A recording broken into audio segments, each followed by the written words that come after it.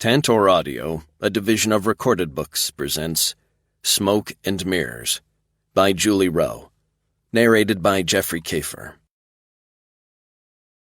Chapter 1.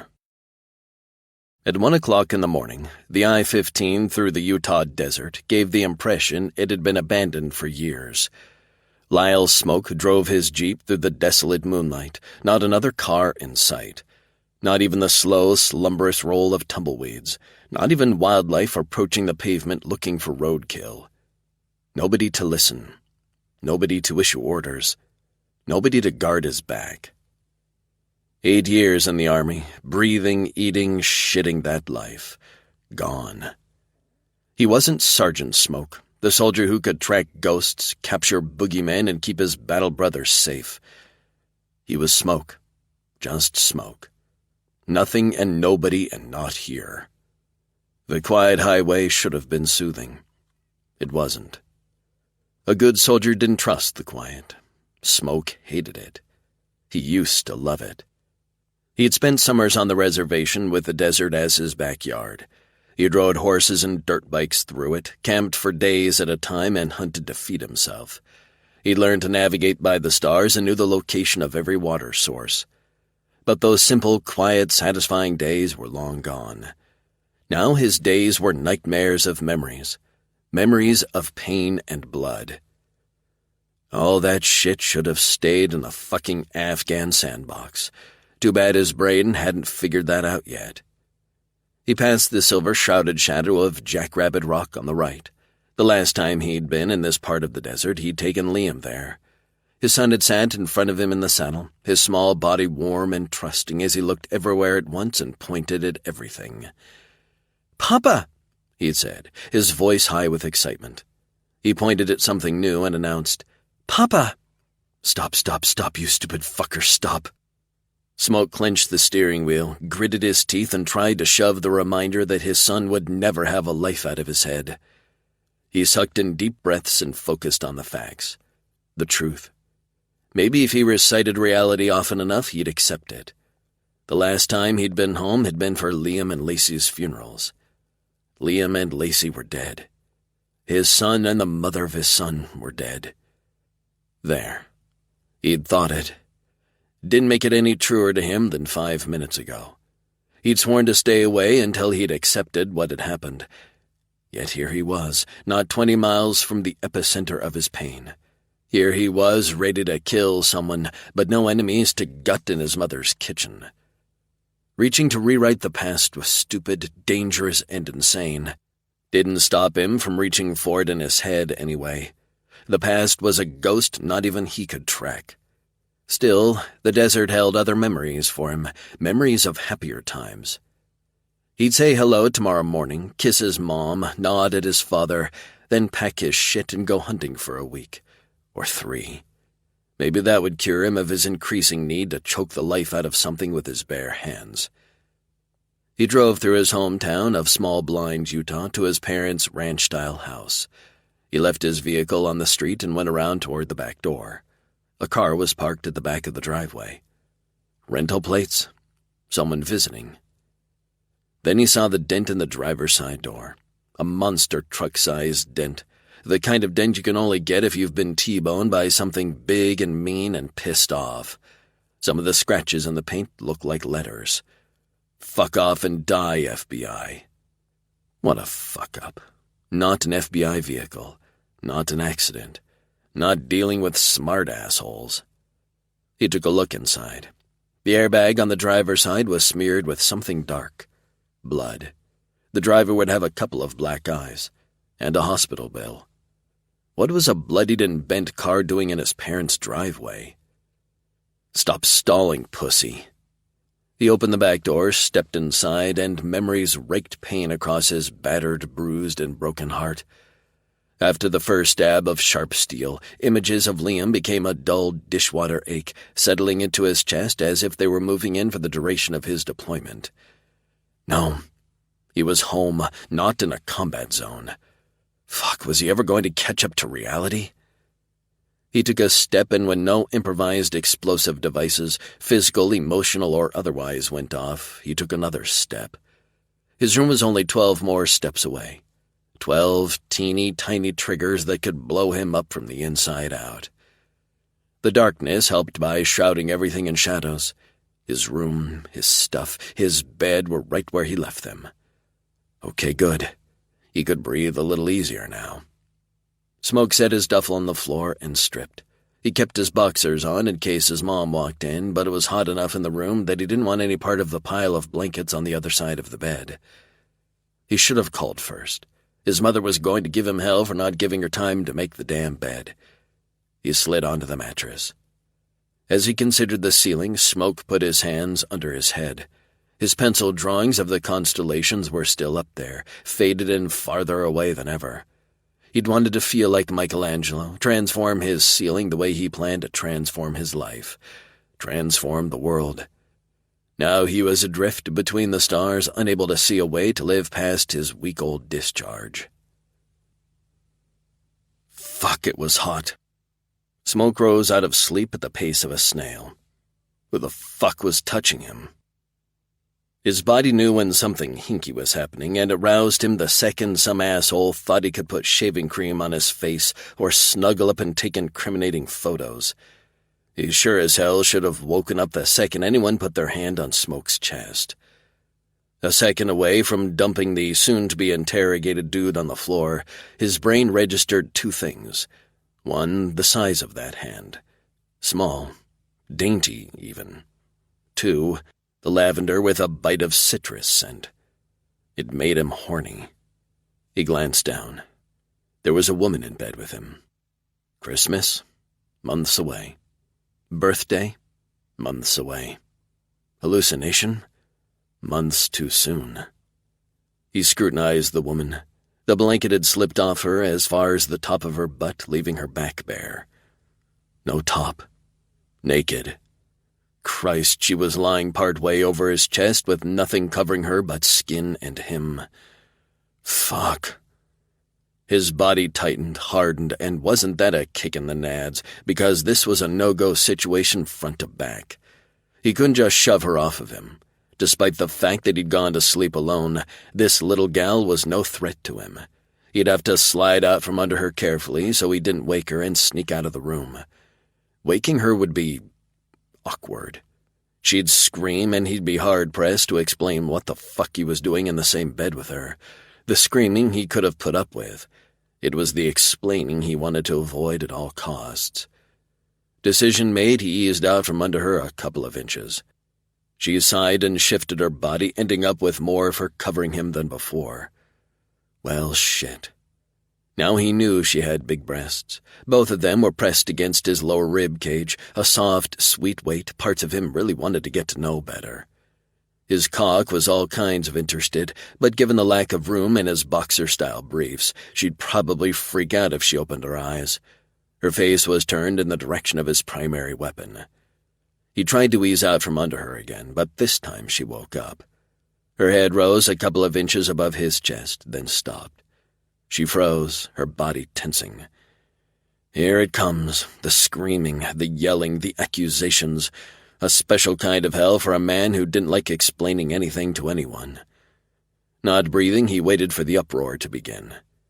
She turned her head slowly, like she had all the time in the world and complete power over the mostly naked man under her. Her gaze met his, and she tilted her head to one side, a tiny furrow etched between her brows. Not angry or afraid, no. She wore the same stoic mask some of his team wore before going into an active combat zone, prepared to engage with the enemy. He could see danger in her dark brown eyes and full curved mouth. It was her hair, a tumbled rush of dark curling waves over her shoulder, that made him want to thread his hand into its mass and tug her to him. She was fucking gorgeous. Someone needed to shoot him. Now. Fuck. She lifted her head another fraction and the shadows fled from her face enough for him to see the bruises. All around each of her eyes, turning her pupils into dark targets. She'd been in that car, the one with the dent, the one that had a death threat scratched into the paint. Sleep hadn't quite let go of her yet, and he really didn't want to scare her, so he should say something to put her at ease. Reassure her somehow. Who did it? She blinked. surprise replacing the determination on her face. What the fuck had just come out of his mouth, and why had he said it so it sounded like a threat? "Who did what?" she asked. Her voice was breathy, soft, and sexy.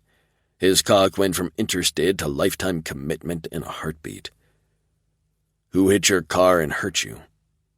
"I don't know." Her gaze went unfocused. "It all happened so fast. I don't remember seeing another car. I don't remember the crash. I do remember one of the sheriff's deputies asking me about what happened, but—" He stared at those bruises that looked wrong on her skin. "Car, van, ice cream truck, give me something." Why? Why? Why wasn't she angry? Why wasn't she scared? "Because whoever did this to you." He lifted one hand and traced the bruise circles with one cautious finger. "I'm going to find the fucker and kill him."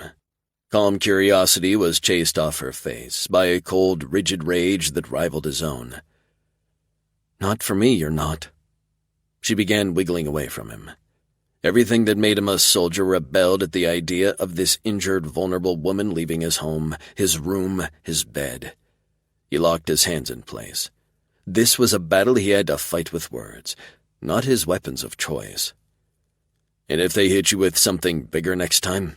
he asked. She slid away a bit more. "It was just random kids, graffiti." "Followed up by attempted murder." She rolled her eyes, then winced. "Yeah, those bruises look they went all the way down to the bone." "Do what you want, your house, your bed, but don't use me to rationalize your violence." She paused. "You are Lyle Smoke, right?" "Smoke," he said, watching in fascination as she managed to slither out of bed without flashing him once. "Isn't that your last name?" He shrugged. "Yeah." She got to her feet, the blanket now around her like she was a Roman goddess. He realized she'd asked him something. "What?" One eyebrow rose and she smiled. Busted. She shook her head. "I said it's okay. I can take care of myself." The words fell from her mouth like lead weights, dark, heavy, and cold. She headed for the door. Alone is a dangerous place to be. She paused, looking over her shoulder at him. Her eyes were wide for a second. She didn't answer, just stared at him with those somber, bruised eyes. Then she turned away, picked something off the floor, and left the room. She took all the fucking air with her. He couldn't breathe, couldn't remember how to breathe. The bathroom door closed. He stood next to his bed, sucking in air like it was laced with cocaine, and he needed a hit. Holy shit. Holy shit. Who was she? Why was she here? He needed intel on this woman, and he needed it now. Chapter 2. Kinney stared at her reflection in the bathroom mirror, then poked her cheek with one finger. What just happened couldn't have been real. Could it? Had she really fallen asleep alone, only to wake up draped over the body of the hottest man she'd ever seen? A 6-foot-something tall, muscled, hung man with Caribbean blue eyes. She'd been ready to knee him in the nuts until he offered to kill whoever crashed into her car yesterday. All it had taken was a glimpse of her bruises. So much violence in his eyes, on his face. It almost took her back to the scariest moments of her childhood. When her father had been in a rage, he could do anything, hurt anyone. Could and did. Safety was a mirage most people believed in without thought. She'd learned the truth much too young. Her father never had control over his anger. Smoke looked as if he had too much. He should have inspired terror, but he'd looked so damn serious and sincere. All she'd felt was regret because he was too late. 2 decades too late. He demanded to know who hurt her. The first words out of his mouth weren't a slick hello or, "Hey baby, come here often." No, he offered to kill for her instead, in a deep baritone that sent shivers of pleasure slipping up her spine. Who did that? Offer to start a war for a woman he just met. It was stupid to believe heroes existed. Depending on another person to save you was setting yourself up for disappointment, and she knew better than that. She'd known then he was Susan and Jim's son, the soldier who hadn't been home in a long time. They told her he'd been in the army for 8 years. Her dad had only been in for 4 and had come out of it a broken, angry, violent man. 8 years. God, she couldn't imagine the shit he'd seen and done and couldn't forget. Her reflection stared back at her, sadness framed in her downturned mouth and dull gaze. That wouldn't do at all.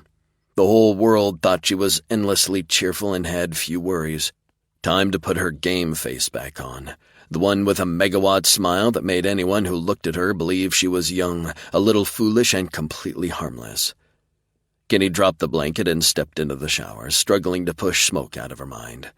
His skin had been warm under her hands, his muscles firm, and his scent, cedar and sand, had made her want to lick at his skin to taste the spice of him. He was a temptation she didn't need. Smoke was hot, but she'd gotten as close to him as she was ever going to get. Besides, she was only going to be in the area another week. Then it was back to Atlanta to write up her report. After that, it was off to her next assignment in another state. She dressed in the clothes she'd nabbed on her way out of the bathroom, a pair of dark blue jeans and a public health t-shirt that identified her without making her look like she'd just walked out of a hospital. Her current assignment was to collect patient histories and blood samples from at least 200 local people from the rural areas of Utah, most especially from those of Native American descent. She'd been here a couple of weeks already, and things were going slower than she liked. Kenny braided her wet hair, then left the bathroom, hoping to grab a coffee and go. Jim and Susan were in the dining room off the kitchen with smoke. No one looked happy. "Morning," she said with a bright smile before anyone else could say anything. "I'm late, so I'm just going to grab some coffee before I go." She matched actions to words, heading toward the coffee pot and filling her travel mug with liquid energy. "I'm not sure when I'll be back tonight," she continued in the same upbeat tone. "Don't hold dinner for me." The issue of sleeping arrangements occurred to her. Should I sleep on the couch tonight?" She glanced up and found Jim and Susan glaring at their son. Smoke was staring at her, but he finally met his parents' gazes before meeting hers again and saying slowly, "No." That was all he said. No explanation, no additional information. Must be a regional trait. She had yet to meet a talkative resident in the whole state. "Okay." She saluted him with her cup and was about to turn and head for the front door, but there was a flash of movement behind her and male hands slid over her hips, pulling her backward into a body larger than hers. Adrenaline shot through her system, dumping all the confusion, frustration, and irritation she was trying to suppress straight into her bloodstream. She didn't freeze, didn't think, didn't hesitate, pushing back into the man behind her, surprising him and forcing him back a step. Then she turned to face him and brought her knee up as hard as she could into his groin. He went down on a groan, first to his knees, then fell onto his side. The next second, Smoke was there, between her assailant and her, blocking the man's access to her. "Nathan," Susan demanded of the man on the floor, "what did you do?" Smoke glanced at the groaning Nathan, then turned to her. "Okay?" She focused on his face, surprised by the lack of violence there. Irritation, yes. Violence, no. Yes." Smoke looked at her hands and his gaze stayed there. She glanced down to see what he was looking at. Her hands were shaking. Hard. Damn it. Kenny took in a deep breath, then let it out slowly. She repeated that for a couple of seconds, enough time for her to pull out the violent, vicious, emotional soup her brain was floating in. She looked at Nathan and cleared her throat. "Who's he?" "My nephew," Susan said, putting her hands on her hips. "Nate, what on earth possessed you to grab Kenny like that?" "I thought Smoke brought a girlfriend home," he answered through clenched teeth. He squinted at her. "Did you have to knee me so hard? I may never father children." She shook her head. What had he been thinking? "You shouldn't sneak up and grab women like that." "Idiot," Smoke said to his cousin. "Touch her again and I'll rip your arms off." Everyone stopped what they were doing to stare at Smoke like he had 3 heads. Smoke turned to Kenny, gave her a visual once-over, but didn't seem too satisfied, given the frown on his face. "Your coffee?" She glanced at her empty hands, then the floor. Her travel mug was halfway across the room, the contents of her cup sprayed all over the place. "Oh, crap, I'm so sorry." She darted toward the sink and grabbed the dishcloth, then hurried over to begin mopping up the spill. Smoke put out a hand to stop her. "Idiot is going to clean this, not you." "Excuse me?" She was grateful for his support, but not letting her clean up a mess she'd made wasn't his decision to make. "Nate scared you." Smoke's voice, a deep rumble, did something to her insides, something she didn't want to dwell on. "Nate can clean it up." A glance at the idiot told her something different. "Nate doesn't look like he's going to be up to too much hard labor for a while, and this floor needs to be cleaned now." The big man frowned at her. "Then let me help." "It's fine," she said, cutting him off and going around him. Susan tossed her a roll of paper towels while Jim guided Nathan into another room. He complained about the pain the whole way. Despite her giving Smoke a narrow-eyed glance, he grabbed a wet cloth and wiped away more than half of the mess. As soon as the floor was finished, she grabbed her work bag and left the house. She'd find coffee, sanity, and security later. Watching her drive away unsettled Smoke's stomach. He didn't like it. Not one bit. "Son," his father said behind him. Smoke turned. His dad had his arms across his chest and the time-for-business expression on his face, the one he wore when he had to give anyone bad news. "Where did you sleep last night?" "My bed." "Kinney was in your bed." His dad said every word like they weighed 1,000 pounds each. "Yeah," Smoke shrugged. "But until this morning I thought I was alone." "So—" His father's voice trailed off, but Smoke could read the rest of the sentence on his father's face. "So, did you sexually assault our guest?" Why was this even a question? It was an insult to Smoke and Kinney. He crossed his arms over his own chest and asked in a tone that was a weapon he used sparingly. "So what?" Whoa, why the hell was he going there with his father? It was a question his father should ask. He opened his mouth to apologize, but got interrupted. "You slept with her?" Nate asked from behind him, his tone incredulous, as if Smoke had slept with a tank full of piranha. "Didn't know she was there until I woke up," Smoke said. Again. Nate grinned. "You've got balls, man." "Better than yours, idiot." His cousin looked like he'd recovered enough for another ass-kicking. "Hey, I just wanted in on that action. She's got a great ass." Smoke headed for him faster than his cousin expected because he glanced up, paled, then backpedaled right into a wall. "Whoa, whoa, whoa!" the idiot said, putting his palms up. Smoke shoved his cousin's hand away and stuck a finger in his face. "What did I say?" Nate swallowed. "That if I touched her, you'd rip my arms off." Smoke smiled, showing his teeth. "Come on, dude, that's just creepy." "Leave her alone." The words came out of Smoke's mouth like he'd chewed them up and spit them out. "I will," Nate promised in a whiny voice that made Smoke's teeth ache. "I will." Smoke examined his cousin and decided that while Nate was an idiot, he wasn't suicidal. "Smoke?" his dad asked. Not one question, but several all in one word. "Nothing," he answered. She... He shrugged, lifting his hands in surrender. "Nothing." His father grunted and went into the kitchen. The sound of the back door closing came from around the corner. Nate hightailed it out of there, so Smoke went back into the kitchen to find his mother sitting at the table, drinking a cup of coffee, reading something off the tablet in her hand. "What happened to the newspaper?" he asked, nodding at the tablet. "It went digital," she said, waving the device. She put it down and patted Smoke's cheek. "Times are changing, son. Try to keep up." Funny. He got up, poured a coffee for himself, and sat back down, to stare at his mother. She glanced at him, then put the tablet down. "What?" "Keeney." The corners of his mother's mouth tilted up. "We offered her a place to stay while she's in the area. She's doing a CDC health study of the local population." Smoke grunted.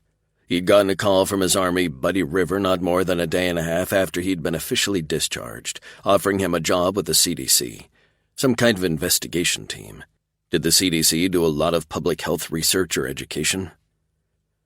"Unfortunately, some folks have refused to even talk to her. They think she's part of some government cover-up or something equally ridiculous." That kind of talk could be dangerous. Most folks in this part of the country didn't like the government sticking its nose into their business. "What's Keeney's full name?" Smoke asked. "Keeney Carrick." At his arched eyebrow, his mother smiled. Her mother was Hawaiian. Was? His mother cocked her head. Yes, that's how Keeney put it. Smoke nodded, then kissed his mom on the cheek. I'm going to make a call. She reached out and took his face in her hands, holding him in place. It's good to have you home. Though no tears were visible, her voice dripped them. It is good, he said quietly, covering her hands with his. But what? It was a lot harder to say out loud than he anticipated. I'm not... He didn't finish the sentence. He couldn't. It would be admitting defeat, and he wasn't going there. Not ever. Of course you're not, she said so matter-of-factly it startled him. 8 years in the Army, the deaths of your son and his mother, and your injuries last year would damage anyone's okay meter. She pulled her hands away, then hugged him. I'd be worried if you tried to lie and say you were fine. He squeezed her tight and whispered into her hair. Can't fool you. She smelled of everything good in the world, coffee, bacon, and home. She held him for another second or two, then released him and dusted her hands as if she'd finished a particularly difficult task. Do you have any plans for the next few weeks? Camping and hunting in the desert.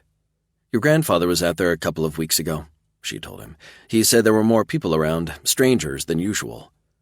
I can cope. Stay out of sight. She snorted. You learned how to do that when you were 5 years old. She crossed her arms and scowled at him.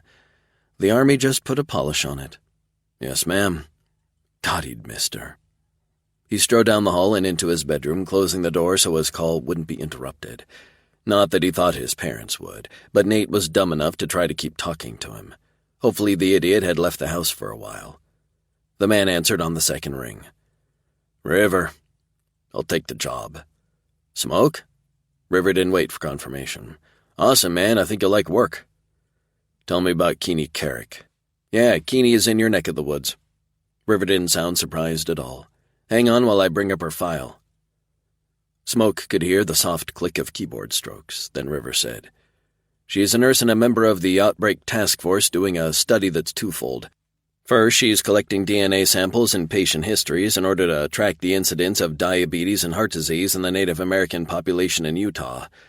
The second part of it is attempting to track the incidence of infection and the development of antibodies in the population for the hantavirus. There was a lot of information to collect. Why? The CDC is considering developing a vaccine for the virus. They need to know a lot more about it first, though. More important are people acquiring an immunity to it without developing the rapid onset pneumonia it can cause. 38% of cases die, so it's a damn dangerous infection. And now for the important question. Does the public know what she's doing? They know about the first, but not the second. Are you sure? The pause on the other end of the phone was long gone. What have you heard? She's running into a sudden and solid lack of cooperation from the locals. Someone keyed her car with death threats and she was T-boned yesterday. Right now she looks like a very pissed-off raccoon. That's not good. River had always been a master at understatement. Put me on the payroll. You mean right now? Are you sure? There was no missing the concern in River's voice. You just got home. Have you even seen your parents yet? I saw them. They're good. Smoke, man, I appreciate the dedication, but you and I both know you need some downtime. Something isn't right with her. River didn't respond right away. Smoke had always liked that about the other man. He thought before he said shit. What do you mean? She's in trouble. I don't know what it is yet, but she looks hunted. He knew the expression on a human being's face when they knew a bigger, nastier predator was after them. He'd been the predator more than once. Her background checks were okay. Nothing popped up. Trouble.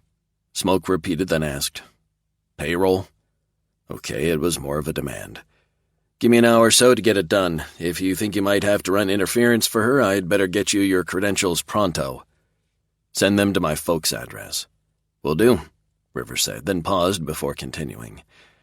You're not in the Army anymore, and we're not cops or FBI agents, so don't kill anyone, okay? What the fuck? It's Tuesday, Smoke told him with complete seriousness. I don't like killing people indiscriminately on Tuesdays. No? The smartass sounded surprised. No, I save random killing for Fridays and Saturdays. What about Sundays? River asked, curiosity making his voice rise. Sundays I just slap people around for the fun of it. That seems a bit harsh. What do you do on Mondays? I punch smartasses in the mouth. See you Monday, then, River said cheerfully before he hung up. Chapter 3. Keeney wiped sweat off her brow and walked from her second rental car to the Smoke residence. It seemed to take half an hour rather than the few seconds it actually took. Having doors slammed in your face all day took a lot of energy out of a person. "Hello?" she called out as she closed the screen door behind herself. Susan popped out of the kitchen. "How'd it go today?" Keeney let her shoulders droop and said with a sigh, "2. That's all I got. 2. Susan frowned. "I'm sorry to hear that." She wiped her hands on a towel slung over her shoulder. "Why don't you grab a shower and relax? Tomorrow's a new day." "That's an excellent idea," Keeney said, heading toward the bathroom. She stood under the water for a long time, letting the heat steam 8 hours of frustration, exasperation, and dissatisfaction out through her pores. Damn paranoid people. She'd run into this sort of thing before in Texas and Arkansas, but never this bad. If things didn't improve in the next couple of days, she was going to have to ask for help from someone local, someone she could take with her. Or she could move to a different community in a different part of the state. That was giving up, though, and giving up wasn't part of her world. She hadn't backed down when her father had. She shoved the old anger, fear, and pain away. No, she hadn't given up when he'd destroyed their family, and she wasn't going to start now. 2 more days, then she'd strategically retreat and redirect her study to a new population. Keeney finally left the shower, toweled off, and dressed in a t-shirt and shorts. In the kitchen, Susan was preparing a salad to go with steaks grilling on the barbecue in the backyard. Keeney grabbed a glass of lemonade, then went out the front door to sit on the front porch, shaded by a forest of plants. The lack of city noise was nice, peaceful, relaxing. With a sigh, she reclined on the deck chair and let the quiet roll over her. Movement from up the street caught her attention. A man walked this way. Smoke. His stride was long and liquid, with barely leashed energy. He looked around, taking in everything. She had to admit he sure was something sexy and scrumptious to watch. A police car drove past him and down the street. A moment later it returned, pulling over in front of Smoke 1 house away. The lights weren't flashing, so it couldn't be a traffic stop. The man was walking, after all. The officer got out of his car, slammed the door, and stepped onto the sidewalk in front of him. Well, look at what the cat dragged in." She had no trouble hearing what the cop said or the sneer in his voice. "What the fuck are you doing back here?" Smoke came to a stop a good 10 feet away from the officer. "Visiting family." At the word family, the cop put his hand on his weapon. "I expect you to stay away from mine, you son of a bitch. You got that?" Smoke remained still, silent, and stoic. The cop shifted his weight on his feet, back and forth a couple of times. "If you so much as breathe the wrong way, I'll haul you in for questioning." Smoke just watched him. After a minute, the cop muttered, "Fucking freak," got into his car and drove off. Smoke didn't move until the vehicle was out of sight. He walked up to the house, his stride now full of power and menace. That threat hijacked her heartbeat and breathing, sending both on a hard sprint. No, not going to let the past drag her down into the dark depths of her nightmares. She wasn't a skinny 10-year-old kid anymore facing a trained killer. She was an adult with training of a different sort, and she didn't fucking bend for anyone. She propped one foot on her other knee. The movement pulled his attention as he reached the door, and he stopped to stare at her.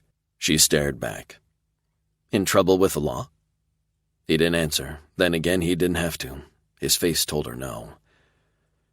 "I don't know," she said as if he'd spoken out loud. "That guy sounded like he has a hate-on for you." "Yeah." It was softly spoken, barely audible. Unlike the cop, Smoke didn't fidget or shift his weight. He just waited, his whole body seeming attuned to hers. It was disconcerting having someone's complete attention like that. Uncomfortable. Then he let out a big breath. "It's a long story." After a moment's consideration, she asked, "A personal story?" He nodded. "Fair enough." She sipped her lemonade. She had to give it to him. "We've all got one of those." He continued to stare at her. "Any trouble today?" Got the evil eye from the guy at the rental car place when I told them what happened to the first one and asked for a second one, but other than that, no." He nodded and went into the house. Keeney laughed to herself. Smoke wasn't much of a talker, but he still managed to get his thoughts across with a combination of grunts, body language, and minuscule facial expressions. That cop sure had plenty to say, and he didn't look like the forgiving sort. If he could have arrested Smoke, he would have. So what was that story? No use speculating. Neither party was likely to explain it to an outsider. Keeney got up and went inside. Here she thought this was going to be an easy assignment. Not. Susan had chattered to Keeney all through dinner, while Smoke and his dad ate silently. It could have been awkward, but when she asked Susan about who were the movers and shakers in town, she received a colorfully sarcastic rundown of who was who. After dinner, she spent some time on her laptop catching up on reports. Smoke and his father left to return his rental car to the local office. She wasn't keeping tabs on him. No, she wasn't. After finishing up her report, she read a book, then went to bed early. In the living room, on the couch. Sometime later, a voice dragged her out of sleep. "What?" she asked as she rolled over. Smoke stood a few feet away, his features shrouded by shadows. "You're on my bed." She forced her eyes to focus on him. "I was on your bed last night. This isn't your bed." "You're not sleeping here." He said the words like they were accepted fact. No one had asked her. "Yes, I am." "No, you're not." "Oh, for the love of Pete." "Why not?" "Because it's not polite." Did he just say what she thought he said? "Because I'm a girl?" "Because you're a guest." "That's a bullshit answer." She rolled back over. "You're not the boss of me." "Move or be moved," he told her, a deep, dark demand. A shiver rushed through her. He was serious. He would move her. "Fine," she said with a huff, rolling off the couch. She wrapped the blanket she was using around her like a cape and walked into his bedroom. "You're several inches too tall for this couch. Don't blame me for your sore back tomorrow." "I think I'll survive." It should have sounded like an offhand comment, but it didn't. It had weight, and it told her exactly where his head was at. Survival. Keeney stopped and turned to look at him. "Not good enough. This is your home. This is where you should thrive." He stared at her, confusion stamped on his features, for an entire second before he wiped his face clean and lay down on the couch. She went into his bedroom and lay down on his ginormous king-size bed. Sleep, when it came, was full of dark rooms and darker voices.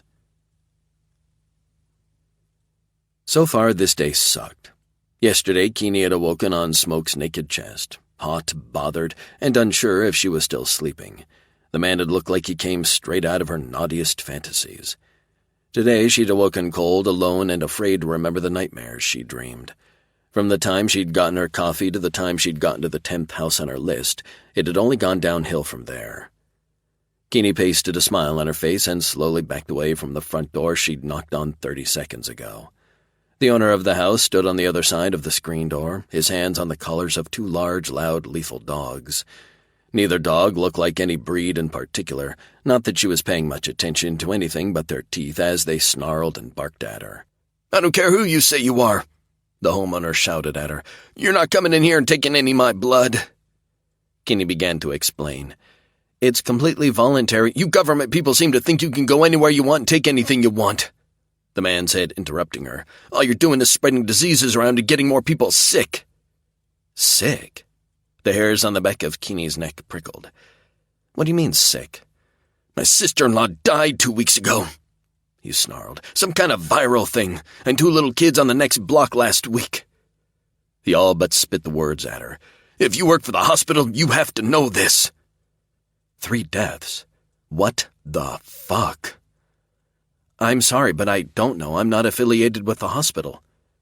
The man looked momentarily surprised, then contemptuous. "Who the fuck do you work for, then?"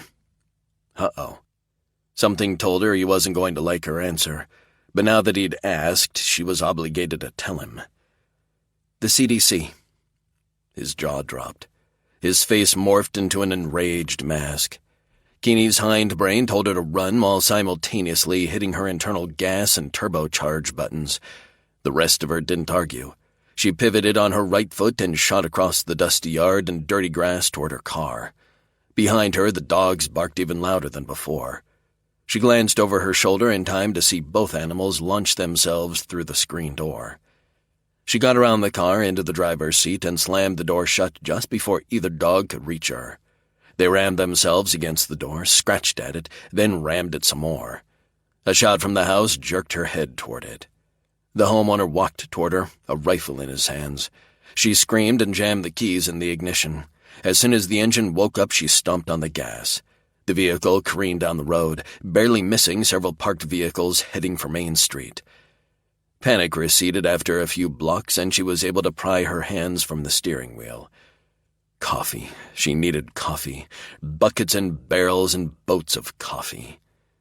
There was a little shop and bakery on the same street as the post office and police station. She ordered herself the largest coffee they had and some kind of cinnamon bun that was larger than her hand with her fingers spread out. It took a few minutes for her thundering pulse to calm enough to realize everyone in the shop had gone completely quiet and were staring at her. Unhappy, unwelcome, unnerving.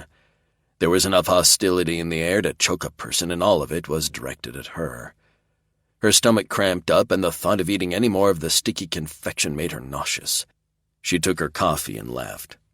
She managed to arrive at her next possible study participant's address without being chased down the street by people armed with pitchforks, getting a ticket for distracted driving, or getting shot at. The white-haired woman who answered the door invited her in and answered all her questions without hesitation. She had to explain what she'd do with the woman's blood before she allowed Keeney to take a sample. Then the elderly woman explained that she'd been a nurse for 30 years. That started a conversation about vaccinations that lasted a half an hour. Keeney completed her paperwork, then left the house and walked to her car, but something about it was off. As she rounded the hood, the problem became obvious. Both tires on the driver's side were flat. Not just flat, slashed. She was pretty sure the car rental company only kept one spare in the trunk. A sigh escaped her as she pulled out her cell phone, took a couple of pictures of the damage, then phoned Jim and Susan's house. Susan answered. "Hello?" "Hi, Susan, it's Keeney." How to explain this? "Can you recommend a towing company in town?"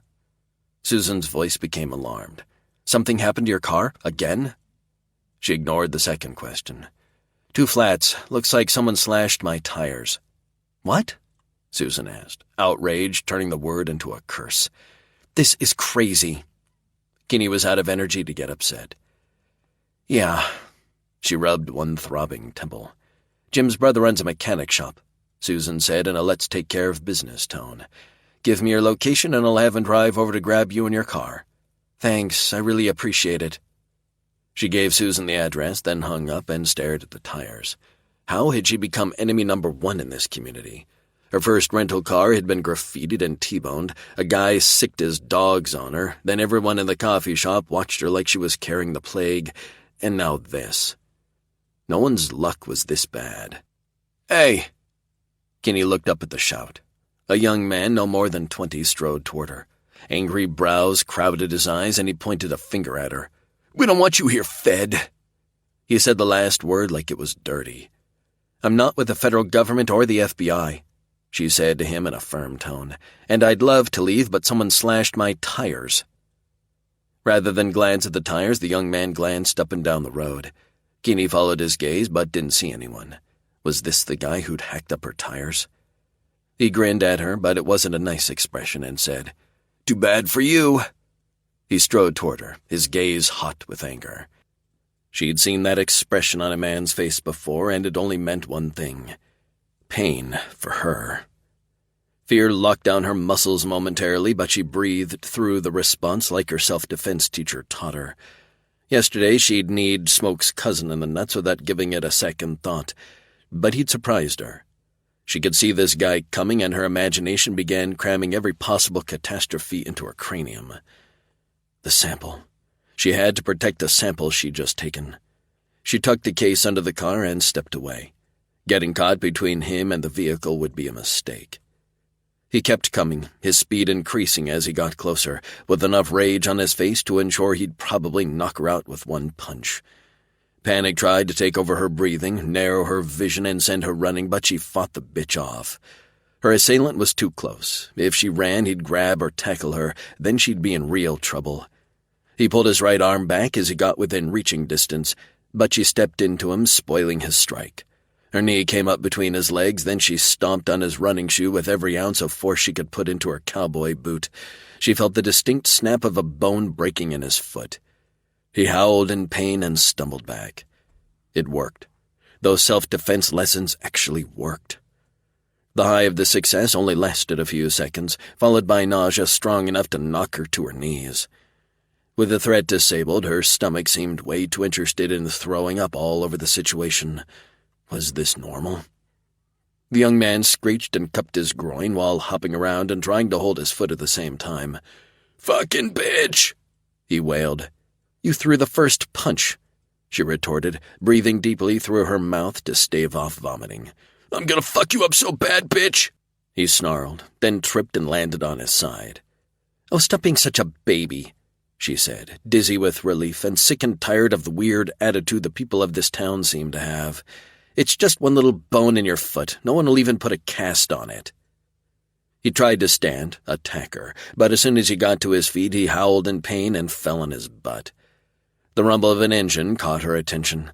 A tow truck pulled up next to her car, sending a cloud of dust into the air. A man got out, walked around the large vehicle and out of the haze. Smoke. He took in the car with its slashed tires, the sniveling whiner and her kneeling on the ground. His face tightened as he looked her over, his gaze tactile and proprietary. She shivered and stood.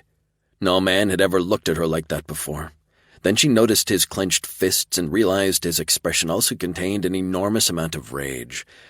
She got to her feet and fought to stand her ground, to wait for him to regain control, and gave serious consideration to hissing a warning at the guy who attacked her. His life might be in danger. "What happened?" Smoke asked at last. Sucking in a breath, Keeney was about to answer. Her attacker beat her to it.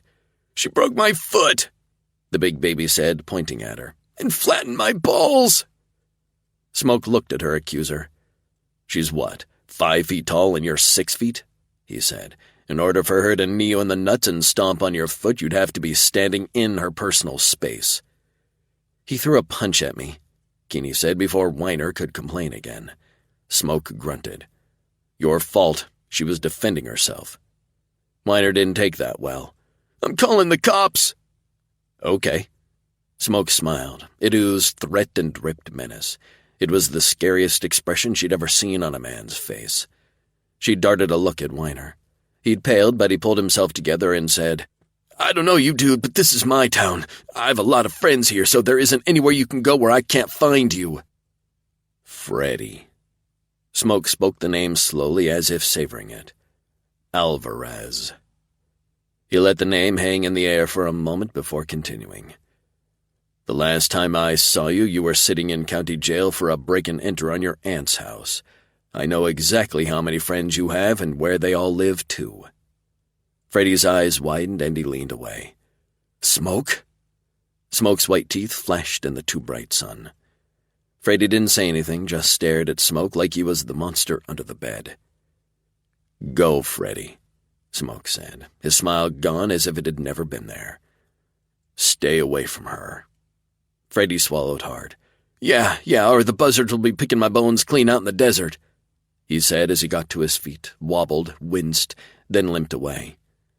Smoke didn't move until Freddie was out of sight. Then he stalked toward her. So totally focused on her, she took a step back before catching herself and planting her feet. He stopped a couple of feet away, his gaze examining her again. "Okay." His tone was surprisingly tentative and gentle. Good Lord, the force of his personality was enough to knock a body over. "I'm fine." Her voice sounded much too shaky. She managed to take in a breath and repeated, "I'm fine," in a tone that could be believed. He reached out and cupped her face with one large, warm hand. Breathing was optional, right? He studied her carefully, as if looking for evidence that Freddie had hit her, nodded once, then dropped his hand. "Okay," he said, as if finally satisfied she wasn't injured. He went to the truck. Smoke turned the truck around and backed it up to her car. He got out and began hooking it up to the tow truck as if he'd done it 1,000,000 times before. Hadn't he just gotten out of the army? "You got a job with the mechanic?" she asked him as she grabbed her sample case off the ground. "Nope, just borrowed his truck. He's busy." "Oh." She let out a deep breath. Her shoulders hurt and she rotated them to loosen the tension. "Freddie hit you?" Smoke asked, and she realized he'd stopped moving to watch her. "I don't think so. He tried, but I got in too close." Smoke's intense gaze never left her face. "You know how to fight?" It was a statement, not a question. "Dirty," she qualified. "I know how to fight dirty." He didn't move, didn't even blink. She sighed. "I have a good self-defense instructor. It's something of a hobby." "Ah." Smoke intoned as if she'd explained one concept that was the meaning to everything. He finished hooking up the car, then nodded at her to get into the truck's cab. At least that's what she thought his nod meant. She got in, and so did he, but he didn't put the truck into gear, didn't even take it out of park. He looked out the windshield for several seconds, then turned his head to make eye contact with her. "Good." "Good? What was so good?" Oh, her dirty fighting. The expression on his face was so satisfied. He loved that she fought dirty. Was that good or bad? She smiled weakly at him. He nodded, then he started the truck and drove down the street. "What pissed Freddie off?" Smoke asked after a minute. "I don't know. I just left my last study participant. I discovered the slashed tires and called your parents to find out about a towing company. Freddie came walking down the street and yelled at me to leave. He never said why or what made him angry in the first place." Smoke grunted but said nothing more. "The house before that one was worse, though. The guy sent his dogs after me for no reason I could figure out." "Dogs?" "Yeah, scared me half to death. They scratched up the door of my rental, too." "Bad luck," Smoke said, driving into the parking lot of a long, low building surrounded by an unorganized assortment of vehicles. "Caution is good, too." "Thanks," she muttered. "I've gotten better advice from a fortune cookie." A strange sound came out of him. She narrowed her eyes and studied his profile. Was he laughing? He kept his face angled away from her, but his shoulders were relaxed in a way that only happened after a good laugh. Jerk. He backed the car into the garage, then got out to unhook it with a sneaky little smile on his face. Some hero he was, snickering at her. Keeney got out too and stood to one side, uncertain of where she should wait. "Hey, government lady," someone said behind her. She ignored them. Why did everyone think she worked for the government? She wasn't even wearing a suit. "Hey!" Whoever it was sounded a lot closer and a lot angrier. She spun around, then took several steps back from a middle-aged man charging toward her with a large wrench in his hand. He lifted the tool and pointed it at her. "I've got a question for you." Chapter 4. Smoke slid between the truck and the car and got in front of Keeney before his Uncle Terry could finish yelling at her. The other man brought himself up short, glaring at his nephew. "What? That's all he got after being away for 2 years? What?" "Put the tool down." Terry rolled his eyes. "I wasn't going to hit her with it." Smoke didn't say anything, just stared and crossed his arms over his chest. A second later, his uncle dropped it at his feet. Smoke glanced at Keeney over his shoulder, noted her slack jaw, and stepped out of the way. She looked at him, her head tilted slightly to one side. He nodded at her unspoken question, answering it the same way. She hesitated, surprise flitting across her face, then looked at his uncle. "Your question?" "I just got a call from Dave." He glanced at Smoke. "Marlowe." Smoke nodded once. His uncle frowned at Keeney. "He said you wrecked his screen door." Both her eyebrows went up and her jaw dropped before she said, "If by wrecking you mean running for my life after his 2 dogs went through that door to attack me, then yes." Terry's frown turned confused. "You said you wanted his blood." "I asked if I could interview him, obtain his medical history, and take a small sample of blood. I made it clear that his name wouldn't appear on any of the material. This is a blind study. I collect the information, but the techs and research staff only see each person as a number in the study." Terry took a half step back. "It's all over town that you're making people sick." Keeney's expression turned insulted. "That's ridiculous. To do that, I'd have to be sick myself, and I'm not." Uncle Terry opened his mouth and closed it before saying anything. "Where did Mr. Marlowe get his information?" Keeney asked.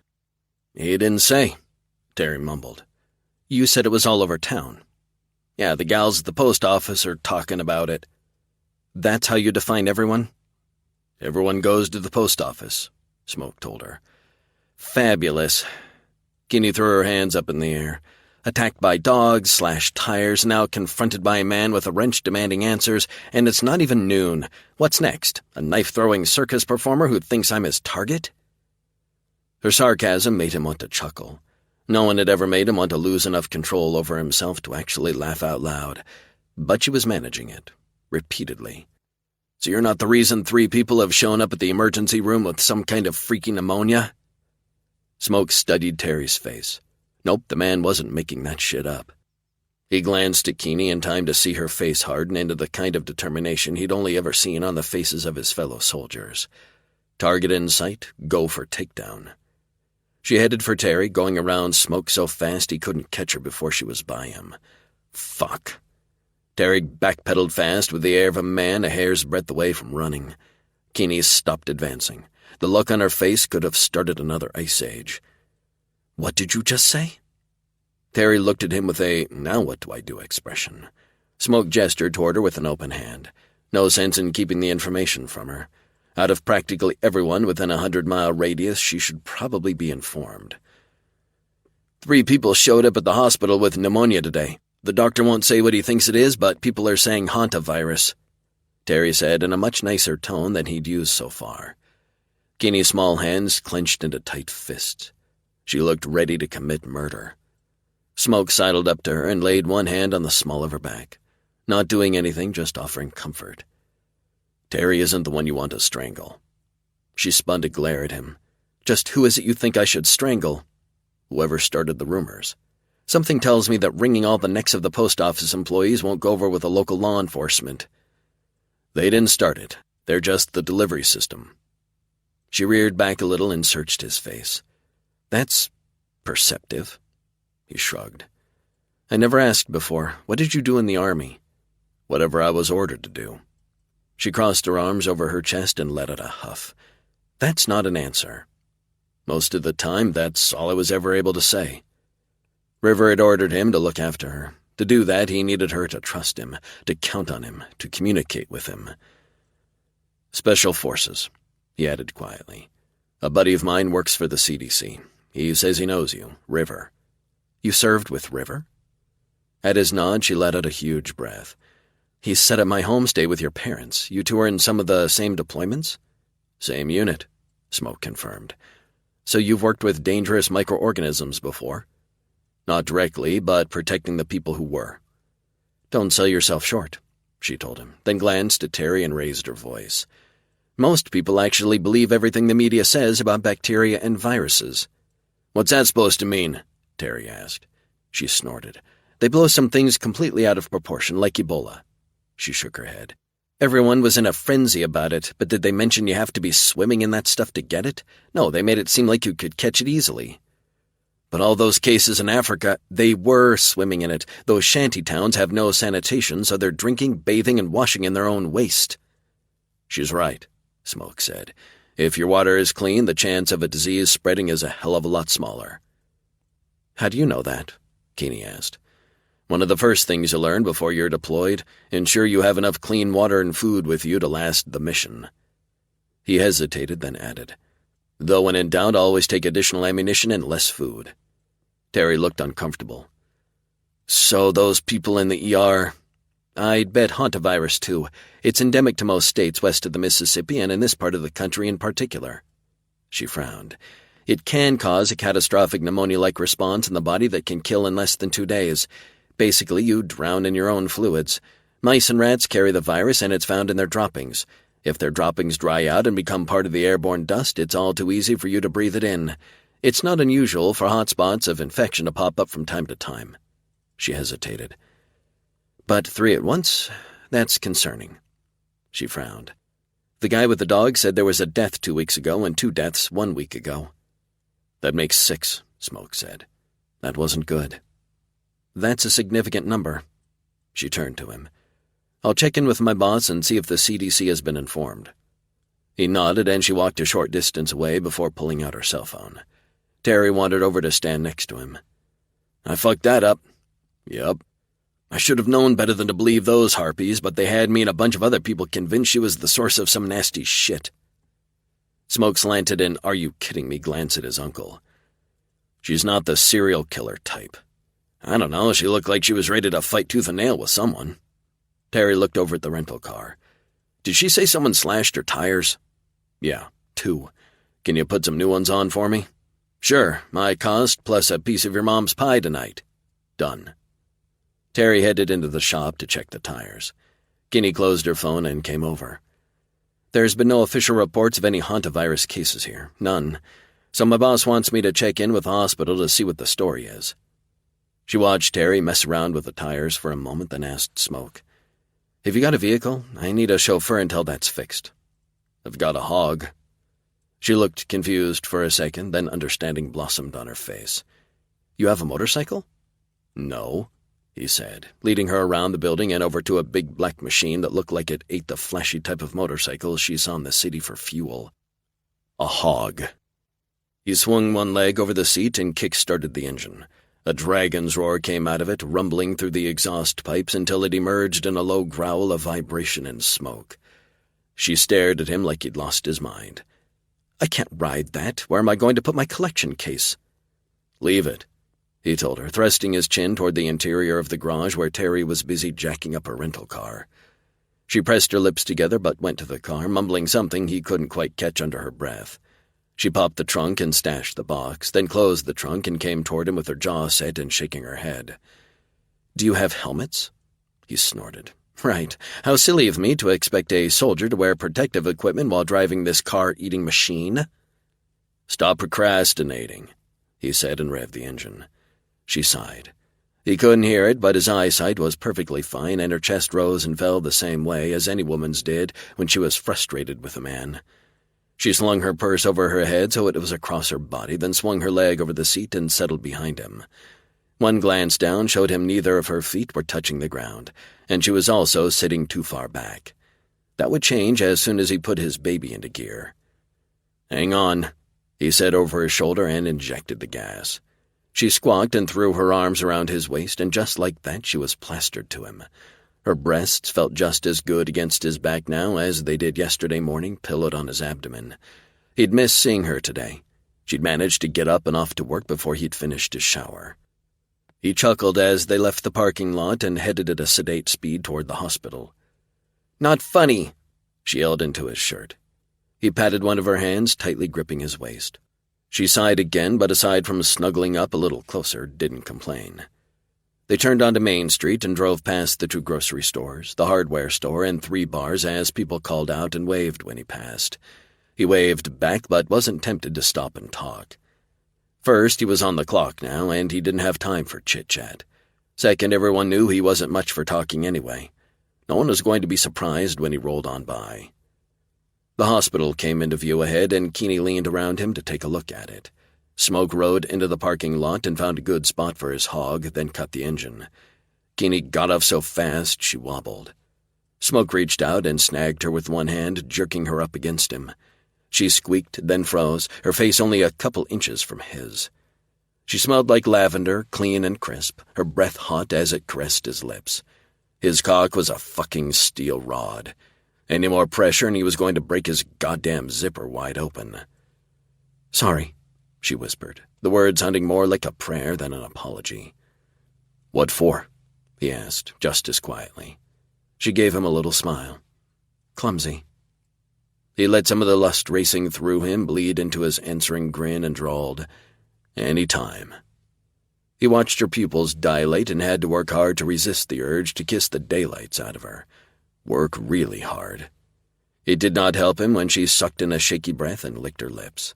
Was she trying to kill him? She put her hands on his shoulders, took a half step back and steadied herself. He held on to her for a fraction of a second longer, then released her slowly. She stepped away from him, but still seemed awfully wobbly. Okay, he asked, studying her. I've never ridden anything so. He raised one eyebrow. A blush spread across her face, giving her a glow he wanted to stroke and pet. She cleared her throat. Loud before. She shifted her weight from foot to foot, and her teeth worried at her lower lip. Scary, too? He asked, keeping his tone soft. Her head came up at that. No. It was her turn to study him. No, a little more thrilling than I'm used to is all. I guarantee a safe ride, he told her in that deceptively soft tone, no matter how fast, hard, and loud it gets. She blinked and her cheeks turned a luscious pink. Oh. Oh, yeah. He'd given her plenty to think about. Ready? He asked, glancing at the building. Her expression lost its soft speculation. Yes, let's get this mess figured out. Smoke flicked out the kickstand and pocketed his keys. He joined Keeney on the sidewalk, and they went in the emergency room entrance. For a small town, there were a lot of people waiting to see a doctor. All the chairs in the waiting area were occupied, with a few standing or leaning against a wall. Keeney went straight to the admitting desk and leaned over it to speak to the receptionist quietly. No, I'm sorry, the receptionist said, not looking away from her computer screen. She spoke loud enough for the entire room to hear every word. We only have one doctor on duty right now. You'll have to wait until tomorrow morning to talk to the hospital administrator. Isn't he working today? Keeney asked, matching the other woman's volume. Yep, she wasn't happy with this chick. All I know is that he isn't in the building. What about your chief of staff? The chief is on duty. Keeney drummed her fingers against the desk. I have to talk to him about the pneumonia cases. Look, the receptionist said, dropping the thin veil of politeness she'd been hiding behind. Our exam rooms are full, our waiting room is full, and our ICU is full. He doesn't have time for a chat about our programs or anything that isn't an emergency. I'm not here to talk about programs. I'm here to find out the facts surrounding your pneumonia cases. Are you a reporter? No, I'm a nurse. Who do you work for? Smoke glanced around and noted how many people were listening in to this conversation. Things were about to get interesting. Keeney sounded pissed off when she answered. I'm with the CDC. Chapter 5. The nurse stared at Keeney, horror chasing all the blood out of the woman's face, and she said, much too loudly, The CDC is here? Behind her, the sudden and complete lack of noise from the rest of the room told Keeney a large portion of the people waiting had heard the receptionist's question. So much for keeping it on the down low. No. Keeney really had to work to keep from clenching her teeth and shredding every word out of her mouth. I'm here on behalf of the CDC. Where is your chief of staff? She pointed over her shoulder. In the back. Well, wasn't that helpful? Not. Hanging on to her temper with both hands, Keeney stepped around the desk and went through the doorway behind the reception desk. If that idiot's inability to lower her volume started a panic, she was going to say something unpleasant. She passed through a hallway that opened out into a circular bullpen with exam rooms radiating off it like spokes on a wheel. A half-dozen people, all in scrubs, were working like the room was on fire. No one seemed to have noticed Smoke or her. One of the women seemed calmer than the rest, typing with a speed that should have had the keyboard giving off radiation. Keeney strode over to her. I need to speak with the doctor on duty. The woman glanced up, a frown on her face. I'm sorry, you can't be— My name is Keeney Carrick, she said, interrupting the other woman. I'm a nurse with the CDC. Oh. The woman's posture relaxed a bit. Thank God Dr. Flett called you in. She turned before Keeney could correct her assumption and called across the room to a tall, lean man with salt and pepper hair.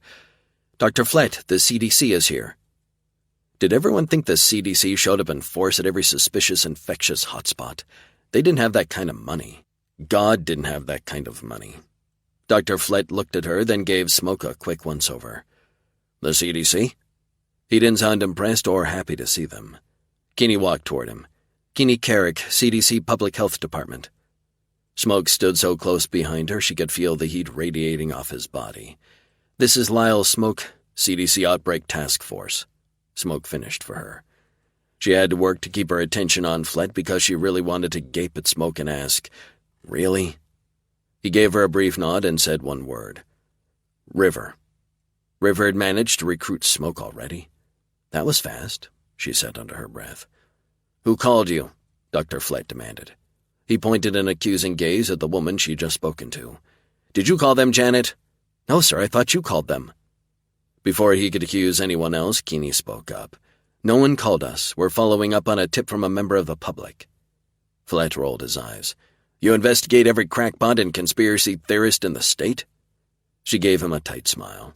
"When they assault me and accuse me of killing people with an infection I know nothing about, yes." The doctor shook his head and went back to the chart he'd been looking at. "People are overreacting. It's just the start of flu season." "So you admit you have patients with flu-like symptoms. What about breathing difficulties? Pneumonia?" He stared at her like she was asking for military launch codes. Idiot. Keeney gathered all the patience she could muster and tried to project it into her voice. "Right now it's myself and Mr. Smoke investigating. If all you've got is a few people with the flu and nothing more serious, we'll be in, out, and gone before you know it. If what you've got is more than that—" She paused to lean toward him and lowered her voice. "You want us on the ground here early."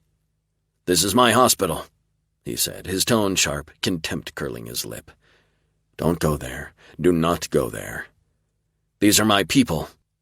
He continued looking down at her as if he were standing on a pulpit and she was a lowly petitioner. "I'm in charge." He went there. Moron. Keeney managed to hang on to her temper well enough to say, "Not my call to make, but the CDC doesn't take over if it doesn't have to. We'd rather work with you behind the scenes. Things stay calmer that way." He stared at her for a couple of seconds, then glanced at Smoke before finally saying, "We've had 3 deaths in the last couple of weeks, all from rapid-onset pneumonia. Testing hasn't come back yet on whether it's bacterial or viral." Finally, cooperation. "Any current cases?" 4. I just admitted a new one about 10 minutes ago." He paused and cleared his throat. "There may be more in the waiting room." If he suspected more, what the hell were they doing in the waiting room, gleefully infecting all those other people? Saying that out loud would not lead to continued cooperation. She sucked in a breath and held it. No telling the idiotic man he was not only narcissistic, but stupid too. He'd just get all arrogant and whiny. By the time she was done talking to this jackass, she was going to have a hernia. Behind her, Smoke shifted his weight. When had he gotten that close? He tapped her on the shoulder. "A word?" He didn't wait for her response, looking at Dr. Flett and giving the man a nod before guiding her away.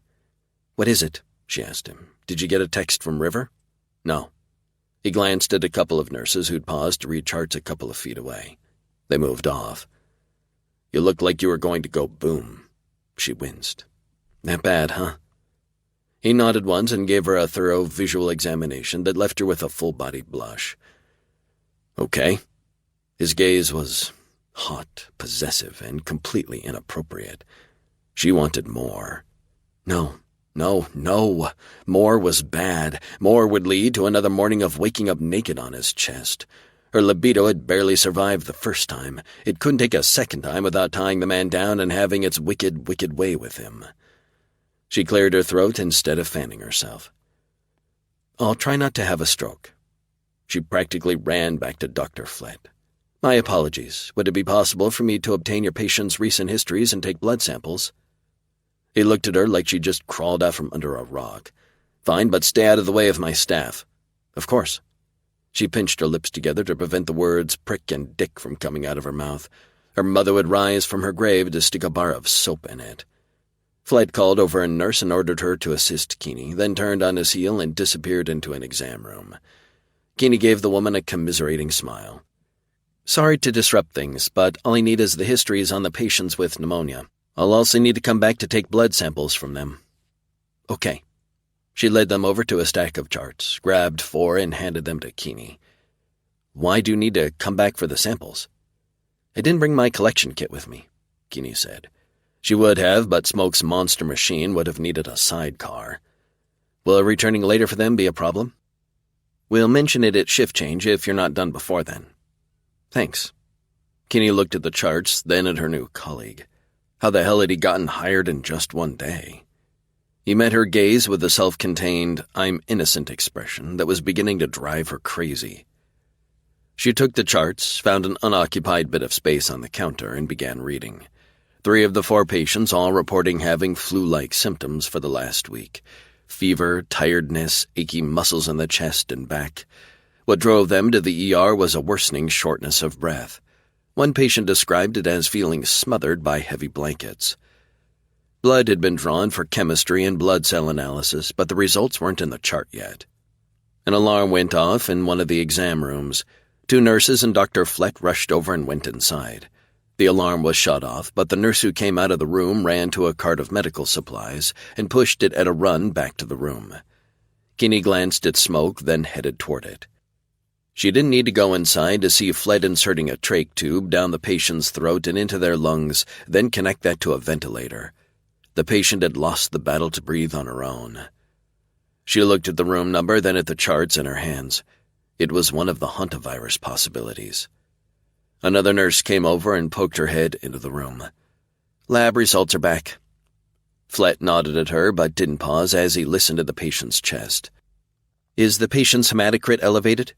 Keeney asked. When the nurse hesitated, she added, "I'm with the CDC evaluating this patient." The nurse turned away and consulted some paperwork on the desk. "Yes, it's slightly elevated. White cell count is up a little, too." She winced.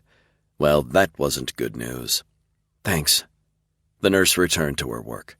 Smoke stepped into her space. "What does an elevated hematocrit mean?" Often at this stage, the body overreacts to the presence of the virus by flooding the lungs with fluid. It shows up in the blood as a kind of dehydration, which raises the hematocrit. It's one of the diagnostic criteria for hantavirus pulmonary syndrome. That would be the official diagnosis if the patient has the hantavirus. Most non-healthcare people would just call it pneumonia. So it's here. Very possible. He looked at her. Now what? She squared her shoulders. Dr. Flett isn't going to like the now what, so I'll have to be sure I follow procedures perfectly. I need to go over these charts and write an analysis summary of them, take samples, and make my recommendations. Doesn't sound quick. I can't afford to make mistakes. Mistakes could kill. How long will it take before the tires are fixed on my rental? Smoke's answer was to take out his cell phone and call his uncle. 20 minutes, he reported after a series of 1- and 2-word sentences. She looked up at him. How do you do that? What? Say in a couple of words what most people have to use entire sentences to communicate. He shrugged, his wide shoulders stretching the fabric of his t-shirt. Talented? He was going to drive her crazy. She pulled out her tablet from her purse and began making notes. It took her about 15 minutes to finish, and Smoke stayed with her the entire time. He didn't wander around, pace, or ask questions. He watched the entire room like he expected bad guys to stroll in looking for an argument. "Stop it," she hissed at him. "Stop what?" He sounded confused. She glanced at him. He looked at too. "You're like a coiled cobra ready to strike, and it's making me edgy." "Coiled cobra?" She sighed. "You know what I mean." She waved her hand in front of him, indicating all of him. "You're ready to go into battle, only there's no one here for you to beat up." He grunted, seemed to consider her complaint, then spoke softly. "That's who I am. My grandfather says I live up to my name, a silent watcher who knows to wait until the right moment to make my move." A shiver went down her back and she stared at him. "I'm not a nice man." It almost seemed like an afterthought, a confession he hadn't thought to make until now. "Are you trying to scare me?" You're the last person I want to scare." He smiled, and it was so full of sexual promise it devastated her. It took 2 deep breaths for her to recover and say, "You're a menace." "Yep," he said, drawing the word out. Kinney focused her gaze on her tablet. Work. She had work to do, and salivating all over her partner shouldn't be on her list. As she made note of this last patient's name and address, she realized she'd seen it before, or something close. She scrolled through her notes and wondered if she was seeing connections where there weren't any. "Smoke, would you look at these addresses? Are they close together?" He went through them. "Yeah, they're all within a 5-mile radius." Oh, damn. She thought she'd found something useful, but 5 miles was a lot of space. "They're all on the edge of the Zion National Park. There isn't anyone else out there, just them." Understanding animated her voice. "Oh." Chapter 6. Keeney had an expressive face. Smoke watched as surprise, understanding, then dismay rolled across it. She glanced at her tablet, then stared at nothing, thinking. A little nod and a lift of her chin told him she'd made a decision. He'd bet $50 she was going to want to check in on the family members of each patient to see if they were showing any symptoms. I need my collection kit and my car. Yep, they were going for a drive. Okay. Smoke angled his head at Dr. Flett, who'd just come out of the exam room. What about him? He isn't going to listen to anything I have to say. Her tone was flat. I'm just a nurse. Dumb. Yeah, she said, her voice dry. But no surprise there. She moved off to talk to one of the nurses, then returned. We can go now. When she would have gone back out through the ER waiting room, he put a hand on her shoulder and nudged her in the opposite direction. Back door. Surprise flitted over her, making her seem brighter. Excellent idea. Do you compliment everyone? He asked as they walked down the hall. Only when people deserve it. She glanced at him. Thanks. For what? Backing me up in there. He frowned at her. He hadn't done much. Though he hadn't spoken out loud, she said, You didn't try to take over and you didn't say anything. You stood behind me and looked irritated. You're perfect. They reached the door and he opened it for her, raising one eyebrow as he looked at her. Perfect, huh? It looking threatening. She qualified quickly, a blush spreading up her neck. He leaned down to whisper in her ear as she went past him and through the doorway. I aim to please. Her back went ramrod straight and she stomped ahead of him, muttering something under her breath that sounded suspiciously like men.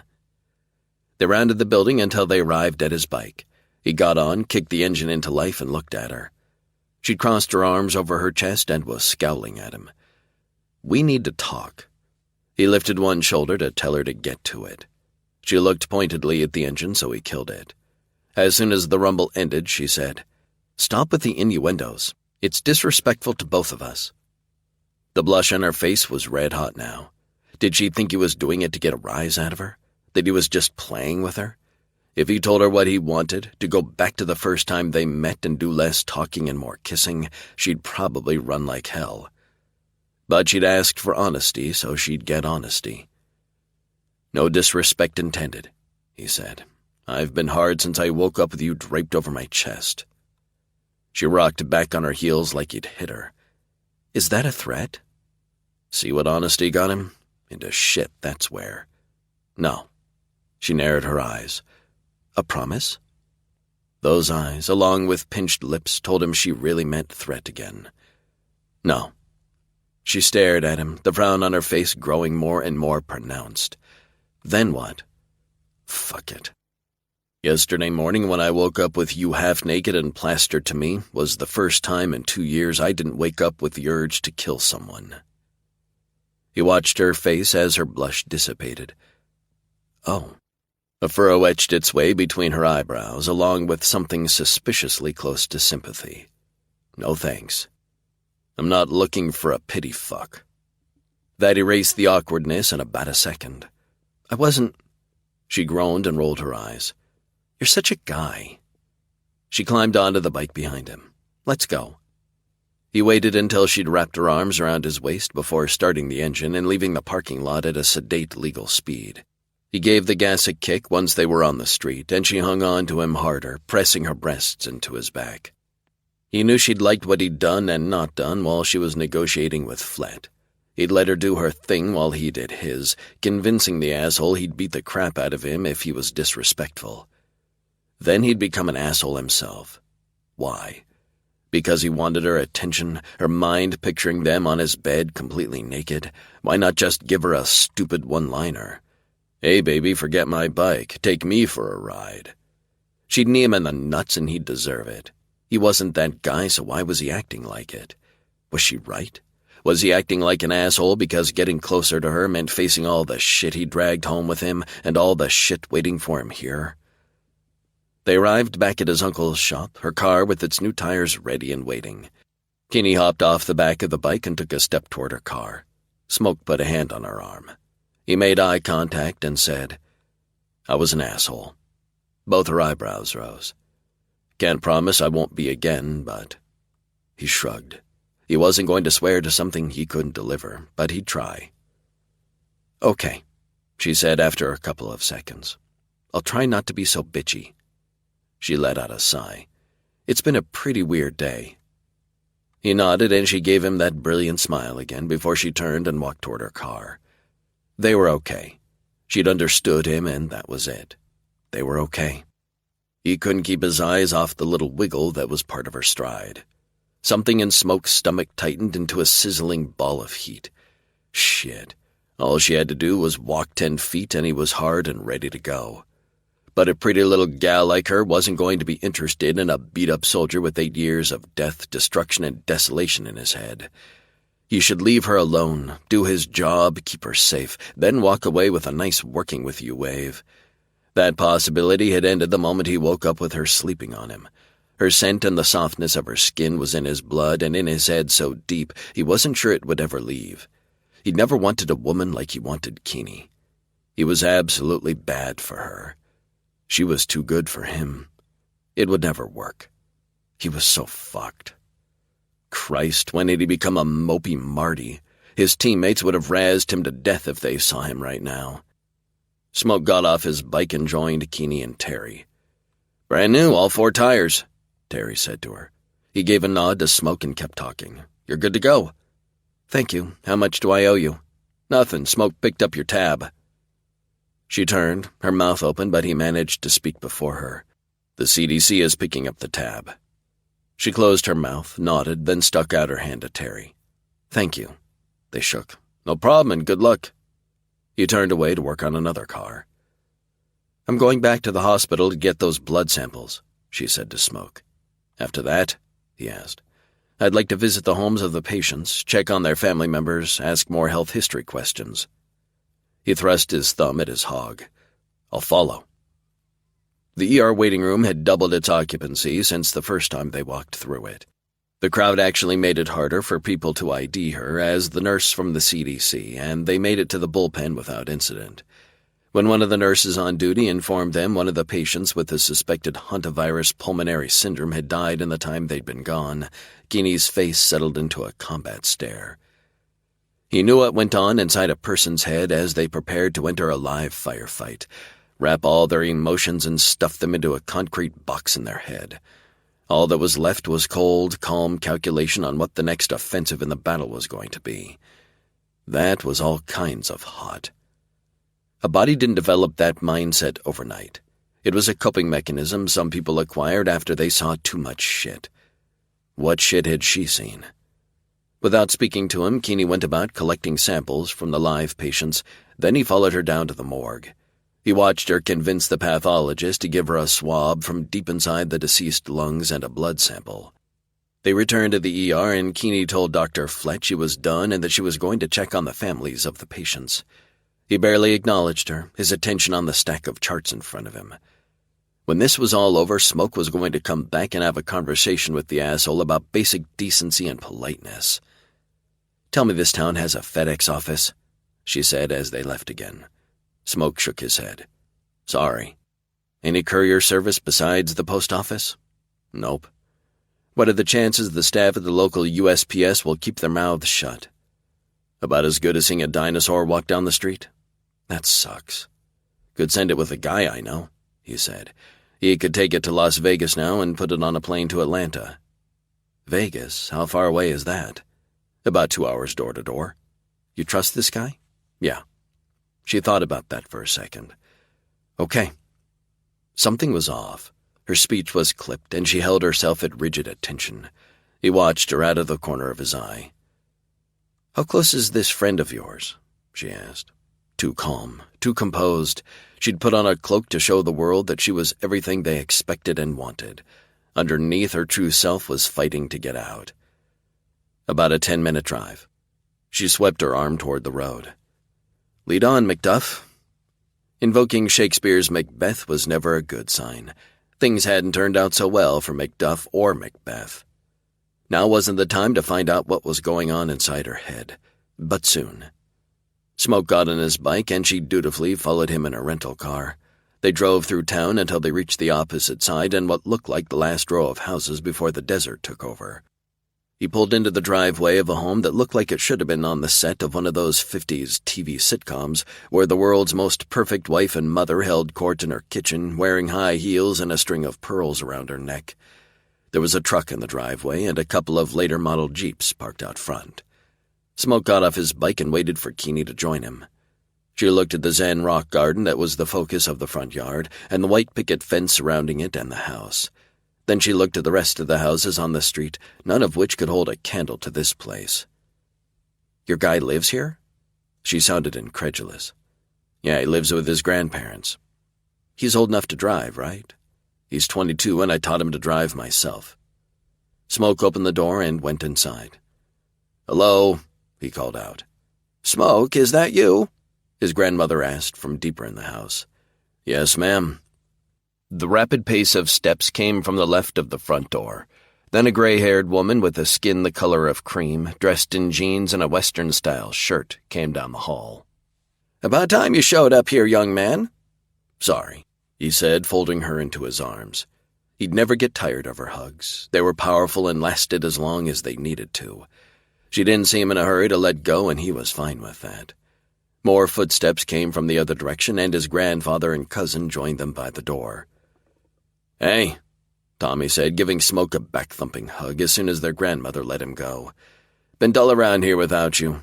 "Grandson," his grandfather said, giving him a nod. "Good to have you home." There were more words in his grandfather's eyes, questions mostly, but also love, acceptance, and welcome. Smoke soaked it all in. Maybe he should have come here first, but if he had, he wouldn't have met Keeney yesterday morning. That experience wasn't something he'd ever give up. He turned to her and said, "Keeney Carrick, these are my grandparents, Harold and Maggie Smoke." Chapter 7. Smoke had his grandmother's eyes and his grandfather's features, but Keeney couldn't picture either one as a courier. "Keeney?" his grandmother asked, laughter in her gaze as she held out her hand. "So nice to meet you." Keeney smiled and shook the woman's hand. "It's good to meet you too, Mrs. Smoke. Please, call me Nana." The older woman's smile reminded Keeney of her own grandmother. "We were just about to have lunch. Join us." It wasn't a suggestion. Her lungs tightened as if wrapped in layers of barely flexible rubber. Yesterday, she could have taken the time to eat and chat. Today, every tick of the clock meant the possibility of more people getting sick and dying. "Oh, thank you, but—" "No buts," Nana said, leading the way to the kitchen. "You can't do your job if you don't eat. You might not be a construction worker, but all that running around and talking to people takes energy, too." "We'll be quick," Smoke said to her, his expression confident. "All right." She turned her attention back to his grandmother. "You know what I do?" "Of course, Jim and Susan mentioned it when they offered their home to you." Lunch was on a large round table in one corner of a massive kitchen. 2 loaves of bread, a variety of sliced cheeses, deli meats, and vegetables were laid out on platters. Condiments crowded around the food like paparazzi after a celebrity salami. "Make your own sandwich day," Smoke said to her. Keeney hung back, but Smoke nudged her forward with a hand on the small of her back. She wanted to lean back and let him carry her weight for just a second. Would that be bad? Probably. She went to the table instead and made a sandwich. Nana Smoke was waiting for her with a beckoning hand, leading her out of the kitchen and outside onto a covered deck. An outdoor table surrounded by chairs waited for guests. By the time she was seated and Nana had gone inside, Smoke was taking the chair on her left. "Holy crap," she said when she caught sight of his sandwich. It was at least 3 inches thick. "Did you put one of everything on that thing?" "2, he said. He opened his mouth and took a monstrous bite. Smoke's cousin Tommy pulled out the chair on her right and sat down. His sandwich was just as large as Smoke's. Keeney shook her head and took a bite of her own lunch. It was a few moments before anyone said anything. Finally, Smoke glanced at Tommy and said, "Got a job for you." "Yeah?" The young man sat up straighter. "What kind of job?" "Delivery to Las Vegas. Got to get a package to Atlanta ASAP." "Okay, what is it?" "Blood samples," Keeney answered. Smoke's grandparents joined them. "For the CDC." "Whoa, the CDC, really?" "Smoke works for them now." What she didn't know was if he'd leaned on his buddy River for the job or if River approached him. Either way, it seemed too damn convenient. She did not need a babysitter. Tommy seemed surprised. "When did that happen?" "This morning," Smoke said. He looked at his cousin. "Yes, you get paid." Tommy's grin was wide. "Awesome!" Keeney glanced at Smoke and read the questions on his face. "Can we tell my family anything? How much can we tell them?" How much did they really know? A series of bad luck incidents and a single-digit uptick in hospital admissions and deaths did not equal an outbreak. Not for certain, anyway. "May I make a suggestion?" Keeney asked no one in particular. "Of course," Nana Smoke said. "You might want to stay close to home for the next day or two." She paused, considering her next words carefully. "And stay away from mice." The faces of Smoke's family went uniformly blank. Smoke shifted in his seat. "We just came from the hospital." He took another bite and chewed. "Town is full of conspiracy theorists." "Well, no wonder you want Tommy to take your package into the city," Nana Smoke said, her tone hot. "Those bitches at the post office would probably look at the package's address and push the big red panic button they seem to think they own and scream, 'Anthrax!' or some other nonsense." She shook her head. "You'd end up with the FBI, state police, and Homeland Security here before you could blink." "You'll have to excuse Nana's language," Tommy said into the shocked silence at the end of her tirade. "The post office lost," he put air quotes around the word, "a package Great Aunt Francine sent from Scotland for a whole week last month." "Tommy, enough," his grandfather said. "Don't apologize for your grandmother. She can do that herself." "Only when there's a reason to apologize," the woman in question said with great dignity. "And there isn't any reason to." She stood and patted Keeney's hand. "Tommy will take your package to where it needs to go while Harold and I watch old movies and neck like a couple of teenagers." "Ew," Tommy said, covering his ears. "Don't say things like that in front of me." He got up, grabbed his plate, and took a couple of steps away. He stopped and turned. "Actually, don't say them anywhere. Don't think them either." He disappeared into the house. "He's a lot different than your other cousin," Keeney remarked. "You mean Nathan?" Nana Smoke asked. "Night and day, those two. Brothers. Tommy is younger by a couple of years." She winced. "Their parents, our daughter Joyce and her husband Roger, work for one of the international aid groups that are trying to get supplies into Syria. Nathan has his own place, but Tommy's been staying with us." She waved her hands at Keeney and Smoke. "You two go on and get your business done. Thank you for lunch. Come back next week. You never know what you're going to find on the table on Make-Your-Own-Sandwich Day." Keeney stretched her lips up into a smile. "I'll try." This house was a foreign country to her, a place filled with laughter and love and light. All of it no more real to her than the perfect families portrayed in sitcom television shows, safe, secure, and sheltered. She got up, managing to keep the smile pinned to the corner of her lips until she was out of sight. Smoke followed her into the house. Tommy was waiting for them in the kitchen. "So where's this package?" "I'll get it." She brought it in from the rental car and explained what she needed him to do. She gave him the address of the shipping company that would transport it to Atlanta, and gave him enough cash to cover gas and coffee. He'd be returning late. "Do not open the package," she said, caution adding depth to her tone. "I won't," he promised. He left with an enthusiasm she couldn't remember ever feeling, driving off in one of the jeeps parked in front of the house. "I don't think I was ever that young," she whispered. "I was," Smoke said. "I thought I was going to change the world." "Did you?" she asked, afraid to look at him. He sighed. "Not so far." She glanced at him despite herself. "Do you want to give it another try?" She held up her tablet. "I've got 3 addresses that need to be checked out." He studied her for a moment. "I suppose you want to split up? We'll cover more ground." He held up a finger. "Graffiti." He lifted a second. "T-boned." A third. "Dogs." A fourth. "Slashed tires." A thumb. "Idiot." "Sure, bring all that up. The law of averages says the next one will be fine." He stared at her. "Bullshit." She threw her hands in the air. "It's the only way to talk to everyone before it gets too late." She paused, then added, "Please." "Well," he said slowly, "since you said please." She blinked. "Really? No." "Smoke," she said with a sigh. "We really don't have a choice." He didn't look happy when he held out his hand. "Phone." She gave it to him, and he gave her his. "Put your number in," he said, as he did the same with her phone. "You get into any kind of trouble, even a hint of trouble, you call me." She wasn't a moron. "I will. You do the same if you see anything suspicious, or anyone sick, or mice." He nodded. "We could meet at the 3rd address together." He must have been thinking the same thing, because she got an actual, real, non-cynical smile from him.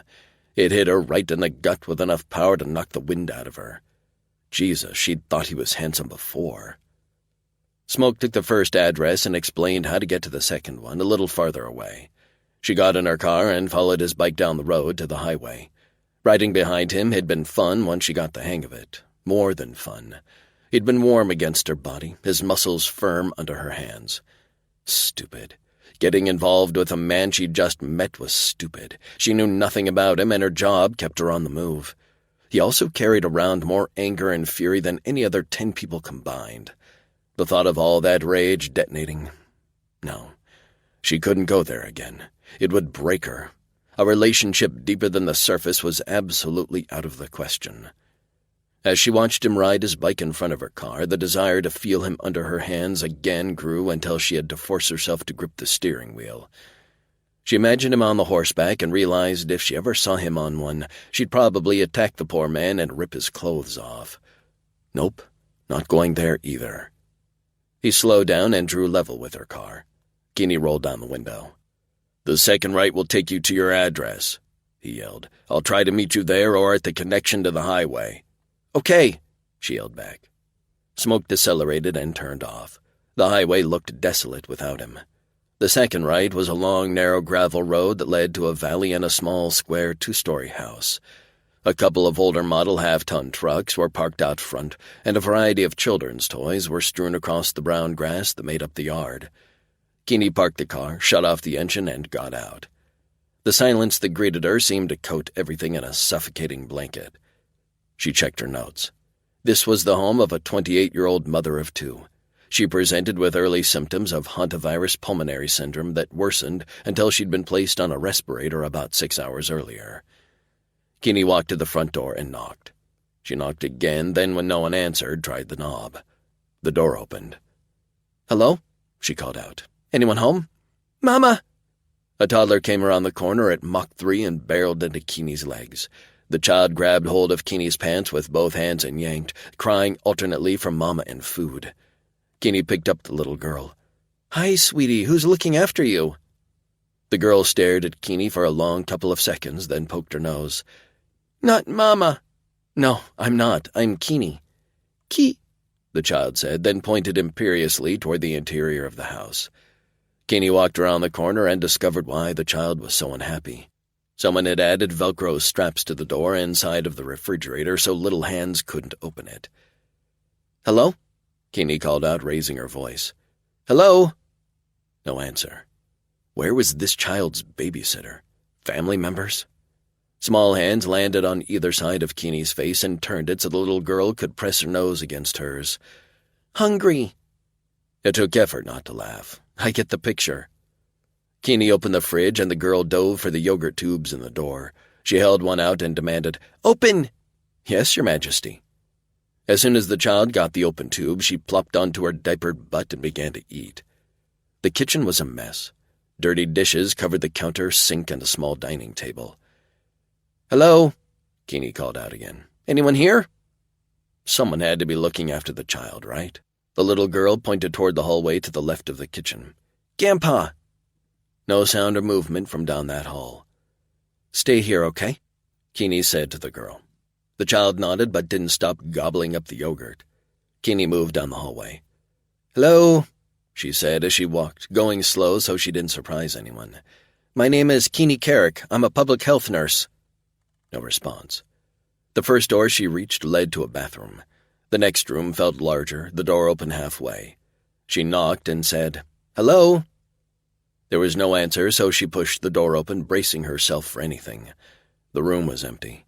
She released a pent-up breath. "Stop scaring yourself, stupid." There was one more room to check, then she would search the rest of the house. Someone had to be here looking after the child. She knocked on the last door and called out a hello just in case, but it was empty too. "Key," said a voice behind her. "Hungry, num-num?" "Well, your mother has good taste in snack food," Keeney said to her new best friend. "Why not? More num-num." "Yay!" The child ran into the kitchen and waited by the fridge, jumping up and down and waving her arms like it was game day.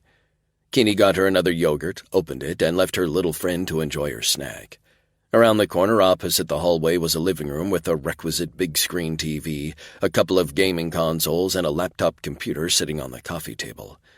The coffee table was also covered in pop cans, dirty plates, and 2 empty pizza boxes. All the evidence of teenagers without the actual teens. Where was everyone? She continued searching, but found no one.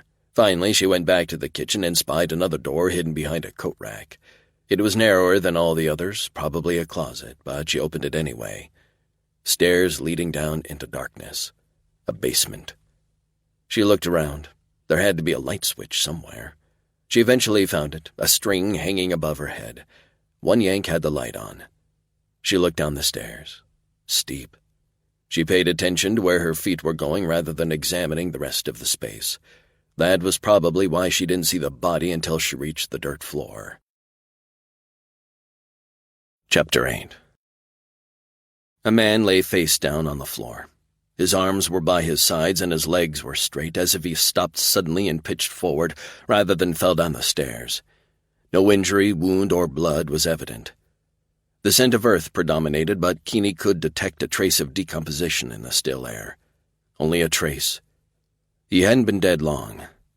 Long enough for the toddler upstairs to get hungry. If Keeney hadn't come to investigate when she did. Nope, not going to think about the what-ifs when they haven't happened. She pulled out her cell phone and tried to dial Smoke, but nothing happened. Damn it, no signal down here. The patter of little feet. "Key? Stay right there," she told the child. "I'm coming." At the top of the stairs, the little girl waited with sticky hands and a sad face. "Grandpa?" Keeney told the first lie she thought of. "He's sleeping." She picked up the child despite the food on her clothes, carried her into the kitchen, and plopped her on a chair. "I'm going to make you something to eat." The child clapped her hands and said, "Hungry." As she looked in the fridge, Keeney tried calling Smoke's phone again. He picked after one ring. "Smoke." "Hi, it's me." There wasn't much in the fridge. She closed it and opened the nearest cupboard. "Can you come to my location?" "Trouble?" "I found a toddler all by herself and—" She grabbed an open box of crackers and shook it. Bingo. "There's a dead body in the basement." After a moment's hesitation, he said, "Stay put." The call went dead. Keeney found a can of vegetable soup and held it out to her restaurant for one customer, who smiled and clapped their hands. She put her phone away and began searching for a pot. Smoke strode out of the house, got on his bike, and roared down the road back to the highway. He'd managed to say thank you to the wife of the deceased patient for talking to him. He hoped that would be enough of the niceties. Unexpected dead bodies went to the top of his priority list. Keeney hadn't sounded too freaked out. In fact, she'd sounded distracted, but he'd take that over. Okay, so Keeney wasn't the hysterics kind of woman. Hell, all she'd done the morning after waking up in bed with him was tell him to mind his own business. That didn't make it any easier to hang on to his patience as he tore up the road toward the house she'd gone to alone. He knew that place. Same family had owned it for years. A friend of his father's, with a daughter who'd had kids young. She was in the hospital now, a respirator keeping her alive. Who'd be at the home? Her kids were... Fuck, one of them was in his teens by now. The other was a lot younger, a girl. He reached the highway and was able to put on more speed until he hit the turnoff. He didn't slow down much even after he hit the gravel. Dead bodies were never good. He pulled up out front of the house, and Keeney was coming out of the door before he'd gotten off his bike, with a baby on her hip. He thought of her, large with child, and a wave of need washed over him. Damn. Smoke. She rushed toward him, then came to an awkward halt before she could reach him. She glanced at the baby as if just realizing she was carrying the little girl. Keeney's hands were busy, but Smoke's weren't. He reached out and touched her shoulder and that of the child's. "You two okay?" "Who dat?" the little girl asked, pointing a finger at Smoke. "Smoke," he said, gesturing at himself with his whole hand. "Keeney." He did the same to Keeney, then extended his hand toward the little girl. "Biddy." she said with a wide, toothy smile. He remembered now. Brittany. She clapped and laughed. Call the police yet? No, I've had my hands full.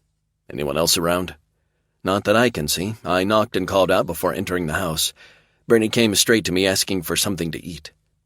The expression on her face was sad and concerned. She was very hungry. Call 911. I'm going to look around and make sure no one else has taken a dirt nap. What killed him isn't obvious, she said. It might not have anything to do with the hantavirus. Eyes open, he said with a nod. It was harder to walk away from her and the baby than it should have been. She could look after herself and a toddler for a few minutes. The body was dead. Aside from an assortment of tools, a couple of bicycles and junk, the garage was empty. Behind the house were a couple of sheds. No one was in either. His body went on alert as the sound of a vehicle engine, but no sirens became audible. Smoke walked back to the house and checked the back door. Locked. Good. One less way for someone to get in. The vehicle engine died as he strode around the house. A visitor or someone he didn't know come home? Who the fuck are you? A young masculine voice yelled. Smoke's heart rate and breathing skittered, jittered, and jumped like it never had in combat. He broke into a sprint. I'm a nurse.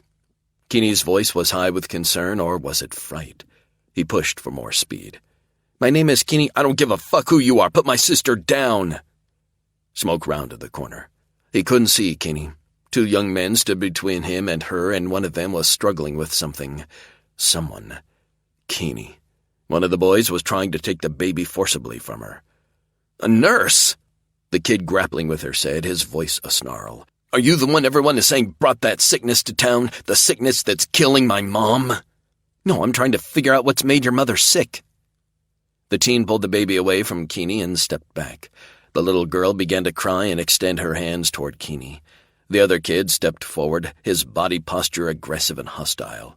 No. Smoke said in a bark he'd learned during basic training years ago. It was an order and a threat, and the two teens turned almost as one to meet it. Who the fuck are you? The mouthy one asked, putting the little girl down and taking a step toward him with his hands clenched into fists. The baby made a beeline for Keeney, who picked her up. Smoke. He stopped a few feet away, keeping his shoulders deliberately relaxed while balancing on his feet, ready to repel an attack. Or initiate one. Both kids frowned. You related to Nate? Cousin. The two boys separated, moving farther apart, their steps slow and measured. Never seen you around. They were trying to flank him.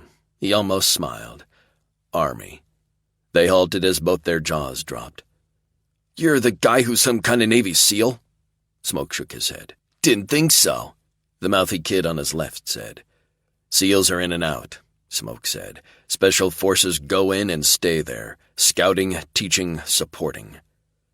He waited a second for that info to soak in, then angled his head at Keeney. She's not a threat. They looked over their shoulders at her. Is she with you? Yes. He examined the sniffling little girl. You made your sister cry. The boy sneered. She'll get over it. They slid toward him like a pair of hunting cats, certain of their prowess and success. He could take them easily. They thought they knew how to fight, but had no concept of the extent of his training. Did you do it together? Do what? Mouthy asked. Kill the dead man inside the house. They stopped cold. What the fuck are you talking about? Mouthy snarled. There's a body in the basement, Keeney said. An older man, he looks like he had a... Both boys dove toward the door. Keeney, with the baby in her arms, flattened against the wall, letting them pass. Heart attack. As soon as they were out of sight, Smoke signaled her to come to him with a little girl. Police, on their way. Male howling erupted from inside the house. A few seconds later, both boys threw themselves out the door, murder in their eyes. You killed my grandfather! Mouthy shouted at Keeney. No, she said in a tone that allowed for no argument. I found him at the bottom of the stairs. I didn't touch him. Sirens wailed in the distance. The teens heard them too. They looked at each other, then launched themselves at Keeney and Smoke. Smoke swept between them, pushing both off balance and into each other. Keeney ran for the house. The boys saw her go and untangled themselves enough to follow. Smoke kicked the feet out from under one and upended the other with a judo throw. He heard the door slam and focused on the two little shits. The sirens were close now, and their wail seemed to enrage the boys. They dove at him, one going for his legs, Mouthy for his face. He blocked the punch while shifting his weight so the other one didn't knock him off his feet.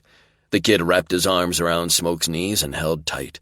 He threw his weight to one side, and Smoke allowed himself to go with the pull of gravity, rolling free. Mouthy was waiting with a malicious smile and a fist. "No, you don't!" Keeney's yell was close, too close. Before the teen could turn to locate her, a sneakered foot came up from behind between his legs and landed a solid hit to his balls.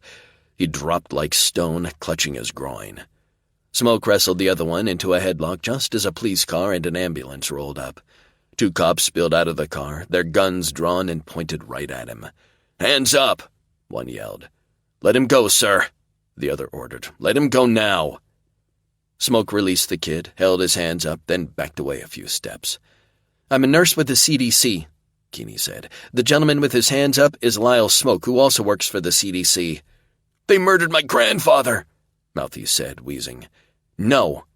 Keeney's voice was a whip. "I came to get medical histories and blood samples from the family members of 3 patients at the hospital suspected of having hantavirus pulmonary syndrome. We heard a rumor that the CDC was doing something in the area." His tone was skeptical, suspicious, and sarcastic. "Don't tell me," Keeney said, her nose wrinkled in disgust. "You stopped at the post office today." The cop rocked back. "How'd you know?" "They've been telling a lot of people that. One man sicked his dogs on me, and another tried to punch me in the face." She put her hands on her hips. "The CDC is not conducting any experiments or making people sick. We're attempting to research immune statistics in this region for the hantavirus." Smoke, the cops, and even the teenagers looked completely confused. "We're exploring the possibility of creating a vaccine." "So you have nothing to do with the dead body inside the house?" the lead cop asked. "Other than discovering his body, no. The only person who was in the house when I got here was my little friend." Keeney pointed at the baby. "Which brings me to you two." Keeney pointed at the two boys, her voice vibrating with rage. "Where were you? The child was alone with the deceased for a long time. Hours." Chapter 9. "We were in town," the boy on his feet said. "Aren't you going to arrest her? She kicked Matt in the balls." Sniveling bullies. She'd like to smash the other one's balls, too. "You both attacked Smoke. 2-on-1 isn't fair." "Keeney," Smoke said, his voice full of censure. One of the emergency responders approached. "Can we go inside now? If there's a dead body and not a live patient, you don't need us. You need the coroner. We need to know for sure." "We have to clear the house first," one of the cops said. "I'll call for backup," the other said and headed to his car. The first cop looked at Smoke. "On your knees, hands behind your back." As soon as he complied, the officer put his gun away, pulled out a set of handcuffs, and approached Smoke. What? They couldn't do that. Confusion tossed her into a shallow, cold pool she had to fight herself to get free of. She and Smoke had a job to do. She glanced at the teens. They were both grinning. "I don't understand. What's happening?" Smoke glanced at her. "We're getting arrested. But all of us." She looked at the two teenagers. Their grins were gone. They looked from the policeman in the car to the one putting the handcuffs on Smoke and bolted. The two boys sprinted past the house and out into the scrubby bush and untamed land beyond it. The officer with Smoke finished putting the handcuffs on him, then followed the boys at a jog. A jog? This has to be a joke. But the other officer stood outside their cruiser, his hand on his weapon, watching Smoke like he was an escaped felon. Smoke kept his head down and didn't move. The other cop came back a few seconds later. "They're long gone," he told his partner. "Shit. Guess they're not pressing charges." Keeney crossed her arms over her chest. "We are—" Smoke interrupted her. "Aren't." "Hold your horses, lady," the first cop said. "There's still a dead body to deal with." "That's got nothing to do with him," she said, gesturing at Smoke. "Keeney." Smoke growled the warning again. She ignored him. "He never saw the body. He didn't even go into the house." The two cops looked at each other, then at Smoke. The first one shrugged while the second one nodded. He came over and took the handcuffs off Smoke and said, "For what it's worth, you have my condolences." "Yeah," Smoke sighed. The officer approached her. "Turn around, ma'am, and put your hands behind your back." You're arresting me?" "Ma'am," he said again, an overabundance of patience in his voice. "Turn around." "But—" The baby started to wail and ran over to cling to Keeney's legs. She looked down at the little girl as the officer handcuffed her. "So," she asked the three men, "which one of you is going to look after the baby?" Smoke strolled over, crouched down, and opened his arms. The baby looked at him, her bottom lip quivering. "Key?" "I'll take care of Keeney, too," he promised her. She scooted over and he picked her up, cradling her against his wide shoulder. The officer who cuffed her waited with Smoke, the baby, the EMTs, and her, while the other went into the house. He came out after a minute. "Clear. The body's in the basement." The two EMTs went in with the cop and came back out a couple minutes later. "Call the coroner," one of them said. "How long has he been dead?" "We don't do time of death, that's the coroner's job, but the body is cold to the touch." "I only got here about 20 minutes ago," Keeney said to the cop babysitting her. "Can you prove it?" he asked. "Yes. Smoke and I were at the hospital, then his grandparents' home for a quick bite to eat." The two cops moved aside to talk. They came back after a minute. "Ma'am, do you have ID?" "In my purse, which is inside the house, along with my collection kit." One of the officers went in while the other took the handcuffs off her. She held out her arms to the baby. She came and gave Keeney a kiss on the cheek. "Hungy!" "I think she was left alone for more than just a couple of hours," Keeney said to the officer. "She keeps saying she's hungry." He stared at the child, dismay obvious in his expression. "We'll have to call child services." "Her mother is in the hospital on life support," Keeney continued. "You may have to do some digging to find a relative who can take care of her." The other officer came out with Keeney's purse and kit. "She checks out," he said to his partner. "We can call the CDC to confirm, but her ID looks legit." "What the hell is really going on?" the other cop asked, Smoke and her. "You have any idea why people are suddenly deathly ill or dropping dead?" "No," she answered. "That's why I'm out here trying to ask questions and collect blood samples. If this is an outbreak of hantavirus, I need to confirm that and figure out where people are coming into contact with the virus." Another police car pulled up and two officers got out. "Okay," the lead cop said. "I'm going to call this in, then I'll let you know what the sheriff wants to do." "How long will that take?" Keeney asked. "An hour, maybe 2, it depends on what else is happening in the county." Keeney glanced at Smoke.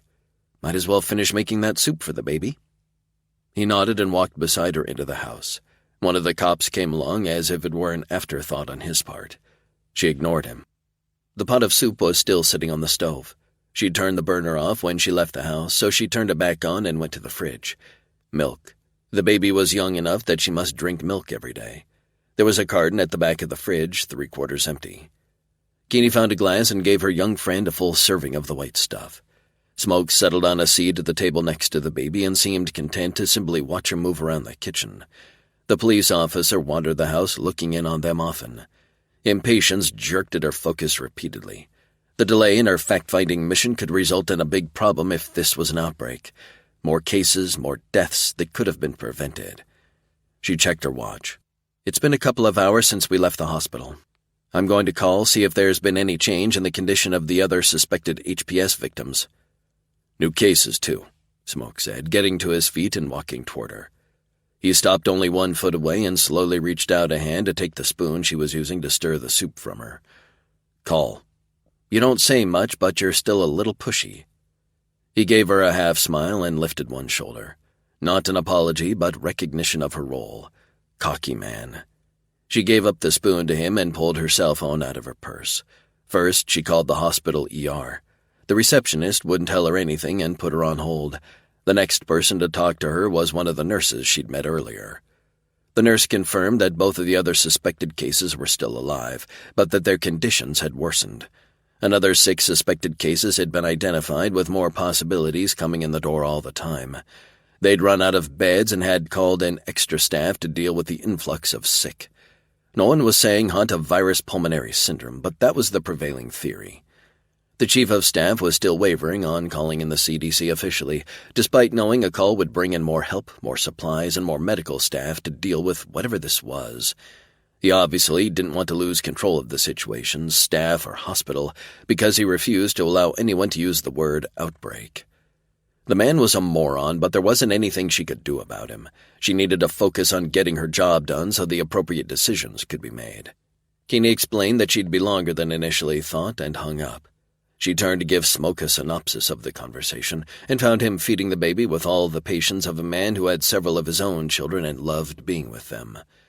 It made her heart ache to see him, this rough, rugged man playing with a little girl like she was the center of his universe. A memory surfaced of her father before he'd gone overseas, of him playing with her like that. His smile had been so bright, her breath got tangled up at the base of her throat. She cleared it and wiped her eyes before Smoke noticed the tears on her face. He was making a game out of eating the soup, pretending to put the spoon in his own mouth so that the baby would grab his hand and force him to put the spoon in hers. She crowed in delight every time she got the spoon in her mouth, like she'd scored the winning point in a championship title match. "Good news?" Smoke asked her. "Or bad?" "Bad. No new deaths, but everyone is worse, so it's likely only a matter of time. They've got a bunch of new cases, too." "They call in the CDC yet?" "Nope, not enough evidence for the chief of staff." Smoke sighed. "Ass. Jerk." "Nice save," she told him. She watched him get another spoonful into the baby's mouth. "Do you have any nieces and nephews?" "No, I used to play this game when I fed my boy," was his answer after a moment's pause. Boy? He had a son? She opened her mouth to ask him, but paused when she saw his face. The playful man feeding the baby was gone. In his place was a stranger with a tense mouth and angry eyes. "Your son?" she asked cautiously. He flinched. Something had happened to his child. Did she want to know? "He died." Oh no. A double-edged sword, recognition on one side, comprehension on the other, stabbed her lungs. What he'd lost equaled the empty places in her own heart. It took 5 long seconds to figure out how to breathe around this new piece of Smoke's puzzle. "I'm sorry," she finally managed to say. "He died because I wasn't here," Smoke said with a hard edge to his voice. "I don't believe that," Keeney whispered. No matter how it happened or who was to blame, losing a child this young would open a wound that might never heal. "Don't believe that." Smoke held himself so still with such cold resolve, he appeared to be carved out of glacial ice, frozen between layers of tragedy and horror until all that was left of him was strong enough to wear down stone. But in an attempt to heat that ice, he'd melt away into nothing. "I'll never know." His voice was scored by the rough gravel glaciers ground into dust. "I wasn't here." Pain was etched in every line of his body, every muscle and nerve and bone, a pain no drug could stop or medicine could heal. She knew it, recognized it, suffered it. Running away from it was futile. She tried that too, but it hadn't helped, only made things worse. "It's hard," she said, fighting to breathe through the heavy weight of knowing he'd been hurt right down to his soul like she had been. "Don't give up." The police officer who'd been shadowing them came into the kitchen, and Keeney had to consciously pull her thoughts back to the problem at hand. The officer looked irritated and resigned. "Okay, we've confirmed your credentials," he said to her. "You're to finish whatever you were doing and report back to the CDC as soon as possible." He sounded grumpy. Someone had bitched to someone else's superiors. "The baby?" "Someone from Child Services will be here shortly. We'll keep an eye on her until they arrive." Let me try something." Keeney wet a cloth and wiped the baby's face clean, then held out her hands to the little girl and asked, "Nap?" The child reached for Keeney. She picked the little girl up and headed toward the bedrooms. Next to the master bedroom was a smaller one with a crib, diaper-changing station, rocking chair, and dresser. Keeney put the child into the crib, covered her with a blanket. The baby wiggled into a comfortable position and blew her a kiss. "Trouble," Keeney said. "That's what you are." She smiled and kissed the little girl on the cheek, then left the room. Smoke met her in the hallway. "I'm not leaving you alone this time." She studied his face. It was so blank she knew he'd been told something more, something she didn't know. "What? What's happened now?" When he didn't answer, she said, "Just tell me." "That asshole ER doc has a fever." Chapter 10. "Holy shit," Keeney whispered, her jaw hanging open for a moment. Smoke had to agree. "Time to go." "Let me grab my stuff." She led the way through the kitchen, picking up her purse and collection kit as she walked toward the front door. None of the cops said anything to them or even cast a curious glance their way. Keeney put her equipment in a rental car, then paused with the driver's door open and one foot on the floorboard. "Meet you at the next address? We're not going back to the hospital?" he asked. "I need these samples to show or refute a pattern and hopefully a timeline of infection. I need to find the source. Dr. Flett's infection is significant, but so is this." Smoke wasn't sure he agreed. "Okay, you're the boss." She frowned at him, then started the car's engine and departed the yard about 30 miles an hour too fast.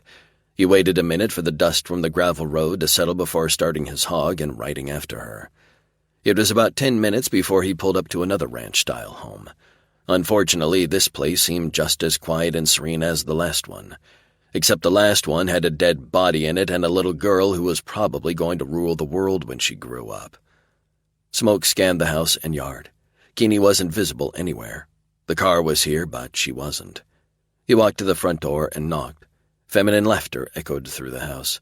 He could hear more than 2 people in there having a conversation. Footsteps alerted him a second or two before the door opened. A woman in her 40s scanned him, then shouted over her shoulder, "Keeney, I think your man is here." "My what?" Keeney's voice came from deeper inside the house, out of sight, and sounded scandalized. "I distinctly recall not acquiring one of those while visiting your fair state." Yes, she had. "What I acquired was a babysitter, a fist for hire, really." "Ooh, you're paying a mercenary to take care of you?" The woman sounded more and more excited with every word she spoke. "That's hot." "It's annoying is what it is. He won't let me go anywhere alone. A guy like this could take me anyplace and I'd be happy." He was standing right in front of her. How could she talk about him like he was some kind of object? Or was this some sort of cosmic karma wherein he got heckled as a stand-in for all the men in the world? "Keeney," Smoke called out. "Done?" "Give me 2 minutes." "2 words?" the woman asked. "You only used 2 words, yet she was able to understand what you meant." The woman looked him up and down again. I could get used to that. Holy shit, it sounded like this lady was about to proposition him. "Keeney," he repeated. He'd faced armed militants, terrorists, and men driven insane by loss and hate without flinching, but this woman scared him. He took a step back from the door, then spied Keeney walking toward him. "It's going to take me another 10 minutes to finish here. Feel free to head back to town," she said. "I'll just wait." He cleared his throat and managed not to glance at the woman while he pointed at his motorcycle. "Suit yourself." Smoke moved away, letting himself lean on his ride and study the landscape. Their enemy was too small to see and too quiet to hear, and no amount of hypervigilance could change that. He was wound right up, and nothing would loosen until this shit was over. The worst kind of war.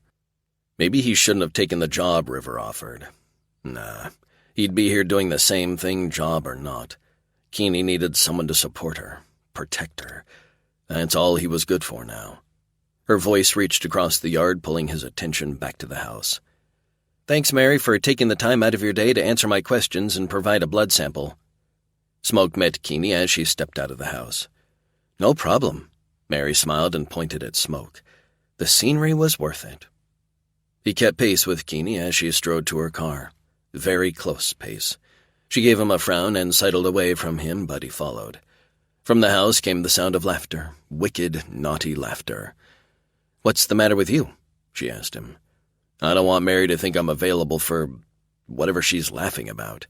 "You can't tell me women haven't hit on you before. I won't believe it." "Why not?" "Because you're everything a woman looks for in a man." Smoke forgot Mary, forgot the illness they were investigating, and forgot the dead body Keeney had found not an hour ago. She kept talking, her hand indicating all of him. Big, muscular. He stepped toward her, one hand coming up to play with a tendril of hair that had escaped her ponytail. Her words fizzled out as her face grew red. Never mind. Oh, no. She had started this explanation. She was going to finish it. Keep going. Her breath sped up and she licked her lips. What was I saying? Oh, right. You're big, muscular, and... This time she stopped talking to breathe. Hard. He waited, his hands stroking over her cheek, then tucking the tendril behind her ear. And what? Hot, she said. Her tongue darted out to wet her bottom lip.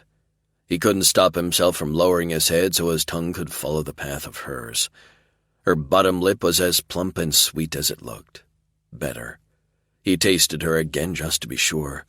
Fuck, she was sweet and tart at the same time, a flavor that gave him an adrenaline hit and his body demanded more. His hand slid behind her head, cradling it at just the right angle for him to kiss her deep and long.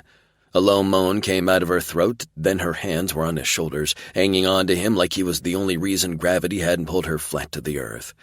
Raucous laughter from the house had her jerking away from him, but he didn't let her go, not when her face drained of all color right before his eyes. She tried to retreat, but at some point during their kiss he'd put his other hand on the small of her back and pressed her to him. He most definitely didn't want her going anywhere. "Smoke," she said, breathing heavy, eyes glassy. "Let me go." Those words dumped ice water over his head, and he released her suddenly. She staggered, and he grabbed her by the shoulders to steady her. "Sorry," he said, though it came out as more of a mumble. She nodded, the movement jerky. Smoke cleared his throat. "Now what?" "We get these samples packaged up and on their way to Atlanta." She blew out a shaky breath. "I'll meet you at your grandparents' house." Smoke nodded and watched her get in the car and drive off. He wanted her. He'd wanted her since waking up with her on his chest, but this want was different. He wanted more than a hookup or even a short-term fling. He wanted to kiss her with no time limit, no audience, and no distractions. That first taste would never be enough. He was already addicted to her sweet tart flavor. Yeah, like he was relationship material. Liam's mother, Lacey, had complained bitterly about how he was never around when she needed him, when his son needed him. No matter how much he wanted to be a part of their lives, he hadn't been able to take that last step to total commitment. It had felt like a noose around his neck, choking the life right out of him. Keeney wasn't anything like Lacey, though. She wasn't looking for happily ever after, and maybe happy right now might last long enough to work her out of his system. He got on his hog and roared after her. Her reaction this morning told him he'd have to be cautious and careful as he found a way through her emotional defenses. She'd been hurt to the bone by someone she trusted. That trust wasn't something she offered lightly to anyone, if she offered it to anyone at all. At the house, Tommy was outside talking to Keeney, the two of them standing next to the young man's Jeep. Keeney held up a box in her hands. As he joined them, she opened the box and began explaining what made this box different. "It's not made of regular cardboard. It's composed of plastic-coated cardboard designed to resist punctures and tears. It also has a styrofoam interior that protects the tubes of blood and includes freezer packs to keep them cold. So if I drop it, I would try to avoid that if possible, but if you do drop it, the samples will probably be fine. No drop kicking it through the goalposts. Got it. Give me your phone and I'll enter the address for the courier." He did, and she put in the information into his contacts. "Drive safe," Smoke said. "You get stopped by the cops, you tell them to call me." Tommy got in his Jeep and drove away. Keeney was standing close enough that if Smoke reached out, he could put his arm around her shoulders and pull her to him. Resisting the urge to touch her, he asked, "Next?" Keeney turned to him, then had to tilt her head back to meet his gaze, but she didn't back away. She took in a breath and opened her mouth. "Smoke? Keeney?" His grandmother called to them from the front door of the house. "You'd better come in and see this." She retreated inside.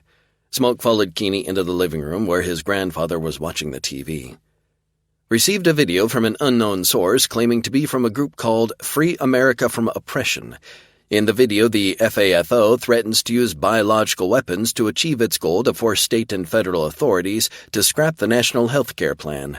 They have this message for state and federal law enforcement. We will not be cowed into silence or inaction. The government's attempt to manipulate and control the free marketplace and personal liberty is as insidious as a virus. It is criminal and must be stopped. This is the only warning you will get. Continue to interfere and you will learn the true meaning of the word plague." Domestic terrorists. Holy fuck. Keeney's cell phone began to ring. As she reached for it, Smoke's rang too. He pulled it out of a pocket and accepted the call. "Smoke. River, we've got a problem. Free America from oppression? You saw the news report?" "Yeah, idiots. Idiots who are fucked in at least 2 different ways." Smoke grunted his agreement. "You think they're here in small blind?" "Dunno, man, but we're not taking any chances. Did Keeney get those samples?" They're on their way. My cousin Tommy is driving into Las Vegas and dropping them off the courier. Good. The powers that be here are chomping at the bit to get their hands on them. We're not seeing an obvious pattern to the infection, Smoke told him. So no way to know how the sick came in contact with the virus? No, but before anyone even suspected the Hanta virus, there was a rumor going around town that Keeney and the CDC had deliberately gotten people sick. 3 people have died in the past couple of weeks. Another person died today. We need to know if this is hantavirus or some other pathogen.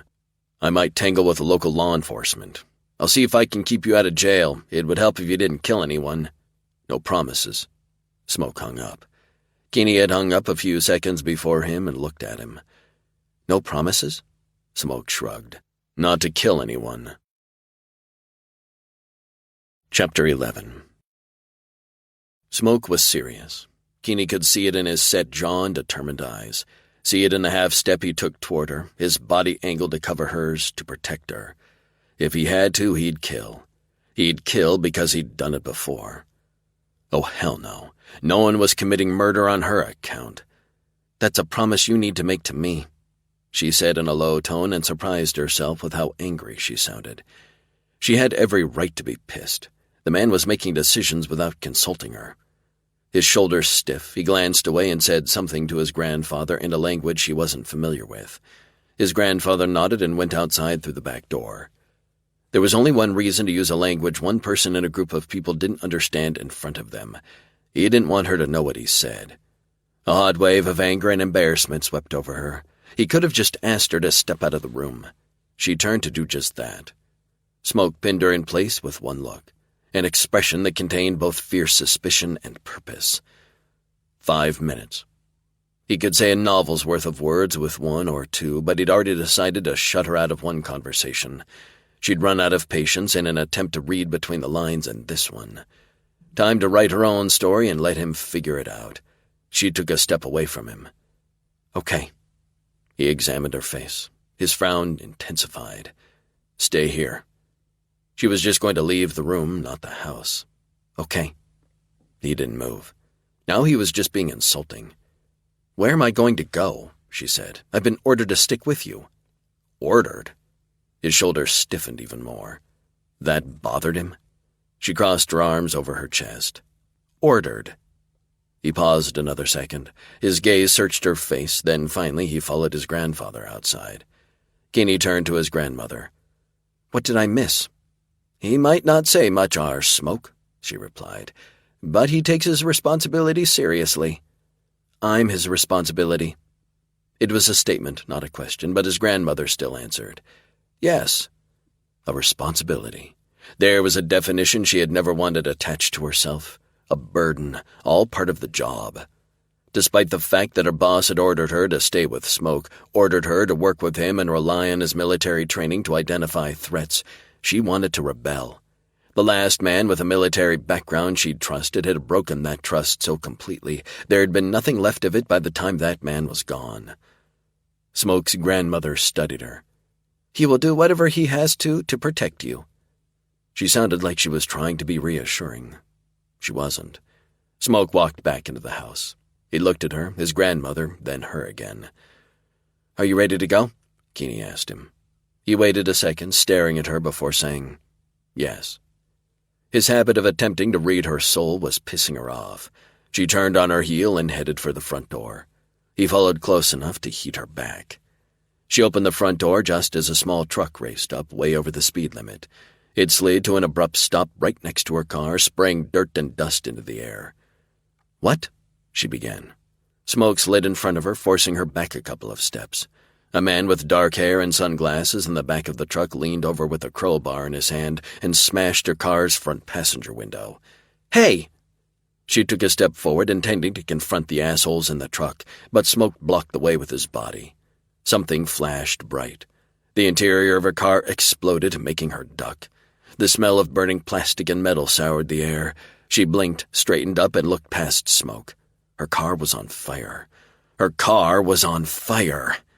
Flames shot out of the driver's side and front passenger side windows, building and growing with each passing second. Smoke's body shielded her from the rising heat. She needed to get around him, try to salvage her collection kit from the vehicle. His palm connected with her chest and shoved her back. She stumbled backward through the doorway just as the windshield shattered and one of the tires popped. Smoke turned, picked her up like she was a piece of furniture, and moved her farther into the house so fast she didn't recall how exactly he got her inside. Off-balanced and with too much momentum, she tripped, rolled, and ended up on her back. A larger explosion shattered the front window and shook the house. She threw her arms up in front of her face just as a shower of glass shards rained on her. Pain bloomed in multiple places on her arms and neck. A shadow blocked the flickering light of the fire outside. She pulled her arms away to see who was there. Smoke's blue eyes seemed to glow. "Keeney! Keeney!" He didn't even give her a chance to respond before grabbing her by the shoulders and yelling at her again. "Keeney!" She thrust her face toward his and bellowed, "I'm okay." He bared his teeth and snarled, "You're bleeding." Blood beaded on his forehead and began to trickle down the side of his face. "So are you." He growled at her, growled and said, "Stay here." This again? "Where am I going to go?" she said again.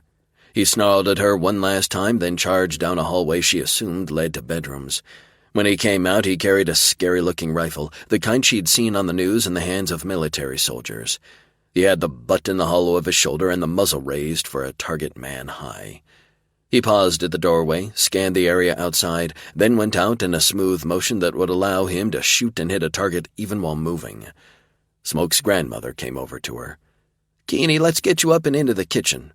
She extended a hand, and Keeney took it, allowing the older woman to give her the leverage she needed to stand. Smoke's grandfather appeared, also carrying a weapon, but this one was a simple hunting rifle. He followed Smoke outside. "The people who bombed my car are gone," Keeney said to Smoke's grandmother as they went into the kitchen. Why did her voice sound so odd? Confused, unfocused, dazed. "Where there's one enemy, there are probably more." It sounded like a proverb. Smoke's grandmother pulled a tall stool out. "Sit." Keeney sat and waited while the older woman opened a door that led into a pantry. She came out with a large first aid kit.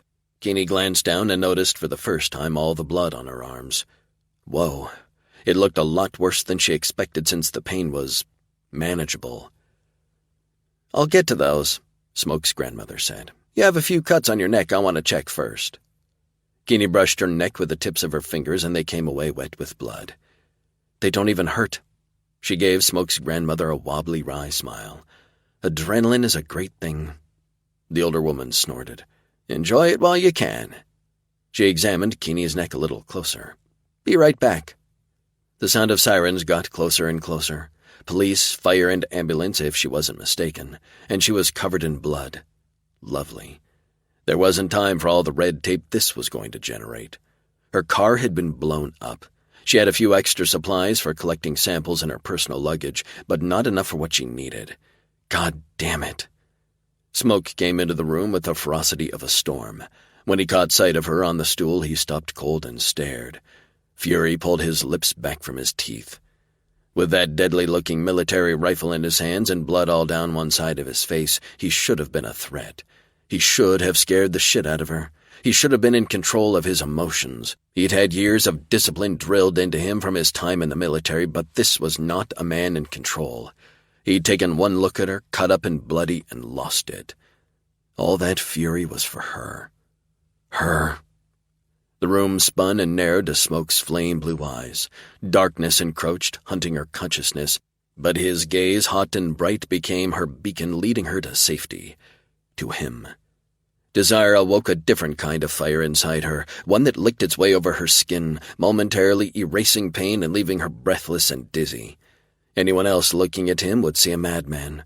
The police would probably throw him in jail if they saw him, certain he was a man on a killing spree. They were partners with orders to look after each other. He'd done his job. Now it was her turn to look after him. She sighed and managed a small smile. "So," she said, letting the word hang for a moment, "what are the chances the rental company will let me have another car?" She watched him as her words sank in. His face relaxed first, then his stance, and finally he answered, 0. "Yeah, that's what I think too."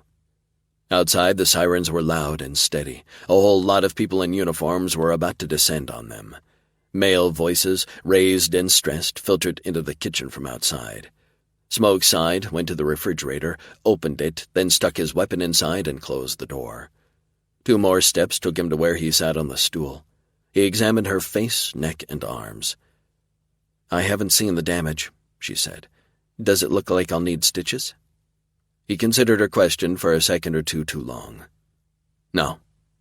Had he just lied to her? Booted feet thundered toward them. "Here come the clowns," Smoke said in the same inflectionless tone he'd used since coming into the kitchen. She had to convert her laughter into a snort as 2 police officers came boiling into the room. The officers had their gun hands on their weapons. Those weapons were still in their holsters, but they both looked twitchy enough to draw at any provocation. "Sir, put your hands up," one of the officers said to Smoke. "What for?" Keeney asked, frowning at them. "He was with me when the guys in the truck destroyed my car." Smoke, however, raised his hand and looked at the officers. The cops spread out, staring at him, examining him. "How did you get injured?" one of them asked Smoke. "Shielding me from the explosion," Keeney said, disbelief coloring her tone. "Ma'am, there is a report of a man matching his description with a semi-automatic rifle threatening people." Keeney rolled her eyes. "What about the guys in the truck that threw some kind of explosive into my rental car and blew it up? Are you looking for them too?" "Ma'am," the same man began, his voice now devoid of patience.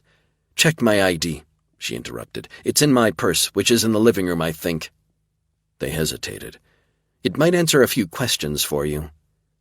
One of them left and returned with her purse. He rummaged through it, pulled out her wallet, and opened it. His eyebrows rose. "You work for the CDC?" "We both do." That knowledge did not reassure them. Pain came roaring back as her stomach clenched. What the fuck was going on? "As you can see, we're not going anywhere at the moment," she said, frustration making her voice sound harsher than was polite. "Why don't you call this mess in and see what the sheriff wants you to do?" And give all of them a chance to calm down. They thought about that for a few seconds, then nodded and called for the paramedics to come inside the kitchen.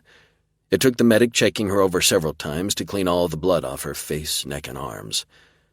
"A couple of these lacerations could use a stitch or two," he said, looking at her neck and right arm.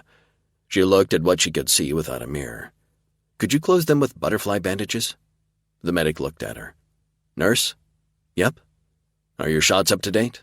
"Yep." "I'd still like you to see the ER doc." She shook her head. "Not today." She leaned around the medic to check out Smoke.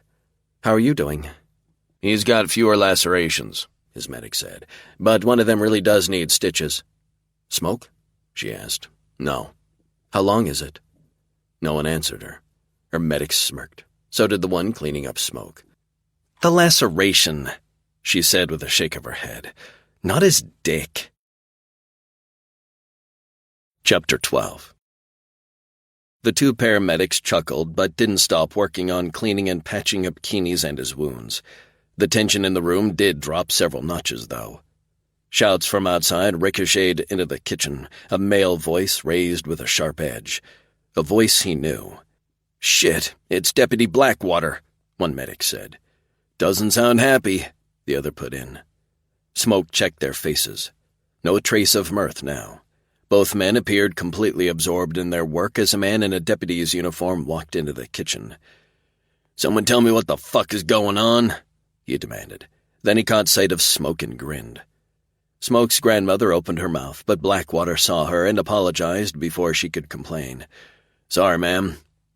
Keeney started talking.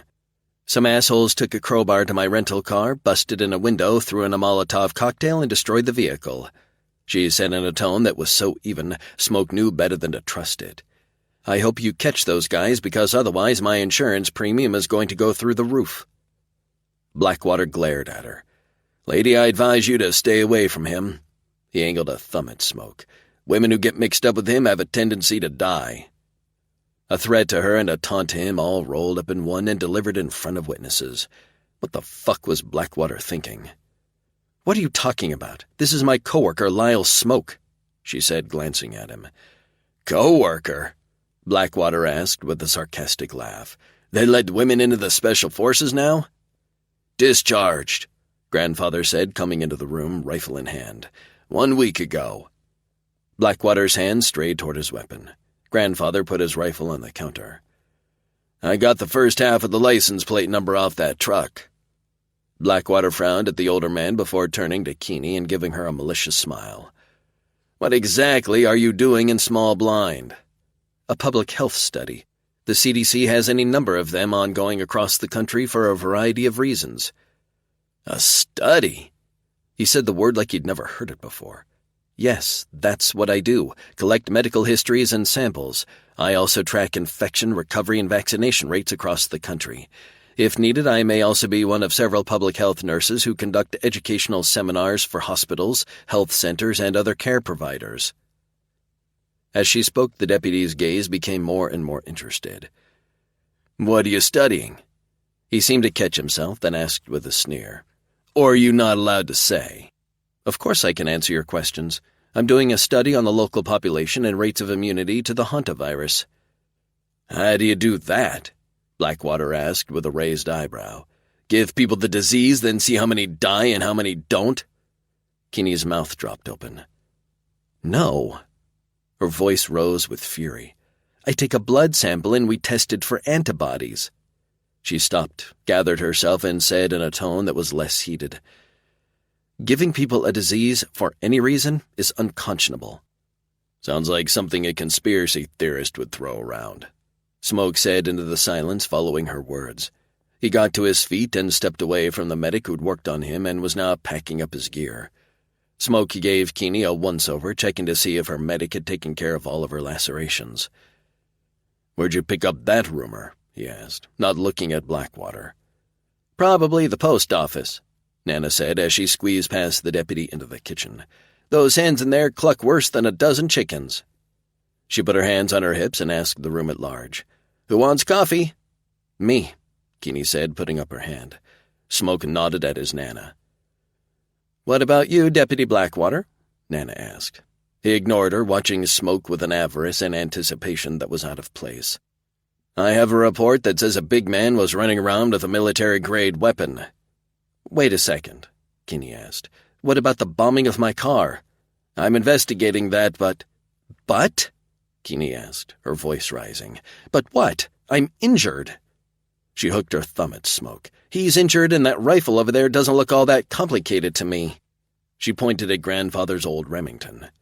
Blackwater looked as if he'd swallowed a chicken bone and it had gotten stuck halfway down. My information states that the two are connected. Information? Disgust and disapproval wrinkled her nose. Be specific, Deputy, she ordered. What information and who gave it to you?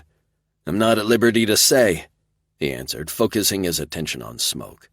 My source is a confidential informant, but it's clear that someone bigger than your grandfather, with a weapon commonly used by the military, was running down the road out front.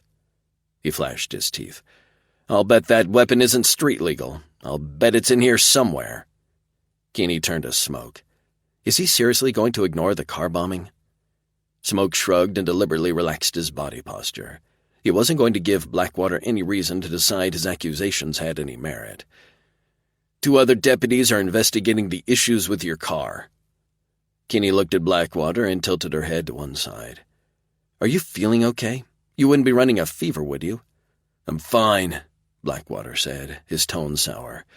Because that would be a reason for your irrational, single-minded focus on Smoke, Keeney said.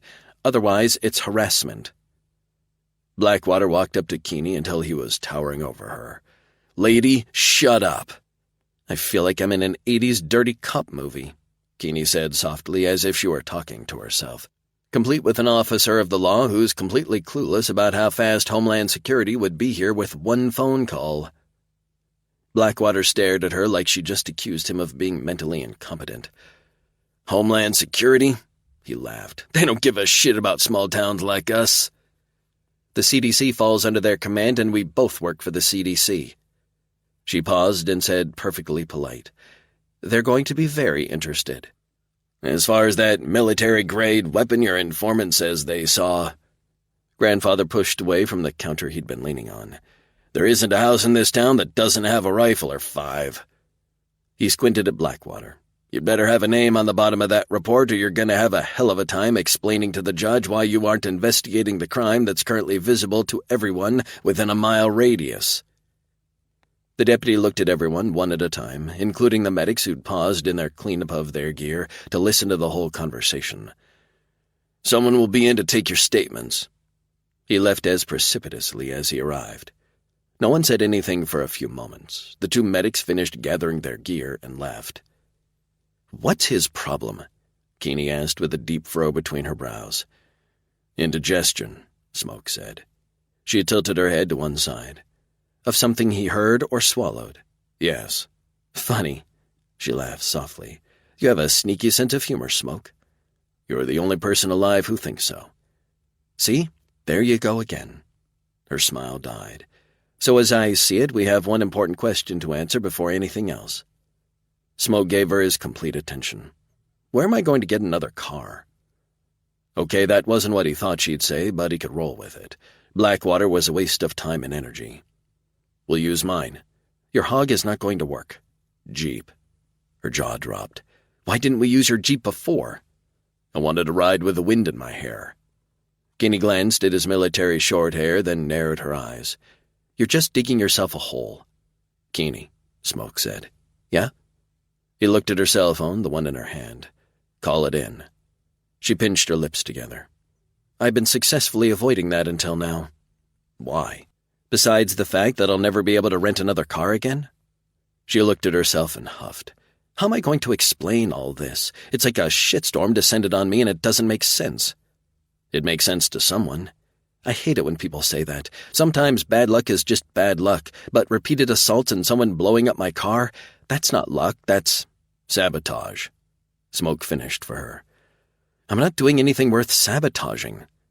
She sounded aggravated, annoyed, and at the end of her rope. "This is a standard routine public health survey and research assignment. It's only supposed to take me 3 weeks. It only took that long in Arizona." She stared at him as if waiting for an answer, but he had none. "Could I have insulted someone by accident?" she asked.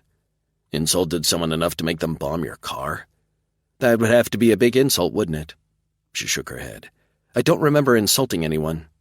She tilted her head to one side. "The guy with the dogs this morning, I never had a chance to do more than introduce myself. As soon as I said I was performing a health survey, he blew up at me." She was right. It didn't make sense, unless... Before he could say anything, 2 sheriff's deputies called out from the front door, asking for permission to come in and take their statements. Grandfather went to deal with them while Grandmother poured Smoke and Keeney a cup of coffee each. Keeney cradled her cup and held it near her face, like it was her own personal campfire, and she was cold and tired. When the 2 cops came into the kitchen, she didn't lower the cup, not even while answering questions. Smoke kept one ear on her conversation and one on the cop interviewing him, but it was quick and straightforward. After about 10 minutes, the 2 police officers left. He examined Keeney's face. Some of her color had returned, and her eyes didn't have that beat-up look to them anymore. "Time to call this in," he said to her. "You call your boss and I'll call mine." "Fine," Keeney muttered as she got out her phone and stabbed it repeatedly with her index finger. "Now you're in trouble," Nana said. He frowned. "How?" "When a woman says fine, but she's visibly upset." His grandmother winced. "She's not fine." The woman in question was talking softly with someone on the phone and pointedly not looking at him. Great. He got his own phone out and called his boss. "River, it's Smoke. Shit blew up in our faces." "I was about to call you. Some deputy in small blind Utah just called." "Yeah?" "Complaining about a gun-toting vigilante who was stirring up trouble. The description matches you to a T." "Did he mention Keeney's car getting assaulted by a crowbar and blown up by a Molotov cocktail?" River paused. "No, that never came up. We were about to leave, got the front door open in time to see the whole thing. 3 guys in a beat-up truck pulled up beside the car, bashed the window in, and tossed a lit bottle of something in there. Instant fire and a nice explosion. You didn't happen to chase the dudes in the truck, did you?" "I might have.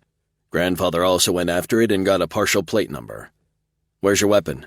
"In the fridge." River laughed. "Okay, good. Give me a couple of minutes to call the sheriff's office back and get this straightened out. That asshole deputy is going to be sorry for leaving details out of his complaint." "Good," Smoke said and ended the call. Keeney had headed to the bathroom a half a minute earlier, so he waited in silence. 3 minutes later, River called back. I told him that if he didn't get his shit together and look after you and Keeney properly, we'd be arriving in force with Homeland Security in tow. At that point, the only thing he'd be in charge of is looking stupid in front of the media. Chapter 13. While she was in the bathroom, Keeney could hear Smoke talking to someone on the phone. No actual words were clear, just the deep rumble and rasp of his voice. It purred over her skin, soothing something battered and bruised deep in her chest. Her reflection, sliced, slashed, and smeared with blood, only made her tense up again, so she closed her eyes to the bandages, blood, and bruises that were all she could see and just listened. His voice soothed her anxiety, slowed her breathing and pulse, and allowed her muscles to go lax. After a couple of minutes, his voice disappeared. Damn. He had finished his conversation. Her conversation with her boss had been better and worse than she'd anticipated. Better because no one was blaming her for all the punishment her cars had taken, and worse because she'd been tasked with a face-to-face visit with a community leader. A woman who'd called the CDC a couple of hours ago and requested assistance on behalf of the local Navajo. Arriving covered in bandages and looking like she'd lost a fight with a porcupine wasn't going to instill confidence in anyone. She left the bathroom and found Smoke talking with his grandfather. Actually, the two men weren't talking so much as standing in close proximity, both apparently deep in thought. Her coffee was still hot. Good. How do you guys do it? The two men stared at her blankly for a moment before Smoke finally said, Do what? Communicate telepathically like that. They did it again, glanced at each other, then stared blankly at her. She gestured at them. You just did it again, spoke to each other without speaking. That's not telepathy, it's body language and knowing how someone else thinks, Smoke told her. I don't know, I'm thinking you have some kind of Vulcan mind meld going on. Smoke's grandfather snorted, but he was smiling. Smoke shook his head. Ready? He asked her. For what? Emmeline Haskey. Oh, yes, sorry. She gulped a bit more coffee down. So where's this Jeep of yours? Other side of town. Did he think she could ride on that monster bike of his and hang on to her tackle box and him at the same time? I think we can lash your toolbox to the back of the bike. Oh, it wasn't like there was much choice. Okay. Smoke turned to his grandfather, but the older man spoke first. A couple people are on their way to fix the window good enough to get us through the night. Take care of Keeney. Smoke nodded and led the way out of the kitchen. Keeney didn't immediately follow. She stood up a little straighter and said, I'm really sorry for bringing all this destruction to your door. Smoke's grandfather shook his head. Don't blame yourself for the decisions of others. You have a job that's necessary and important. He really thought that way. She could see it in the way he met her gaze head-on and the set of his shoulders. Intellectually, she knew what she did had value, but it was also a role that ensured she was never in the same place for more than a few weeks at a time. Most people who did her job only did it for a couple of years before moving into a role that allowed them a permanent address they actually lived in. She'd kept her head down, worked hard, and worked even harder at not thinking about all the crap in the back of her head. Was she a coward? Thank you. You're very kind. That earned her a crooked smile and a bellow of her name from Smoke from somewhere outside. She rushed out and met him coming back in. I had no idea you could be loud like that. I save it for special occasions. How did he say stuff like that, without the least hint of a smile? She didn't know what drove her to do it, but she said in a tiny voice, And it's not even my birthday. He blinked, then said, I've got something much better lined up for your birthday. His voice had a smooth chocolate quality that made her hungry. Wait, was he flirting with her? Now? They both looked like they'd just broken out of prison. She wasn't touching that with a 20-foot pole. Do you know where we're going? Emmeline has lived in the same house her entire life. I'll take that as a yes, then. She hid a smile. Did you hit your head during the explosion? Because even though I just met you, you don't usually willingly give that much information out. He gave her a startled glance, but only shook his head. Nope, not gonna fly, she told him with a grin. That genie is out of the bottle. Smoke put a hand behind her back and urged her out of the door. Firemen surrounded her rental car, still working on extinguishing the blaze. Smoke guided her past them and to his bike. He used a couple of rubber tarp straps to attach her kit to the back of the bike and got on the machine. Keeney got on behind him and scooted up until she was plastered against his back and could wrap her arms around his waist. God, it felt good to hold him like this. His body heat gave her a level of comfort so strong, tears threatened, and she managed to get a tiny bit closer, hugging him with her arms and legs. He put one hand over hers and pressed them to him. That just made her want to cry even more. He had to take his hands off hers to start the engine and get the bike rolling, but as soon as he didn't need two hands on the bars, he was covering hers again, giving her the comfort only touch could provide, establishing a connection. No questions asked. Tears rolled down her face, and she closed her eyes so she didn't have to see the faces of the onlookers who'd gathered across and down the street. Couldn't see their expressions of curiosity, condemnation, and suspicion. She didn't open her eyes until Smoke took his hand off hers again to stop the bike at a stop sign. No one was around. All the excitement was behind them. Her head hurt, and the various lacerations on her body were making themselves known with sharp, jarring jabs. They drove through town to his parents' house, and he parked in front. For several moments, neither of them moved. He got off his bike, so very careful not to jostle her. His gaze was sharp as he looked into her face. "Okay?" "Not really." She managed a weak smile anyway. "I'm starting to feel it." She pointed at various lacerations. He studied her for a couple of seconds, then nodded. "After this, we'll come back here for food, painkillers, and rest. Sounds like paradise to me." He gave her a crooked grin. "You need to get out more." "Ha ha." She got off the bike and had to steady herself. The door to his parents' house flew open, and his mother came out at a run. "Oh my God, are you two okay?" she called as she hurried toward them. "I just got off the phone with your grandmother and—" She'd obviously gotten close enough to see both of them clearly because her jaw dropped. "It looks worse than it is," Keeney said. Smoke turned and gave her a look that clearly said, "You're full of shit," but he didn't say anything out loud. "What happened?" Susan demanded, almost as if it were their fault. "I thought you spoke with grandmother," Smoke asked. "She didn't say you lost a fight with an entire squad of ninjas throwing pointy knives at you." "Pointy?" Smoke sounded scandalized by her choice of words. "None of your sass." She shook her finger at him. "Get in the house, both of you. Some TLC is what you need." "That would be lovely, but we can't," Keeney said with a wince. "We're under orders to interview Emmeline Haskey. She called the CDC to demand some answers, and the CDC has a few it would like to ask as well."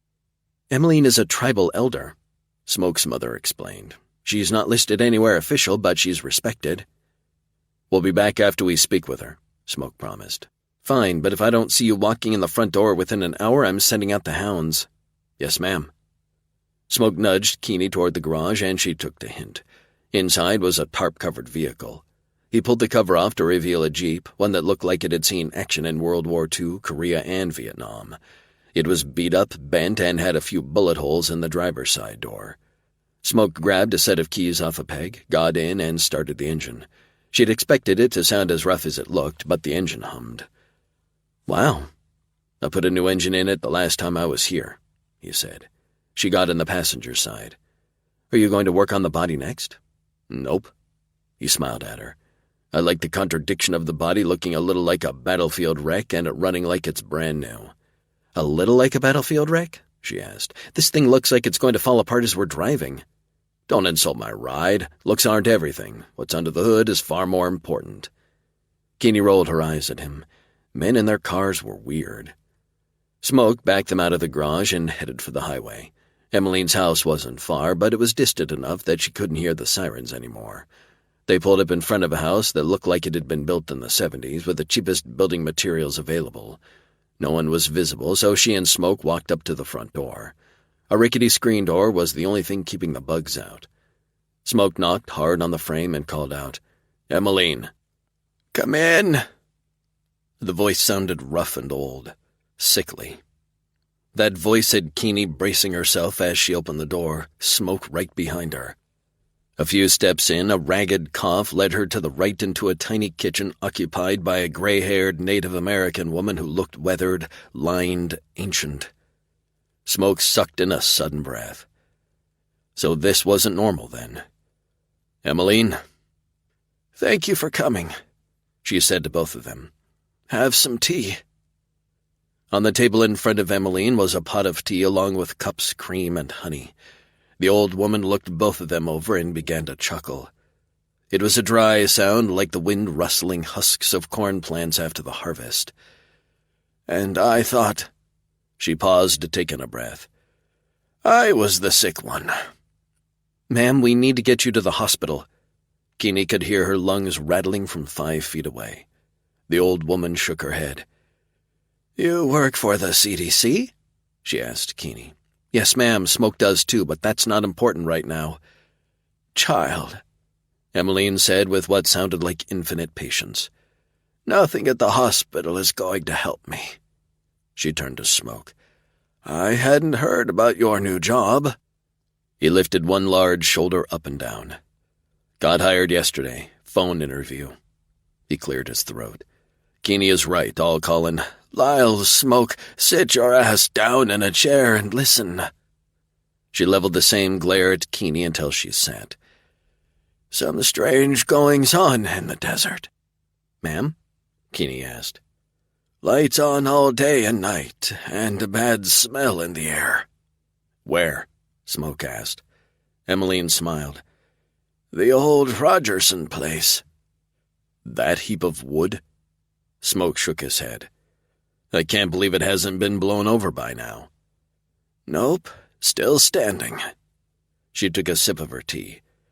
"Some developer from Arizona bought it from the bank a couple of years ago. They haven't done much more than survey the land and put a big-ass fence around it." She paused to breathe. "People are living in the house, men who shoot at you if you get within sight of the fence." She took another sip and a smile lifted the corners of her lips.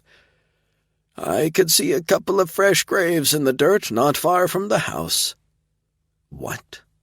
Keeney stared, open-mouthed at the old woman, her stomach so cold it was another ice age in there.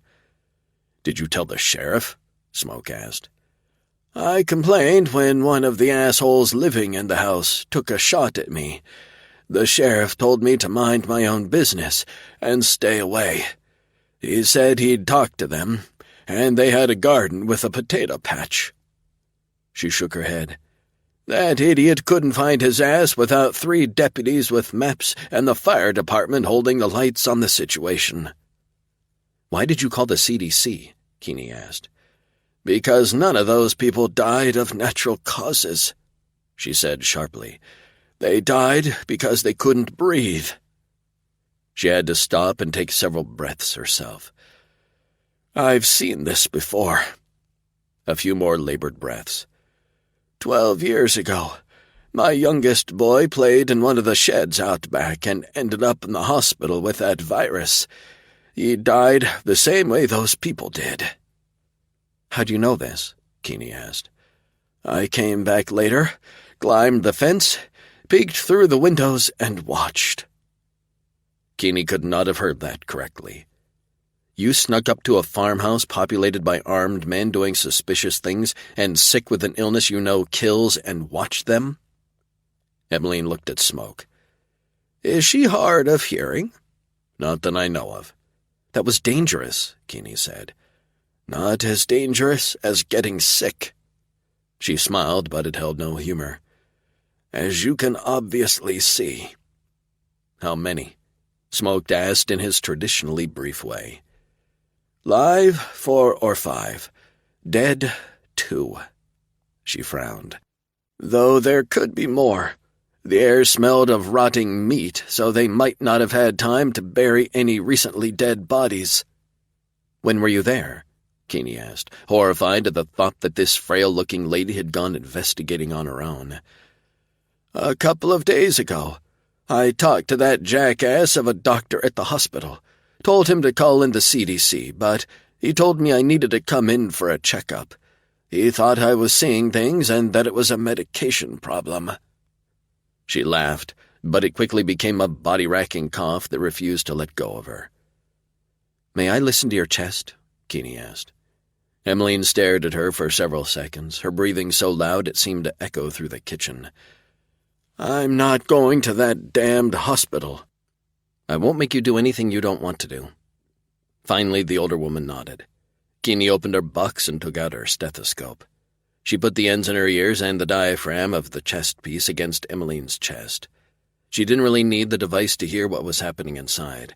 Fluid popped as Emmeline breathed and forced air through it, sounding like an old-fashioned coffee percolator. That was in the upper parts of her lungs. In the lower areas, there was no sound at all. She pulled away, took the stethoscope off, and put it back in the box. "You have pneumonia. I can't hear anything from deep in your lungs. They're too full of fluid." She considered the older woman. "If you don't get treatment, it could kill you." That made Emmeline laugh, but it was a wet sound, and it sounded wrong, a sound that shouldn't have come out of anyone living. "I've been dying since the day I was born. This ain't nothing new." "This time it might be permanent," Smoke told her. Chapter 14. Smoke watched Emmeline struggle to take in enough air to satisfy her body's needs. She was sweating with the effort, and something in her eyes told him she knew death was coming, soon. He saw acceptance in Emmeline's gaze, but it gave him no comfort. People weren't supposed to welcome death. They were supposed to fight it. "We need you to be a voice in our community," Smoke said. If he had to remind her of her place as an elder, as a leader, then he wasn't going to pull his punches. "We need your words to convince the sheriff and hospital people that the time to act is now. Not tomorrow or the next day, now." "That's," Emmeline said slowly, taking a breath with every syllable, "your job, Lyle Smoke. You're already a warrior. Now you need to be a leader, too." "You're just going to give up?" Her words, all that she said and didn't say, were a spear to his gut. It tore him open, leaving him in a winter of weakness. Emmeline tried to speak, but she was wrecked with cough after cough. Keeney scooted around the table to lend a hand, but Emmeline waved her off. Keeney looked at him and angled her head toward the doorway. Smoke followed her out of the kitchen. "Agitating her won't help. She's committing suicide," he countered, clenching his fists tight and holding them rigid against his side so he didn't put holes in the walls. "Slowly, but it's the same thing. We can't force her to go." "Can't we?" Emmeline might have decided it was her time to die, but a couple of people might be able to talk her out of it. She has family, grandchildren. "Oh, that's—" Kinney thought about it and grimaced. "She won't thank you for it." He'd faced down scarier people than Emmeline. "I can live with it." He strode back into the kitchen to confront the old woman again. She was face down on the table. Shit. "Keeney." She was already darting around him, rushing to Emmeline's side to put fingers against the unconscious woman's neck. "She's got a pulse, but it's fast. Too fast." Keeney dove for her toolbox and pulled out her stethoscope and wasted no time to listen to Emmeline's lungs. "It's worse." She met his gaze. "Call 911. Smoke had his phone out already, so he punched the numbers in and made the request. He was told the ambulance would be there in 10 minutes. He and Keeney stood vigil as those minutes ticked down, Keeney listening to Emmeline's chest and back the entire time. It wasn't until the sound of sirens became audible that she spoke. "I can literally hear the difference between now and 10 minutes ago." She looked so sad, so fucking helpless that he wanted to yell at the old woman for making a martyr of herself. "She made this choice," Smoke told Keeney, his anger turning his voice into a sharp-edged blade. There wasn't any softness in him to dull the edge. "Suicide doesn't end the pain, it just reassigns it, and that's not fucking fair to everyone she leaves behind." Keeney stared at him, all the color draining out of her face. "How old are her grandchildren?" "Not old enough," he said with a grunt. "No one is old enough for this." "I didn't mean—" Smoke cut her off. "I know." He rubbed a hand over his face. "I know," he said more gently. The paramedics came in then, the same two who'd bandaged them up an hour before. They gave Smoke and Keeney long looks before focusing on Emmeline. Keeney told them the timeline of events since they arrived, and the medics got the old woman on a gurney and into the ambulance in short order. They were gone a few minutes later. "Now what?" Keeney asked. Smoke looked at her, taking in her slumped shoulders, the lines of pain and stress bracketing her mouth, and the dark circles under her eyes. He probably didn't look much better. Now we talk to the sheriff, then get some rest before we both fall over." "What are we going to tell him? That jackass deputy has probably told him all kinds of shit." "Trespassing is a crime. Maybe the people she saw in the house didn't look like any kind of developer." "Oh," Keeney said with more enthusiasm. "That might work." Or the sheriff could ignore what Emmeline said as the ramblings of a sick old woman. They'd cross that bridge if they came to it. He phoned the sheriff's office and was told he was at the scene outside his grandparents' home. He and Keeney drove there in the Jeep and found the man talking to two of his deputies. Neither man was Blackwater. "Sheriff Davis," Smoke said. The man looked up, saw them, and his face hardened. "Lyle Smoke and Keeney Carrick?" "Yes, sir. Emmeline Haskey was just taken to the hospital," Smoke said. "Breathing problems." The sheriff stared at them. "Unfortunate, but I don't see why that warrants you two tracking me down." She became suspicious of increased traffic near her at the old Rogerson place. Said there were strangers in the area at odd hours.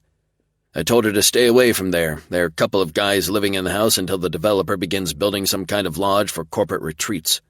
The sheriff swore. "Don't tell me she took a look herself." "Yup. She thought they looked like squatters and the place stank." Smoke left out the graves and the smell of decomposing bodies.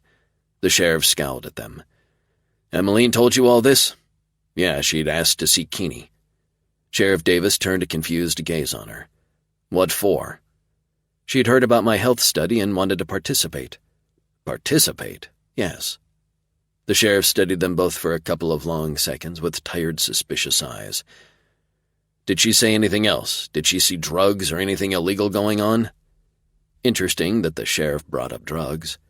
"No," Smoke said. "She collapsed after that."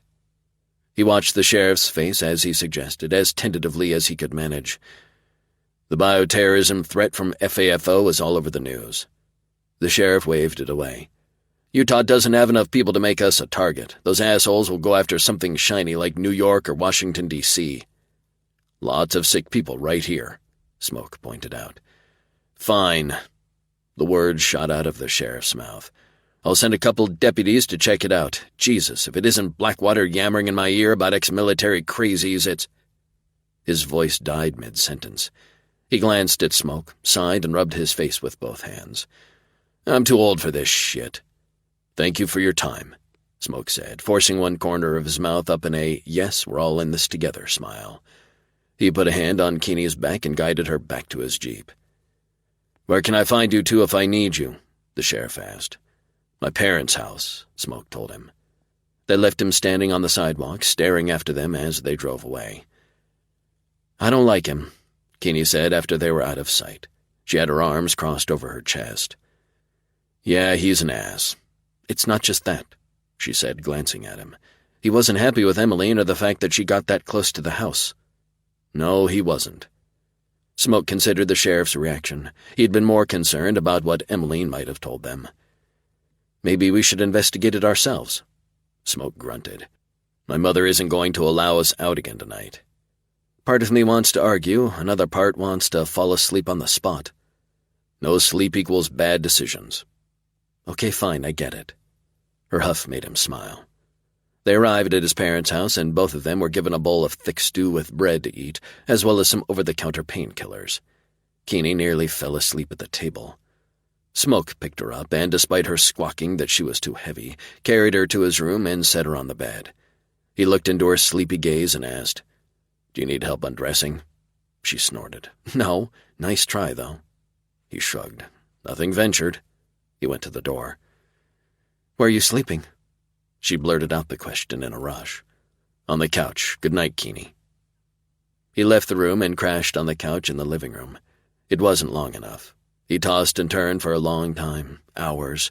At about 2 a.m, Keeney came into the room wearing one of his old T-shirts as a sleep shirt, her bare legs taunting him. She had bruises blooming under the cuts on her face and arms. Her hair was a mess. Damn if she wasn't the prettiest thing he'd ever seen. He had to restrain himself from wrapping her in his arms. He wanted the scent of her hair in his nose again, her weight against his chest, and the silk of her skin under his hands. Wanted with a strength that tested his control. "You can't sleep either?" she asked him softly. "No," he said. She stared at him for a moment, her hands rubbing up and down her arms like she was cold. She padded over to stand in front of him, then grabbed his hand. "Come on." "To where?" "Your room." That was a fantastic idea. What? No, it wasn't. Not touching her would tie him up in knots so tight he'd be lucky if he didn't strangle himself. "No, you sleep there." He had to clear his throat. "I'm good out here." She frowned and huffed. "Stop arguing with me. I'm not suggesting either of us sleeps out here." "Then what? It's a king. We'll both fit." Jesus Christ, the word fit took him someplace he didn't think was on her radar. "Keeney, I promised to keep my hands to myself this time." "It's not your hands I'm worried about," he muttered, feeling his cheeks heat. "I trust you." She tugged on his hand again.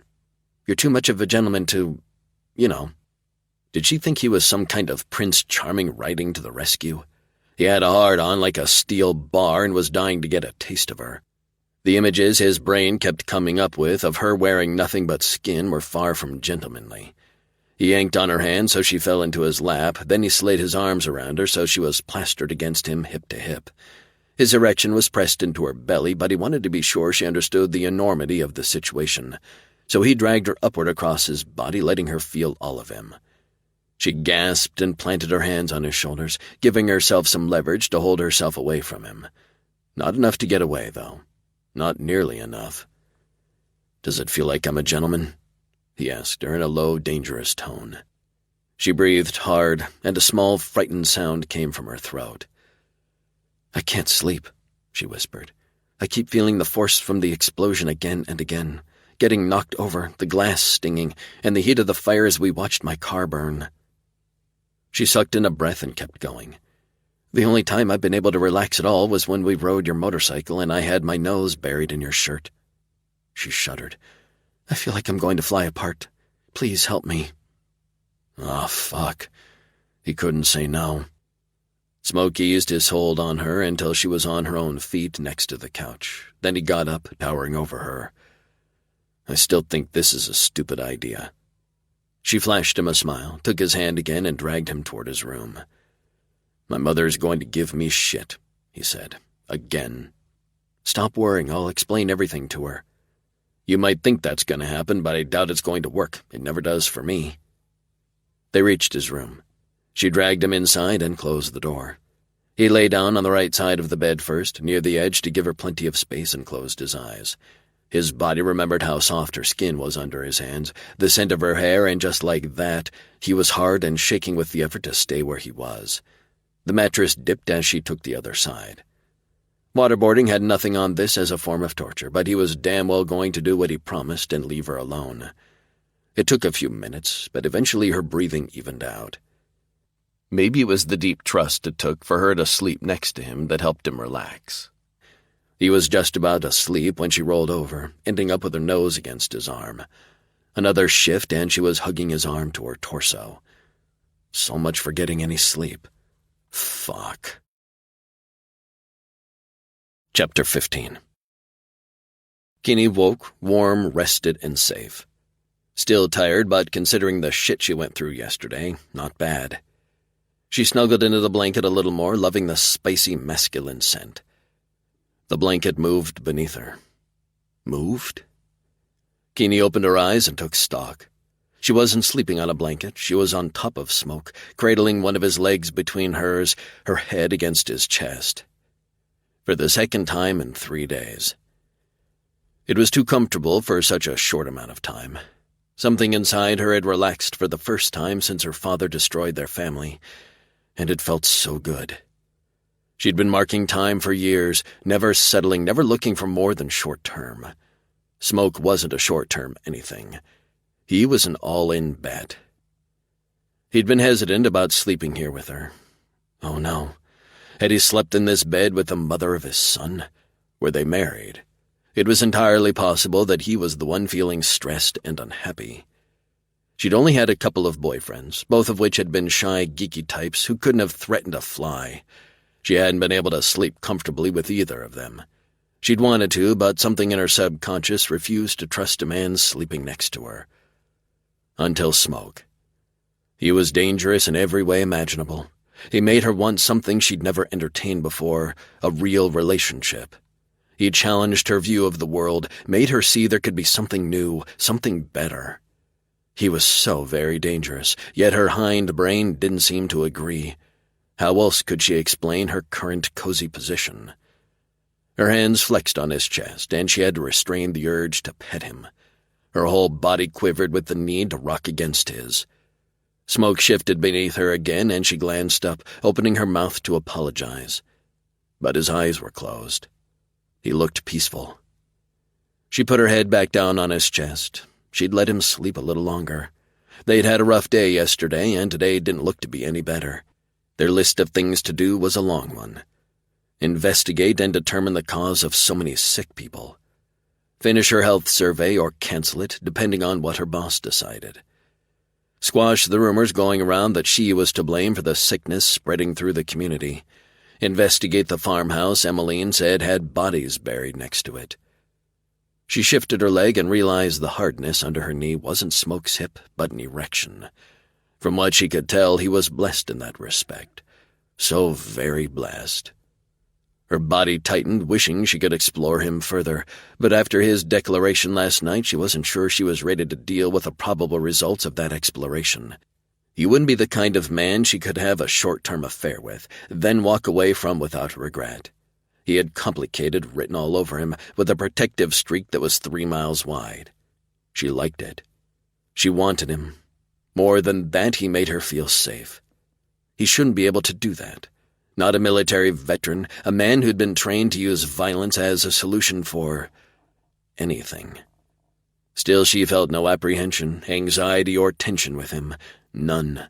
Lying here with him only made her feel safe, content, free. It was confusing. He'd already made it clear he wanted her, tried to scare her away with it even. Casual sex wasn't her thing. Her relationships might have all been short, but she didn't enjoy it if there wasn't any emotional connection with the man she was with. She'd only met Smoke the day before yesterday, but that connection was there. Day 3.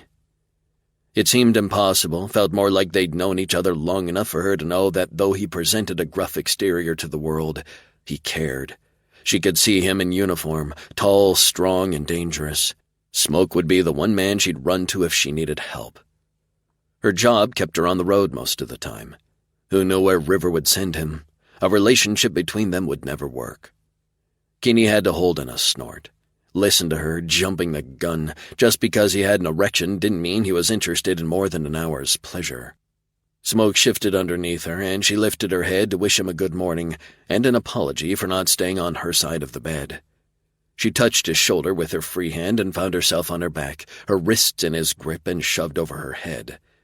He settled between her legs, his weight pinning her to the mattress. His erection was a long, hot brand against her, and she found it impossible to calm her breathing. He stared down at her, frowning, his blue eyes focused on her face, her lips. "Smoke, I'm sorry." He kissed her, his mouth taking advantage of the fact that hers was open by flicking his tongue against hers, tasting her, teasing her. His kiss sent an arrow of fire through her veins, tightening her body, increasing the want to a level that made it impossible to keep still. She moved under him, rocking against that wonderfully hard cock. Why had she been hesitant to touch him, be touched by him? He groaned and kissed her harder, angling his head so he could taste all of her, and pressed his hips harder against hers. She wasn't sure how long they kissed, long enough that she had her legs wrapped around his waist while she rocked with him. The sharp crash of a dish shattering in the kitchen brought all of it to a halt. Smoke wrenched himself away, and he stared down at her like he didn't know where he was or who he was with. "Fuck." The word came out of him like an explosion. "Yes, please," she replied without thinking. He blinked slowly, his blue eyes dilated. His breath came in a fast and hard pant, like he'd run a mile in record time. He looked at her like she'd lost her mind, then lowered his head so he could whisper in her ear. "My mother might hear us." "Not if we're quiet," she whispered back. Wait, what had she just said? He thrust himself against her and shuddered, his face tightening with desire. "Be sure, because once I have you naked, I'm not sure I can stop." The words just fell out of her mouth. "Doesn't look to me like you're going anywhere." He frowned, then glanced over his shoulder at her legs, holding him down. The groan that came out of him started deep in his chest and rumbled out as he put his forehead against hers. "Holy Mother of God, I'm going to go to hell." "Only if I can come with you," she whispered. "This is a bad idea, Keeney." "The worst," she agreed. Her body was alive with tension and need. She couldn't help a little wiggle, and it pulled a moan out of both of them. Smoke shuddered and tightened his hold on her wrists, his gaze hot on hers. "Last chance." "Shut up," she said, staring at his mouth. "And come here." "I'm on top," he growled against her lips. "I give the orders." He took her mouth before she could argue, his lips and tongue pulling her under in a sensual undertow she had no wish to fight. His hand released her wrist, and she wound her arms around his neck. Something tugged near her waist, then a hot hand skimmed up her side to stroke the sensitive swell of her breast.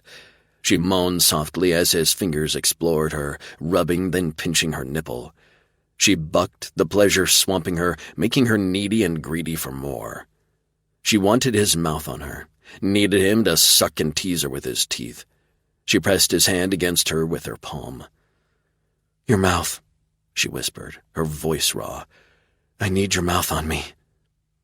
His response was a groan so deep she felt it more than heard it. He reared up, pulling the T-shirt up and over her head, leaving her naked except for the panties she wore. He stared at her breasts, his hands cupping and shaping them. Then he dipped his head and tasted her. The pleasure swept over her, and she willingly drowned in it. He sucked hard, and she arched under him, her hand behind his head. She wanted to moan, order him to suck harder, but if she let any sound out, it would all come out and the whole house would know what they were doing. The need for silence intensified the pleasure somehow, ratcheting up her response to his slightest touch. He switched breasts, and she found herself stuffing the heel of her hand in her mouth to keep from crying out. He was destroying her, utterly wrecking her, and she didn't want to be the only one. She ran her hands across his shoulders and down his back as far as she could reach, but it wasn't enough. She wanted to explore the rise and fall of his muscles, discover the places on his body that gave him pleasure. "I want," she whispered, barely able to catch her breath, "to touch you too."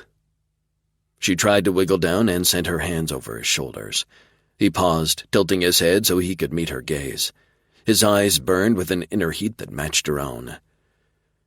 "I won't last if you touch me," he said in a sub-vocal voice that seemed loud even though it wasn't.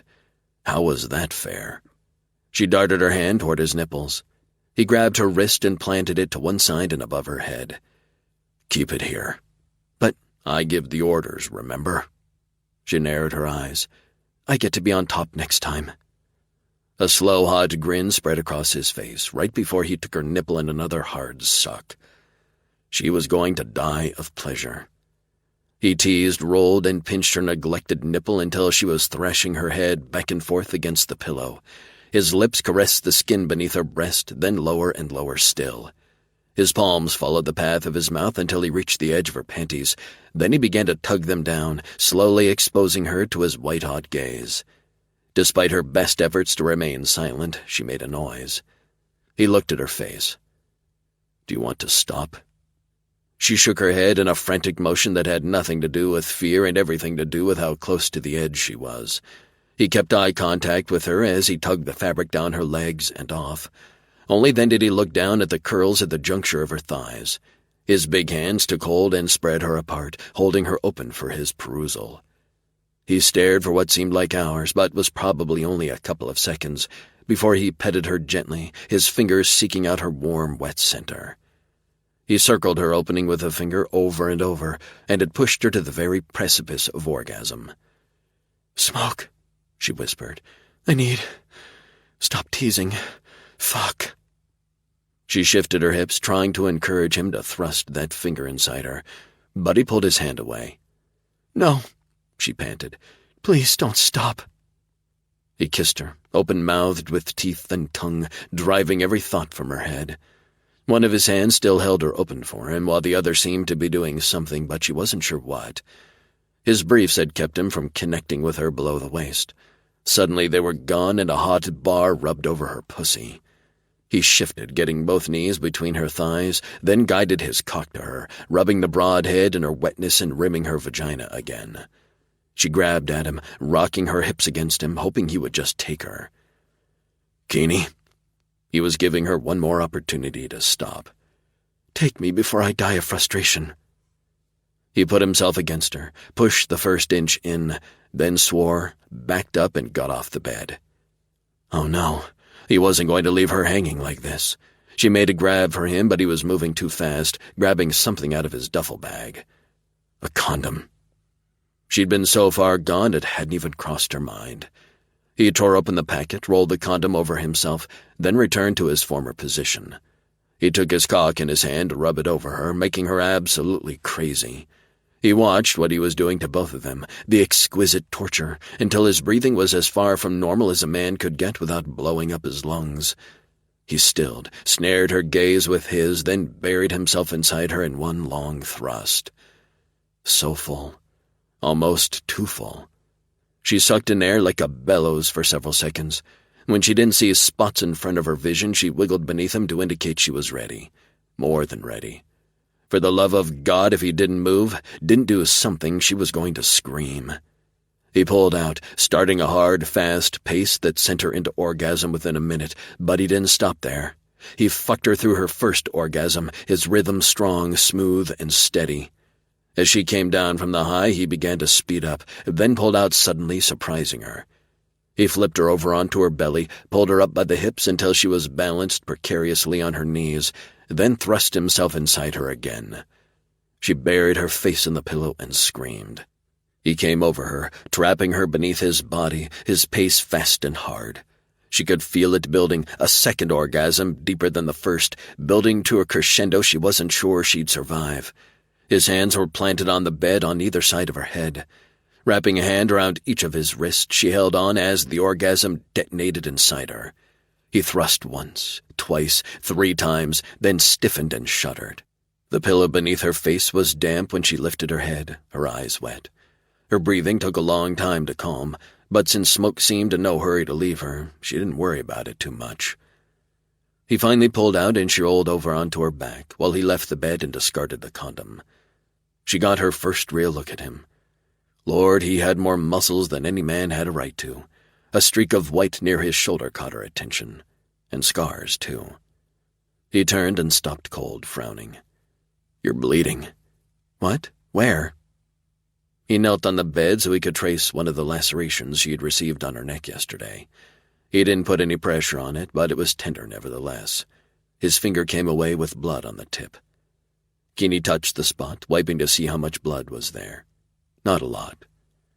"I shouldn't have touched you." He sighed and pulled away. She should have agreed with him. If she wanted to stay untangled, it was the smart thing to do, the reasonable thing to do, but she wasn't feeling either. "As I recall, I touched you first." He stood next to the bed and stared down at her for a long moment. "Go ahead and shower. I'll get breakfast on the go and check in." He pulled on a pair of jeans, the same ones he'd worn yesterday, and left the room. She was treated to the sight of his muscled back and shoulders and wanted to go back to where they started. Not going to happen. She rolled off the bed and got to her feet. Dizziness forced her to sit down on the bed and put her head between her knees. After a few seconds, the vertigo passed. She got up, put on the borrowed shirt, and walked to the bathroom. Food would help. After a shower that revealed more bruises than she thought she had, she was careful to make sure all the lacerations she had were held together with butterfly bandages and Band-Aids. She probably could have used a stitch or two on a couple, but that was going to take time and attention away from the larger problem. What the fuck was making people sick here? She got dressed in Smoke's room and called her boss before going out to face whoever was home besides her new coworker. Holy crap, she just had amazing mind-blowing sex with a coworker. Dummy. "Rodriguez," her boss said. She had to clear her throat. "Good morning, this is Keeney." "How are you? Do I need to pull you out, or are you well enough to continue?" "I'm okay. I'm going to look colorful for a week or two, and I've got bandages all over my face, neck, and arms, but it's nothing that will get in my way." There was a long pause before Rodriguez said, All right, Smoke talked to River this morning and mentioned a farmhouse he wants to investigate. I looked into it, and it's on private property. We would need more than a rumor or the suspicions of a single resident to justify a visit. Not when 2 more people died overnight at the local hospital with another 10 showing symptoms. Meaning it's not seeming like there's a single source of the virus. We could be looking at a new strain or a new vector rodent carrier. Your samples arrived late last night, and we're waiting for definitive results before declaring the pathogen a hantavirus. We need to know the species of rodent that's carrying this particular virus. I'm bringing in a second epidemiology team to help investigate. Hopefully we can find answers quickly. Yes, ma'am. Assist with patient care and check in with me every 2 hours. Good luck. Rodriguez ended the call. Keeney put her phone in the pocket of her jeans, pulled on another public health nurse t-shirt, and left the bedroom. Smoke was in the kitchen cooking eggs and bacon. Wow, you're brave, she said to him. Cooking bacon shirtless. Nah, he said with a shrug that drew her gaze to his muscled chest. Lazy. His mother came in with some tomatoes. Stupid might be closer to the truth. She put the vegetables on the counter, then came over to give Keeney a long once-over. Are you sure you should be working? I look that bad, huh? Yes. I hope I don't scare anyone. They're more likely to call an ambulance than the police. Mom, Smoke said, stop picking on her. Susan turned on her son. She's covered in bruises and cuts, has 2 black eyes, while the rest of her looks like she was dipped in white paint. Thanks, Keeney muttered. I feel so much better now. Mom.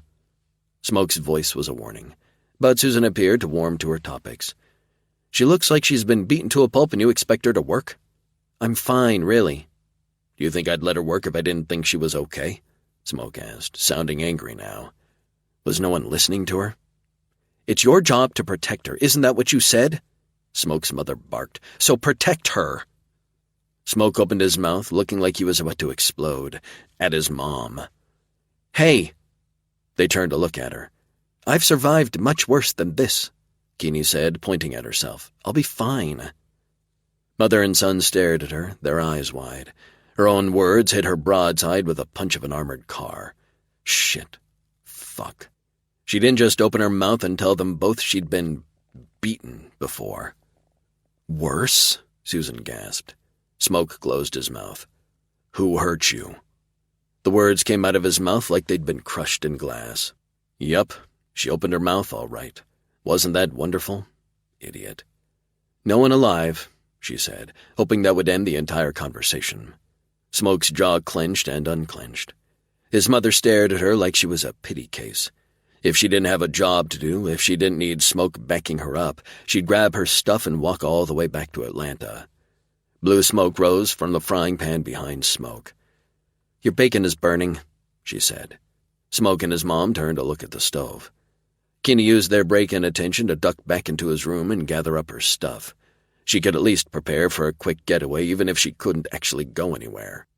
She picked up her dirty shirt, shaking her head at the bloodstains all over it. No amount of washing was going to save it. A draft washed over her as someone opened the bedroom door behind her, then closed it. She glanced over her shoulder. Smoke stood behind her. I'm sorry. For what? Burning the bacon or talking about me in front of my face like I wasn't there? He cleared his throat. No, more like wishing I could strangle the person who hurt you worse than this. You're apologizing for thinking about committing a homicide? She asked. You're a soldier. Kinda late for that, isn't it? She went back to packing. Going somewhere? He asked, sounding only mildly curious. She'd heard that tone from him before. It was a lie.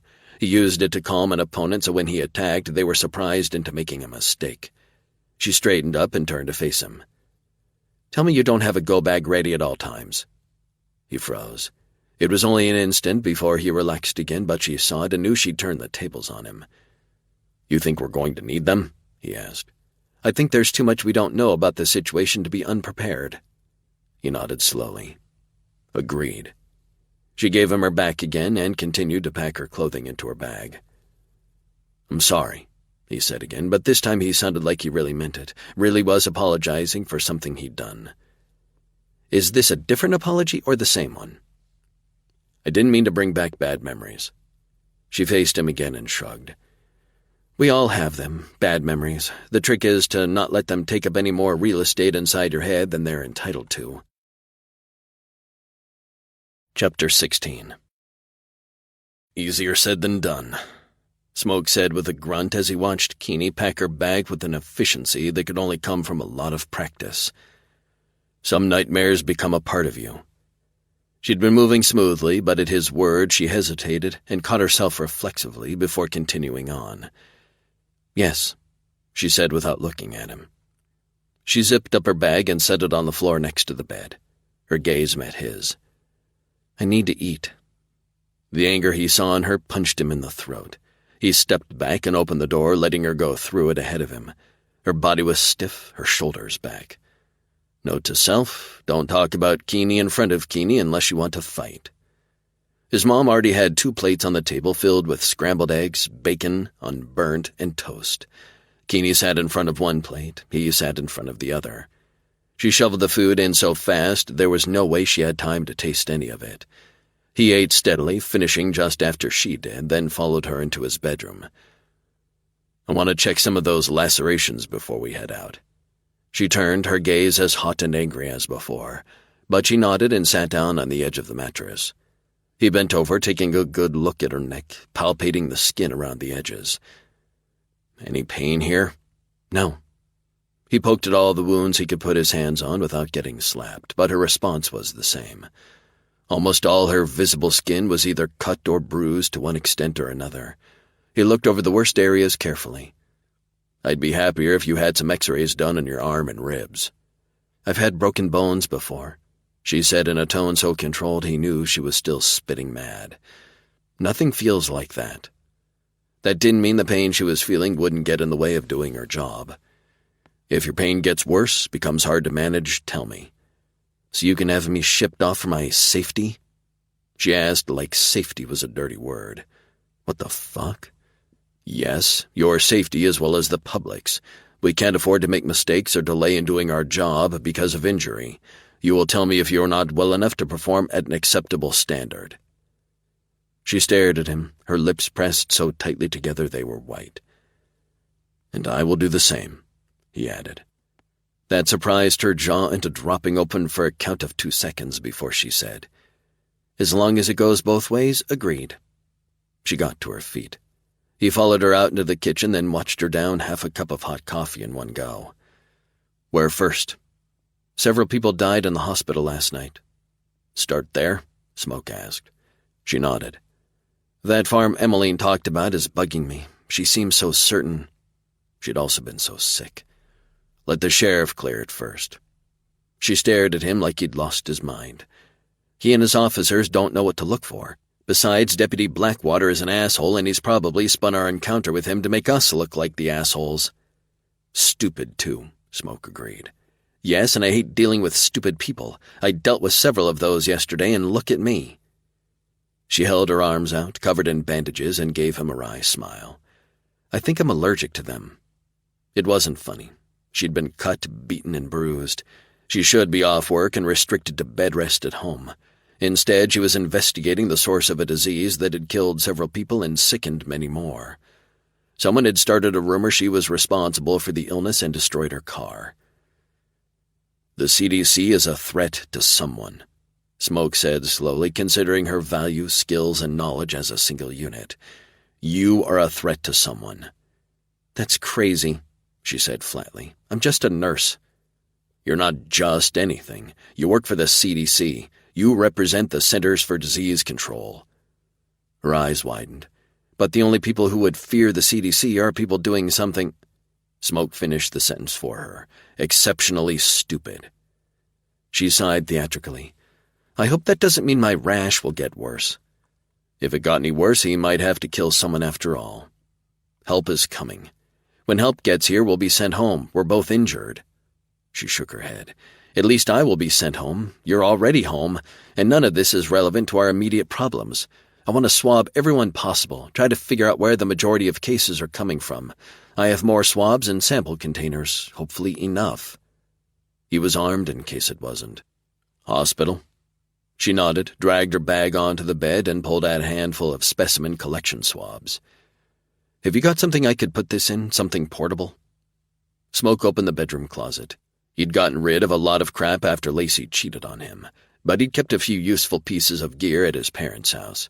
He pulled out an old backpack, one he hadn't used in years and had seen better days. It wasn't large, which made it good size for Keeney. He put it on the bed next to her bag. She picked it up, stuffed a few things in it, then paused to give it a cautious examination. "You went to Princeton University?" He shrugged. "What did you take?" "Engineering." "Right," she said, muttering to herself, "and I'm just a nurse." He hid a smile as he went back to the closet and pulled out a few items he could see possible uses for. First was a folding knife and a rugged pouch that clipped to a belt. "Here," he said to Keeney, "put this on." She took it like it was a live snake and dropped it into the backpack. "I'm not wearing a knife." "It's not just a knife, it's got a fire starter, flashlight, and even a whistle." "I'll keep it in the backpack, but I'm not wearing it." Stubborn woman. He bent down, lifted his jeans pant leg, and slid another knife and sheath on so it hugged the outside of his lower right leg. A longer knife. "Why would you need a knife that big for anything legal?" "It's for illegal problems, not legal ones." He removed the last item he wanted from the closet, its paracord-wrapped handle reassuring in a way that should have been uncomfortable but wasn't. "What is that?" "A tactical tomahawk." He set it on the bed. She watched him shrug on the leather shoulder holster for his Beretta, checking his weapon, then holster it. "You need a knife, a gun, and an axe?" Her voice sounded incredulous. "Just how many illegal situations do you think we're going to run across today?" He met her gaze and held it. She couldn't be that naive after all of the injuries she suffered yesterday. Which reminded him, he went back into the closet and came out with a first aid kit, stuffing that into her backpack too. She sighed. "It's going to be one of those days again, isn't it?" "Hope not," he said with a shrug. "Not getting caught unawares if it is." She closed the backpack and slung it over one shoulder. "Thank you for making me paranoid on top of everything else." She led the way out of his room, waved at his mom, and opened the front door. Deputy Blackwater stood in the doorway, his hand raised to knock. "Looks like I got here in the nick of time," he said, his voice vibrating with rage. She glanced over her shoulder and said to Smoke, "Can I go back to bed and start this day over?" "Not sure it would help," Smoke said, examining the deputy's expression and body language. The man had his teeth clenched so tight there were white lines of tension painted on his skin along his jaw. His entire body was rigid, nearly vibrating with some strong emotion, and his right arm was bent at the elbow ready to draw his weapon. "We're going to the hospital," Keeney said to the other man. "Neither one of you is going anywhere until I get some answers," Blackwater said, glaring at both of them and taking a step forward. 6 more bodies are in the morgue this morning." He took in a breath and snarled, "2 of them are fellow deputies." The muscles of Smoke's back twisted and tightened. That explained the fury, but not the accusation on his face. "I'm sorry for your loss," Keeney said, her combat-ready stance and voice softening. "How can we help?" Smoke restrained his need to move in front of Keeney, shove her back and out of the way of a man on the edge of violence. His instincts beat and screamed at him, demanding he protect her, but she'd made it clear she wouldn't tolerate him treating her like she was a potential victim. Blackwater leaned down, invading her space, and said in a menacing tone, "You can tell me where his AR-15 is." She leaned back, almost unbalancing herself. "His what?" "The civilian version of an M16. He has one registered to him along with several other weapons." Smoke opened his mouth to correct the idiot, but Keeney beat him to it. "Wait, are you accusing Smoke of sneaking out in the middle of the night to shoot 2 of your coworkers?" She shook her head. "Are you serious, after all the injuries we both suffered?" She pointed at Smoke. "Does he look like he's up to that kind of cloak-and-dagger bullshit?"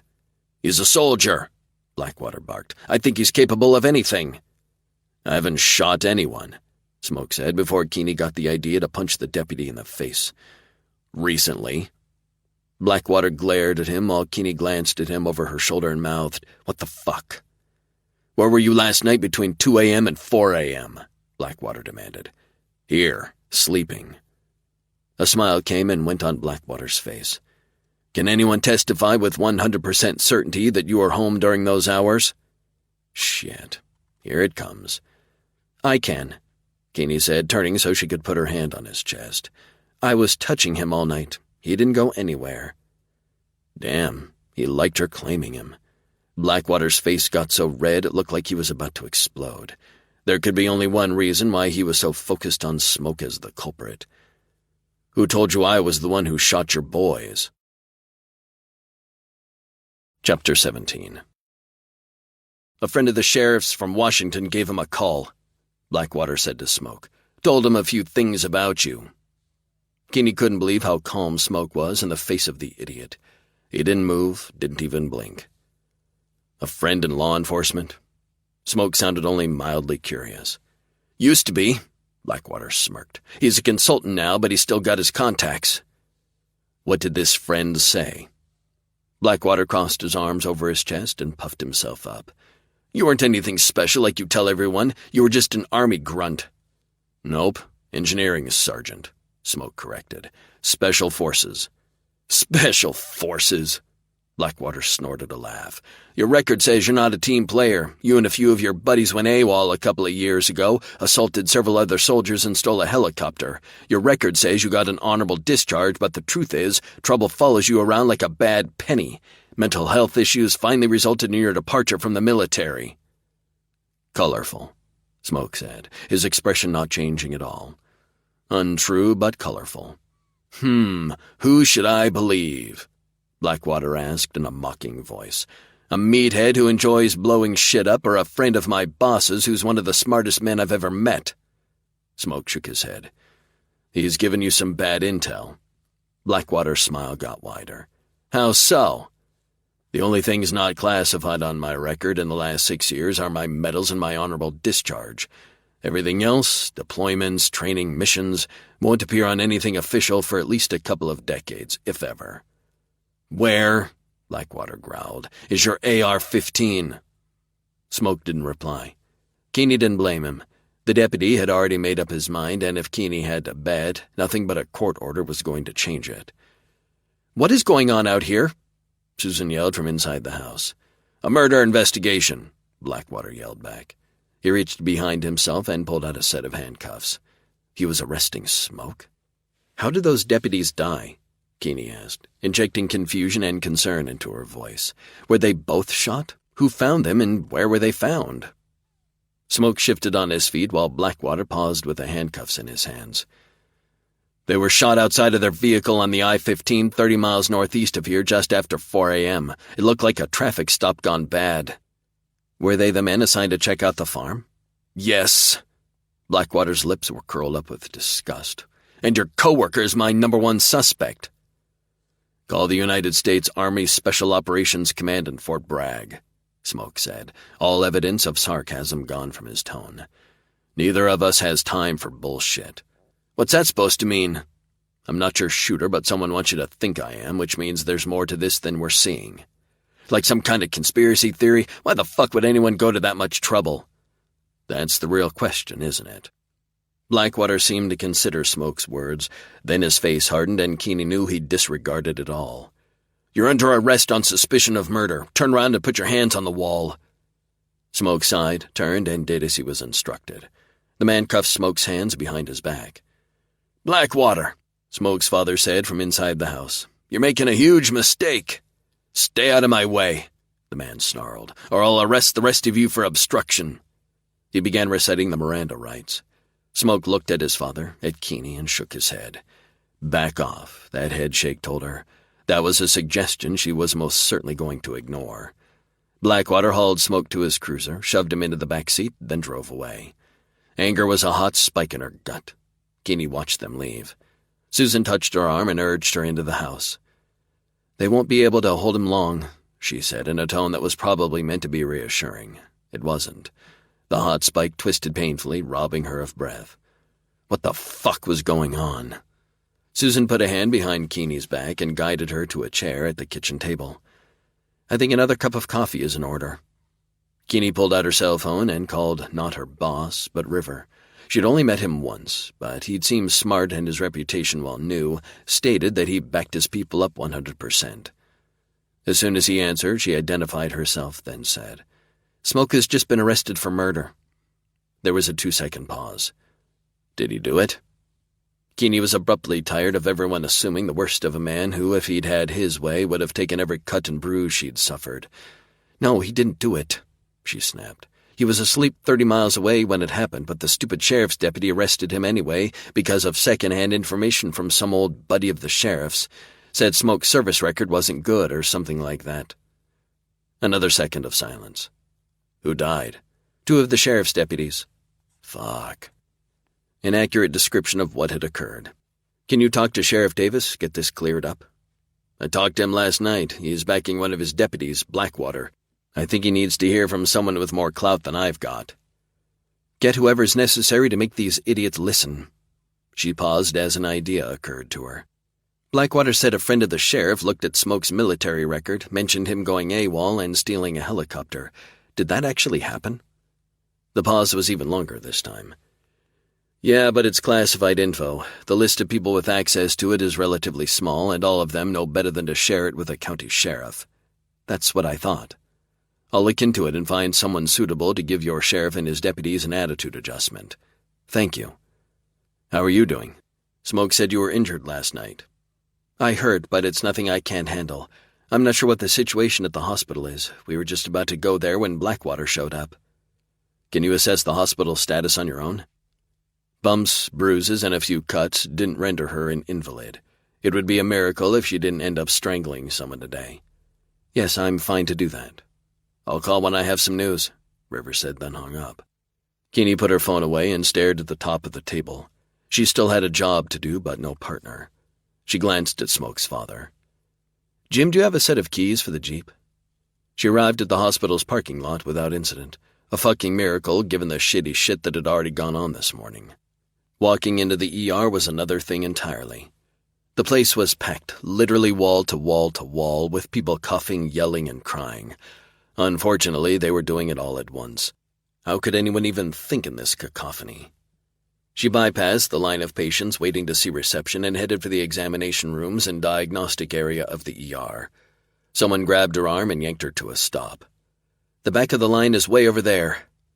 Kinney looked at the woman dressed in scrubs and said, I'm not a patient. The woman shook her head. Either get back in line or I'll call security. I'm with the CDC, Kinney told her, hauling out her identification and showing it to the woman. I'm expected, she hoped. The woman stared at Keeney's CDC ID, then jerked her hand back. I look like I barely survived an argument with a pissed-off porcupine, but it's nothing to do with why I'm here, Keeney interrupted. Okay? The woman nodded, and Keeney hurried toward the knot of medical personnel she could see through the doorway. She glanced around but didn't see anyone she recognized from the day before. That wasn't a good sign. She approached a group of 3 women and one very elderly man, all dressed in identical mint-green scrubs, and introduced herself, showing them her CDC ID as well. The CDC is here? One of the women asked. Oh, thank God. All 4 of them stared at her with varying degrees of relief. So much relief she feared one of them might faint. How many people came in with you? The man asked. I'm here, Keeney said, to assess the situation. I spoke with Dr. Flett yesterday. The last I heard, he had a fever. Where is he? Dead, the man said.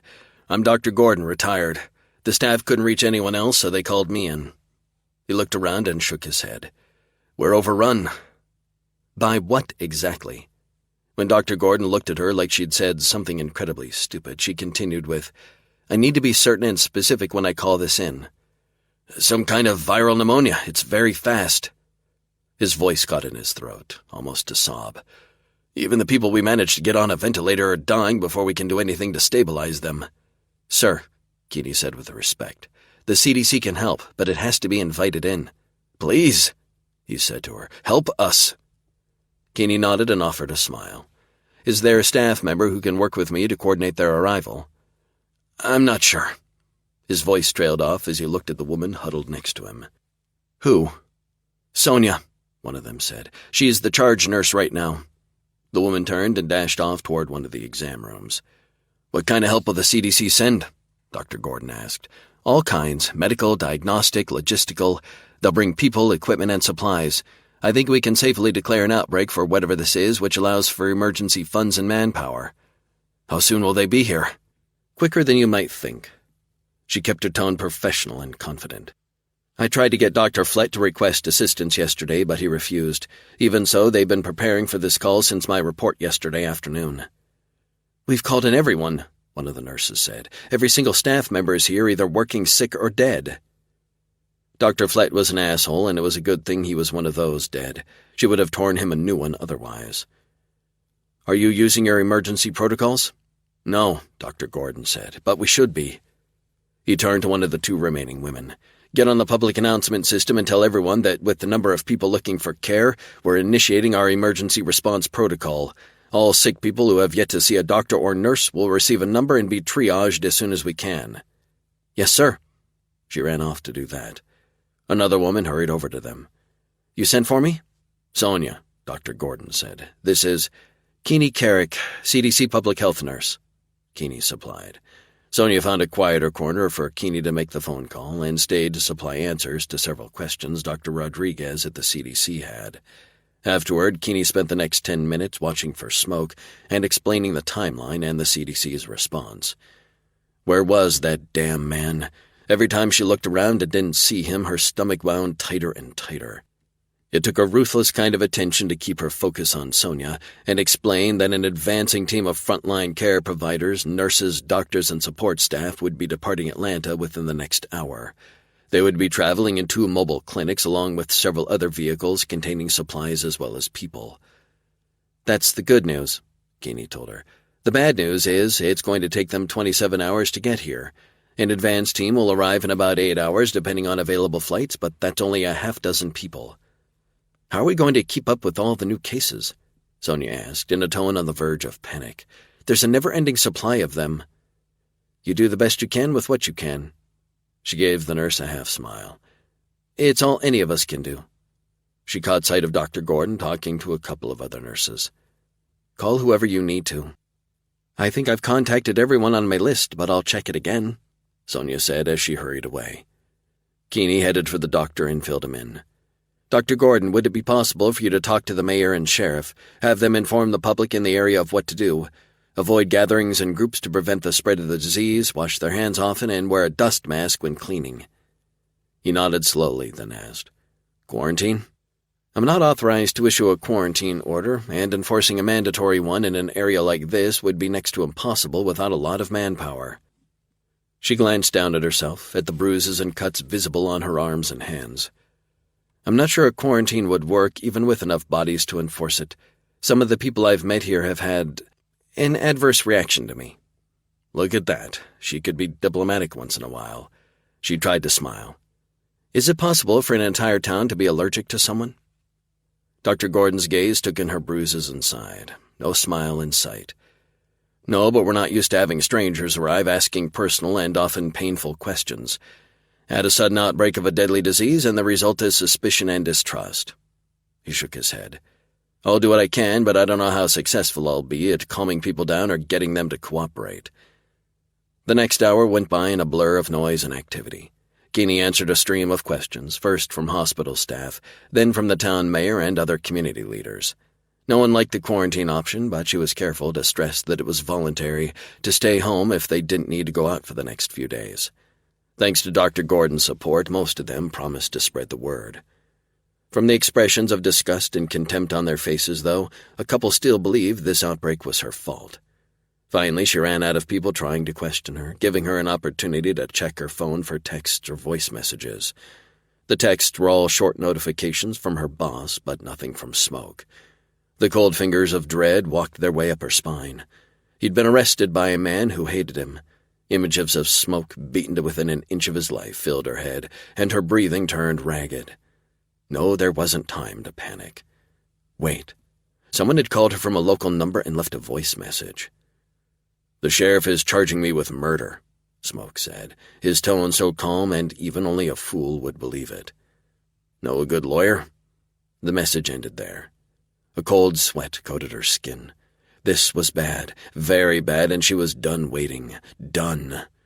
About to call River and demand to know why he hadn't found a general or admiral or whoever to shout some common sense into the sheriff's head, she noticed the timestamp on the call. Almost an hour old. Maybe the sheriff had been forced to see the light. If so, where was Smoke? She tried calling him. It went straight to voicemail. Damn it. She, the sheriff, and Deputy Blackwater were about to have an unpleasant conversation. The receptionist desk in the building housing the jail was manned by a young-looking man with a large mustache, wearing a police uniform and a name tag that read Domingo. "Hello," she said with a polite smile. "My name is Keeney Carrick, and I'm wondering if I can talk to the sheriff." Officer Domingo returned her smile. "Pleased to meet you, ma'am. I'm afraid the sheriff is busy with a prisoner right now. How can I help you?" That didn't sound good.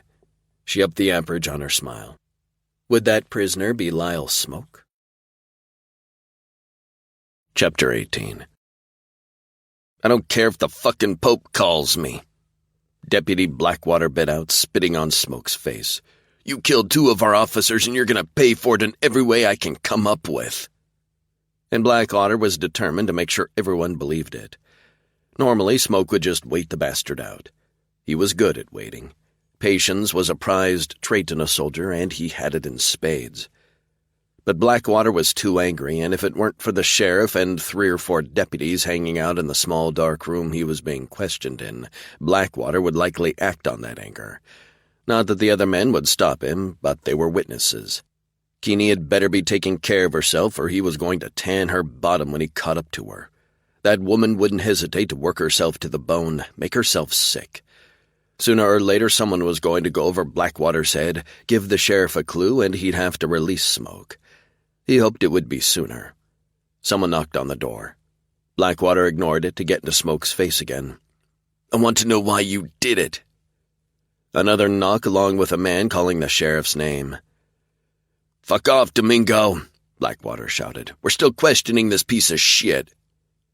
The sheriff left his position, leaning against a wall, and went to the door. "What?" The door opened wide enough for the guy to say, "Sir, Dr. Gordon is on the phone for you. He says the CDC is on its way and that he needs you to convince people to stay home." "Dr. Gordon?" "He was the only doctor in town for years," Blackwater said. "He's retired." The cop in the doorway said, "The doc on duty died during the night, so they called Gordon in." The fresh-faced officer standing in the doorway said, "There's also a Keeney Carrick here to see the prisoner." "That bitch is working with his asshole," Blackwater snarled. "Language," the sheriff said, a warning note in his voice. The deputy cleared his throat. "Sir, one more thing. An Agent Dozer from Homeland Security called. He spoke to me and said that if you don't call him back in the next 10 minutes, he'll be on the first plane out here with a dozen of their agents and twice that from the FBI. "Is that so?" The sheriff looked thoughtful as he glanced at Blackwater. "Anything else?" "And," Officer Domingo continued in a small voice, "he also said that he'll set up his command post in your office." Shit, Dozer was pissed off. Smoke had to work not to laugh. "Everyone is sure in a goddamn hurry to start a ruckus today." The sheriff strode out the door. Blackwater's face looked hot enough to start a fire. "Fuck." He paced away, then came back to the table to hiss at Smoke. "Fucking Homeland Security. This is my town, and no snotty asshole is gonna take over just because they work for Homeland Security."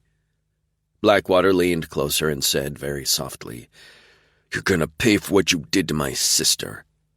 "Didn't do anything." His words made Blackwater madder.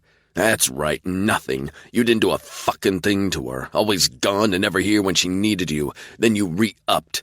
Instead of coming home to take care of your family, you chose to stay in the army. It was your fault Lacey started drinking. Your fault she and Liam died." Smoke didn't react. Anything he said or did would be viewed as an attack.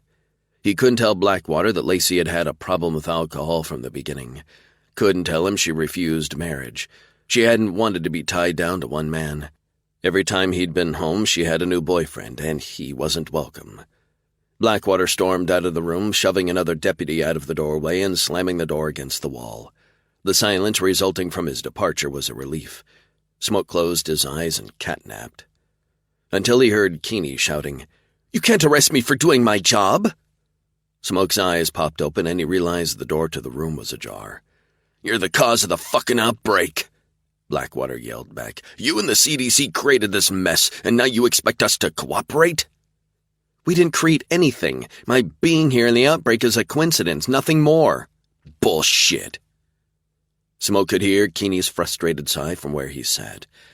"Why won't you believe me? You've been accusing me of being the cause of the outbreak since the moment I met you. Why?"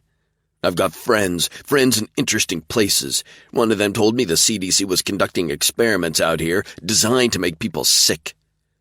That's unconscionable, illegal, not to mention ridiculous. Her voice rose as she asked, "Why would we do that?" "Money. Why else?" His voice was filled with a sneer. "Your employer wants a bigger piece of the budget pie." "I don't know anything about the funding we get from the government, but making people sick on purpose?" She paused, and Smoke could hear her breathing as she tried to control her emotions. "I took an oath to do no harm, and I take that oath very seriously. Everyone I work with has dedicated themselves to the pursuit of fighting a disease in an ethical manner. Your friend is mistaken." Blackwater was silent for several seconds. Keeney had been smart to avoid accusing this source friend of lying outright. "He said there was proof." Blackwater didn't sound any closer to believing her than when they'd started arguing. "What proof?" "No, wait." She paused. "Unless your friend is a health professional with experience in infectious diseases, any documentation he might have would be difficult to interpret correctly on his own." "He's not a dummy." "Neither am I. But though I drive a car, I wouldn't know the first thing about rebuilding its engine. Show me this proof." "I don't have it," Blackwater said through his teeth. "There is no proof that Smoke is your killer, either." She sounded ready to rip his face off. "Deputy Blackwater," interrupted the sheriff. "Take a coffee break, now." Blackwater swore as he walked away, the sound of his footsteps retreating. Smoke relaxed for the first time since he'd arrived in Small Blind's police station. Keeney's head popped around the door jamb. Relief surged through his system, leaving him high on just the sight of her. "There you are," she said, her voice heavy with relief. "You okay?" "Yeah," Smoke said dryly. "They haven't had time to get the tar and feathers out yet." He crossed his arms over his chest. "Baiting Blackwater in front of the sheriff isn't going to win you any points." Her bruises had gotten more colorful, making her look sick. He wanted to make her sit, preferably on his lap so he could hold her, but her jaw was set and he knew she'd shoot any such suggestion down. She got stubborn when she was angry. "I wasn't baiting him, I meant everything I said," she harumphed. "It's officially an outbreak. The CDC is on its way and you and I are supposed to be assisting local health care until they arrive." Shit, that alone was going to keep them busy. Keeney glanced at the door, so Smoke did too, but no one was there. "What do you think that agent is telling the sheriff?" she asked in a whisper. "To rein in his boy and pull his head out of his ass," Smoke said, not bothering to lower his voice. He didn't care if the sheriff and every cop in the building heard him. They'd screwed things up so bad they'd put themselves into shit creek without a fucking boat. "Arguing with him doesn't help," Smoke said with a pointed look. "Excuse me?" she said, frowning. "I was defending you." "I know that, but I can defend myself just fine. Having them pissed at both of us is just stupid." "Stupid?" she asked in a soft voice that told him he was in big trouble. "Really? Well, fuck you very much." "Keeney, wait, I didn't mean that you're stupid, just the situation. Don't apologize when you're not sorry." Smoke rubbed his hands over his face. Anything he said now was only going to make it worse. "What's the ETA of our backup?" She stared at him before looking at her watch. "It'll be another 7 hours before the advance team gets here." "That's a long time." "Too long." Yeah, she was still mad. "Keeney," Smoke began, but the sheriff stormed into the room. He glanced at Smoke, then at Keeney. "Out, both of you." He looked Smoke square in the eyes. "Stay out of trouble or I'll let Blackwater have another crack at you." Smoke got to his feet and urged Keeney out the door with a hand at the small of her back. This close to her, he could feel her body heat, and he tried not to let it show how much he liked it. Officer Domingo handed him his ID, his weapons, and cell phone, but didn't say a word. Smoke nodded at the kid and said quietly, "Watch your six. I didn't kill your guys, but someone did." Domingo glanced over his shoulder, but neither the sheriff or Blackwater was in sight. "It was up close and personal," he said, swallowing hard. "There was gunshot residue on their foreheads." "What does that mean?" Keeney asked. "Whoever shot them stood within 5 feet. Smoke shook his head, and was familiar with police procedure if they got that close. "That's the part that has me worried," Domingo said. "Good," Smoke told him. "Use it to stay focused and aware." "Is the CDC really coming?" "Absolutely. Keeney said. "The advance team will be here this afternoon. The rest will arrive tomorrow." The kid looked relieved. "If anyone asks, tell people not to panic. Stay home if they can, and stay away from any environment that might contain mice or mouse droppings." "That's like everywhere." He heard the fear in the young officer's voice and agreed with him. Nowhere was safe. They left the building. His jeep was parked near the door. "Have you been to the hospital?" He unlocked the doors and got in. She nodded, a jerky motion as she got into the passenger seat, but didn't say anything. The cold expression on her face, along with her arms crossed over her chest, could have set a block of ice on fire. "What?" he asked, key in hand but not in the ignition. She turned her glare on him. "Those idiots are going to get people killed."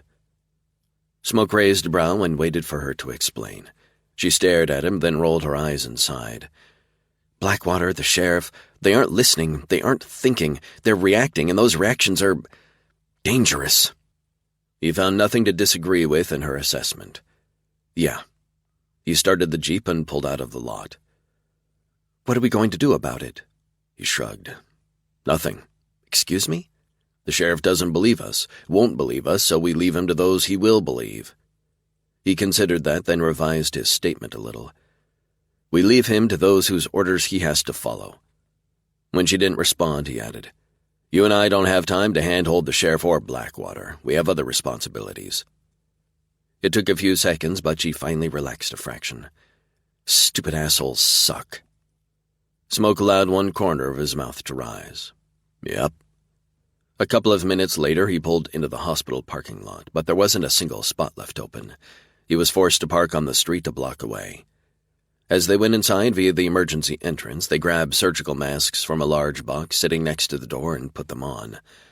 The waiting room was standing room only. Some people slept in the chairs that were scattered around the space, while others yelled at the staff demanding help, drugs, a doctor, or in the case of one elderly lady, anyone with enough brains to switch on a light. Smoke had used his size to create a way through the crowd. Keeney grabbed hold of the back of his shirt and hung on.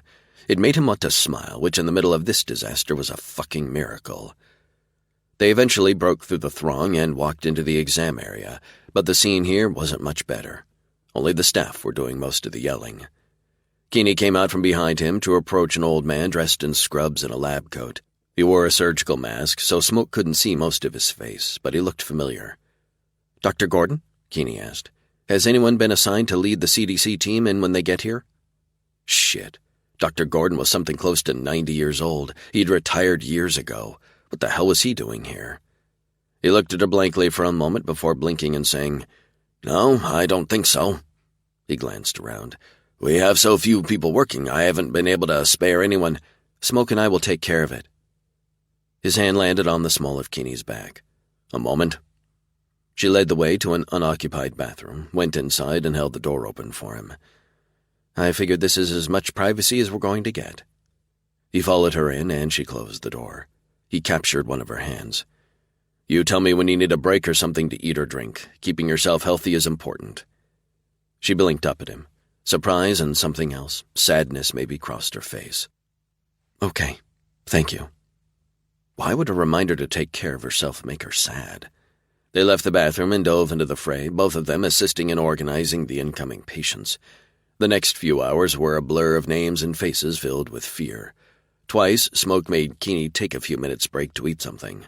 The first time, about 2 hours in, her face went bleach white and she swayed on her feet. He took her by the arm, walked her out of the ER altogether, and made her sit on the front step of the building in the sunshine. He handed her a bottle of water and a granola bar he'd gotten from the vending machines and ordered, "Eat, drink, rest." She frowned at him. "You're not the boss of me." The image of her face from this morning as she climaxed hit him square in the chest, and he smiled. "Sometimes I'm the boss of you." Her pale cheeks infused with pink, and she swiped the water and food out of his hands. Her gaze seemed caught on the ground as if something there was speaking to her. Then she chuckled. "You make me laugh." "Do I?" She glanced at him. "Yeah, it's a surprise every time, too." "Why?" It took her a minute to respond, and when she did, it was barely above a whisper. "My father was a soldier. He came home a different person. A broken person. He tried to put himself back together, but some of his pieces weren't just broken, they were missing."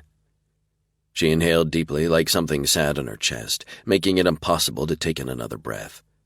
Finally, she said, "I don't know what the last straw was. I only know he shot my mom, then himself in front of me." "Fuck." The word came out of Smoke's mouth like a bullet out of a gun.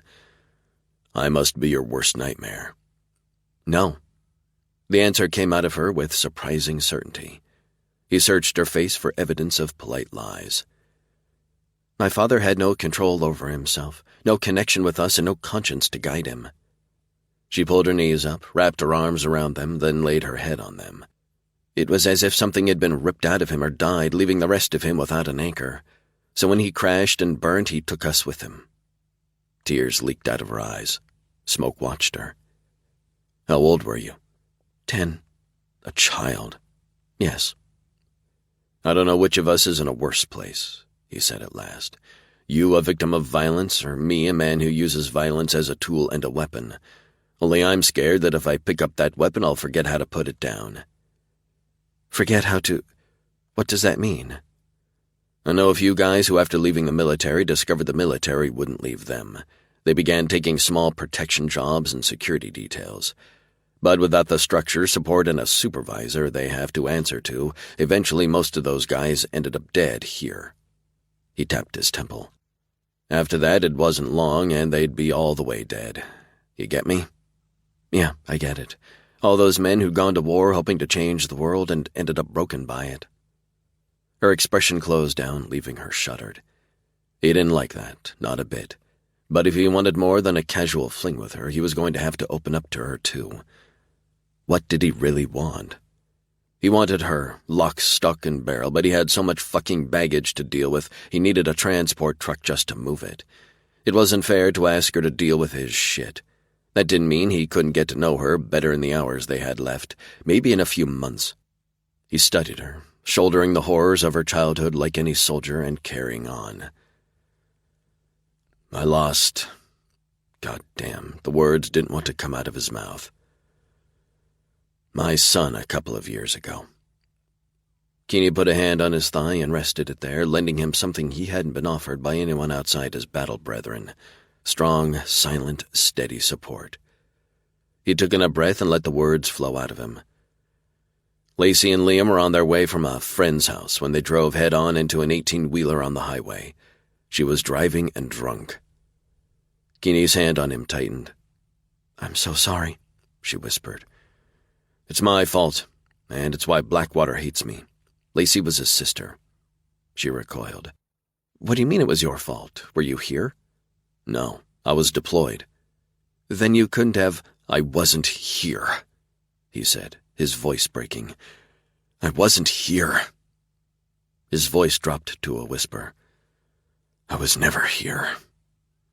"You aren't responsible for the actions of anyone other than you," she told him. "Trust me, I know." Silence sat between them, an unwelcome ghost filled with grief and guilt. "I don't want to be one of those guys looking for a way to die," he whispered after a few minutes. "But I don't know how to live this life." He pointed at the ground. "Anymore. After my son died, I can't let my emotions go. I'll fly apart." She took one of his hands in hers and stroked her thumbs over that taut skin, until he relaxed and tangled his hand with hers. "The worst part of surviving when someone you love dies is the guilt," she said softly. "It invades every organ like a cancer and tears you up inside until you're as dead as the one you mourn." Her words battered the ice wall around his heart and lungs. "Take me, for example," she said with a smile that wavered. "I work a job that keeps me constantly on the move. It's the only way I feel safe, but it's not what I want. I want children, a home, and a man who loves me despite my weirdness." That sounded pretty good, but to a soldier like him, a man who could never unsee or undo the things he'd seen and done, it was just a dream. A good and noble and honest dream, but one that would be always out of reach. "I don't think that's what any of us want." He put an arm around her. He didn't have all the right words to make any of this easier, but he did have a couple of shoulders she could cry on. Tears streamed down her face as her body shook with silent sobs. Her arms went around his neck and he pulled her close enough for her scent to invade every cell in his body, close enough for every hiccup and shake of her body to feel like they were coming from inside of him. Eventually she quieted, wiped her face, and nodded to tell him she was ready to go back to work. The second time Smoke had to make her take a break, she didn't resist at all. She drank the water and ate another granola bar with robotic motions, then got back to work. He watched her close. She was running out of energy, and it showed. About 7 o'clock in the evening, her cell phone began to buzz. "Hello?" She nodded. "Yes, ma'am. We'll meet you at the main entrance." She ended the call. "That was Dr. Rodriguez. They're 10 minutes away." Good. It was about time they got here. There wasn't much between Small Blind and Las Vegas but flat highway and the odd tumbleweed. Kinney looked at herself and groaned. She's going to take one look at me and order me off this outbreak. That's bad. Hell, he wanted her ordered off this outbreak. I've been chased by dogs, had my tire slashed, then someone blew up my car, leaving me looking like I've been attacked by a serial killer. I'm invested, Smoke. I want to know what the hell is going on. Chapter 19. Keeney had to pause and rein in her temper. If it turned out that this whole mess was caused by people in some way as opposed to mice, she was going to hurt someone. Smoke didn't say anything, just paced along beside her as they walked to the main entrance of the hospital. There were lots of people around, many of them coughing, all of them going toward the emergency room. Outside, the sun hadn't set yet and beat down with an unrelenting heat, which could be its own kind of killer. She wanted to do something, anything, so badly her hands shook. The problem wasn't finding something to do. There was too much. A dozen different things crowded into the number one priority spot in her head until she wasn't sure which to do first. It left her in a state of impotence she didn't like at all. Down the road, 2 vans approached, the sun reflecting off their windshields. Both vehicles came to a stop in 2 of the parking spaces allocated to the police next to the entrance and disgorged 6 people each. Keeney knew them all. River, Dr. Rodriguez, and 4 members of the doctor's advanced team members, whose job it was to create order out of chaos. Rodriguez and River strode up the short set of stairs and came to an abrupt halt in front of Smoke and her. "Good God," Rodriguez said, staring at her face. She glanced at Smoke, and her lips tightened into a thin white line. "This is what you call minor injuries?" "I know it looks bad, but—" Keeney began. "Looks bad?" Rodriguez shook her head. "You're both off this case. Go back to Atlanta, get checked out by medical, and don't return to work until I say so." "But—" Rodriguez ignored her to train her focus on Smoke. "River tells me you're very good at your job, Mr. Smoke." "Smoke," he corrected. "No, mister." Rodriguez flashed an irritated look at River. "What is it with you guys and your irrational attachment to one-word nomenclature?" "Irrational?" River asked. "Nomenclature?" Smoke asked. Her stare turned razor sharp. "Your job is to make sure you and Keeney follow my orders, understand?" He nodded, his face taking on all the flexibility of a block of granite. "Yes, ma'am." Rodriguez flashed a palm at them all and said to Keeney and Smoke, "Go." Then she turned and strode through the front doors.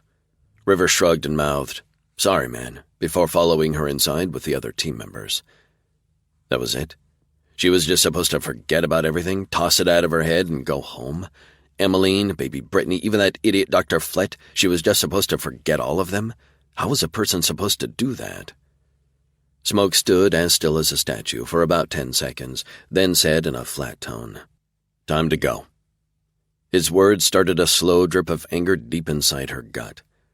"I don't like leaving a job half done." "Same. They need all the help they can get. Help is here and more is coming." Keeney glanced down, realized her fists were clenched into tight balls, and decided to show him a truth about herself. "I hate this." It wasn't until he turned to look at her with a deep frown that she realized she might have given him more truth than she intended. She sighed. In for a penny, in for a pound. "I care too much." He was silent, waiting for more, but there wasn't much more. "Too much?" he finally asked. "It's why I'm assigned to public health surveys and fact-finding work and not outbreaks. I get attached to people and I prefer them to stay alive and healthy."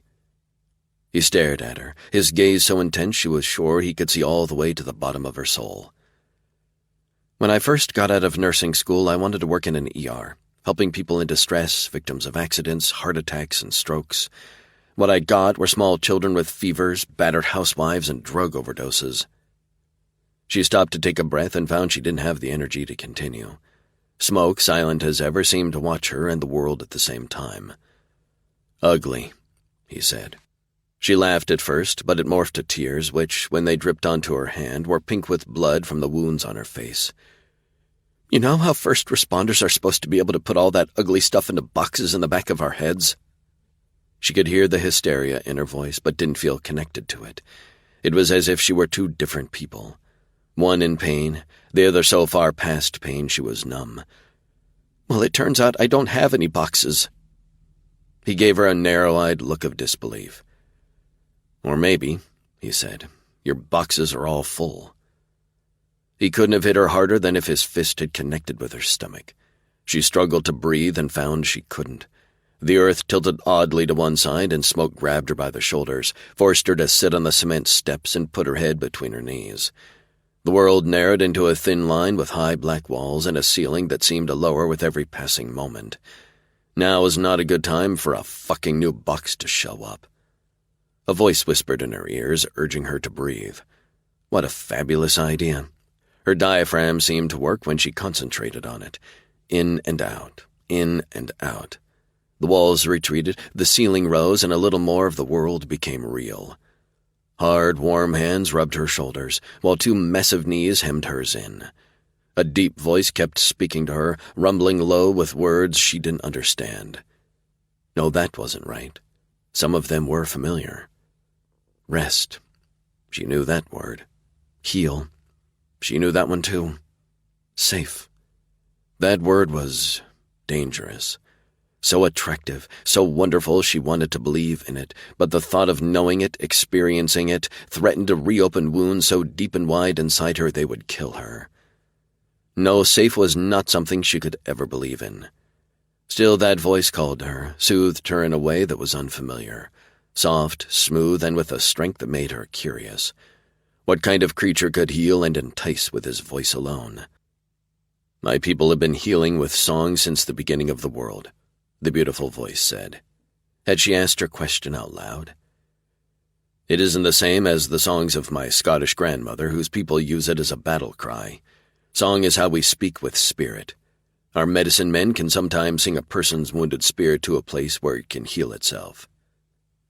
Are you a medicine man? She heard a voice, hers, ask. No, I'm a warrior, but even warriors need to know when to rest, when to live in the quiet so they can heal. Rest was something she didn't understand. She kept busy in an effort to stop dwelling on things she dare not discuss, even with herself. How had he gotten so wise? You meant it, didn't you? He tilted his head to one side. When you said you'd kill whoever hurt me. He nodded slowly. It's too late. She tried not to cry. She really did. The pain lives inside me now. One of the hands on her shoulders cupped her face. No, Smoke disagreed. If it did, you wouldn't try so hard to fix everyone else. Was he right? Hope, something she also tried to avoid, flirted with the edges of her understanding. Come, little bird, let's go to a place where we can rest, and where the shadows of the dead can't hunt us. His hands urged her to stand, but the dizziness came back in a rush. How about I sit here and wait until you get the jeep? When he didn't answer immediately, she had tilted her head up enough to make eye contact with him and tried to smile. I'm just a little dizzy. He stared at her for a moment, searching, judging. Don't move, she snorted. Not even if I wanted to. He cupped her face briefly, then stood and jogged toward the car. Keeney rested her forehead on her knees, wondering if she'd ever get a lid back on the crypt containing her emotions. Maybe he was right. Maybe that box and every other one in the catacomb at the back of her head was full. A shadow fell on her, blocking out the eye-blinding sun. She glanced up, expecting to see Smoke, but it wasn't him. Two youngish men stood over her. The kid she'd kicked in the nuts after discovering her flat tires, Freddie Alvarez, and someone she didn't know. But the expression on their faces... She'd seen anger like that before. She opened her mouth, but something flashed past her and a ball of cloth was shoved between her teeth. They grabbed her arms and restrained her before she could pull the gag out of her mouth and scream for help. The men wrenched her to her feet and carried her into the hospital. Smoke. Where was Smoke?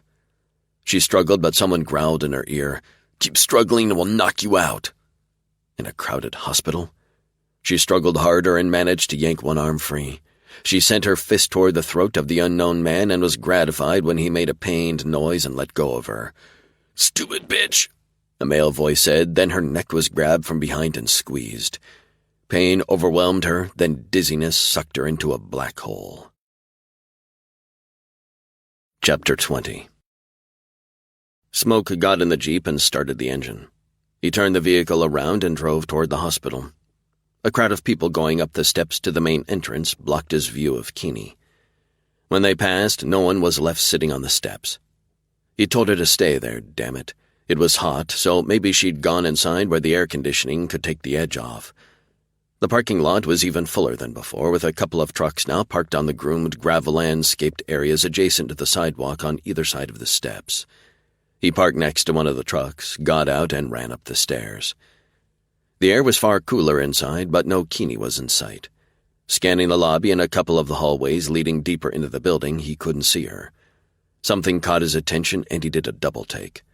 One of Keeney's shoes lay on the floor of one of the hallways. He strode toward it and picked it up. The blood splatter across it was all too familiar. These were her shoes. Keeney. He looked around and saw a caretaker washing the floor farther down. "Excuse me," Smoke said. "Did you see the lady who lost this shoe?" "Yeah, her friends didn't bother to go back for it when it fell off, not even when I yelled at them to stop and come back to get it." "Friends? 2 of them were carrying her." "Those weren't friends," Smoke growled. "I thought she was having a seizure," the caretaker said, horror turning his expression slack. "One of them shoved something into her mouth. I thought it was to keep her from biting her tongue, you know. She flailed around, hit one of them, then seemed to fall unconscious. They took her." The hallway wasn't a direct route to an exit, but it wouldn't be hard to get to one. Smoke turned and sprinted for the front door, dodging a line of people coming in. Seconds later, he was in the Jeep, gunning the engine and peeling out of the parking lot. The hospital had many doors, but only 2 ways a vehicle could get to it. He drifted the Jeep as he forced it to speed into the staff parking area and commercial drop-off zone, hoping to confront whoever had taken Keeney.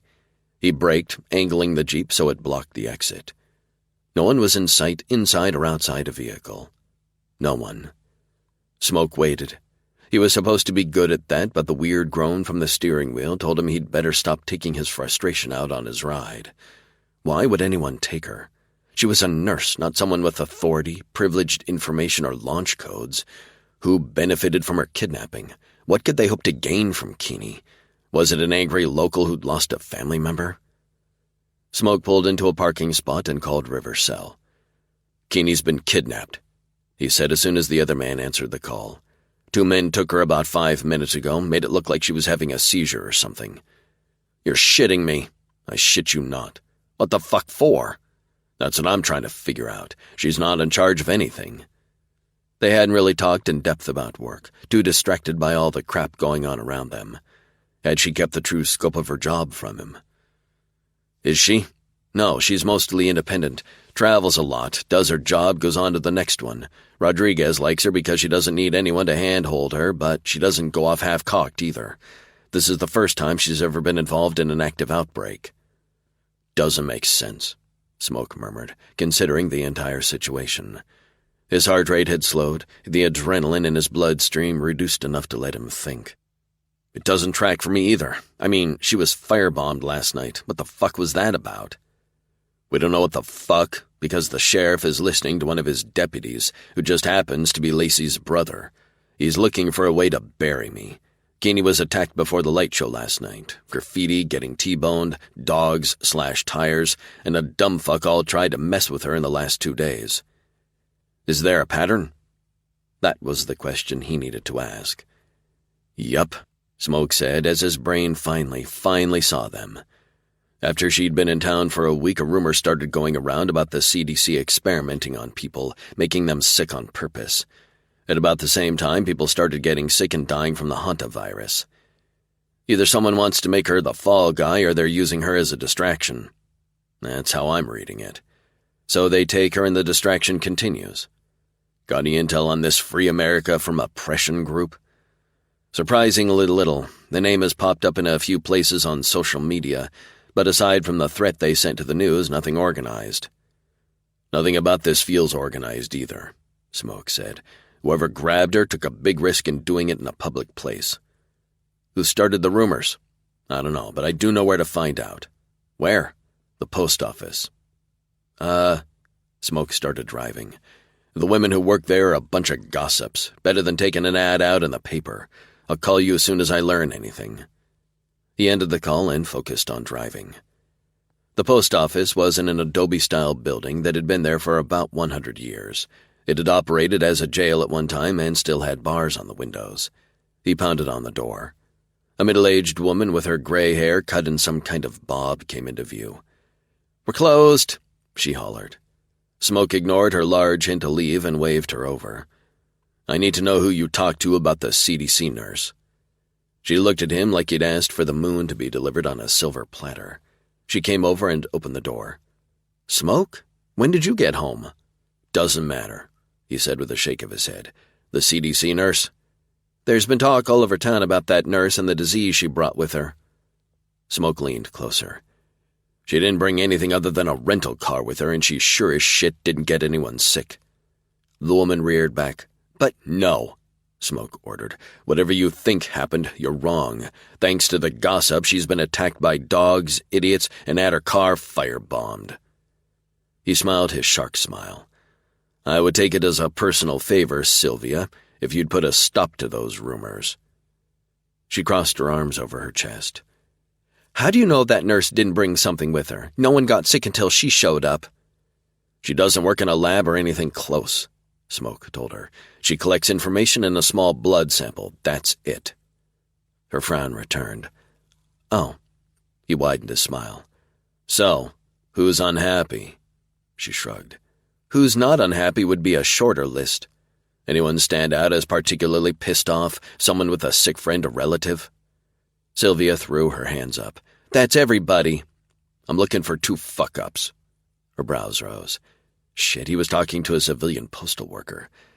"Idiots who act before they think." That narrows it down a bit. She bit her lip and said hesitantly, "One of them is your cousin, Nate." "Nate? What the fuck?" "Anyone else? I need all the names." "What for?" Smoke just looked at her. Sylvia rolled her eyes. "You always were good at keeping your mouth closed." She said it like it was an insult.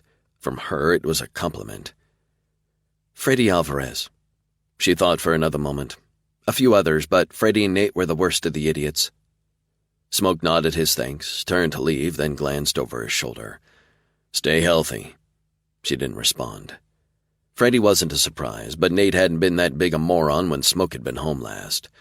For his son's funeral. His gut tightened as his memory flashed pictures of his little boy.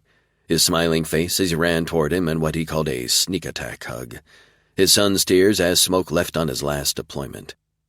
His face, still and pale in the coffin. Smoke forced those images away. So maybe he'd been a little distracted. He'd have still noticed his cousin turning stupid. Would Nate be stupid enough to kidnap a nurse? No. So Smoke would put him on the back burner and focus on the guy who might be dumb enough to kidnap Keeney. Freddie. He still lived with his parents as far as Smoke knew, despite the kid being... He had to think about it, add up the years. 23. Christ, he was getting old. Smoke drove to the Alvarez place, a medium-sized house 1 street off of Main Street. The dirt and gravel front yard featured a couple of clusters of junk. A rusted and pitted washing machine sat in one corner near the outside of the house, surrounded by a broken shovel, a bicycle missing both tires and the seat, and 3 horseshoes. A wagon wheel, which was probably supposed to look decorative, sat at the intersection of the driveway, and the street was almost completely shrouded by tumbleweeds. An old TV sat behind the wheel with a cactus growing through the middle of it. The house looked quiet, shades drawn against the sun, and driveway empty of vehicles. Smoke parked the Jeep, walked to the front door, and knocked. Twice. When no one answered, he went around to the rear and found the back door open with only the screen keeping the bugs out. "Hello?" he called out, loudly enough to wake someone who might be sleeping. He knocked good and loud, too, and called out again. No answer. Fuck it. He opened the door and went inside.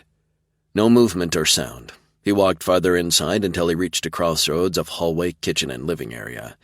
Air movement inside the house was almost at a standstill, but he caught the slightest scent of decay down the hallway. He walked cautiously forward, hands loose and ready to move if a quick reaction was needed. The smell became thicker with every step, coating his tongue in putrefaction and rot. Death was the only resident here. The only questions left for him to answer were how many and who were they. The first bedroom he came to was empty, the bed rumpled and clothes strewn across the floor. The second bedroom revealed a person-shaped mound under the covers, a patch of black hair visible near the pillow.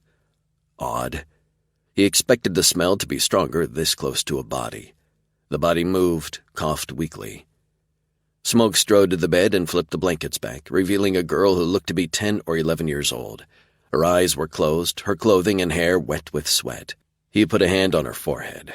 Fuck, she was burning up.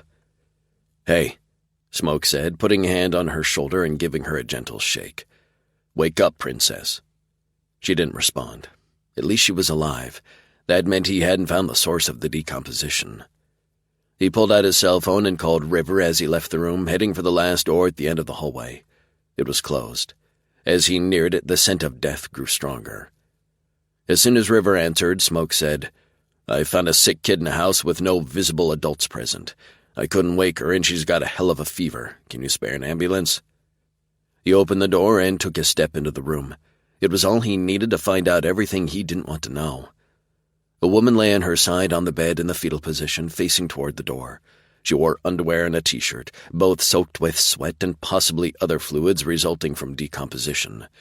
The room was hot, so maybe that had sped things up, because the skin at the ends of her fingers was black, her fingernails oddly long, her lips pulled back from her teeth. She looked like she'd been dead for days, but given the temperature, it could have only been hours since she passed. With the child in the next room. "There's no family present?" River asked. "No one alive," Smoke replied. "One corpse, adult, female." "Shit, just give me a second." River didn't put him on hold, and he could hear the man talking to someone else, relaying information. "No ambulances are available," he said, coming back. "But one of the sheriff's deputies is going to pick up the kid and bring her here. Give me the address." Smoke provided it, then said, "Explain to the officer why I can't stick around. Keeney is out there in the hands of someone desperate. This was just my first stop in trying to find her." "I will. Call back if you run into anyone else who needs assistance." "Will do." Smoke ended the call and left the house. He checked Freddie's aunt's house, but no one, dead or alive, was there. After that, he stopped at a couple other homes belonging to other members of the Alvarez family, but no one had seen him, and there was no evidence to indicate he'd been by lately. Smoke worked to keep himself calm so he could think rationally, but it was hard. It didn't fucking make sense. Where the fuck had Keeney been taken? Chapter 21.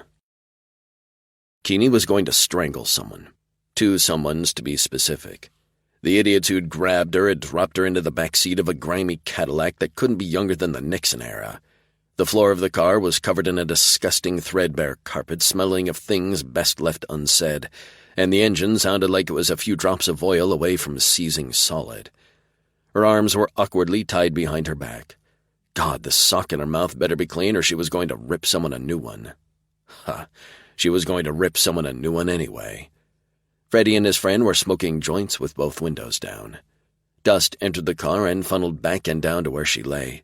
It clung to her clothing and hair and clogged up her nose. Her tongue felt like it was coated in chalk, and she wished for a tub full of water to rinse out her mouth.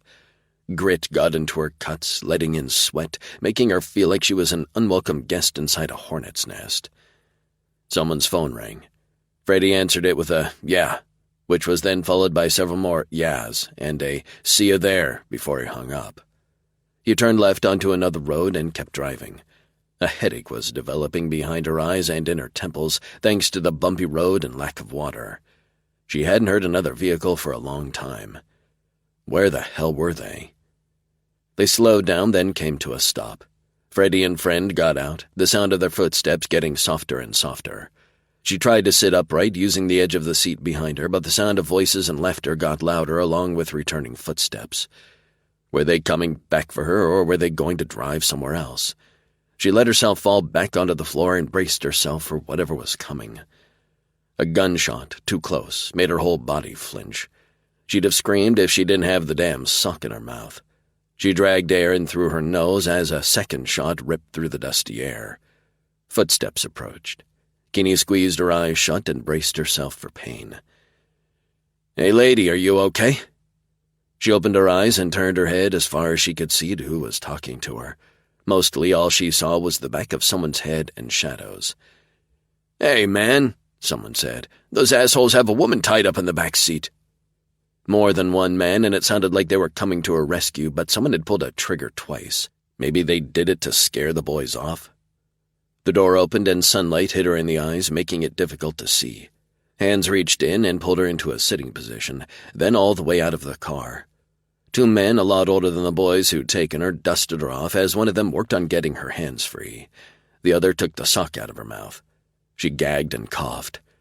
"Thank you," she managed to croak out as the guy behind her cut whatever was around her wrists. The man in front of her stepped to one side, and she saw them. Two bodies on the ground, blood, brain matter, and bones spattered on hair, skin, and clothing.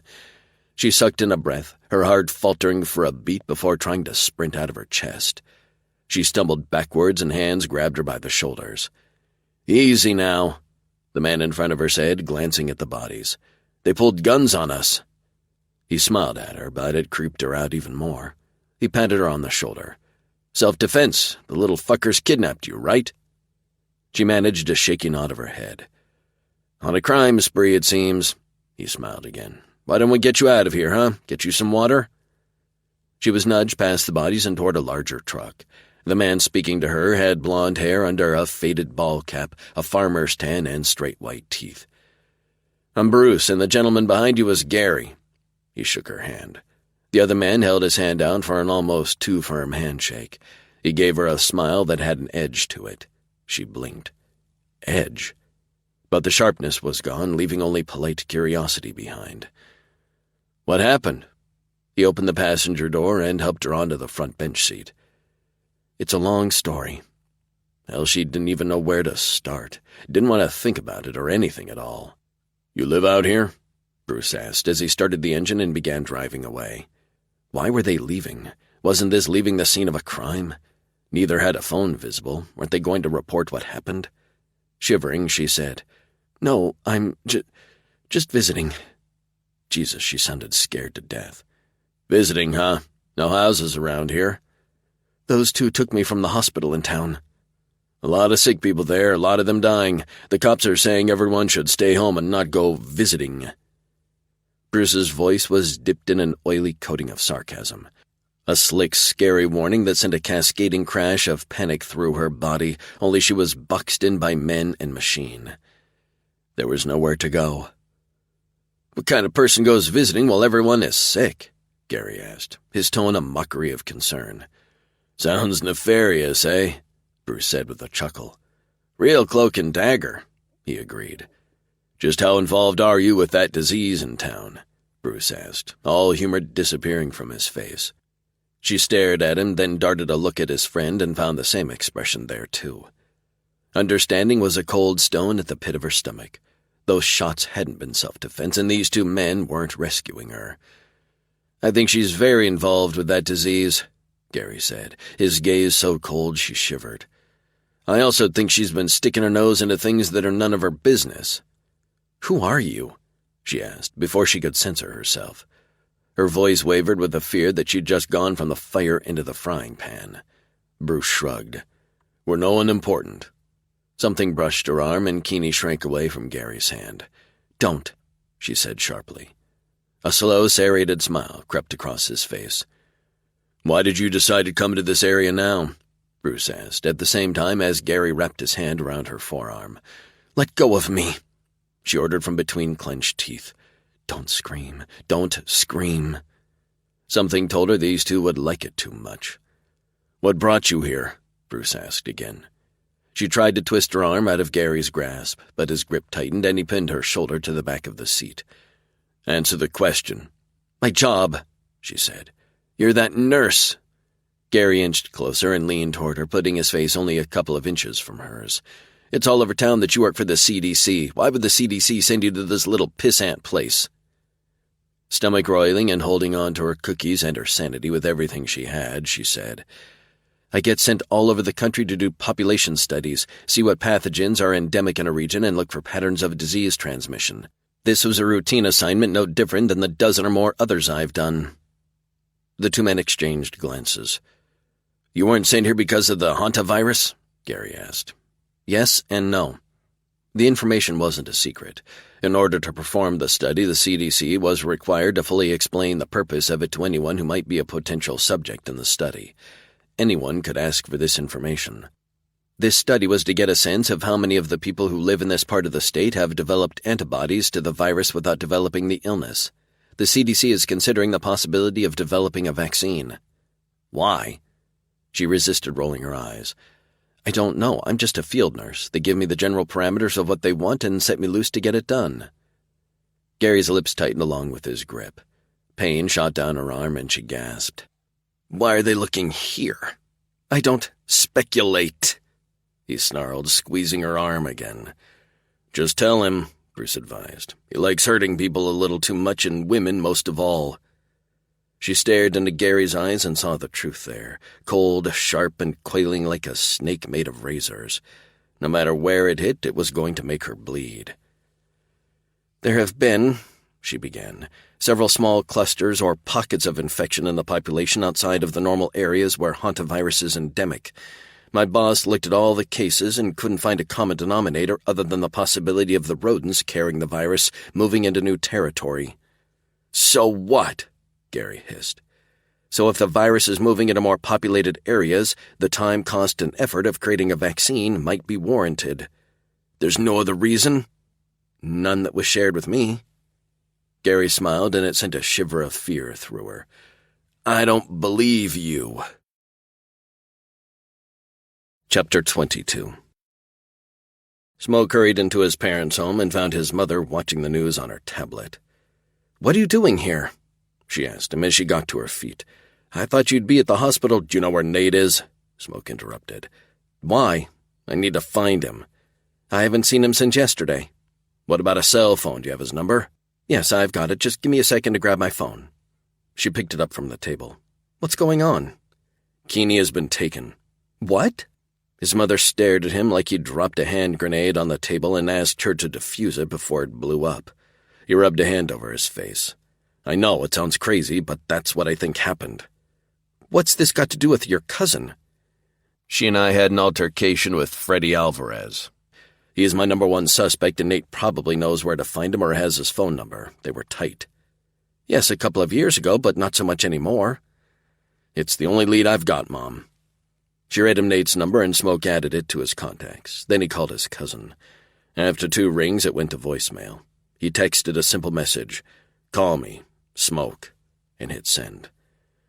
Now what? Standing around waiting for a phone call wasn't going to help Keeney, but running around like a chicken with its head cut off wasn't any better. His phone chose that moment to ring. River's ringtone. Smoke, he said. There's a Deputy Blackwater here. He says 2 young men were found in the desert about 6 miles from town. Dead, shot execution style. One of them, a Freddie Alvarez, filed a harassment complaint against you yesterday. Shit. Freddie was dead. What the fuck is going on? Smoke balanced precariously on the edge between action and complete shutdown. If Freddie was dead, where was Keeney? Cold fingers wrapped around his neck, strangling his ability to breathe. Get a grip, asshole. Losing his shit wasn't going to help. Focus. So the police are asking nicely if you'd answer some questions. I never touched him. Harassment, not assault. River paused, then said, We need this cleared up so it doesn't distract us from the important shit. Blackwater wants to bury me. The fucker has a serious hard-on for you. We've got someone here who has volunteered to act as your advocate. Not a lawyer. Nope, doctor. She's out there. Smoke's throat closed, making speaking, breathing impossible. If this shit with Blackwater ended up harming Keeney in any way, the asshole was going to disappear. Permanently.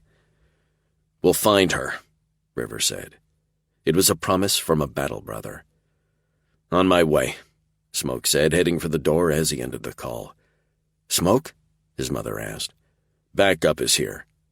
He didn't wait for any more questions. He parked his hog outside the hospital entirely illegally on a strip of landscaped rocks rimmed with drought-hardy plants. He'd driven there somehow, but didn't remember a second of the trip. All he could think about was Keeney covered in bandages and bruises, lying in a dry ditch somewhere. The sun was going down, and soon it would be too dark to see much. Smoke strode through the building, heading for the ER where he figured someone in charge would be, but there were so many people in the waiting room he literally couldn't get through the crowd.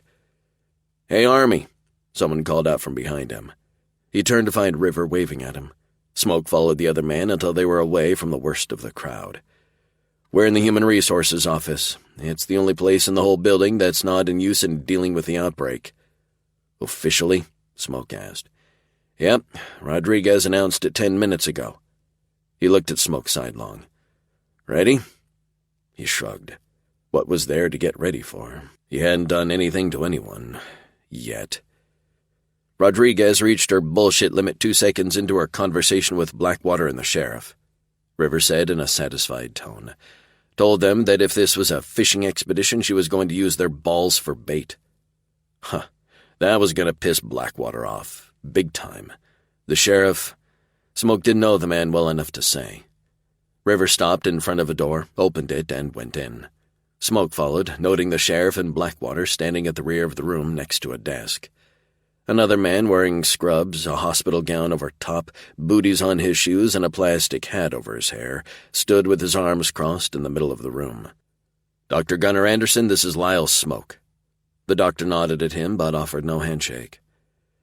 "Oh, isn't this nice? We all know each other now," Blackwater drawled. "Do you want to exchange cell phone numbers, too?" "Dale," the sheriff said softly. It was a warning. River's cell phone pinged. He checked it and swore. "I've got to go." He was gone a second later. "Well," Dr. Anderson said, looking at his watch. "Get on with it?" "In a hurry, Doc?" Blackwater asked. "Yes, you effing moron," the doctor said, giving Blackwater a hard stare. The deputy stared back or tried to, but the doctor never flinched. Finally, Blackwater looked at Smoke. "Where were you an hour and a half ago?" "At the post office." Blackwater frowned. He hadn't expected that answer. "And after that?" "I went to Freddie Alvarez's house, found 2 of his relatives, one alive, the other dead. Called that in, then went to his aunt's home. Didn't find him there either." "So you could have," Blackwater said, his tone triumphant. "Why were you looking for him?" the sheriff interrupted. Blackwater scowled at his boss but didn't say anything. "My partner, Keeney Carrick, has been kidnapped. She'd kicked him in the balls yesterday, so I thought he might be stupid enough to take her." "You saw no sign of him?" "No." "She was taken about 30 minutes before we think he was killed," the sheriff said. "It fits." "Sir," Blackwater began, "this man, if he'd killed Alvarez, he'd have that nurse back safe and sound," the sheriff said, his voice certain. "He could have killed her, too," Blackwater shouted. "I don't think so," the sheriff said. "He looks like a man ready to rip your fool head off for wasting his time. He looks like a man who cares for this woman." He turned to Smoke. "Sorry, son, but we don't have the manpower to deal with this outbreak, investigate several murders, and look for the nurse. River said we'd have more hands by tomorrow, but the clock's ticking now." "I know. I'll find her." "Any ideas on where to look next?" Smoke shook his head. "Nothing solid. My cousin Nate and Freddie used to be good friends. I'm trying to find him." "All right," the sheriff said. "Keep my office informed. As soon as I can spare a few men to help you look for her, I'll let you know." "But, Sheriff," Blackwater said, his voice only a decibel or 2 below a shout. "No, Dale, we're done here." The sheriff looked his man in the eyes. "Done." He nodded at the doctor, then Smoke as he left the room. Blackwater stared at Smoke, his mouth twisted with hate. He didn't say anything, but his gaze promised death. Smoke allowed the trained killer inside him out so the other man could see the bastard on his face. "You're not so tough, asshole." Blackwater left. "Thanks," Smoke said to the doctor. "That guy hates your guts." Smoke snorted and turned to leave. He should get a fucking award for acting the part of a rational human being in front of Blackwater. Wouldn't be able to hang on to the calm for long. If he didn't find Keeney soon, he was going to lose control and start hurting people. "Watch your back. He's a coward," the doctor said. "They ain't never come at you straight on." Smoke saw the jagged edge of horror on his face. Not a combat stare. That said, you were willing and able to fight, to kill. What was on Dr. Anderson's face was the look of someone who's seen and endured terror, torture, slaughter, and was powerless to stop it. "Where did you serve?" It was the doctor's turn to snort. "I wasn't military. Doctors Without Borders, 3 years working in Syria." "Shit, that was some rough time." "I wasn't in prison," the doctor snapped. "I chose to be there." "Whether we choose it or not, Dr. Anderson, when you've lived through nightmares, you take the prison with you.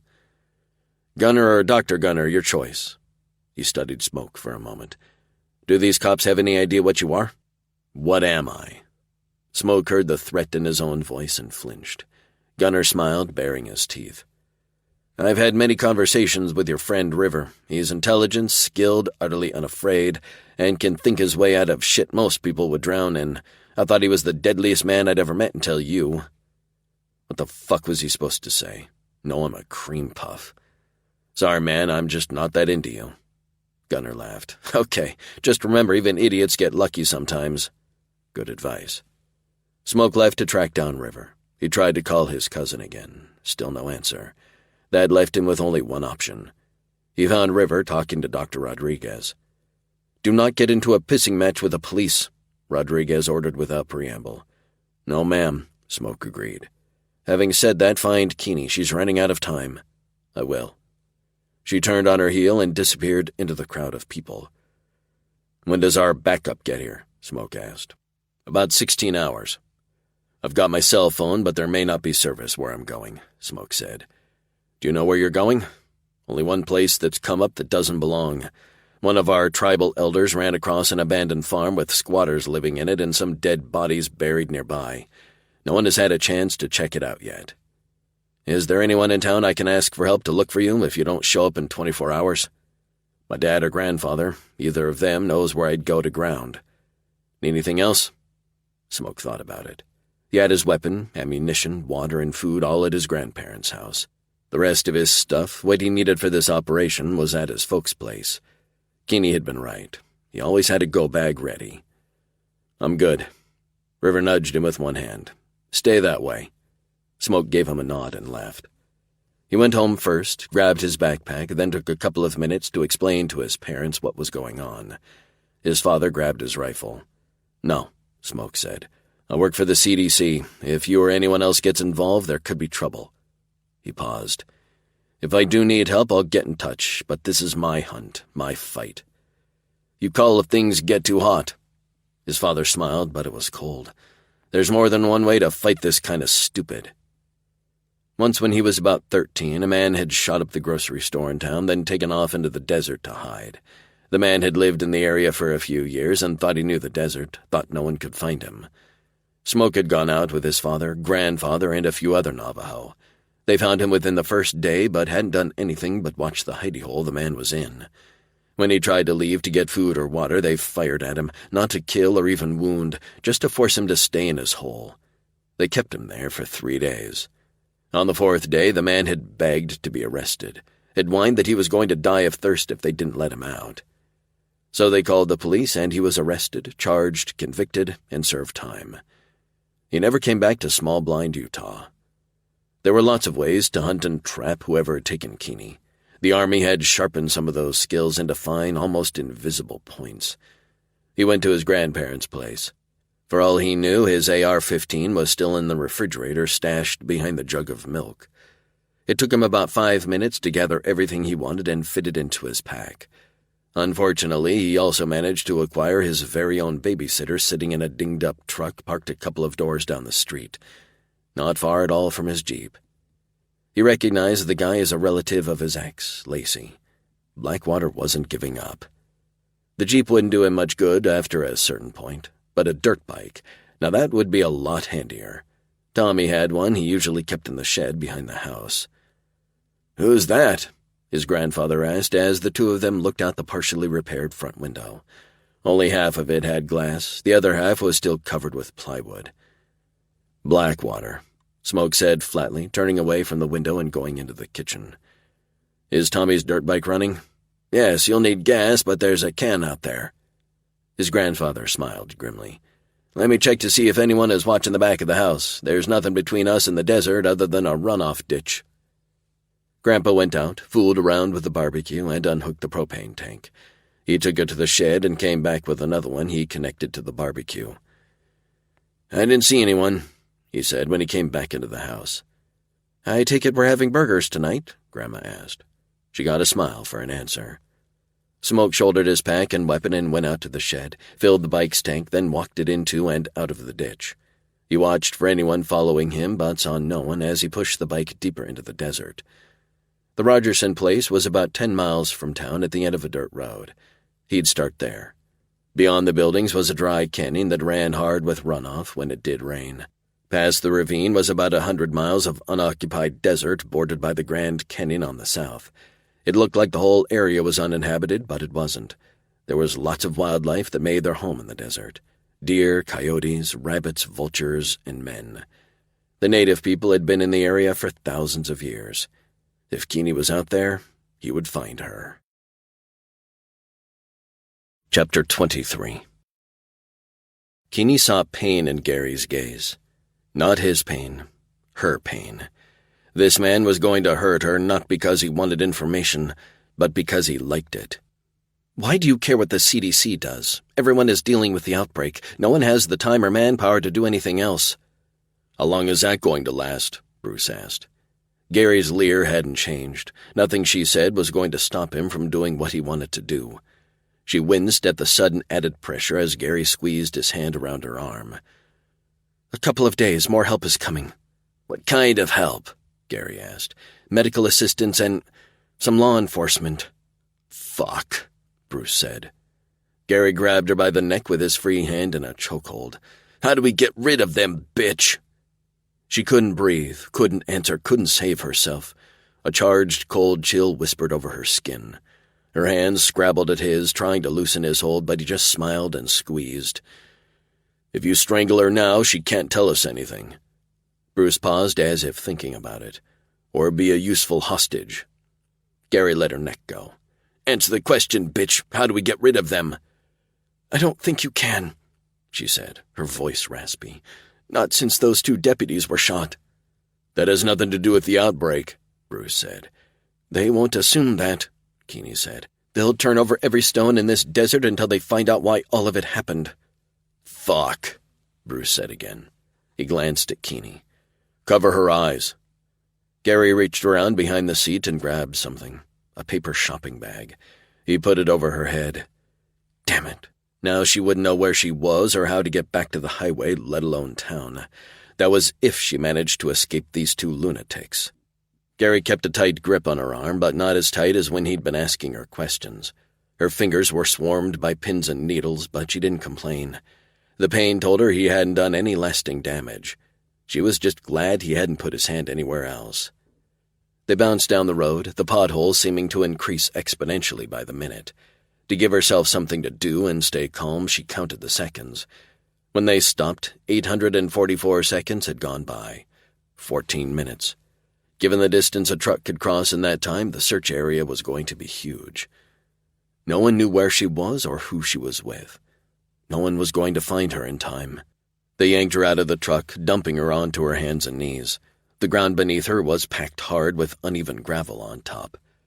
Gary swore and used his grip on her upper arm to haul her to her feet. He pulled so hard her arm nearly came out of its socket and she cried out. He jerked her forward and she staggered again. "Get up, you stupid bitch," he growled at her. "I can't see where I'm going," she said. "How do you expect me to stay on my feet?" The paper bag was ripped off her head. The first thing she saw were 3 body-sized mounds only a few feet in front of her. "What the?" She stared at the edge of one mound. The dirt had been disturbed by something small, leaving a human finger visible. A finger with bite marks all over it and some flesh torn out. Gary leaned down, his breath coating her ear in an invisible slime she wasn't sure she'd ever clean off. "If you don't want to end up in the next hole, you'll do exactly as you're told." He gave her a shove. "Get up!" Kinney got to her feet and didn't resist when he pushed her toward a rundown house. Paint had begun peeling years before, leaving only the faintest hint of white on its weathered boards. There was a porch with a section of the roof covering it, but the corner supports were leaning to one side, giving the impression that the whole thing would collapse in the next stiff wind. There wasn't a window in the place that didn't have at least one hole in the dirty glass. Gary pushed her up the 2 steps to the porch, then through a screen door barely hanging onto the doorframe by one hinge. The smell hit her first. A bitter, acrid scent combined with something she identified as cat urine burned the inside of her nose. The mess was the next assailant on her senses. There were empty beer bottles, matchboxes, and lighters all over the floor. Along the wall on the left was what looked like an old picnic table covered in hot plates, glass jugs, and a variety of chemicals and kitchen utensils. Okay, so, crystal meth lab. Should she be horrified or relieved? A glance in the opposite direction had her stopping cold. A map of Utah had been adhered to the wall with a large number of the state's towns and cities marked with text. Above the map was a single sentence written in black marker. HV first-stage infection targets. Targets? Infection? An icy wave of fear broke over her, coating her body with frost and freezing her lungs solid. The outbreak was no accident. If she read the map correctly, things were going to get worse, a lot worse. Gary put his hand between her shoulder blades and shoved. So angry her hands shook, she glared at him. "You're insane." He pushed her again. "You're here for only one thing." He gestured with the gun. "In the bedroom." Her jaw fell open for the second time in 10 seconds, but he shoved her toward a doorway to the right before she could respond. There were a couple of cots in the room. One was occupied, the other wasn't. "He's sick," Gary said, waving a hand at the occupied cot. "Take care of him." Keeney raised her empty hands. "With what?" "You'll get some stuff," he told her, giving her another push toward the cot. "But if he dies, you'll be next." Gary gave her a serial killer smile and left the room. Keeney reluctantly approached the cot. The smell of unwashed male almost overpowered the cat urine smell from the other room. All that was visible was brown, greasy hair, so she pulled the sleeping bag back. A man, late 20s to mid-30s, unconscious and with labored breathing. His face shone with sweat, and when she peeled more of the sleeping bag away, she saw that the fabric was damp, an indicator of a prolonged fever. Footsteps approached. Kinney glanced up as Gary came back into the room with several large cases covered in EMS symbols. The words just fell out of her mouth. "What did you do, rob an ambulance?" "Way to go, idiot. Goad the asshole into hurting you." Gary flashed his teeth in an unveiled threat, but didn't do more than ask, "Can you help him?" "I don't know yet." She'd been in the room less than a minute, and he thought that was long enough to diagnose an unconscious person. "When did he start getting sick?" "Yesterday. Started complaining about a headache and coughing a lot. A couple of hours ago I tried to wake him, but he wasn't all there, you know." This was someone Gary cared about, a friend or brother. She raised an eyebrow. He scowled at her with a suddenness that told her he wasn't happy with revealing how important this man was to him. She didn't say anything, just opened the case of supplies closest to her. It contained a blood pressure cuff, stethoscope, and other assessment tools. In another, IV tubing, needles, suture kits, and other tools for treating wounds. The third case contained antibiotics, painkillers, and other medications. Gary watched her investigate the contents for a minute, then turned to leave. "Wait," Keeney said. "What's his name?" "Don," the man said before he disappeared. She returned to her patient, listening to his heart and lungs and talking to him as she worked. "Hi, Don, my name is Keeney, and I'm a nurse." She took his pulse, found a digital thermometer in one of the cases, and stuck the business end in one of his ears. So far, the signs weren't good. His pulse was fast at 110, his lungs were full of fluid, especially his right lung, and his temperature was 105 degrees. She found a blood oxygen monitor in the first case. Keeney clamped the small device over one of his fingers. It read 82%, low but not deadly. Combined with his fast pulse rate, though, he needed advanced medical care no amount of goodies stolen out of an ambulance could provide. She got up and went to deliver the bad news. Hopefully they wouldn't kill the messenger. Gary and Bruce were talking in the living room, but they went silent as soon as they saw her. There wasn't any point in trying to sugarcoat any of it. He's got a fever and pneumonia. He needs to be on a ventilator and treated with medications used in an ICU, not an ambulance. He has that hantavirus? Bruce asked. I don't know for sure, but with all the cases in this area, she shrugged, it's the most likely cause. Gary stalked toward her. You're not even going to try to help him? He walked around behind her, grabbed her by the hair, and hauled her back against him. He whispered into her ear, Do you have a death wish, bitch? He thought he was scary. He had no idea the kind of scary she'd already faced down and watched die. Would you prefer I lie to you? You're wasting his time. He needs advanced life support. If you take him to a hospital now, he's got a chance. And if I don't, he's got no chance. Take him, Bruce said. I'll stay here. Maybe she can help the others. Others? She asked. There were more sick people here? You should take them all to a hospital. Shut your face, Gary said as he shoved her so hard she landed on her back. He raised his fist and she flinched, bracing herself for the hit. Go, Bruce told him. Gary hesitated, sneered at her, then walked toward the bedroom. Keeney met Bruce's gaze. You're making a mistake. He tilted his head, studying her as if she were an interesting insect he'd never seen before. Gary's right. You do have a death wish. He angled his head toward what she'd assumed was the kitchen. Get up. You have other patients. Keeney clambered to her feet and preceded Bruce into the kitchen. No one was there. Keep going, he ordered, pointing at the back door. Outside was a large tent. Someone inside sounded like they were hacking up a lung. How many people need medical attention? She asked. That tent was big enough to hold 6 people. 3. She turned. I'll need the medical supplies. I'll bring them. He pointed at the tent. Damn it. So much for a dash to freedom while everyone's back was turned. She entered the tent to find 4 cots, 3 occupied by people coughing. Even the inside of the tent stunk of unwashed bodies and urine. Did the smell of the chemicals they worked with seep into their pores so they sweated it out later? Who's this? One man asked, sitting up to look at her. Skinny as a rail with pale skin and bloodshot eyes, he looked more than half dead. A nurse. She's going to take care of you guys, hopefully make you better. Skinny let out a cackle that scraped across her nerve endings like a cheese grater. Make me better? The Pope doesn't have a chance in hell of doing that. He flopped back onto the cot. You're wasting this sweet young thing's time. He laughed again. Keeney winced and tried to swallow, but her mouth had gone as dry as the desert around them. Her usefulness as a nurse was the only thing keeping her alive. Do you mind if I attempt to give you a second opinion? Whatever, lady. His laughter descended into a wheeze. Well, she had at least one semi-coherent patient. After a glance at the other 2 occupied cots, she approached them cautiously. Standing a couple of feet away, she said tentatively, Hello? She got a snore for a response. At least he was alive. When she queried the last cot, a rough and irritated voice barked, Will everyone please shut the fuck up? 2 complainers and a snorer. Better than 3 dead. Movement had her spinning around, preparing for a fight. It was Bruce with the medical supplies. He handed her the stethoscope with a frown that told her he'd noticed her reaction. I'm not going to kill you, he said in not much more than a whisper. Not now, anyway. Gee, that's so reassuring. Wait, had those words come out of her mouth?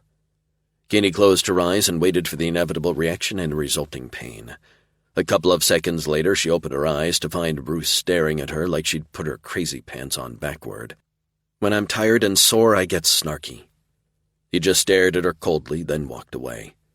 It took her 20 minutes to take the vitals of all 3 men and document them in a notebook she'd found in one of the cases. Of the 3, Skinny was the healthiest, but none of them were well. She spent a long time listening to their lungs. They didn't have pneumonia, but the sound coming from them wasn't right either. Bruce came back at that point, and she saw no reason to lie to him. All of them need proper medical care. She pointed at the stolen medical supplies. This isn't enough. Get them up and able to work, he ordered. I don't care how. She opened her mouth to protest, but the cold expression on his face, so completely devoid of emotion, scared her. It took her a couple of seconds to get her vocal cords working again. I need to know what got them sick in the first place before I can give them any kind of treatment. What were their symptoms?" He shrugged. "They started coughing and constantly complained of having a headache." She sucked in a breath. "The chemicals used to make the meth. Did any of you wear any kind of mask or breathing apparatus?" He raised one eyebrow. "You're kidding, right?" "Those chemicals are dangerous. They may have damaged lung tissue." "So they don't have that damn disease?" "Their lungs don't sound right, but they don't sound like pneumonia either." He looked at the three men. "I could be wrong, though. Can they work?" "I don't know." She studied Bruce. "Can they?" He glanced at the house, then at his watch. "We have a quota to meet." "If the damage is the result of the chemicals, making them work will only hurt them further. It could kill them." He barked out a laugh. "This isn't a union. They don't get sick time or anything else for that matter. They produce or they die." And she thought he was the nice one. "What are you going to do with me?" Chapter 24. Smoke walked the dirt bike a quarter-mile out from the Rogerson place. Ever since they'd talked to Emmeline, he'd had a bad feeling about this place. The murders of the two deputies and Freddie getting himself and his buddy shot cemented his opinion that nothing good was going on.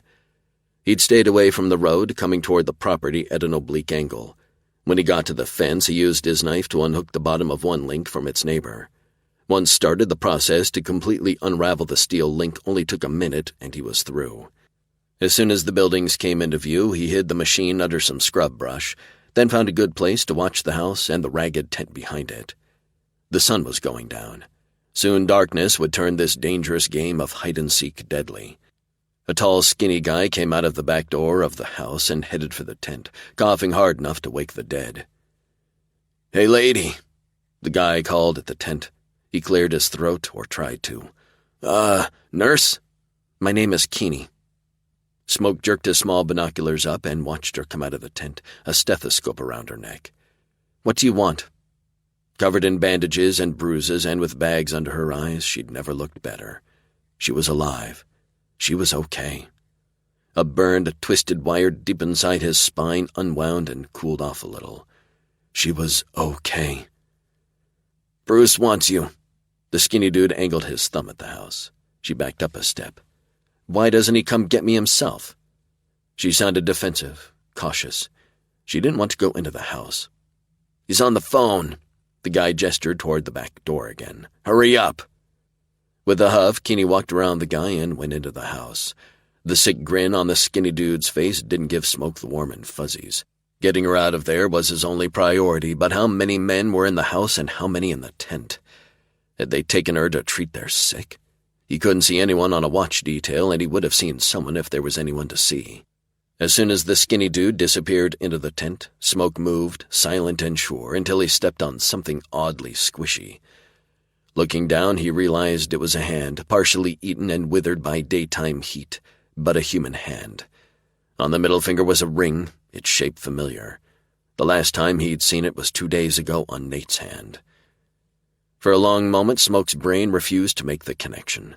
Then, with rage raining white noise inside his skull, he flung the dirt off the face of the body and had to snuff out a snarl. Nathan. A bullet hole between shadowed eyes. These fucking assholes had killed his cousin.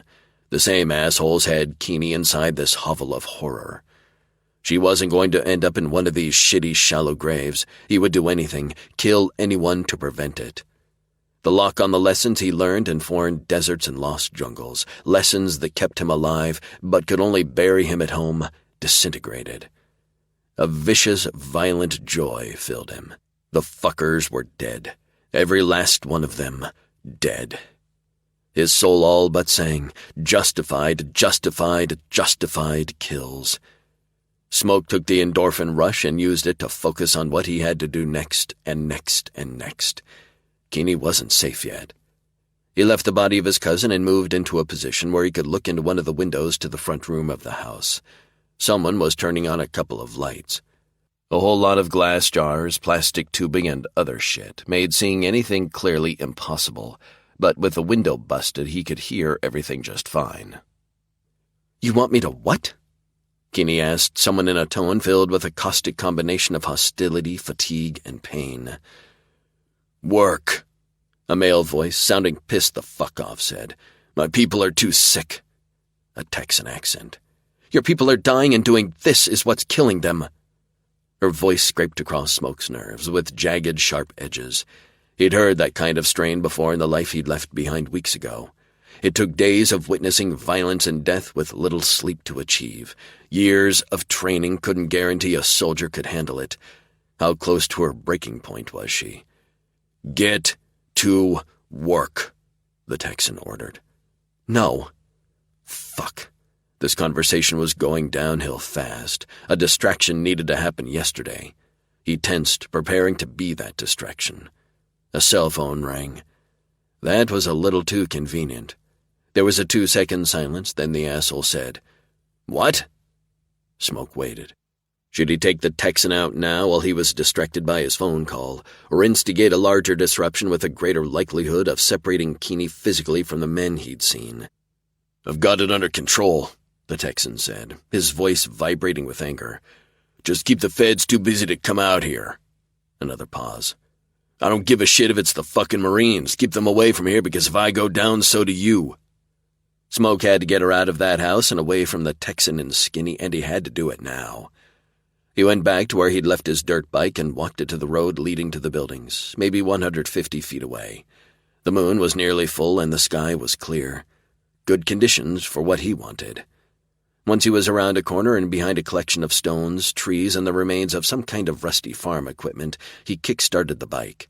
After revving the engine several times, he dropped it and disappeared into the landscape. The backcountry only looked barren. To someone who'd spent most of their life here, it was traversable. To an outsider, it could be a death sentence. Smoke moved fast and made it back to a spot where he could watch the house in time to see the Texan hauling ass down the road toward the bike. Keeney wasn't visible anywhere. "Get your hands off me!"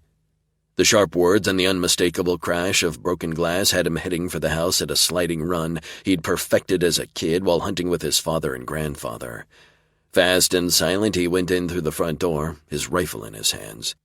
Keeney was struggling with the Skinny dude, but he had her pinned up against the wall and was using his body to hold her in place. The asshole laughed.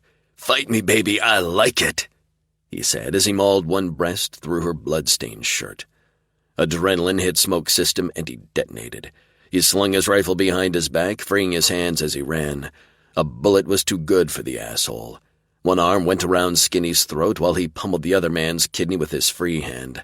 Smoke ignored the choking sounds coming from the asshole's throat and kept hammering away. By the time he was done with Skinny, he'd be lucky if he could piss blood. "How do you like it now, baby?" Keeney staggered a couple of steps, knocking over a couple of metal buckets with a splash and clatter.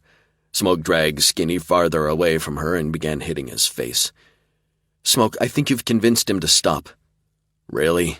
The image of Skinny, his body pinning Keeney's, passed through his head. "Nah, he kept beating the shit. He got to kill whoever he wanted." Keeney frowned. "Smoke, he can't breathe." "Gee, that's too bad." "Smoke," Keeney said in a severe tone, "you're killing him." And that was a problem. How? Small, warm, bloody hands wrapped around his wrist. "Please, Smoke." Behind her, the floor around the bucket sheet upended began to smoke. He looked into Keeney's warm chocolate eyes, a gaze so full of hurt it made the killing rage that had hijacked him retreat enough for him to think. Those delicate hands pulled at the arm clamped around Skinny's neck. He released the asshole and stepped back, pulling Keeney with him. Skinny flopped onto the pitted wood floor like a sack of potatoes. Keeney reached out with one hand toward the asshole's neck. Smoke took another step back, taking her with him. She glanced at him. "I need to see if he's still alive." "Doesn't matter." She stared at him, turning even paler than she already was. "Because you're going to kill him anyway?" He didn't respond. He didn't have to. "No," she said, determination putting some color back in her face. She laid one hand along his jaw. "I don't want his death on your conscience." "Won't bother me." It wouldn't, but something was wrong with that truth, even though he couldn't think of what it could be. "No," she said again, a tear clearing a track through the blood splatter on her skin. "Please don't become one of the monsters." But that's what he was. She put a hand on his chest. "I'm tired and sore and I want to get away from this." She glanced around. Horror movie. Reality smacked him upside the head. The Texan would be back soon and ready for a fight. This time, when she reached for Skinny's neck, he let her go. The smoke coming from the spill site intensified. Still alive, but... She looked around the room. If he stays here, he isn't going to stay that way. Smoke went to the front door. Movement on the road. He strode over to Keeney and snagged her hand. The Texan. The smoldering floor burst into active flames. He hustled her through the house. She sucked in a breath. What about no time? He kept her moving. At the back door, Smoke paused to observe the tent, but if anyone was watching them from inside it, he couldn't detect them. He headed into the desert at a trot, needing to get her away from the burning cesspool as quickly as possible. He pulled out his cell phone and swore. "What's wrong?" Keeney asked. He held out the phone. At some point during his scuffle with Skinny, his phone had taken a hit. The screen had been shattered and the battery case caved in. He dropped it in the dust. With the dirt bike no longer an option, they either had to flag down a ride back to town, steal a vehicle, or walk. Hitching a ride was out, there was no other car or truck in sight, and Keeney was already at her physical limit. He needed to find a place where they could hole up for a couple of hours or more.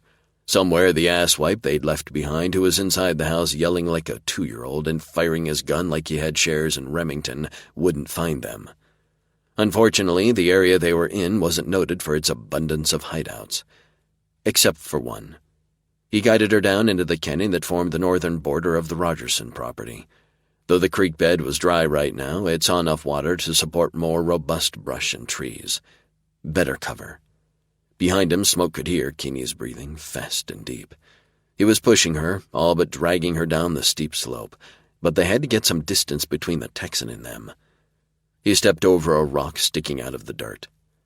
She tripped over it, then tried to hide a pain-filled noise as she attempted and failed to stay on her feet. Smoke planted his boots in the sandy earth and caught her on his back.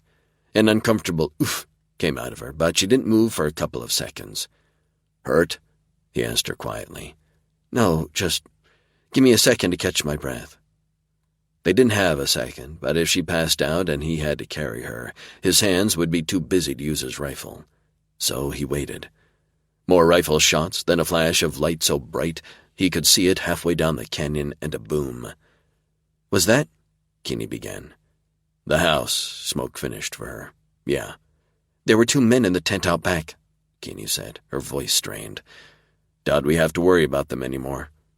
She made a sound, something sad, angry, and afraid all at once. Smoke was about to move when running footsteps became audible from the lip of the canyon above them. "Fuck." The Texan hadn't spoke all that loud, but it was still clearly audible. Damn it. He'd hoped the Texan had been a victim of the explosion. If he was going to try to catch them, they weren't moving fast enough. Keeney sucked in a breath, then managed to lever herself off his back and stand on her feet. She touched his shoulder, patting him a couple of times. A signal she was ready. He began walking again, watching for and avoiding footing problems. The farther they went down, the denser the foliage got until they were at the bottom.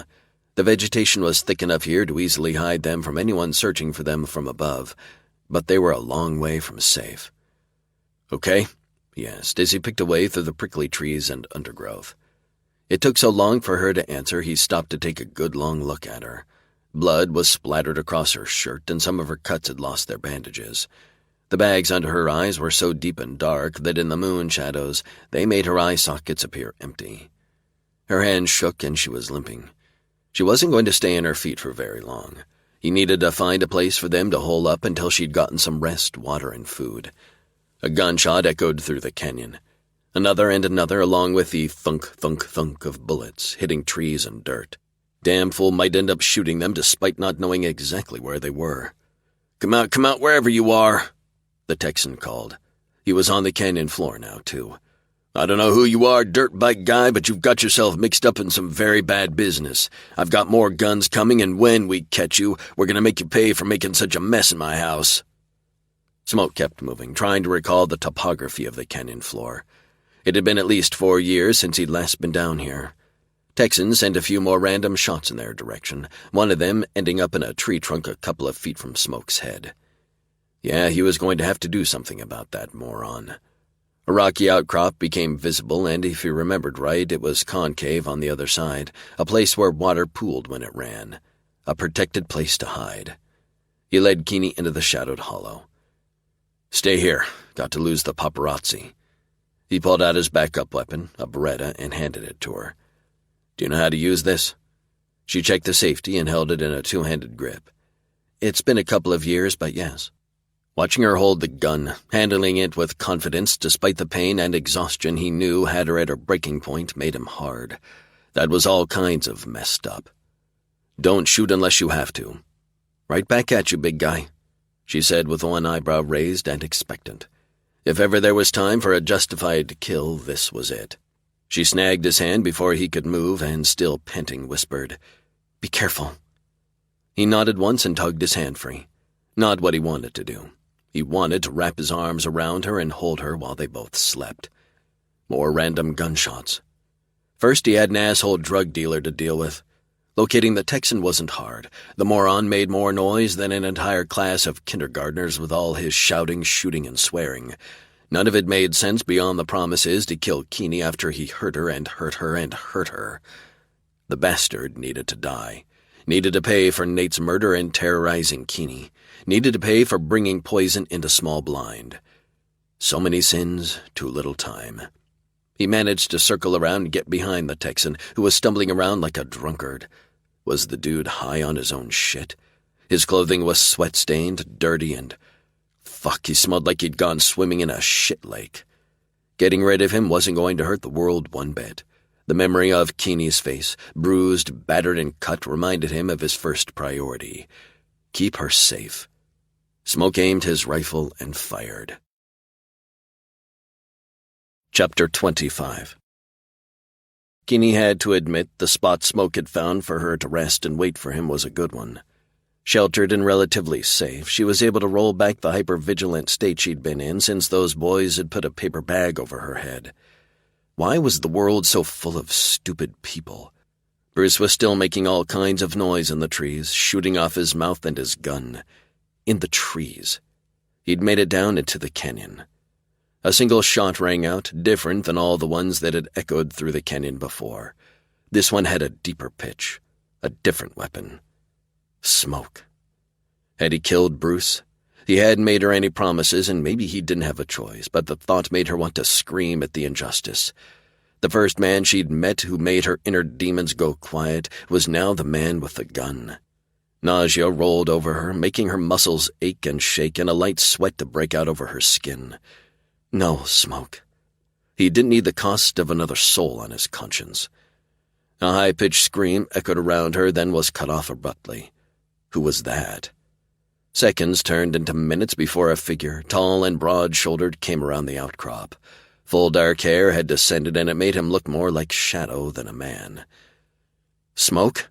she asked, barely above a whisper, terrified she was wrong, again. "Who were you expecting, Mary Poppins?" "What?" Her jaw had dropped. She closed it, trying to grasp why he looked so angry. At her. She hadn't done anything but sit where he put her and wait for him. "It was an honest mistake," she said with a fake smile. "I mistook your rifle for an umbrella." He'd been moving toward her at an even pace, but at her words, he stopped and stared at her from underneath his eyebrows, and said nothing. She sealed her lips, determined to make him say the next word. He'd had a lot more practice than she did at this particular contest, though. His face never moved. Finally, she couldn't stand it. She leaned forward and hissed through clenched teeth. "I thought you might have gotten shot." Now he frowned. "Oh." He glanced away, then cleared his throat. "I didn't kill him, just shot him through the leg a little." "I didn't kill him. 4 little words, one big result. Smoke hadn't killed. His moral compass hadn't been destroyed. Dented, dinged, and dirty it might be, but he still had it. Warmth spread out from her chest, through her entire body, wiping away the pain of her lacerations and bruises and the fuzzy edges of exhaustion. He hadn't killed. Then the full meaning of his words registered. "You shot him through the leg a little?" she asked, incredulous. "How does one do that? I mean, a little... what?" She sputtered and waved her hands around. What does that even mean?" "It means he's alive and he'll stay that way." Smoke tilted his head to one side and considered the ground thoughtfully. "Probably." "Bleed to death, kind of probably?" "No, I bandaged the bullet wound, but—" He glanced away with a distinct guilty expression. "The bullet fractured his leg." "So by probably you mean he needs someone to find him and take him to a hospital?" "Yup." Smoke gave her an almost smile. "But not for a couple hours, maybe even 3 or 4. The asshole deserves that much." Well, this was better than just murdering the man. "Fine." She huffed out of breath as the endorphin rush began to ebb. "Can we go now? I am so tired I don't even know what day this is." Smoke opened his mouth, looked at her, then closed it again without saying anything. Smart man. She extended her hand, offering him the gun he'd given her. He took it and holstered it, tucked inside the rear waistband of his jeans. She grabbed his outstretched hand, and he pulled her to her feet. Dizziness made gravity optional, and she found herself plastered up against Smoke's body, his arms around her as he held her up. "Sorry," she said, breathing deep, trying to stave off unconsciousness. "My knees have apparently gone on strike, and the negotiations for a new contract aren't going well." Damn it. She couldn't fall apart now. They were in no way safe. "Would an incentive package help?" he asked. She raised her head to meet his gaze. "What?" He kissed her. A long, lingering slide of his lips against hers. He sucked on her bottom lip, coaxing her mouth open, then licked at her tongue. Slowly, like they had all the time in the world. She hung on to him, her hands gripping the back of his shirt to keep herself upright, to keep him close. One of his hands cupped her butt, pulling her into full contact with the erection inside his jeans. She wiggled and was rewarded with a groan emanating from deep in his chest. His breathing grew as fast and choppy as hers. He ended the kiss and rested his forehead against her. "Good to go?" She chuckled, still trying to catch her breath. "My knees have voted to accept your incentive package on the condition that it's delivered on demand." He laughed out loud. Then he took her hand and they continued down the canyon. After a few minutes, the adrenaline wore off to such an extent her muscles shook with the effort to keep her upright. A couple of times she caught herself falling asleep while walking, waking only when she began to list too far to one side. "Smoke?" Her foot caught on a root and she would have fallen if it weren't for his grip on her hand. "I don't think I'm going to last much longer." Disappointment in herself turned to despair. She was going to get him killed. "I'm slowing you down. It'll get us both caught. You should He spun, got within a couple of inches from her face and said in a low growl, "No." But no. There was no give to him, no compromise. A muscle in his jaw jumped, telling her he was good and angry. At her. She swallowed and blinked away the burning sensation in her eyes. "What do we do?" He stared at her a moment longer, as if daring her to suggest he leave her behind again. When she just waited, he relaxed a little. "There are a couple of spots along the canyon where we could rest for a bit." He took a step closer. "No complaining if I decide to carry you." She rolled her eyes and started walking again. Smoke caught up and passed her, but kept within a few paces, checking on her often as he scanned the way ahead and monitored for activity behind them. After about 15 minutes of walking, Smoke went down into a crouch and pulled his rifle up so he could look through the scope at the north edge of the canyon. Though it was dark, it was a clear night and the moon was bright enough to allow him to see. Kinney joined him, crouched a foot or two away, listening hard. At first she couldn't hear anything that might have set off his alarm bells, but within a few seconds, distant but distinct voices sounded. Male voices. "Repeated gunshots," one voice said. "It's probably a local out hunting," another said. "Hunting what?" the first man asked. "There's nothing out here but that broken-down farm on the other side of the canyon." Kinney glanced at Smoke. She'd bet a year's salary he'd find something to hunt, other than people out here. So what were these two city guys doing out in the desert? "It's probably that asshole at the farm, then. He likes to think he's middle management rather than a number on the factory floor." The voices sounded close. Through the foliage, two men stood at the top of the cliff face, looking out over the canyon and beyond. "I don't hear anything now, but something is burning," the first man said. "Is that Smoke?" "I'll give the asshole a call, make sure he isn't fucking around," the second said. "And I'll tell him to stop shooting at shit for fun. We have enough to do." The two men turned and disappeared. Smoke didn't move from his crouch, didn't so much as breathe for a couple of minutes. His hands remained steady, his rifle pointed at the space where the edge of the canyon met the sky. The muscles in Keeney's thighs and butt burned from holding one position for so long. A trickle of sweat ran down her back. The temperature had gone down with the sun, but she was still thirsty. At least now she didn't feel like every molecule of water was being yanked out of her throat every time she opened her mouth. Eventually, Smoke relaxed and stood. He held out his hand and helped her get to her feet, all while scanning all around them and above them for... what? Enemies? Bad guys? A phone rang. She'd heard that song coming out of Bruce's phone. Though they'd been walking a while, the sound carried a long way. She stared at Smoke, the bottom of her stomach gone and gravity pulling the rest of her into a black hole. He met her gaze, nodded once, and set off at a ground-eating pace she doubted she could keep up with. Her whole body hurt and every laceration stung thanks to the sweat coating her skin. Her feet seemed to weigh 20 pounds each, and every step pushed her closer to unconsciousness. She stumbled but caught herself and kept going. The second time she stumbled, Smoke caught her. She put her hands on his biceps and stared at her shaking hands like she'd never seen them before. "I think I'm tapped out." Smoke didn't say anything, didn't make a sound, just picked her up and cradled her close to his chest. "I know you're in shape, but how long do you think you can carry me?" "Long enough," he said, his breathing perfectly normal. Show off. He walked along the creek bed at the base of the canyon and somehow managed to not lose his footing once. She dozed off, put to sleep by the steady rocking motion of his stride and the safety in his arms. Never had a man felt as safe as Smoke did. Safe, dependable, and strong. Qualities she'd never expected to find in a man, not after the betrayal of her childhood. Maybe she was so desperate for hope, for a good man, she was seeing things in Smoke that weren't really there. Trying to understand herself and someone else would have to wait until she'd had more sleep. Time took on a hazy quality, and the next thing she knew, Smoke was kneeling on the ground, still holding her. "Keeney?" he asked in a soft voice that nonetheless got her attention. She tried to sit up, and he let go of her legs. A glance around told her she had no idea where they were. "How long did I sleep?" "About 15 minutes. It felt longer than that." "I think I can walk on my own now." "Good, because company's coming." "What?" "The Texan was found faster than I'd hoped," Smoke whispered. "We're being tracked." She looked at her feet and his. "I'll probably make a trail a mile wide for anyone to follow. And get you killed." "That's what I'm counting on." "Huh?" "A false trail for the city boys to follow while we go another way." The plan was probably supposed to reassure her, but she couldn't seem to wrap her brain around it. She was so fucking tired. Her despair must have registered on her face, because Smoke cupped her jaw with one large hand and leaned close to say, "You'll be able to rest soon." "As in dead?" He saw the unspoken question as soon as the thought surfaced in her head and scowled at her.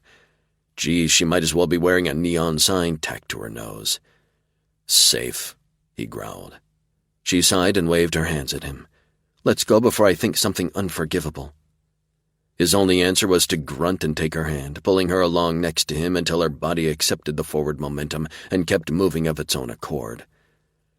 "In my defense, I think I'm tired enough to plead mental incapacitation." He didn't say anything for so long she was sure he wasn't going to, until he slanted her a scorching hot look. "Too bad. I was going to eat you out later." Her jaw dropped as a wave of heat and longing rolled over her and dumped energy into her overtired muscles. She pictured his head between her thighs all too easily, his blue eyes watching her watch him as she writhed beneath him. She tried to take in a breath, but her diaphragm didn't seem to be working. After a brief struggle to convince her body to function somewhat normally again, she managed to ask, "Could I take a rain check?" The shit-eating grin on his face erased all the hurt from her body, leaving nothing but anticipation behind. For about 2 minutes. Then the dull ache settled over her like an unwanted blanket on a hot day. She stumbled, weaved, and wobbled all over the place. Smoke nodded in approval at one point when she tripped and fell to her hands and knees. At least one of them was happy with the drunken trail she was leaving. He angled his head to the south side of the canyon. "See that washout? It goes all the way to the top of the canyon. That's the false trail." "Where are we going, really?" "A spot farther to the west." And why aren't we using the washout to get out of here and go for help? It's the obvious choice, the easy choice, the only choice in sight to someone who didn't grow up here. You're assuming that the bad guys don't have someone who grew up here on their payroll. Yeah, but they know you didn't. True. She stared with bleary eyes at the steep washout. I have to climb that and make it look like I did it myself? Yup. Her thighs ached already. You suck. Chapter 26. Smoke allowed himself to smile at Keeney's aggravated tone, more to keep her calm than to communicate how he really felt. There was a spot between his shoulder blades that twinged in warning. Someone was on their trail. He was a hair's breadth away from following the urge to circle around behind their pursuer or pursuers and commit however many murders it would take to wipe them out. The only thing that kept him from doing it was Keeney. She was in no shape to be left alone, not even for a few minutes. Too tired to take more than 2 steps in a straight line and muscles shaking with both exhaustion and pain. She needed him. More than he needed to kill. He got her to the base of the washout, but she ran out of gas. No surprise there. She'd gotten farther than he'd expected. He helped her get another 25 feet when they finally got lucky. Evidence of other people, footsteps, and a granola bar wrapper on the ground. He looked at Keeney, about to tell her the good news, and discovered her on the verge of passing out completely. He scooped her up and whispered in her ear, "Sleep. You're safe." Her answer was to cuddle up to him and drop off into unconsciousness like a stone thrown into a pool of deep water. His fellow soldiers, the men he worked and fought with for years, trusted him enough to sleep while he was on watch. Same as he trusted them. All of them heavily armed and ready to fight if attacked. Keeney had no weapons, no idea where she was, and no energy left. A body couldn't be more vulnerable, yet she trusted him enough to take care of her, to carry her to a place of safety. His eyes burned because of that trust. He didn't think he'd earned it, and he sure as hell didn't deserve it, but he was damn well going to do everything he could to live up to it. The spot he had in mind for them to lay low in was a little more than a quarter-mile away down canyon. There was a national park a little farther on where some of the ancient native peoples who'd come before his ancestors had built homes in the canyon walls and pit houses. They'd dry-farmed or channeled water to corn crops, but a long drought had forced change and they'd never returned. There were still 1 or 2 pit houses as yet undiscovered by the archaeologists. His grandfather had shown him where they were when he was a boy and told him to stay away from them as the spirits of those people might still reside there. It was disrespectful to go in and poke around for what might be left behind. So he'd built his own. Sort of. Smoke moved carefully but quickly, noting that others had walked down the canyon floor since the last rain or windstorm. He hadn't seen any signs of people before the washout, so maybe folks were using it to gain entry to the canyon. Hiking to the park? He just about reached the spot where he was going to have to climb up a narrow side gully and the chimney at the end of it when the echo of gunshots reached him. He stopped under an aspen tree, crouched, and balanced Keeney's weight on his knees and chest while he used the scope on his weapon to see what was going on behind him.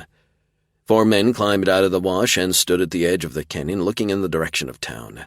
None of them looked like they had a broken leg. What happened to the Texan, or was he the reason for the shots? Would they give up the search for Keeney or assume she found a ride?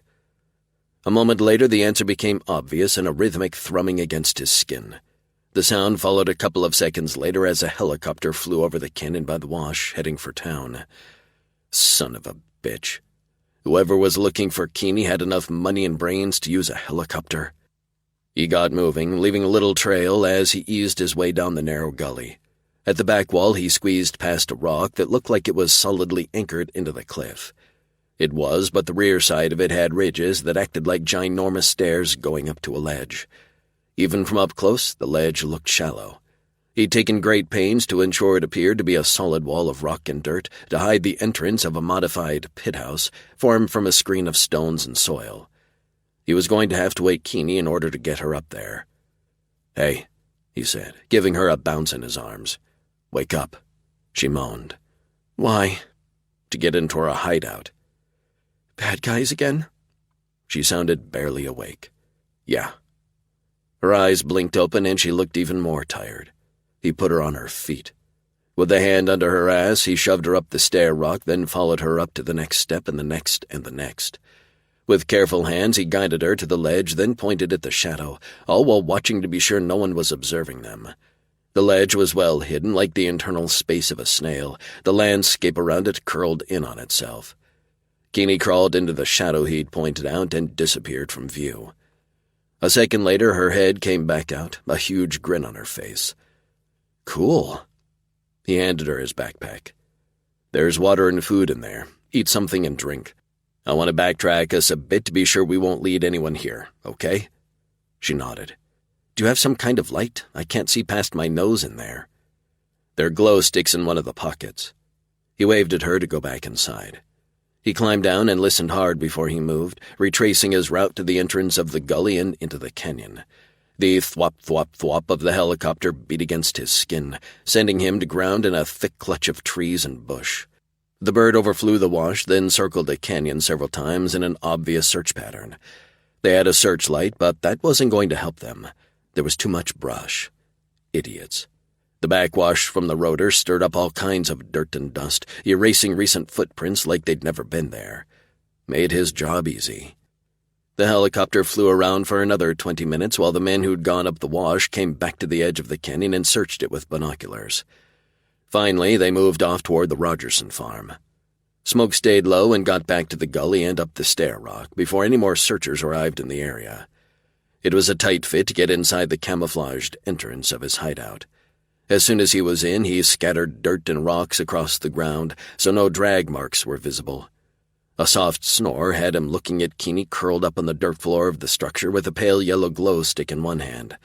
Though it didn't give off a lot of light, it was enough to reveal the dimensions of the room. Roughly circular in shape, it measured about 15 or 16 feet across. The floor was mostly loose dirt and appeared empty. It didn't look like anyone had been in here in years. Good. Next to Keeney sat an empty water bottle and a granola bar wrapper. She'd followed his orders almost to the letter. Too tired to argue. He checked his watch. 9 o'clock at night. They could rest and stay out of sight in here until the search cooled down. Then they'd make their run for town and help. Smoke studied the sleeping woman. So much energy in such a small body, yet that body with all its curves housed in indomitable will and restless intelligence he found just as attractive as the rest of her. Fatigue was making itself known through muscle aches and the deep desire to lie down next to a sleeping beauty. No reason to resist.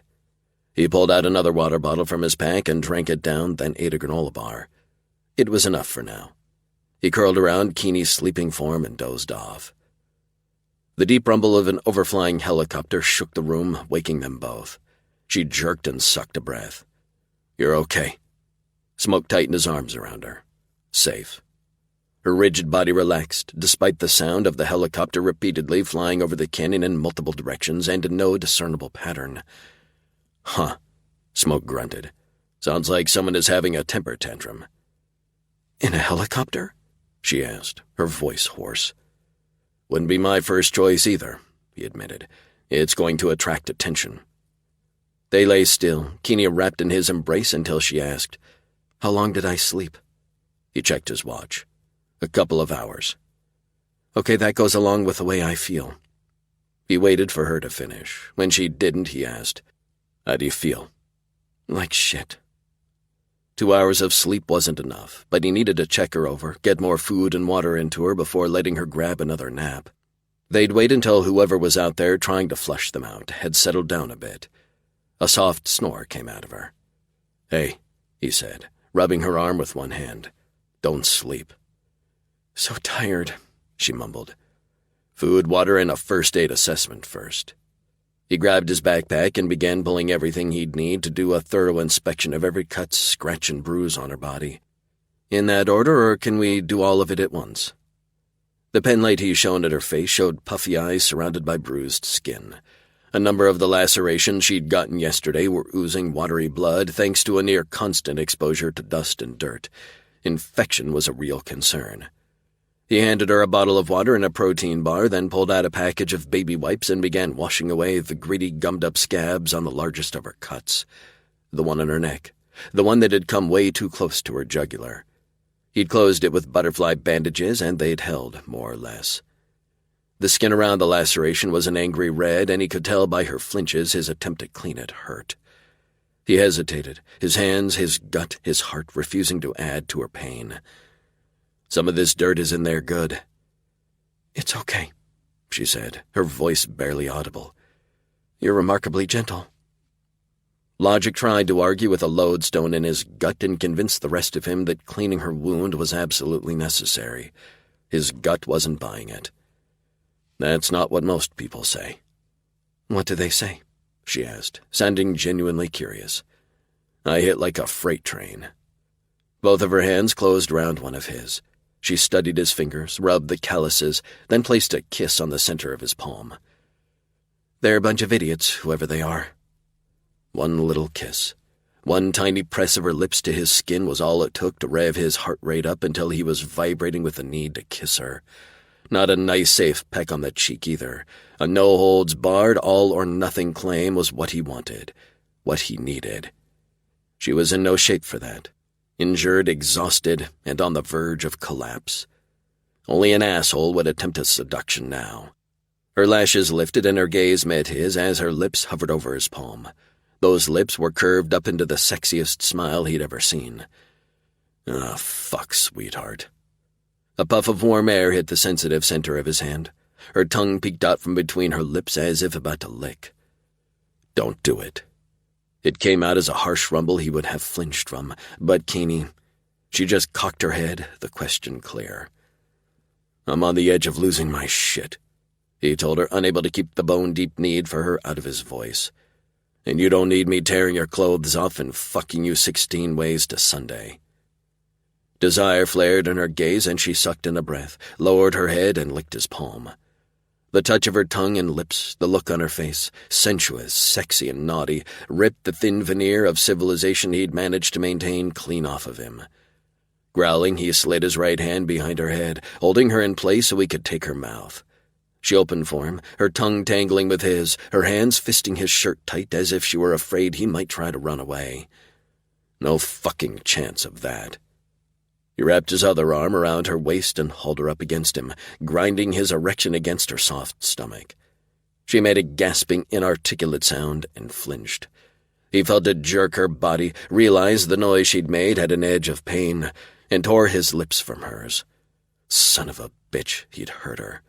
He had no business touching her with his blood-stained hands, because the blood wasn't just on his hands. It had been ground into his body, his heart, and soul until no part of him would ever be clean. He pulled away and would have put more space between them so he could see what he'd done to hurt her, but the grip she had on his shirt only got tighter. "No, no, no," she chanted. "Don't stop. Please. I need—" Yup, he was that fucking asshole. "I did something that hurt you," he said, realizing only after the words were out of his mouth that he sounded fucking pissed off. "Where?" She let go of him so fast he nearly fell on his ass. "I'm fine." She wrapped her arms around herself. "I'm sorry for throwing myself at you." Her eyes were locked on the dirt beneath their knees. "Do not apologize for—" He cut himself off. "Think, asshole, think." She was injured, tired, and had been through enough hell to drive most people off the deep end. "I practically jumped you and I hurt you doing it." He went nose to nose with her. "Now show me where it hurts." Her glare could have melted all the snow at the summit of Mount Everest. She turned on her knees so he could see her back and lifted her shirt to reveal a large bruise about the size of a man's fist. Rage roared through him. "I will kill that son of a bitch." "I think he's already dead." "Then I'll revive him so I can kill him again." Smoke reached down and cupped the black and blue mottled skin, lending his warmth to her. "You'd start the zombie apocalypse just for the chance to kill a guy who's already dead?" A smile lurked at the corners of her lips, but he was beyond finding any of this funny. "I'd go to war with the whole world for the chance to kill him again." Chapter 27. "Why?" Kinney couldn't have stopped the question coming out of her mouth if she tried. Smoke knelt in front of her, only inches away, a dark, brooding form she wanted to stroke and kiss. But he didn't want her. Not really. Not for keeps. He cupped her face again with his big, sexy hands and leaned down until his mouth was only an inch from hers. He hurt you. She swallowed the lump in her throat. Her whole body ached from the struggle with Freddie and his friend and the rough handling Bruce had given her, no sleep and their dash to escape. If they hadn't found this hideaway, they'd probably be captured by whoever was looking for them or dead. She wanted to feel alive, to taste him again, to have him on her lips, to feel him stroking her inside and out. Just touching him was a pleasure, but she wanted it all. She couldn't have him. Not for long. Every single relationship she'd ever had died an inescapable death thanks to the disaster that was her childhood. Trust. Her father had destroyed her ability to trust a man, any man, with her whole self. And yet this man had saved her life more than once. Her heart wanted her to stay with him, care for him, while her soul feared what might happen if she did. If she gave herself to him, trusted him, and he later threw her away or broke that trust, something inside her would break too. Into so many pieces no one would be able to put her back together again. He had so much pain inside him, so much anger. Violence hovered like a vulture over his every move. Could she live with the threat of that vicious carrion bird watching her through his eyes? But walking away now when he needed her and she needed him seemed cowardly and wrong. "I hurt," she admitted, "and I probably look like I just walked out of that zombie apocalypse you want to start." When all he did was frown at her, she carried on. "It's no wonder you don't want—" Her face was so hot he could probably feel how embarrassed she was, throwing herself at a man who was too good to take advantage. The strain of meeting his pitiless gaze finally became too much and she looked away. "Don't want?" The words were spoken in a dangerous purr. "You think I don't want you?" She glanced at him and flashed a smile, though all she felt was disappointed. "Who would?" She extended her arms and examined them. With so many bandages, she looked like a casting call reject for the latest Mummy movie reboot. Stupid woman. The words, growled in a tone that sounded like he had a mouthful of crushed glass, had her gaze snapping back to him. "What?" He leaned over her. "You think I'm losing my mind, fighting my need to fuck you because I'm some kind of polite, whitewashed hero?" "Obviously not polite," she shot back. "But yeah, guys like you." "What the fuck do you know about guys like me?" "Good guys," she snapped, sticking a finger under his nose. "Honorable guys. Guys who, when meeting a woman for the first time, offer to hunt down graffiti and car-crashing assholes." She poked his chest with her finger. "You." He grabbed that finger and tugged her forward in a quick motion that unbalanced her. She sagged against him and he crashed his mouth down onto hers. Oh no, not this. She'd made him angry, given him something to prove. She wiggled and pushed and ignored his mouth's demand. She let him in, but it wasn't until she let out an aggrieved squeak that he lifted his head. "I don't want a pity fuck," she snarled at him. "I do," he snarled back, shocking her. "You have me tied up in so many knots, so desperate to be inside you, I'm losing my fucking mind." She studied his face, his body, and hands. He shook all over, and the erection tinting the front of his jeans looked like a steel bar. "Have pity, sweetheart," he whispered, his voice raw. "Don't push me." He swallowed hard. "I'm scared I'm going to hurt you, and that would fucking gut me." He meant it. She could see it on his face and body, feel it in the firm but gentle hold he had on her arms. "I need you so bad it hurts more than all the rest put together," she confessed. "Please, Smoke. I want to feel alive." He blew out a breath, shaking even harder than before. "You'll stop me if I—" This time she interrupted by kissing him with an open mouth, sucking his bottom lip, then nipping it before soothing the small pain with lavish licks.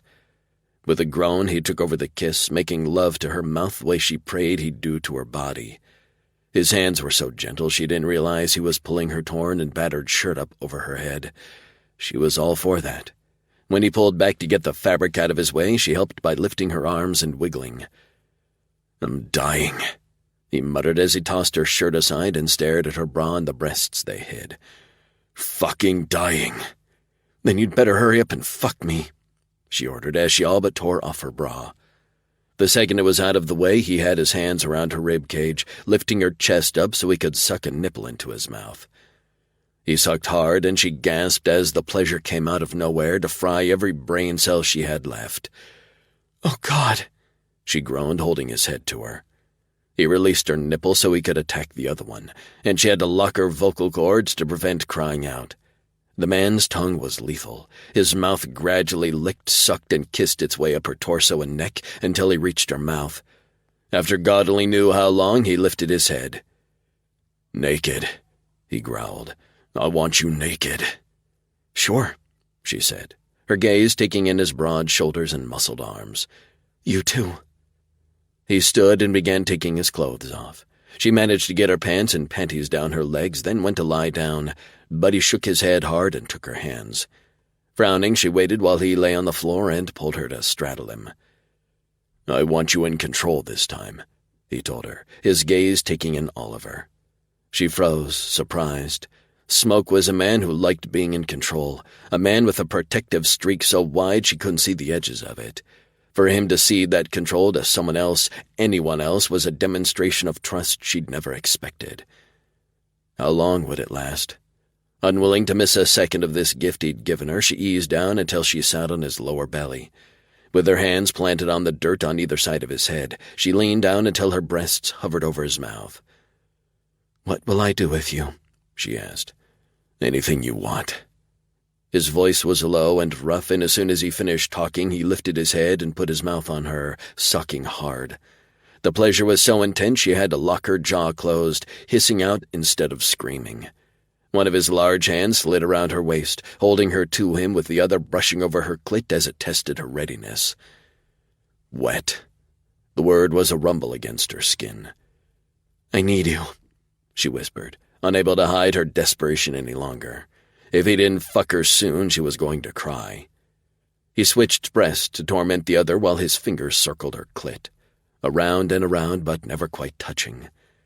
"Smoke, please." She'd beg if she had to. "Shift back," he ordered. Allowing her to slide backward, he held his cock in place while she wiggled and rotated her hips against the head of his penis. Her breathing deepened and increased in speed until she felt dizzy, but teasing herself and him felt so good. "Are you trying to drive me insane?" he asked through clenched teeth as she kept up the tantalizing torment of her hips and his cock. "Both of us." A breath shuddered out of her. "Almost there." "Watching your face as you drive us both crazy is the sexiest thing I've ever seen," he told her. "I'm hanging on to my restraint by a thread, sweetheart." She went nose to nose with him. "Fuck restraint." His body jerked under hers, his eyes wide, his teeth bared. Just one more little push and he'd lose it. She stared at him and saw his face twisted with pleasure. "Do it," she ordered. "Do it." He said, his jaw slammed up into her. She threw her head back, stifling the scream. Smoke growled as he held her hips and fucked her hard and fast. One hand released her hip so he could press his thumb against her clit, and the orgasm rolled over her with the strength of a tsunami, holding her rigid before releasing her to collapse on his chest. He took her mouth in a carnal kiss as he sped up his thrusts, then groaned as his hips jerked against hers, his own orgasm seeming to last a long time.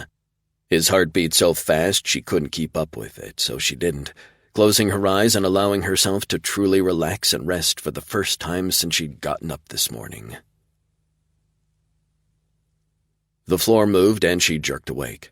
"Shh," Smoke said, cradling her as he sat up. "You can sleep, but we should get dressed first." She nodded and yawned and tried to get up, but her legs didn't want to work. He watched her struggle for a second, then gave her a crooked smile and lifted her off of him. They hadn't used a condom. She stared at his softened cock, covered in her wetness. "Oh, were you on the pill?" he asked. "Yes, and I'm clean. Until you, I hadn't been with anyone in a couple of years." Giving her a smugly satisfied look, he said, "Same here." That surprised her. "You haven't? Wow, you must have women hanging off you." He raised an eyebrow. I mean, you're incredibly good-looking and—" She stroked one hand across his shoulder and down his arm. "Muscles," she said with a sigh. He flashed her the biggest grin she'd ever seen on his face. "Muscles, huh? Yeah." He reached out and cupped one of her breasts. "You'd better put clothes on before I fuck you again." Her breath caught as he played with her nipple and she leaned toward him. He growled at her. "Clothes, Keeney." She sighed again but got dressed. That took all the energy she had left. "Do you have more food and water?" He nodded, and after pulling up his jeans, he opened his backpack and pulled out 2 bottles of water and protein bars. She helped herself to her share of the food and water, then sat back to watch him finish dressing. The man was fine with a capital F. "Do we have a plan?" she asked, once he'd started eating. "We wait until the people searching for us settle down, then make a run for town." "Won't they expect that?" "They expect we'll probably head for the highway, but we're not going that way. We'll go across country." "They have a helicopter." He shrugged. "So we'll hear them coming." "Who are they?" she asked. "I figured out that Bruce and his crew worked for them, but who are they? Where do they come from? What are they doing out here?" "When you were in the Rogerson house, what did you see?" "They had a drug lab, probably meth, but they could have been making other stuff besides that. There was a map on one wall. It had tacks in it, marking towns and cities throughout the state. Infection targets. This outbreak wasn't an accident, but I didn't see anything about why." She rubbed her face with one hand. "Bruce seemed to be the leader, and he had 3 men working there, but they were all sick. There was another man, Gary, who struck me as psychotic in a serial killer sort of way, but he took a man who was really sick into town to the hospital." She paused to take another couple of swallows of water. "At first all Bruce wanted was for me to take care of his people. They all showed signs of lung damage. Not pneumonia, more like emphysema. I think the chemicals they used to make the drugs destroyed their lungs. Bruce wanted me to do the same work." "That much I heard," Smoke said, his face settling into angry lines. "So that's what had made him attack with such ferocity." "Anything about free America from oppression?" he asked. "No, but I only got a quick look." "Doesn't matter, if they think you saw anything." His voice trailed off. Bruce and whoever else was involved wouldn't want her to report what she'd seen and heard. It would bring not only the local police, but state and federal law enforcement as well. "They're not going to stop looking for me. For us." "They have limited time," he smiled grimly. "Homeland Security and the FBI will be here in force in about 10 hours. Any stunts with the helicopter are going to be noticed and investigated." "Will River come looking for us?" He nodded. "He knows no news is bad news." "So how long are we staying in here?" "Maybe a couple of hours. I'll do an advance recon to make sure it's safe." "Okay." Still time to rest, to recover from the worst day ever. The beat of the helicopter's rotor seemed to be gone even after she listened hard. "What is this place? Did people actually live in here?" Smoke shook his head. "No, I built it when I was just a kid. I based it off a kiva, the ancient Native American version of a church and man cave all rolled into one." "So this is your idea of a tree fort?" "Yeah." Smoke lay back on the dirt with his hands behind his head. "My grandfather thought I was a bit crazy for building it." "Why here?" "There weren't any ancient kivas in this part of the canyon. There are a couple remains of pit houses farther down, but they were destroyed when the first white men came to this part of Utah. It was a popular Sunday afternoon activity to go for a picnic and blow up a pit house or cliff dwelling with dynamite." "Seriously?" Smoke smiled. "Yep. People can be so stupid." "Truth," Smoke grunted. "Speaking of stupid people, who are these guys? The ones with the helicopter and guns? Some kind of domestic terrorist group? Other than that one mention of FAFO on the news, I've never heard of them." "I don't know, but you can be damn sure I'm going to find out." Chapter 28. Despite the feeble light from the glow sticks, Smoke could see quite clearly what Keeney thought of his intent to bring the assholes down. Concern was written across her face in the sea of wrinkles on her forehead. Concern and more than a little fear. "After we reach help," she said, the words in order, "and with the assistance of River, Homeland Security, and the FBI." He didn't answer, didn't want to confess that waiting for River, Homeland Security, and the FBI might give the assholes time to escape. He wasn't going to let that happen. They were going to pay for whatever bullshit they were involved in that made them think murder was just part of business. Right? She asked, expecting an answer. If Homeland and the alphabet soup are fast enough to keep up with me, he finally said. She crossed her arms over her chest and lifted her chin. No, you're going to wait for them. They're law enforcement. He sat up, put one hand on the dirt, and thrust himself into her personal space bubble. If I have to wait for 2 or 3 different federal agencies to decide who has jurisdiction, those fuckers are guaranteed to get away. One man isn't capable of taking on a group with enough people to launch a foot and aerial search. She leaned toward him until she was all but kissing him and poked his chest with an index finger. It's suicide. Probably, but he wasn't going to tell her that. Thanks for the vote of confidence. She grabbed his shirt with both hands. Stop being an ass. He could argue or he could do what his hands wanted to do. Touch her, as if that was a difficult decision. He kissed her, taking her mouth hard while he wrapped his arms around her and held her tight. Smoke pulled back to be sure she was with him all the way. He wasn't taking more than she wanted to give him, only to be hauled back into another battle of a kiss. She nipped his bottom lip hard enough for a bite of pain to jolt him. He grinned at her. I like it when you're mean.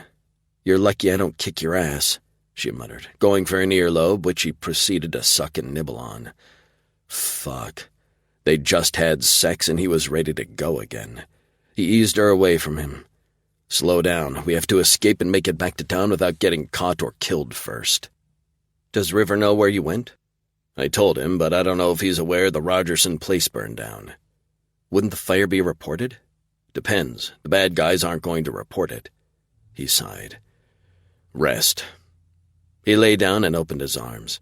She scowled at him, then inched over and lay down so he could spoon her from behind. She was asleep in a couple of minutes, her breathing deep and even.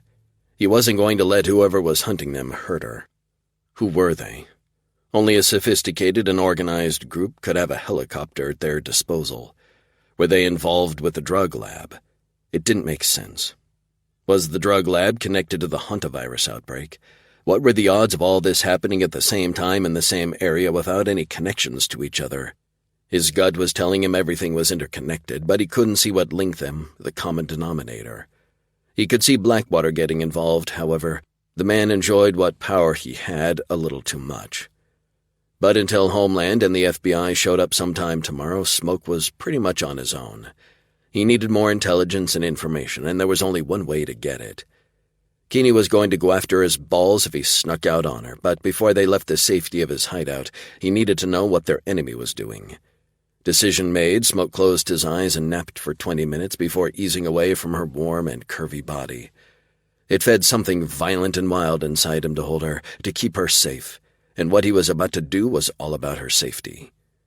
Smoke left her a small note propped up against his backpack, telling her to stay inside, and that he'd be back soon from a short scouting mission. He even promised not to kill anyone. Then he cautiously crawled out of the structure. He left the gully, but instead of checking out the wash in the direction of town, he went down the canyon and climbed up the opposite side. Those men in the helicopter came from somewhere. He wanted to know where. At the top of the cliff, he crouched amongst some sagebrush. The cool air did a good job of carrying sound, and indistinct male voices came from the other side of the canyon. Couldn't tell how many men were talking, though. In the opposite direction, there was a fairly large light source in the distance, more light than 1 or 2 houses could produce. Some kind of warehouse or manufacturing plant. Interesting. No one had mentioned anything like that going up in the area. He brought out his small binoculars from a case clipped to his belt and scanned the area toward the light source, but it was hidden behind terrain. An examination of the land on the other side of the canyon yielded at least 4 men on foot with flashlights in motion and 2 on ATVs. These guys seemed to have a lot of money to invest in equipment. The sound of an ATV motor grew louder and louder. A single man with a rifle slung over his shoulder was heading straight for his position. Incapacitate the rider and grab the vehicle, or let the schmuck drive by. No one else was in the area. Could he hide the body in the vehicle from anyone else who might come along while he got Keeney, or was this asking to get caught? Tempting. But Keeney wasn't up to a hard scramble up the cliff, and they'd be on the wrong side of the canyon. The nearest bridge was on the interstate, a site almost certainly under observation. There were even more men on the other side of the canyon. He let the ATV and its driver go on by while he observed the other side of the canyon more closely. There were men on dirt bikes now, at least 3 in addition to the ones he'd already seen. They appeared to be ramping up their search despite the darkness. He and Keeney might have to hide for longer than he'd expected. The sound of more ATV engines grew closer and closer, coming from the direction of the light source. He hunkered down in the scrub, allowing his body to follow the ebb and flow of the vegetation around him. 2 sets of headlights came to a stop about 20 feet away, close to the canyon's edge. The rider shut their engines off and dismounted. "Why the fuck are we looking on this side of the canyon?" a man asked. "According to that idiot Bruce, the woman's injured. She's not going to come this way. She's going to try to get to town. He also said some huge Indian man came out of nowhere, shot him and blew up the meth lab." "If there was a guy," the second man grunted. "Bruce would blame his mother if he got caught crossing the street. He knows he fucked up. Or he could be that ex-soldier Blackwater told us about. Blackwater's full of shit on a good day, and this place is crawling with Indians. Blackwater is an Indian." There was a pause. "Good riddance to the meth lab, I say. It was a hell of a risk setting that place up." Whoever these men were, they'd never been in the military, never been deployed to a combat-active area, or they wouldn't be standing around shooting the shit. "It takes money to build the shit these guys have put up, plus we're expensive as hell. Robbing a bank would have been a lot easier and less complicated. Probably too high profile. I don't know, man, this shit is getting weirder every day. We're being paid a fuck ton of money, so I don't care how weird shit gets. Another year working for these guys and I can retire on a beach somewhere." There was another long pause. "Where the fuck is the bitch?" "Gone to ground somewhere in the canyons is my bet. We'll find her. Foreman said that if we don't find her by daylight, he'll bring in some dogs. If she gets away, gets to help, we're gonna be up shit creek. I guess we better find her then." Footsteps, then 2 ATV engines roaring to life within a couple of seconds of each other. They drove off, following the edge of the canyon in opposite directions.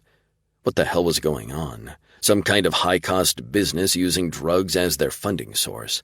If that wasn't the craziest shit he'd ever heard, he didn't know what was.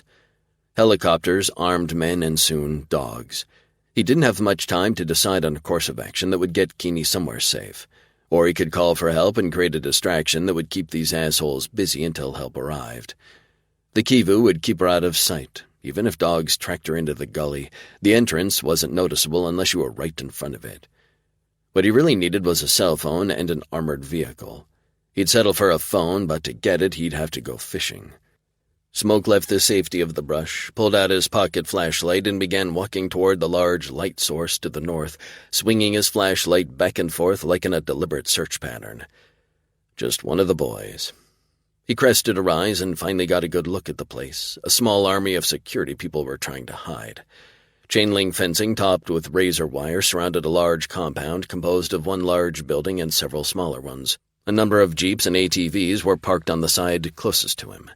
Massive portable light poles stood at regular intervals, providing enough light to illuminate anywhere for a person to hide, day or night.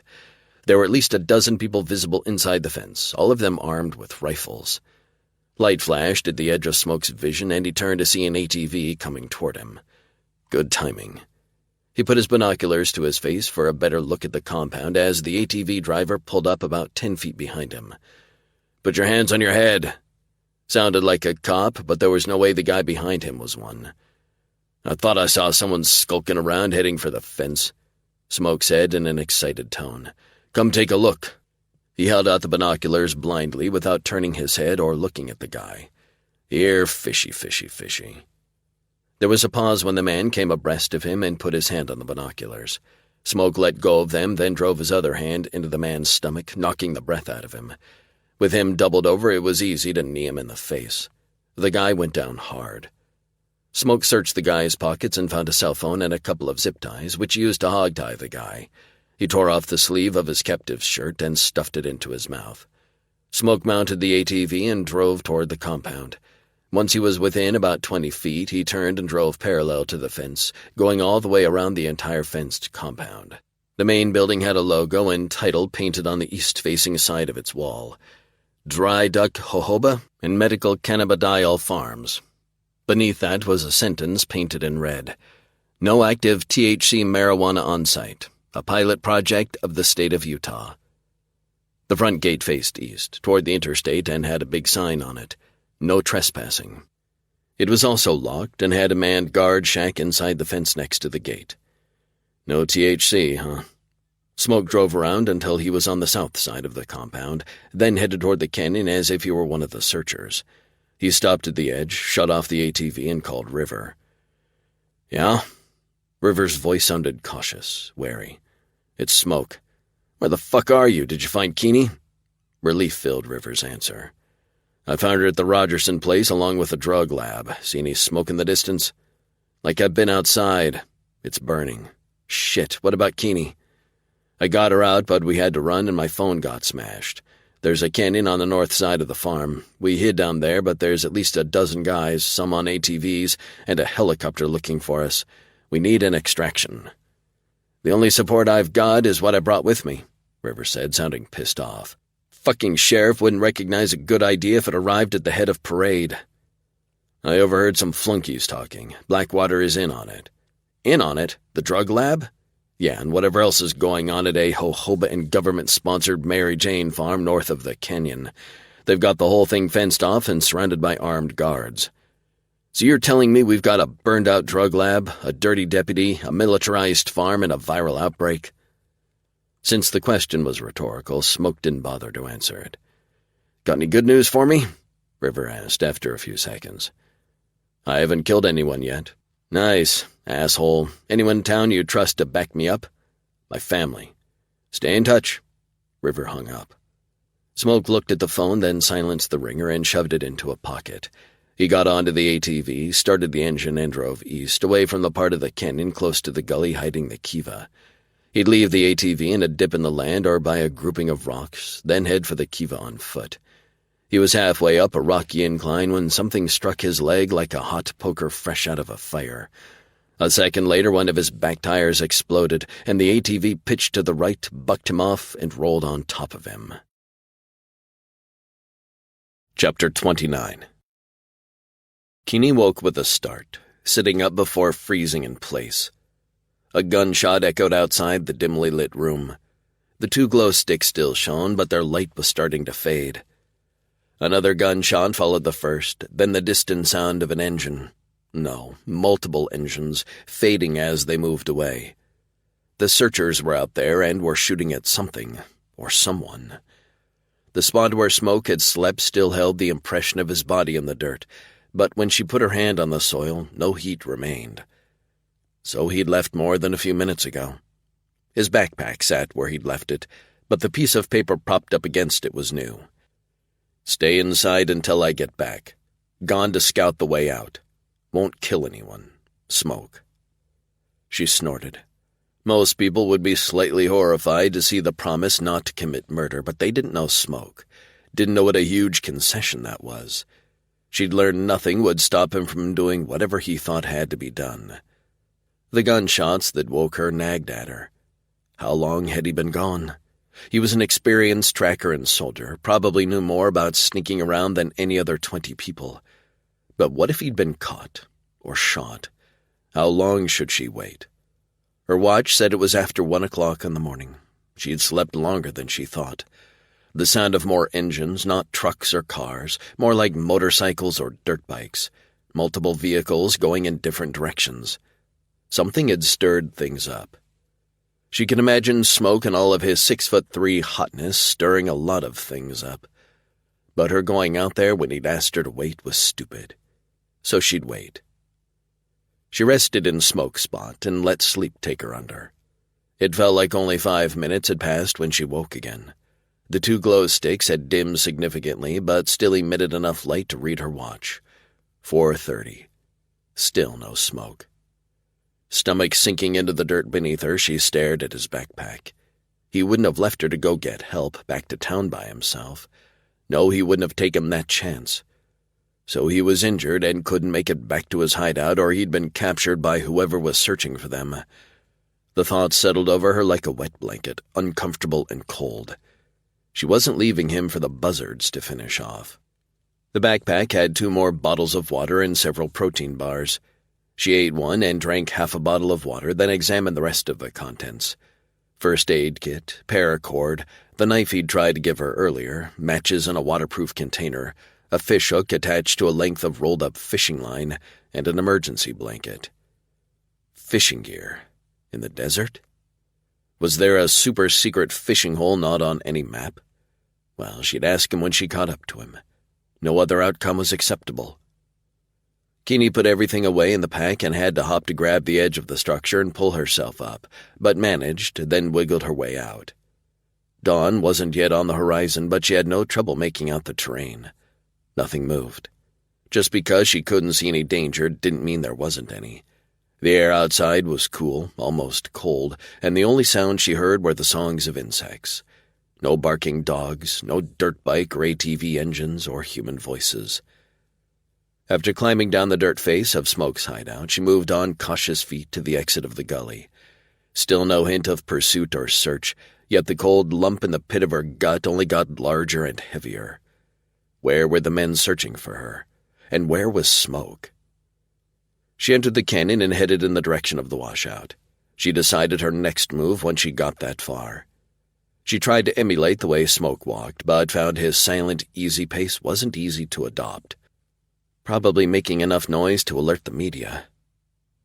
As she passed a large rock, a low, rough voice whispered her name. "Who's there?"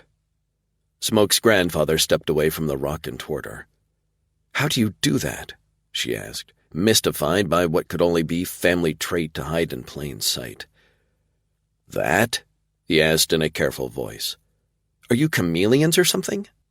His white teeth flashed a smile in the darkness, there and gone again. "Where's Smoke?" "I don't know." That lump in her stomach expanded until she could barely breathe. "You haven't seen him?" A shake of his head. "He called River a few hours ago, told him you were hiding in this little house and asked for an extraction. No contact since." A few hours ago, she'd heard shots. The ball of ice in her gut was so cold it burned. "No Smoke?" asked another voice from behind her. Whirling to confront this new evidence that she needed her hearing checked, she discovered Smoke's father, Jim, standing not 5 feet away, a rifle in his hands. "How do you, all of you, sneak up on people like this?" she demanded in a croak. Why bother breathing at all? Every time she got over one shock, another showed up in time to knock the breath out of her again. "No," Smoke's grandfather said. She could see his father's face harden with worry as he digested this news. "A few hours ago, several shots woke me," she told them. "I could hear engines, ATV engines, and men shouting, but I'd made Smoke a promise not to leave this kiva until he got back." "You think he was caught?" Jim sounded offended. "I think a bullet can change the dynamics of any situation. He's not bulletproof." "Who took him?" asked Smoke's grandfather. "Where did they take him?" asked Jim. "Smoke said there was some kind of large light source north of the canyon. He went to scout it out, find a way for us to reach help without getting caught by whoever's chasing me." "That's the Hohoban marijuana farm," Jim said. "Nathan's been working there for the last 6 months." When she stared at him in shock, he added, "The government set it up to produce oil without the THC in it." Why would anyone from a government-backed farm be involved with an illegal drug lab? She couldn't imagine reason to explain the odd connections things seemed to have around here. "You heard shots?" Grandfather Smoke asked. "Yes, maybe 4 or 5. "There isn't anything out here besides the farm," Jim said. Grandfather Smoke nodded once. "We checked there first." "How will we do that?" Keeney asked, looking from one man to the other, "without getting caught by the men searching for me?" "I'll go to the front door and ask for Nathan," the older Smoke said. "You cut the fence and sneak in." Jim shook his head. "No, we don't have time for bullshit. I say we all go through the front door." "But," Keeney began. "You're right," Grandpa Smoke said. "None of them city boys is going to expect any of us to be much of a threat." Keeney blinked. He was including her in that statement? "I'm a threat?" she asked, unable to keep the incredulous tone out of her voice. Both men snorted. "I've seen you in action," Jim said. "When you get mad, no man's balls are safe." Oh. She hadn't thought about her preference for going for the groin first as something other people might notice. Should she feel bad about that? "I'm still not sure we should just walk up to the front door." "It'll be the last thing they expect," Jim said. "They'll believe none of us knows they're searching for you," Grandpa Smoke added. "Besides, you look like hell. We go in asking for medical help, and they're not going to suspect we know they're up to no good." Was she supposed to feel insulted or complimented? Perhaps she'd stick with middle of the road. "Thanks. Dawn isn't far off. We'd best get going." The two men led Keeney to the dry stream bed at the bottom of the canyon, and the two horses picketed there. They mounted, and Keeney got on behind Grandpa Smoke. Dawn's pale light added hints of coral and pink to the horizon when they trotted up to the main gate for the farm. A man in a uniform with a company name on his chest and title of security met them as the two Smokes dismounted. "We found this gal out in the desert," Jim said as Grandpa Smoke helped her get down off the horse. Holy shit, she'd only been riding for less than an hour and already her thighs hurt. "She's dehydrated and injured," Jim continued, "and keeps telling us she was kidnapped by some kind of drug dealer. Please call for the police and an ambulance." The security guard stared at her with his mouth hanging open, so Keeney did her best to look like an exhausted, confused, pain-addled woman. She must have appeared convincing because the guard attempted to hide his triumphant smile behind a concerned expression and said, "Hold on for just a minute while I call this in." He took a couple of steps toward his shack before he turned and said while walking backward, "I'm sure the shift supervisor will give the okay to assist." She almost laughed. Yep, that was probably a given. The guard spoke in some kind of handheld radio, then he buzzed the gate open. Jim helped Keeney walk into the compound while Grandpa Smoke led the horses. The guard put his hands up, palm out. "I'm sorry, sir, you can't bring your horses onto the property. Safety regulations." One of the horses chose that moment to lift its tail and defecate on the middle of the road. The guard's jaw dropped for the second time in as many minutes. Grandpa Smoke glanced at the pile of poop, nodded sagely, then walked the horses to one side of the gate and tied their reins to the fence. He joined Jim and her. They kept walking past the chain-link gate as the guard went into his shack and activated the gate. He came running out, yelling, "If you could wait there, our car is coming for you." "Why would we need a car?" Jim asked. "The building is right there."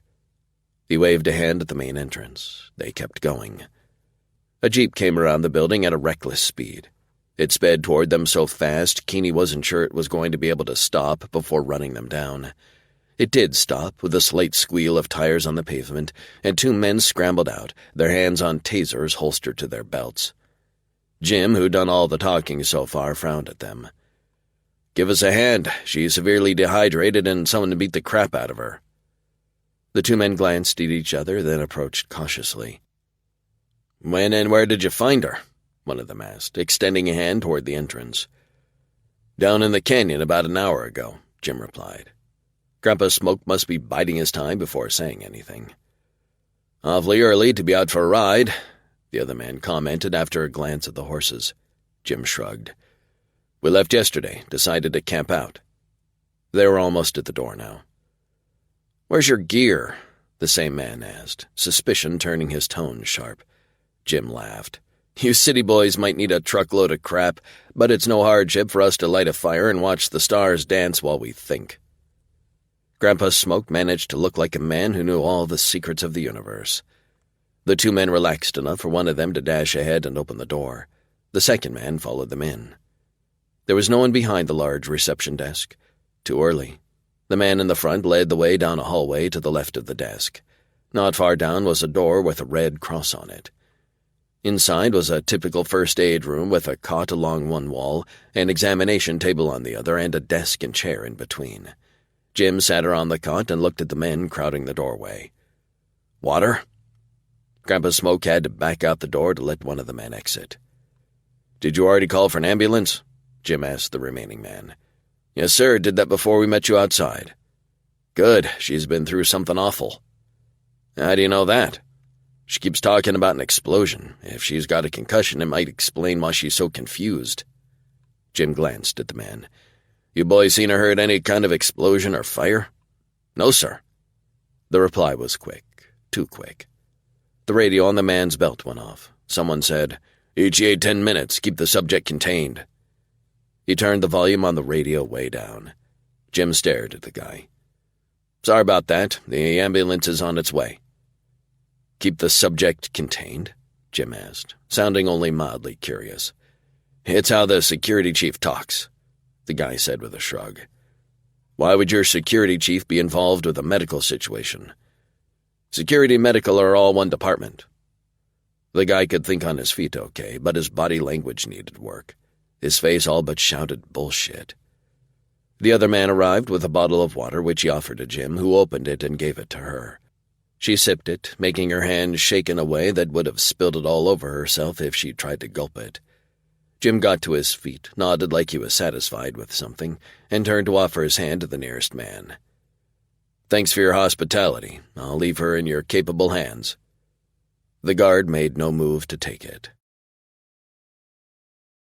Chapter 30. There was enough light coming out of the door to the janitor's room Smoke had been tied up and left in to see all the stuff on the shelves above him. Stupid, leaving him inside a room with all the ingredients for a homemade bomb and a belly full of anger.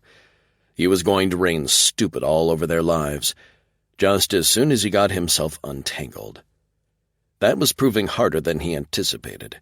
Whoever had hog-tied him had done a good job. Didn't start questioning him until after he was belly down on the floor of the closet, his arms and legs tied together behind his back. The guard asked why he'd tied up one of their security guards and taken his ATV. Smoke didn't answer. Hadn't said a thing. The asshole patted him on the face. "If this is some kind of prank, you'd be better off talking to us." Then the guy had sneered, "Because if our boss has to question you personally, you're going to wish you stayed home." They thought he was a local, and that was fine. The time it would take to call in their boss was time he could use to escape. Everything about this place felt wrong. It was too big, with too many security guards using equipment that cost too much for a legal operation. A shadow passed the doorway, no sound, just movement. Interesting. So far, none of the people here had demonstrated they knew how to walk softly, so who was this? The shadow came back and the door opened. Smoke only had a moment to see who had cast the shadow before they were inside, and it was dark again. The light switched on. Nope, his eyes hadn't tried to play tricks on him. It really was his grandfather. A whisper of sound, then a knife cut through the rope. Smoke rolled over and sat up. "Keeney?" "With your dad." The elder Smoke pointed the knife at his grandson's right calf. "Bleeding." "Bastards got lucky," Smoke told him, then winced. "I think the bullet is still in there." His grandfather cut the crude bandage off and examined the leg. "Only an entry wound. Must have been a ricochet or it would have broken bone." It bled sluggishly. Smoke frowned at his grandfather. "I'm going to leave a trail." "Is that a bad thing?" The old man smiled and held out a hand. "I know where to get clean, proper bandages." Smoke took it and stood tentatively, keeping his weight on his good leg. "Besides," his grandfather said, "I found you by following the blood trail you left when they brought you here." He opened the door, looked both ways, then guided Smoke out of the room. Smoke slung one arm over his grandfather's shoulders and allowed him to take some of his weight as they moved down the hallway. A blood drop on the floor caught his attention.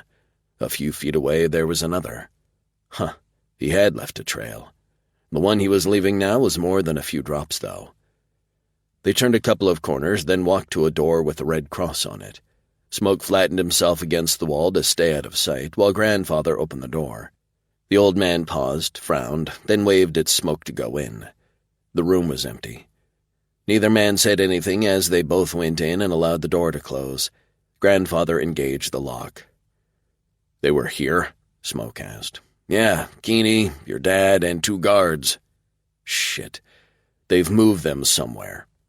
His grandfather quickly bandaged up the wound, then looked his grandson in the eyes. "This is no government farm, is it?" "Maybe that's not all it is, but yeah, something hinky is going on." "When will the feds show up?" "What time is it?" "About 6 a.m. "Not for a few more hours." "When your dad and I left town to find you, the hospital was finally getting organized, but there was still a steady stream of new cases of pneumonia coming in. So far, all they're telling us is hantavirus." Nothing about this situation made sense. A Hanta virus outbreak brings the CDC to the area, and who gets nervous? A drug lord and a medical marijuana farm. Why the fuck would a legal government-sanctioned operation get its hands dirty with a meth lab? How are all these people getting exposed to the virus? Smoke asked. Why does this place care about a CDC nurse enough to hunt her down? His grandfather asked. I don't think we're going to like any of the answers, Smoke muttered. We have to find Dad and Keeney. Got a plan? It's an awful big building, Smoke said. Lots of places to hide a person. Someone was going to discover he was gone from the janitorial closet soon. An alarm would go out and... A grin spread across his face. Simple was always best as far as plans went. What's the fastest way to clear a building? His grandfather grinned. Pull the fire alarm.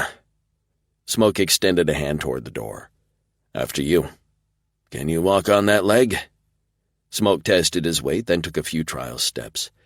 Yes, I can walk and fight. His grandfather nodded.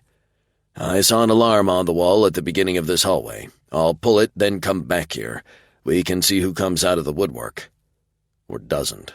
That too. Grandfather stepped out. A few seconds later, the fire alarm began its relentless clang. It was a few seconds before they heard anyone out in the hallway. Grandfather opened the door a crack, then pulled it open farther. He gestured and said, Excuse me, can you give me a hand? I found this guy wandering the halls. A young man in a security uniform entered, his hand on the taser in his holster. What are you... Grandfather held a knife to the guy's neck while he allowed the door to close. He took the taser and handed it to Smoke. Smoke gave the guard a thorough once-over, then stepped closer. About the same height, he said. You've got a solid 40 pounds on him, Grandfather said. I'll suck in my gut. Grandfather shrugged. Smoke smiled at the guard, looking him in the eyes. Take your uniform off. The man swallowed hard, glanced at the taser in Smoke's hand, then began removing his clothes with shaking fingers. How long have you worked here? Smoke asked, in a casual tone as if just occupying time. A year.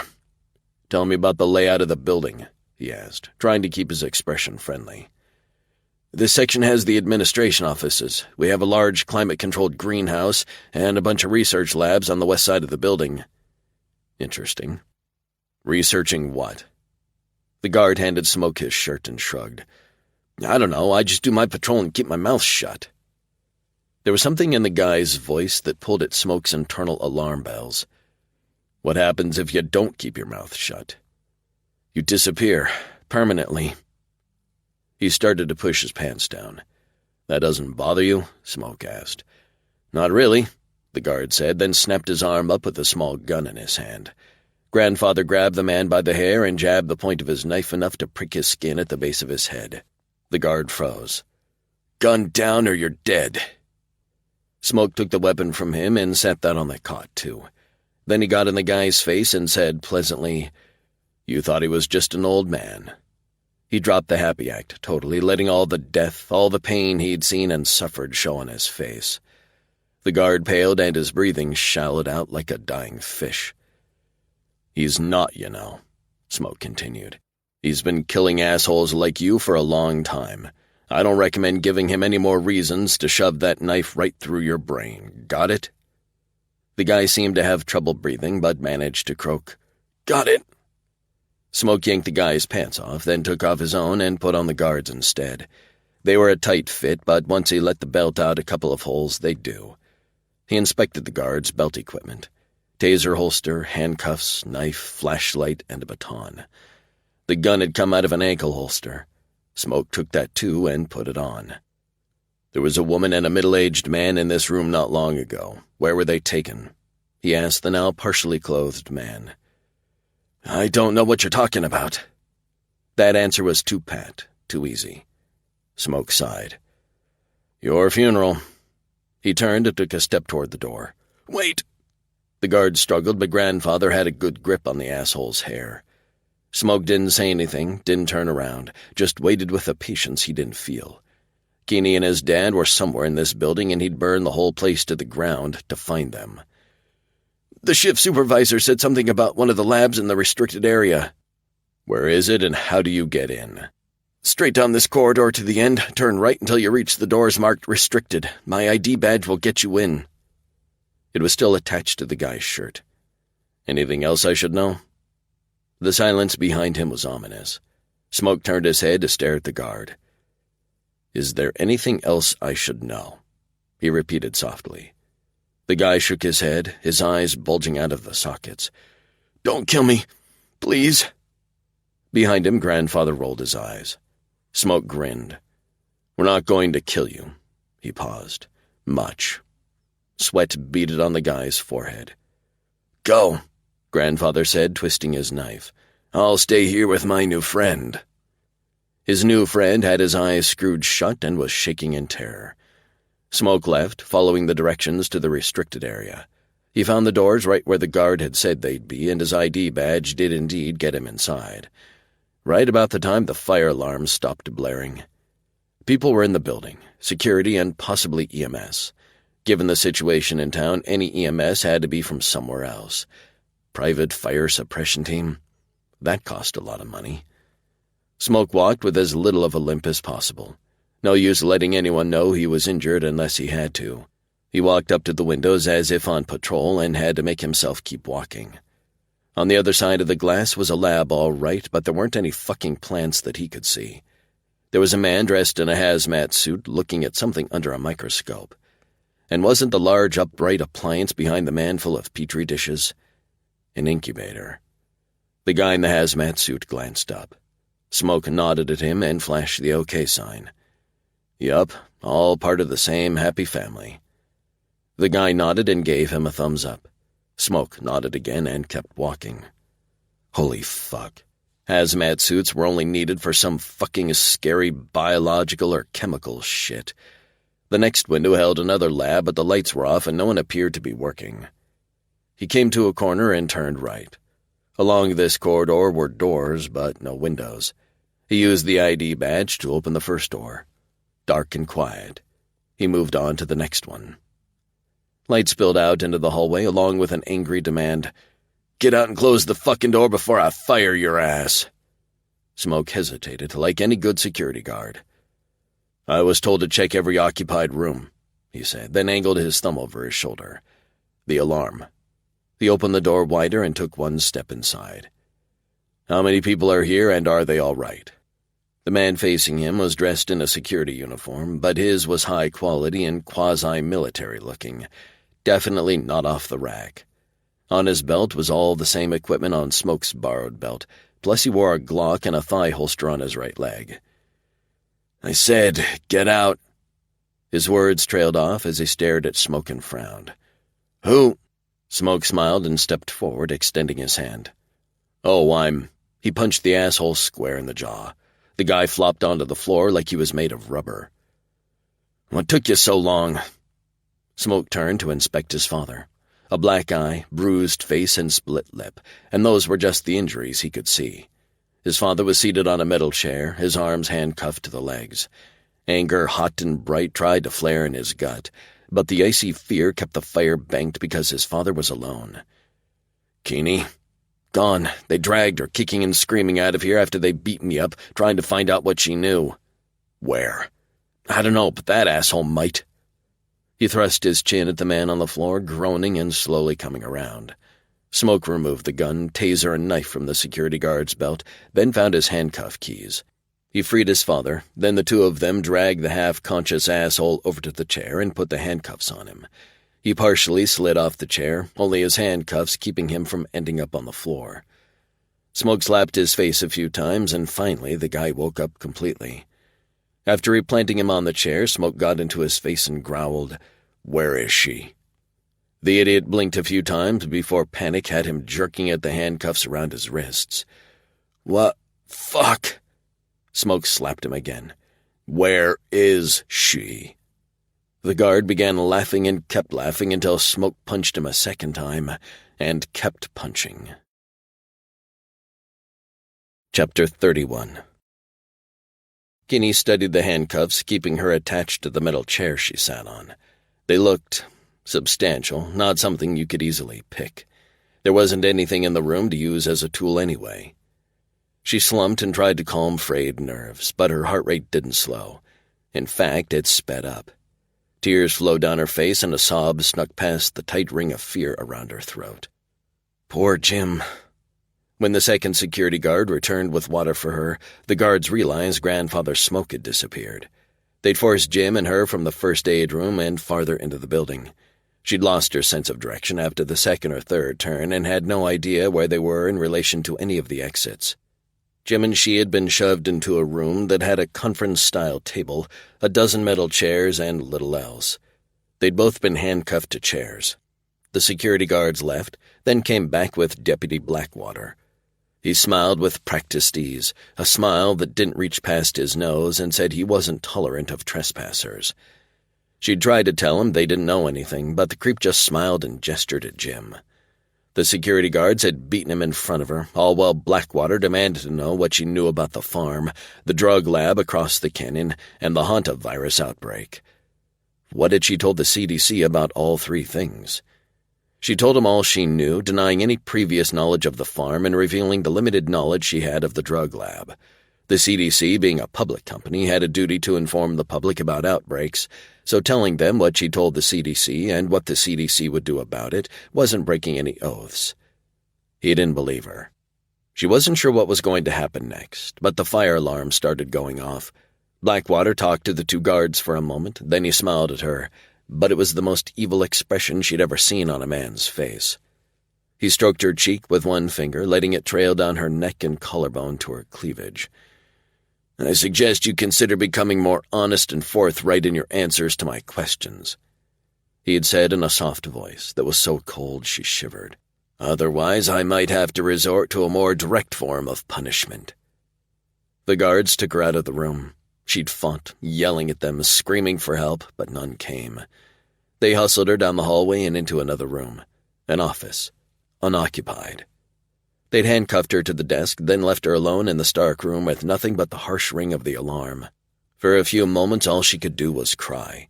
The exhaustion, pain, and violence were too much. Eventually, her brain began to work again and sort through the questions he'd asked, and the ones he hadn't asked. Who was he? Who were these people? It was obvious this farm was the window dressing for something else, something that required a lot of money if they were using Bruce's drug lab to finance it. More drugs? Designer drugs?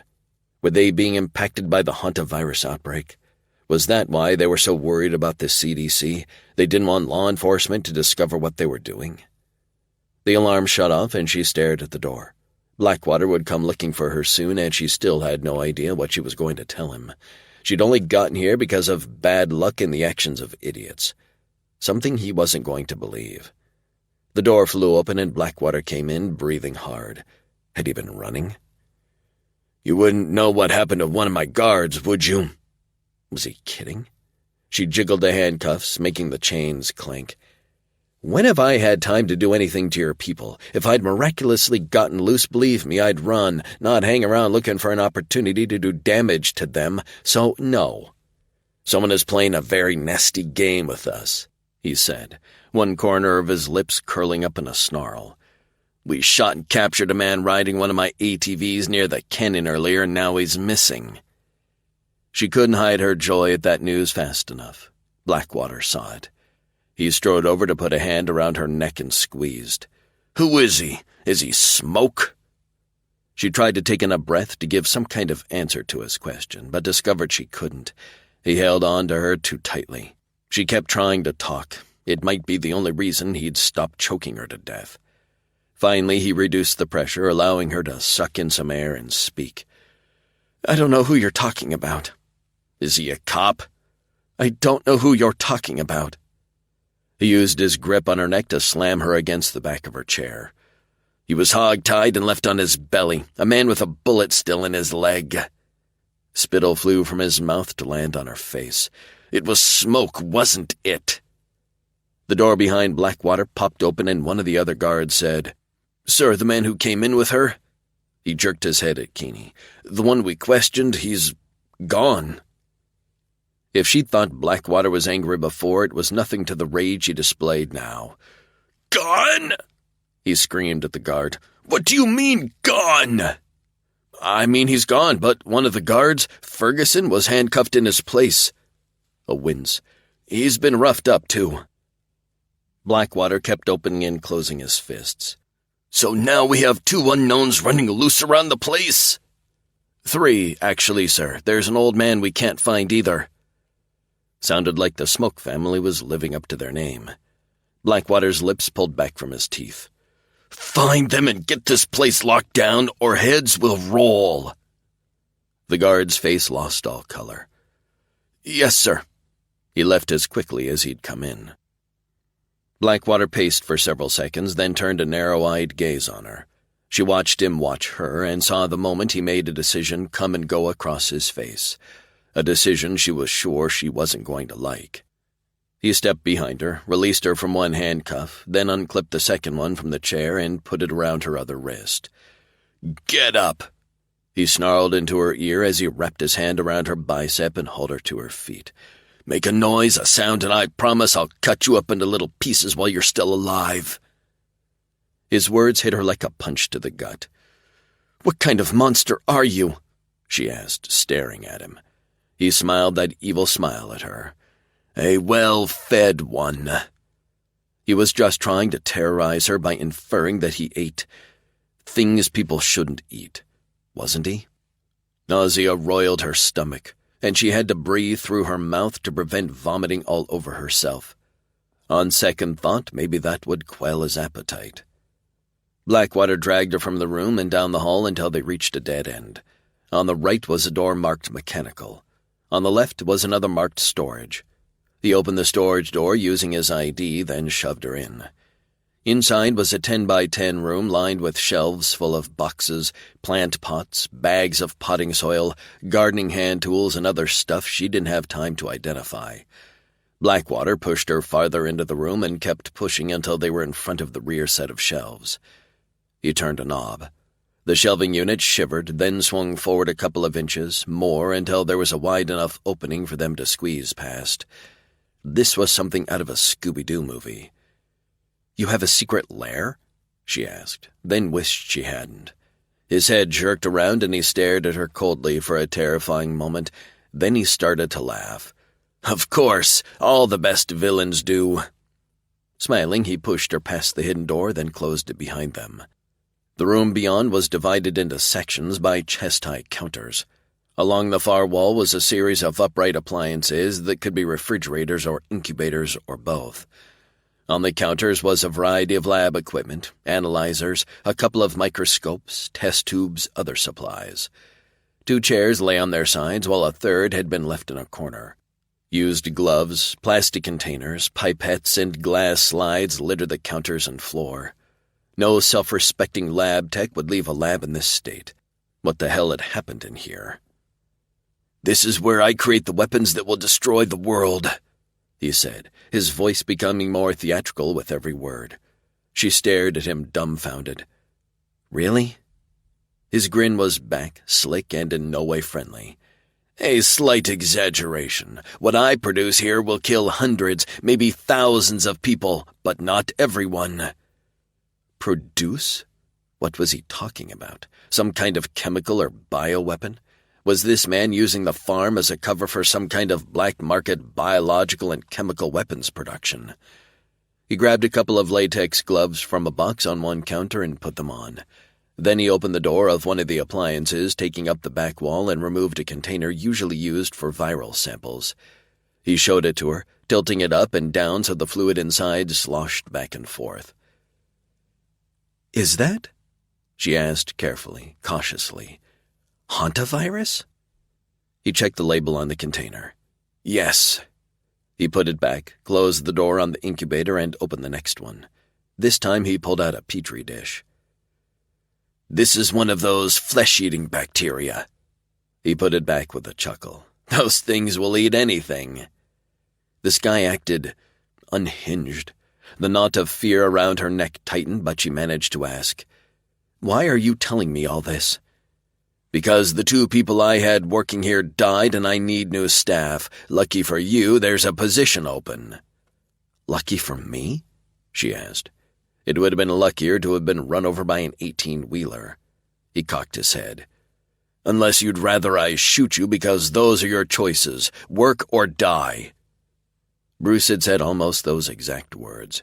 From the look on Blackwater's face, her choices were die slow or die fast. Stall.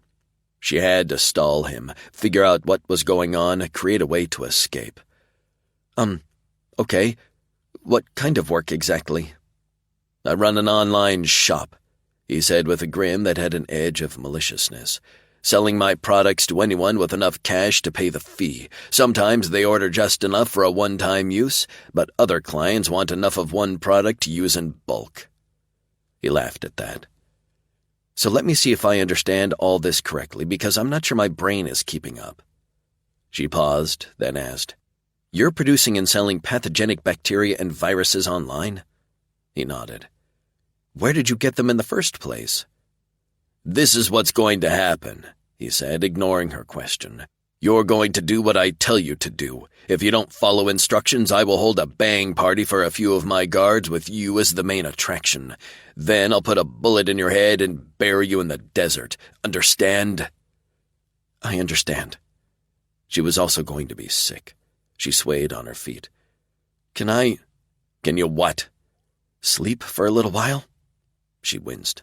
"I haven't slept much in the last day or so, and I don't want to make a mistake with those organisms and accidentally kill myself." Blackwater studied her for a moment. "A few hours, that's it." He grabbed her by the arm again and pulled her over to the door. On the wall next to the door was what looked like a long metal countertop, but the hinges were on the bottom. "What happened to Bruce?" she asked. Blackwater gave her a razor-sharp smile. "He's dead." He pulled the metal surface down, revealing a camping mattress, a permanent cot. He released one wrist from the handcuffs, then clipped the open handcuff to a small hole in the frame of the cot. "Sleep well," he said with a smile, then left the room. She stood, chained to a prison-style bed in a room full of deadly pathogens. Well wasn't a word she'd picked to describe how she was going to sleep. Chapter 32. Smoke raised his fist to bash the asshole in the face again, but someone grabbed his wrist. He whirled, baring his teeth, at his father. It was enough to douse the red haze he was in with ice water. "Enough," his dad said in a calm tone he remembered from childhood, a tone that conveyed concern and disappointment in equal measure. "You can't get answers if you break his face." Answers? Keeney. He looked down and realized he'd already broken the guy's nose, at least one of his front teeth, and both eyes were swollen and on their way to black. He hauled the guy up by his shirt and growled, "Where is she?" "Probably the back 40, the guard managed to say despite the damage to his mouth. "She's dead?" Smoke balled his fist. Nothing would stop him from killing this fucker this time. "It's some super-secret research lab," the guy said quickly. "Cole, the project manager, was the only one who knew how to get in and out. I've only been there twice, and he made me wear a blindfold both times." Frustration made him want to keep hitting the guy, but that wouldn't be helpful. He glanced at his dad. "Any idea what he's talking about?" A decisive shake of his head. "He had people working in there?" "Yeah, but—" He started laughing again. "They died." The guy was fucking nuts. He glanced at his father again, the question of what he wanted to do with this weasel on his face. "No, you can't kill him." Smoke let him go and he dropped to the floor like he was weighed down with stones. "He's not going anywhere." His father studied Smoke with eyes that saw way too much. "Can you keep your shit together?" he asked in Navajo. "Yes," Smoke replied in the same language. They left the room, locking it so it would hopefully take longer for anyone to find the guard. "I suppose we could ask for directions," Smoke said with a sigh. "Not in a blood-covered shirt, you're not." He glanced down. "Shit. There went that idea." "The back 40, his dad muttered. "You know, people aren't all that creative, really. I checked the back of the building to see if there are any restricted rooms." "The whole area is restricted, but yeah, let's look." They headed down the hallway, opening doors and checking rooms, but aside from the guy in the lab with the window, they didn't find anyone else. Frustration built a fire in his gut. A fire that got hotter and hotter with every empty room. His father watched him, his expression more and more troubled as the minutes went by. Finally, he stopped Smoke with a hand on his arm. "Hold up a minute." Smoke looked at him. "I don't know if she has that minute. Some of her cuts look like they were getting infected. She hasn't slept more than an hour or two at a time, and she's so fucking fragile." He cut himself off and tried to control his breathing, and failed. "I've got to find her." His father asked, "When the hell did you have time to fall in love with her? You only met her 3 days ago." "About 30 seconds after I met her." As he stood there trying to explain things to his dad and unravel the mystery of where she could have gone, the sound of police sirens gradually penetrated his concentration. "Shit, that sounds like local law enforcement," his dad said. He looked at Smoke. "If any of them sees you in that outfit, your ass is going to be in jail and we'll never find her." They resumed their search, trying every door they came to, but they were all locked. The ID card didn't do them a bit of good.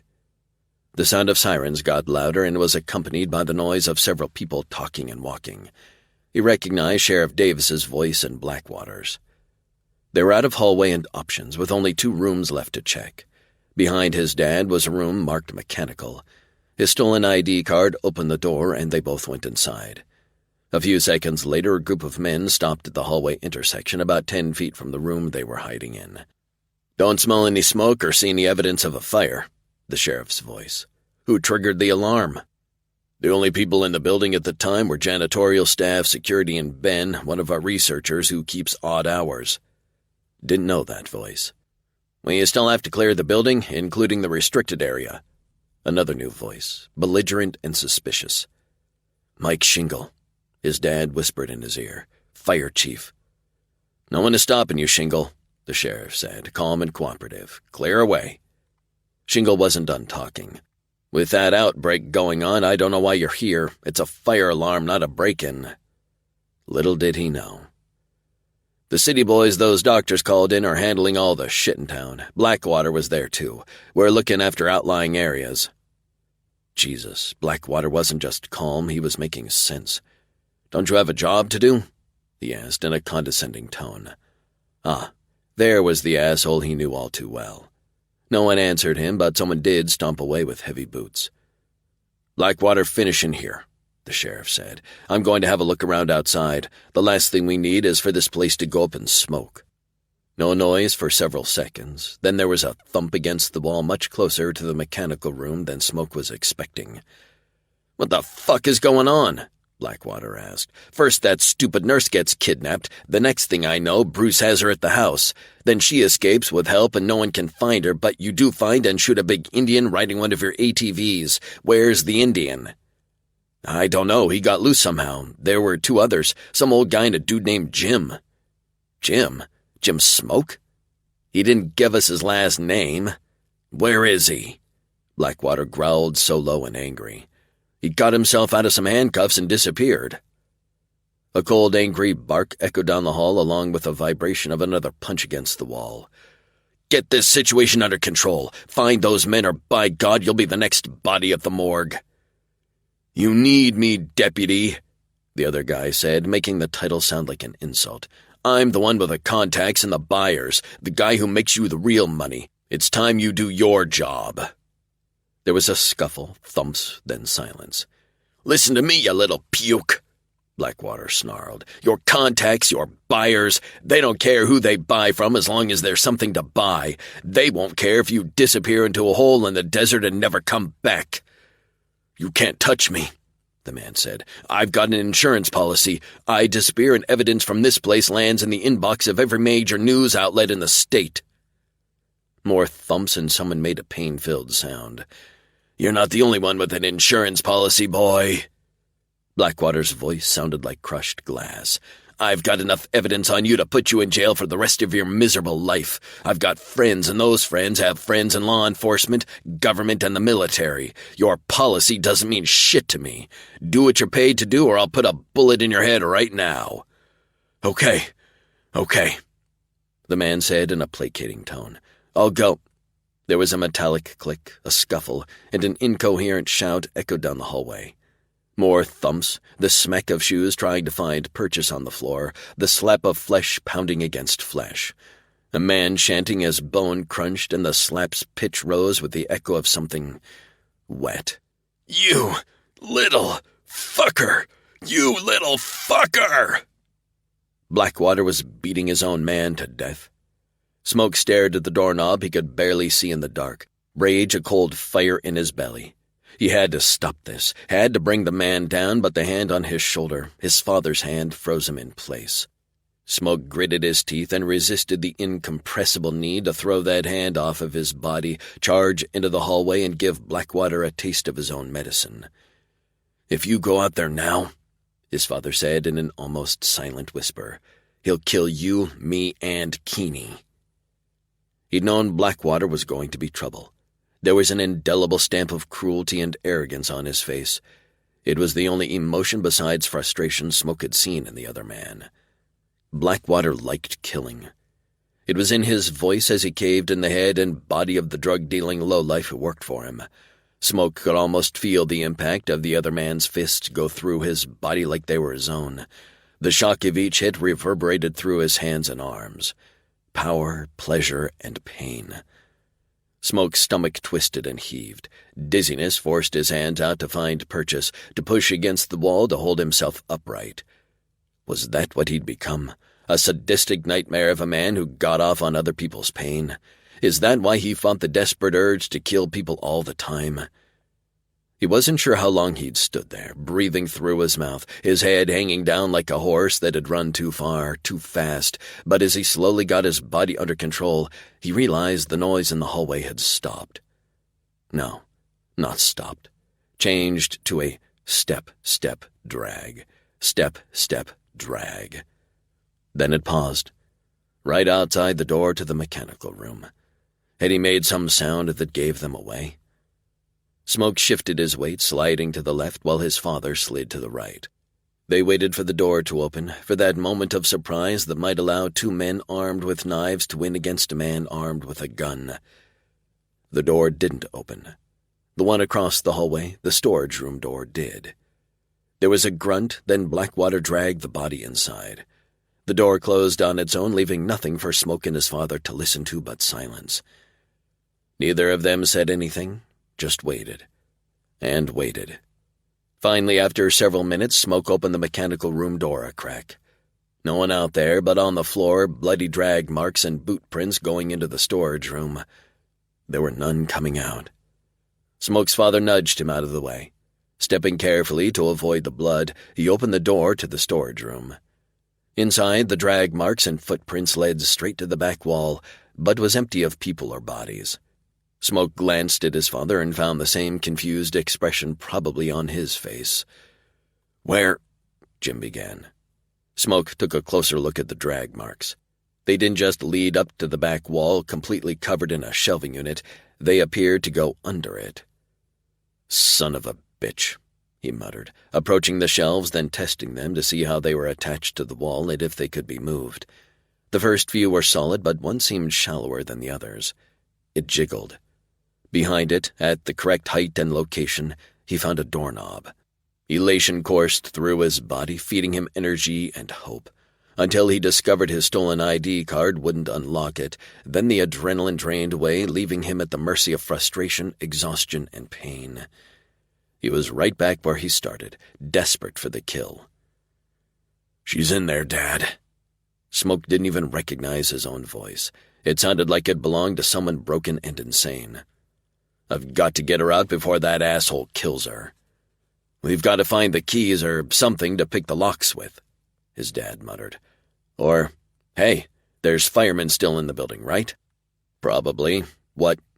Smoke stared at his dad's face. "I'll bet they have an axe capable of getting through that door." Smoke looked at his father's clothing and his own, both splattered with blood. "They're not going to be interested in giving either of us an axe. We don't have time to ask." His dad turned and walked out of the storage room. Smoke followed, his limp slowing him down enough that his father rounded the first corner a few seconds before him. "Stop! Police! Hands in the air!" The shout didn't sound very far away. "Don't move and keep your hands up!" Smoke froze a couple of feet from the corner, listening hard. "I said, don't move," said the same voice. Was there only one? He heard the jingle of handcuffs moving closer to the corner. "How'd you get the blood in your clothing, sir?" He heard the unmistakable metallic zip of a handcuff tightening. Smoke went around the corner as fast as his injured leg would allow, grabbed the uniformed police officer, one hand on the back of his neck, the other twisting his free hand behind him. The officer shouted something Smoke couldn't make out and tried to mule kick his right knee. Dad turned, grabbing the cop's gun and turning it on his owner. "We don't want to hurt you," he said with calm conviction. "We just witnessed Deputy Blackwater beating a man to death, and we believe he's got a hostage." "Blackwater?" The cop's voice was high with stress and disbelief. "You've got to be shitting me. You're covered in blood." "Most of it my own," his dad told the cop. Blah, blah, blah. This wasn't getting them any closer to getting through the door Keeney was probably behind, trapped and at the mercy of a fucking animal. "No time," Smoke said to his father. His dad made eye contact, then fished around for the keys to the handcuffs. He unlocked the cuff already on his wrist and put it on the cop, securing both hands behind the man's back. "Any other police or law enforcement here?" Smoke asked. The cop stared at him like he was a boogeyman. "So, no then." They started walking toward the front entrance, the public entrance of the building. "We're going to use your radio in your car to call for help." "Bullshit," the cop said with a humorless laugh. "No time for bullshit. Blackwater has an injured woman behind a locked door and very few reasons to keep her alive." "What the fuck are you talking about?" "There's more going on here than what the sign says," Dad said. "Something illegal, and Blackwater's involved up to his neck." "What the fuck have you guys been smoking?" the cop asked as they saw a group of men, firemen, and security guards clustered up ahead. Someone spotted them and swore, alerting all of them that something not right was going on. As Smoke and his dad approached, the group backed up, then scattered or backed off. "What do you want?" one of the security guards asked. "The authorities." "Dude," one of the firefighters said, "you've got a cop in your hands." "Not one of these dirty local pigs," Dad said. "The FBI or Homeland Security." They kept moving at a steady pace toward the front doors. "You want the FBI here?" someone asked incredulously as they went out.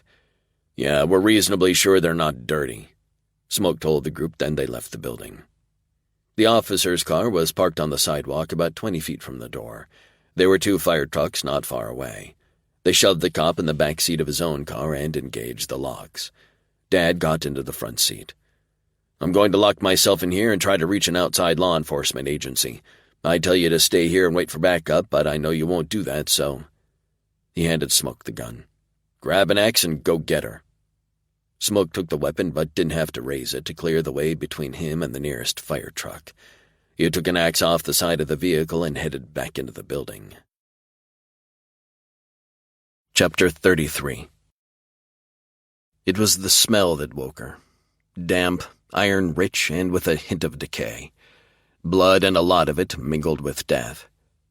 Guinea had learned death's scent as a child, entangled with her memories of her parents and the home that should have been a safe place, but never was. Now it woke her fast and froze her in place, curled in a fetal position on the narrow cot. Only her eyes moved, searching for the source of the smell, but there was nothing in front of her that hadn't been there when she dozed off. The overhead fluorescent lights threw enough shadows for her to detect someone moving around behind the half-wall at her back. The shadows moved again, and she heard a grunt as something was dragged across the floor in her direction. Blackwater came into her field of view. He was dragging someone behind him, leaving a wide trail of blood and other stuff. This wasn't real. Couldn't be real, but the smell only got stronger, only served to raise her awareness higher. No dream was this tangible. She studied the person on the floor. Even though they were face up, there was no face left to see. It had been beaten into a pulpy mass of blood, skin, hair, and bone. Guinea sucked in a breath as Dread's icy fingers penetrated every muscle and bone in her body. Blackwater's head whipped around to pin her in place.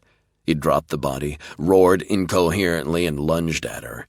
She screamed, threw herself backward, covered her head and neck with her arms, and braced for the collision. The impact of his body hitting hers never came. Instead, he loomed over, his breath hot and fetid, wafting over her neck, her hair. Something tugged at the handcuff attached to her wrist. Blackwater began to laugh, a mean mockery of humor. "Not so tough now, are you?" Even his voice sounded crazy. She didn't say anything, didn't move, had no desire at all in lowering her arms and facing this creature. Now, Dale, there's no need to scare the nice nurse." Keeney peeked out from behind her arms and hands. Sheriff Davis stood on the other side of the room, the door behind him clicking closed. No. The sheriff and Blackwater were involved in whatever lunacy this was. The two men smiled at her as if sharing a joke only they found funny. "Go on, Dale, cut up the garbage. You and I can have a conversation with Miss Carrick when you're done." Blackwater strode back to the body, picked up a leg and dragged it a couple of feet before the words slipped out of her mouth. "Cut up?" He gave her a delighted grin. "Oh, we've got one of those industrial wood chippers. Comes in real handy for all kinds of—" He glanced at the body, then at her. "Garbage."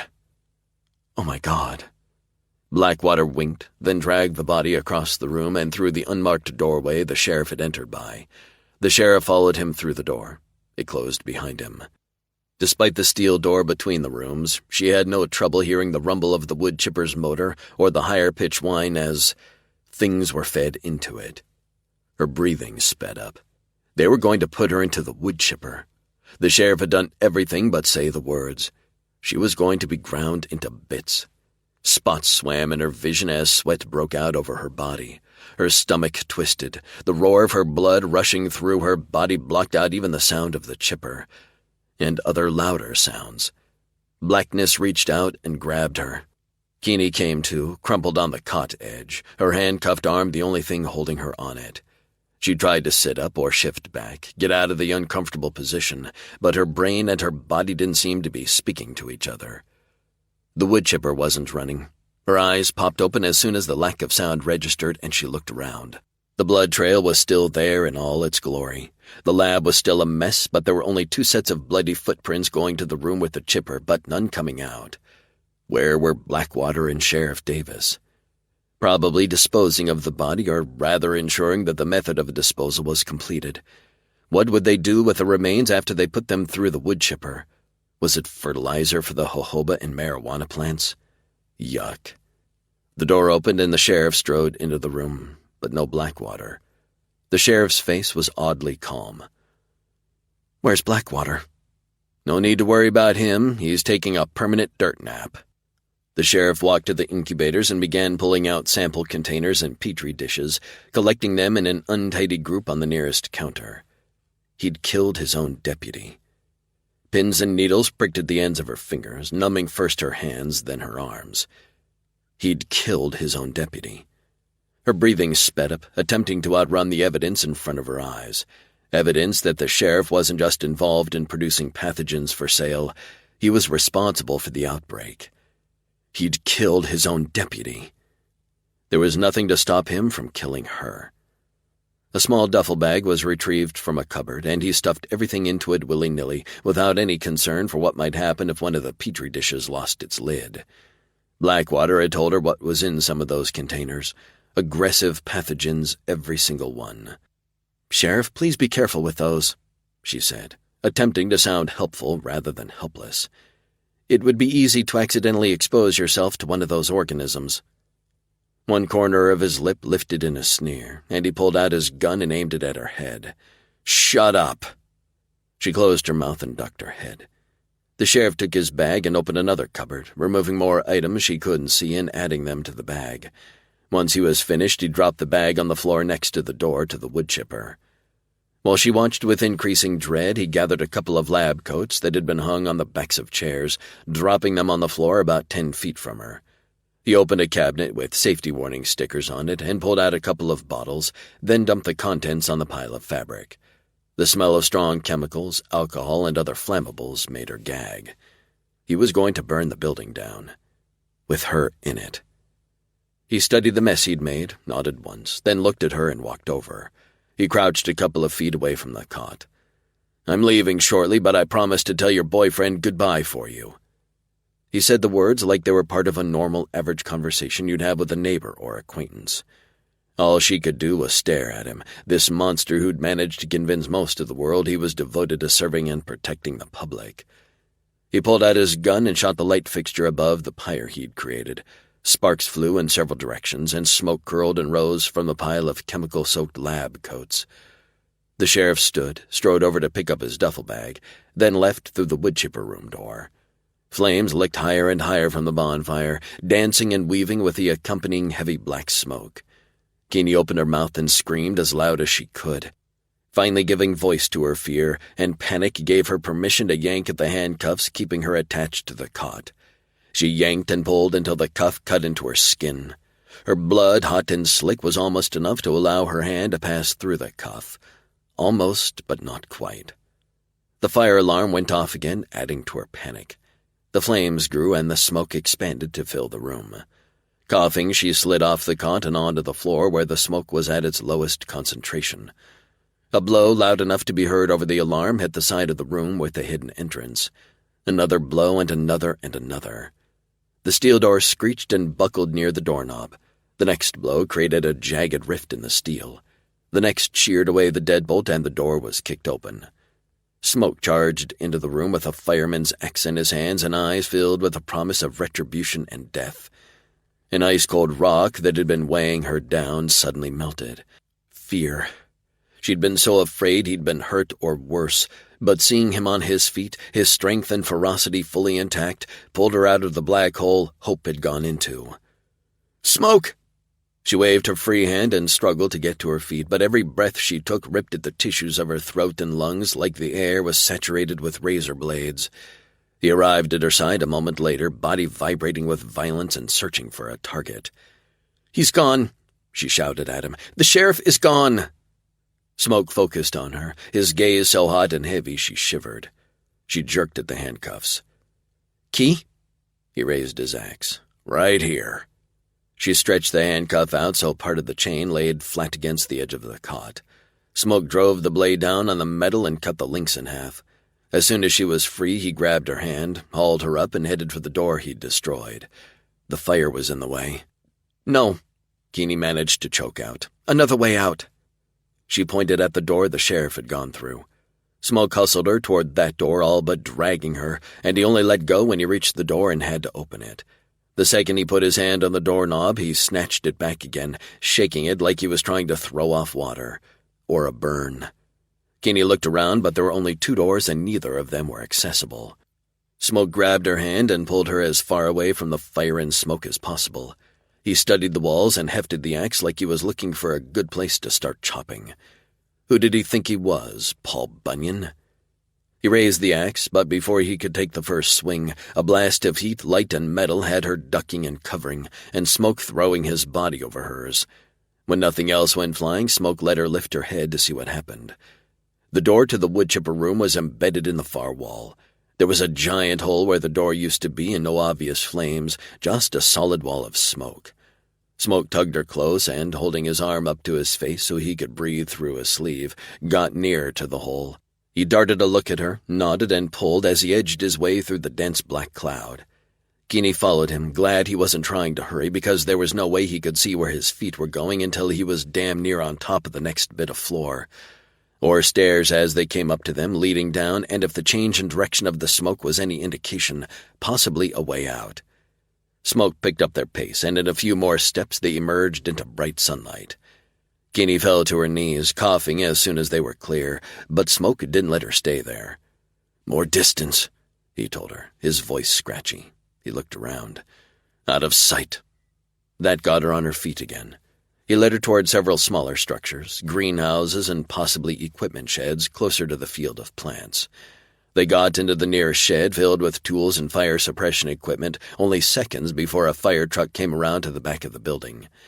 Firefighters disgorged from the vehicle and prepared to begin spraying water when the lunatic she didn't want to see, the sheriff, showed up in a police car, jumped out, and started yelling at the firefighters to get back. A huge boom followed by towering flames and smoke erupted from the building. Another blast, then a third. Something long and reflective punched a hole through the metal roof of the building and flew across the parking lot toward them. It tore through the wall and ceiling of the shed, raining tools, metal, and building materials over them as it plowed into the interior. "What?" Keeney began. Smoke grabbed her with his free hand and half-carried, half-dragged her outside. "Pressurized tank," he shouted as he pushed them both into a limping run toward a large metal container sitting on the ground about 50 feet away. "There are more of them." All well and good to get away from things that might explode in your face and kill you, but now they were out in the open where anyone could see them. Someone like the sheriff who launched himself into a sprint toward them. He pointed his handgun at them, his expression a death threat. Keeney had thought she'd reached her physical and emotional limits, her emotions shut down, and not an iota of adrenaline left in her system. Tapped out. Done. But the sheriff was going to shoot them, and Smoke was too focused on finding shelter to see the danger charging at them from behind. It was do or die. Keeney ripped into the well of fear and rage she'd kept tightly locked down since the day her father had destroyed his family. Ripped into it and rode it. She wouldn't let the monsters take another person she loved away from her. She wouldn't let this monster steal Smoke's life. Screaming, she wrenched herself away from Smoke, causing them both to stumble, ass over tea kettle. She sprang up, grabbed the axe, and hurled it with everything she was at the sheriff. Chapter 34. 1 second, Smoke was running with a grip so tight on Keeney's shirt he couldn't feel his fingers. The next, she was screaming, and they were tumbling across the pavement with bruising force. She shoved him out of the way, rocketed to her feet, grabbed the axe he'd dropped, and shrieking like a banshee, threw it at something behind them. The sheriff, who had a gun and was about to shoot them. Fuck. Keeney launched herself toward the sheriff. Oh, fuck no. Smoke tried to grab her, but missed. "Keeney!" he yelled. Her throw, wild and without any thought of aim, still made the sheriff flinch and sidestep. Smoke found himself on his feet and running. He had to get to Keeney before the sheriff recovered and shot her. Nothing was more important than protecting her, not even his own life. 1 step, 2, 3, he'd reach her in another step. His injured leg buckled as he reached out to snag her shirt. His fingers brushed the fabric as he fell and missed. The boom of the gun, once, twice, sounded louder than any sound had a right to. 2 shots were all the sheriff managed to make before Keeney plowed into him, shoulder first, with enough force to knock the man off his feet. He landed hard. Keeney had fallen on her butt after her shoulder check, but tried to push herself to her feet, her gaze locked on the handgun the sheriff had dropped before he hit the ground. It had skidded several feet away. Smoke didn't remember getting up, didn't remember the run, but found himself reaching the gun before Keeney or the sheriff. He turned the weapon on its owner. Keeney blocked his shot. "Down!" he shouted at her. An arm slid around her throat from behind. In the sheriff's other hand was the axe. "Drop it!" he snarled at Smoke, holding the axe blade up to Keeney's throat. Smoke froze. Behind the sheriff, most of the firefighters were focused on the blaze, but a couple, one of them the fire chief, were watching them. The son of a bitch would kill Keeney. Smoke could read it in his eyes. He considered putting the gun down, but he was also sure the sheriff wouldn't just get into his car and leave. He'd take Keeney with him. Not going to happen. Another police car came screaming around the side of the building, followed by a couple of sedans. They came to a stop a good distance away, and someone in a state trooper uniform opened the driver's side door, pulled his service weapon, and aimed it at Smoke. "Drop your weapons!" the trooper shouted. A grin spread across the sheriff's face. Fuck. If he didn't put the gun down, the trooper would probably open fire on him, which wouldn't do Keeney any good. But he'd escaped a life he didn't know how to live anymore. For one awful moment, he gave serious consideration to shooting the sheriff, knowing he was killing himself at the same time. Keeney made a sound, a tired, pained protest, as tears cleared tracks through the blood on her cheeks. "Smoke," she whispered. So much grief, so much fear, so much worry packed into his name. He couldn't do it. Couldn't hurt her. He loved her too much to add his death to her nightmares. He loved her. Smoke set the gun on the ground carefully, then put his hands up in the air. The sheriff glanced behind him and saw the trooper moving forward. The grin on his face got wider. "You two are a regular Bonnie and Clyde," he said, raising his voice so he'd be heard by the trooper and the men who'd gotten out of the sedan and were approaching with weapons drawn. "But your murderous adventure is over." "Let her go, Sheriff," Smoke said. "You don't need that axe anymore." "Until you're in handcuffs, boy," the sheriff snarled. "She isn't going anywhere." The trooper stopped advancing as soon as he was in a position slightly behind the sheriff and to his left. A clear shot to either Smoke or Keeney if she managed to get away. One of the men came forward with a set of handcuffs. He wore nothing but black jeans and a black t-shirt, no identifier printed on his clothing to indicate what law enforcement agency he belonged to. He did have a shoulder holster with the butt of a handgun pointing out on his left side. "On your knees," he ordered Smoke. Smoke looked into the eyes of a man who looked vaguely familiar and utterly ruthless, and complied with the order. He met Keeney's gaze and sucked in a painful breath. She was covered in a lot more blood than the last time he'd looked at her. Her face had gone ashen and her eyes glassy. Below her left hand he could see a steady, fast drip of blood onto the ground. She blinked and her gaze sharpened, focused on his face.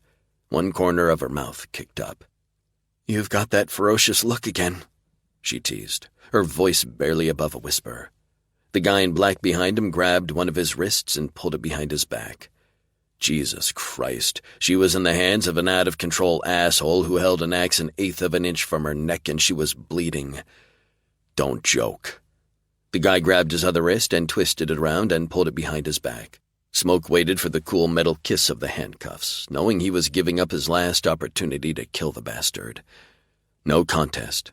Any chance of getting Keeney to safety was worth taking. "Promise me you'll laugh once in a while," she said, her voice breaking on the last word. "Shut up," he growled at her. The pool of blood beneath her was getting larger fast. Her only hope was an ambulance, but the fucking sheriff had to let go of her first. Smoke would do anything to speed this up. Where the fuck were the handcuffs? "She's been shot," Smoke shouted to the whole world. "She needs immediate medical attention." The guy behind him pressed metal against his hand and wrist, but it wasn't a handcuff. It was a gun. What the flying fuck was this? The guy behind him said gruffly, "On your feet," then helped him stand like Smoke was actually wearing handcuffs. The trooper lowered his weapon a couple of feet but maintained his two-handed grip. One of the other guys from the sedan approached the sheriff and said, "Thank you, Sheriff Davis, I'll take her." He gave Davis a concerned expression. "You look like you need to see the paramedics, too." The sheriff frowned at the newcomer. "Who are you?" "Came in with the state troopers," the guy said with a friendly smile, reaching for Keeney. The sheriff backed up half a step, dragging Keeney with him. "I'm not giving up custody of my prisoner until I know who I'm dealing with."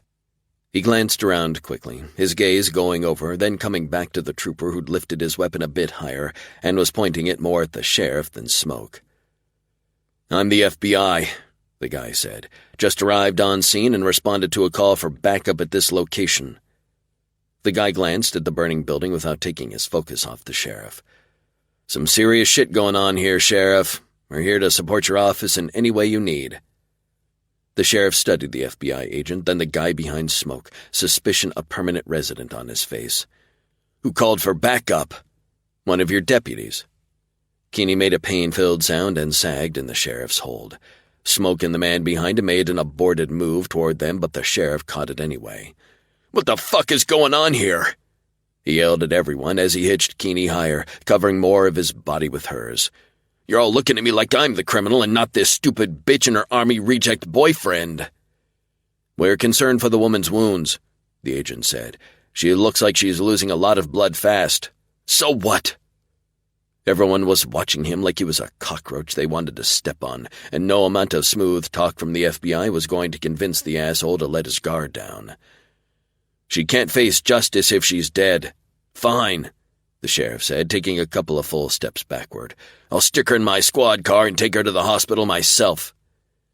Keeney's eyelids fluttered and she went limp. The only thing keeping her upright was the sheriff's arm around her throat. He managed to keep the axe pressed to the back of her ear and neck as he dragged her a few more steps toward his car. "Sheriff, she's unconscious," the FBI agent said, frustration coloring his tone. "She needs medical attention now." "I'm not letting you take over this investigation. She stays in my custody." He was halfway to his car now. The agent pulled out his weapon. "You're not acting rational, Sheriff. Let the woman go." The sheriff bared his teeth. "I knew it!" He tightened his hold on Keeney's neck and turned to face the FBI agent. "Someone fed you a load of bullshit and you believed it, didn't you?" Smoke couldn't let him get any farther away. He'd made Keeney a promise not to kill anyone, but if she didn't get her wounds taken care of, she was going to die of blood loss. If he did what he had to do to save her, he'd lose her just the same. Better that than dead. He had a shot. Better than the agent or the trooper who also had his gun trained on the sheriff. "I'm sorry, sweetheart." Smoke yanked his arm out of the loose grip of the guy behind him, pulled the gun up, aimed, and fired. The sheriff's head recoiled and he went down, taking Keeney with him. Before his brain could register what happened, Smoke was running toward them. Keeney lay across the sheriff's body, fresh blood leaking out of a cut on her neck. Not a lot of blood, the cut no deeper than any of the others she already had on the other side of her neck. He gently, carefully scooped her up and lifted her off the sheriff's body. He lay her down on the ground a few feet away from the dead man. Covered in blood from her neck to her knees, there was no way to tell where the bullet wounds were. He grabbed the edges of her shirt and tore it down the middle. No. Oh, God, no. There were 2 bullet holes in her torso, both of them bleeding. "Medic!" he bellowed, putting a hand over each wound and applying pressure. "Someone get me a fucking medic!" "So loud," a wavering voice said. His lungs stopped working for the whole second it took to look at her face. "Keeney?" Her eyes were open a crack, but widened with surprise as she looked at him. "What did I do this time?" She was awake, talking to him. Then her question registered. "You got shot," he growled at her. "You ran straight toward that asshole and he shot you." He leaned down until he was just a couple of inches from her face. "Twice." "Of course I did." She smiled at him, so beautiful and sweet. "He would have shot you otherwise." One bloody hand reached up to touch his face. "Love you." Her hand dropped and her eyes closed. "Keeney!" he shouted at her. "Don't you fucking die on me! Don't you fucking dare!" Someone put a hand on his shoulder. He jerked away. "Smoke, the paramedics are here." All he could see was the ghost of a smile on her face and the blood on her body. If he lost her, he'd go insane. "Smoke, come on, man, get your shit together. The paramedics are here." He glanced over his shoulder at the man who'd handed him the gun instead of handcuffing him, then at the ambulance and the paramedics running toward them. The next few minutes were a blur as the paramedics fought to stop Keeney from bleeding any more than she already had. They put IVs in both her arms, loaded her onto a stretcher, and were gone. Smoke hadn't moved from where he'd been standing. All he could do was stare at the pavement where Keeney had lain. There was so much blood on the ground, so much. Finally, he turned his head and regarded the man who'd stayed with him the whole time. Henry Lee, an ex-Special Forces soldier currently employed at the CDC as a lab tech. "What are you doing here?" "Came with the rest of our people. No one needed me to figure out the pathogen, so River gave me a gun and told me to stay out of trouble." Dumb. One did not hand a man like Henry Lee, who'd lost a leg but none of his training, a gun for any other reason than to make trouble. "Yep.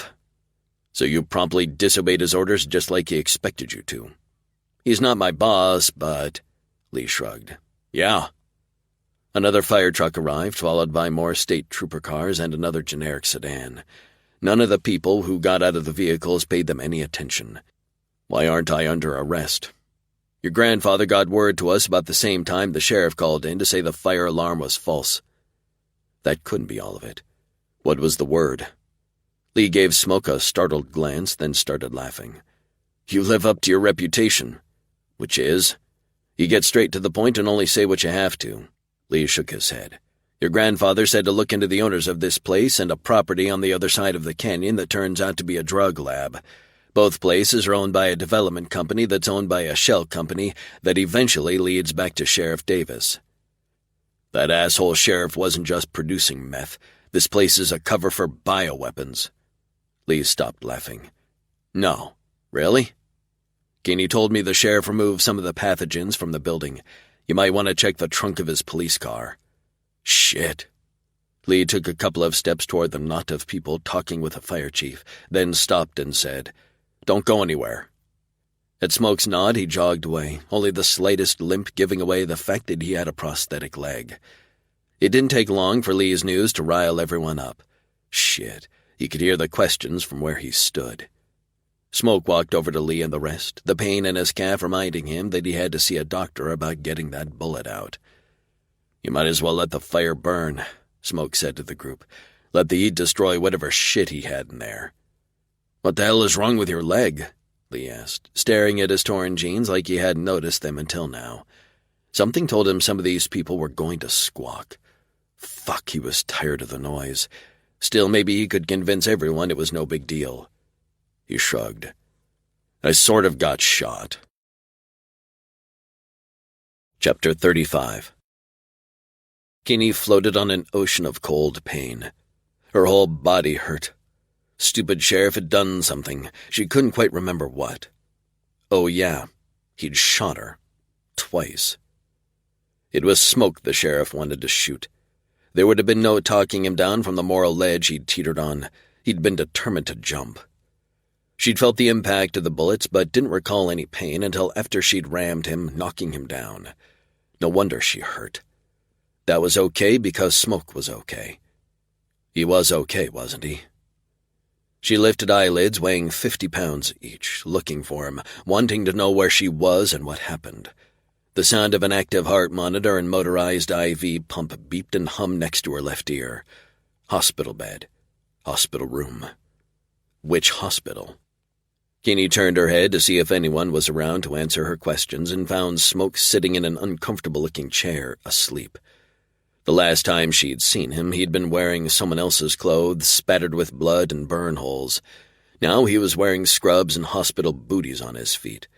The edge of a bandage peeked out from under one of his pant legs. "Smoke!" She couldn't seem to make her voice box work. Putting as much strength as she could into it, she said, "Smoke." His eyes opened and he stared at her, his expression blank for a long, horrible second. Then awareness and relief flooded his face, and he sat up abruptly in the chair. "Keeney?" "Hi," she said, trying to smile, but her face hurt a lot, too, so she gave up on it. "How are you feeling?" Smoke asked, then closed his eyes and grimaced. Dumb question. He opened his eyes again. Any difficulty breathing? Headache? What?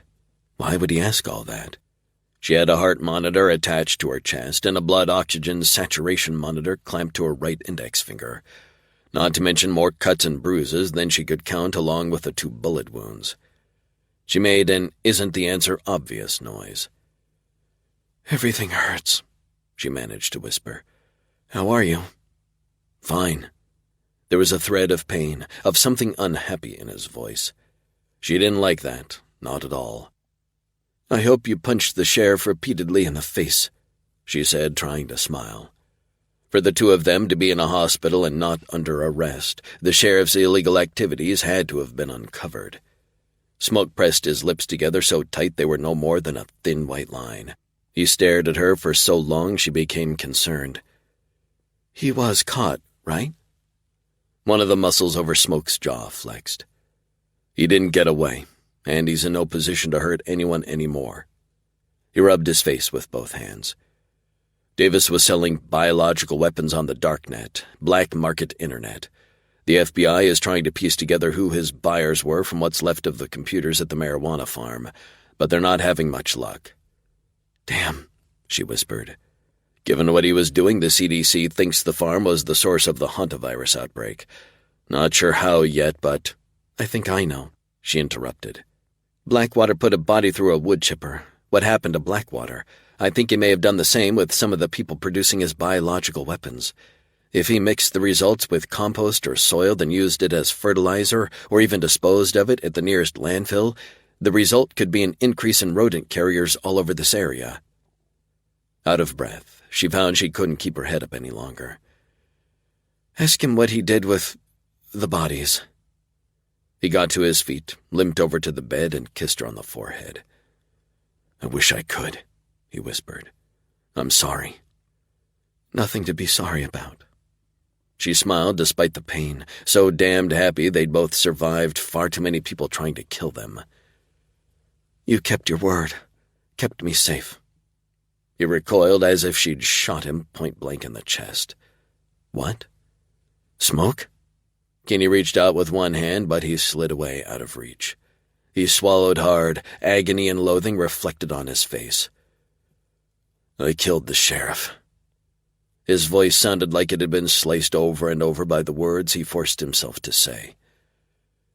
"Shot him in the head.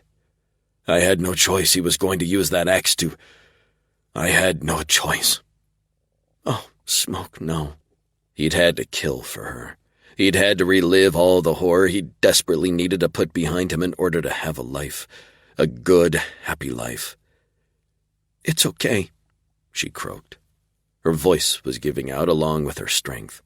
He turned away, running one hand through his hair like he was going to pull it out. "It's not okay. I promised not to kill anyone and I broke my word." He turned back to her. "It looks like I'm really good at two things, killing people and letting the ones I love down."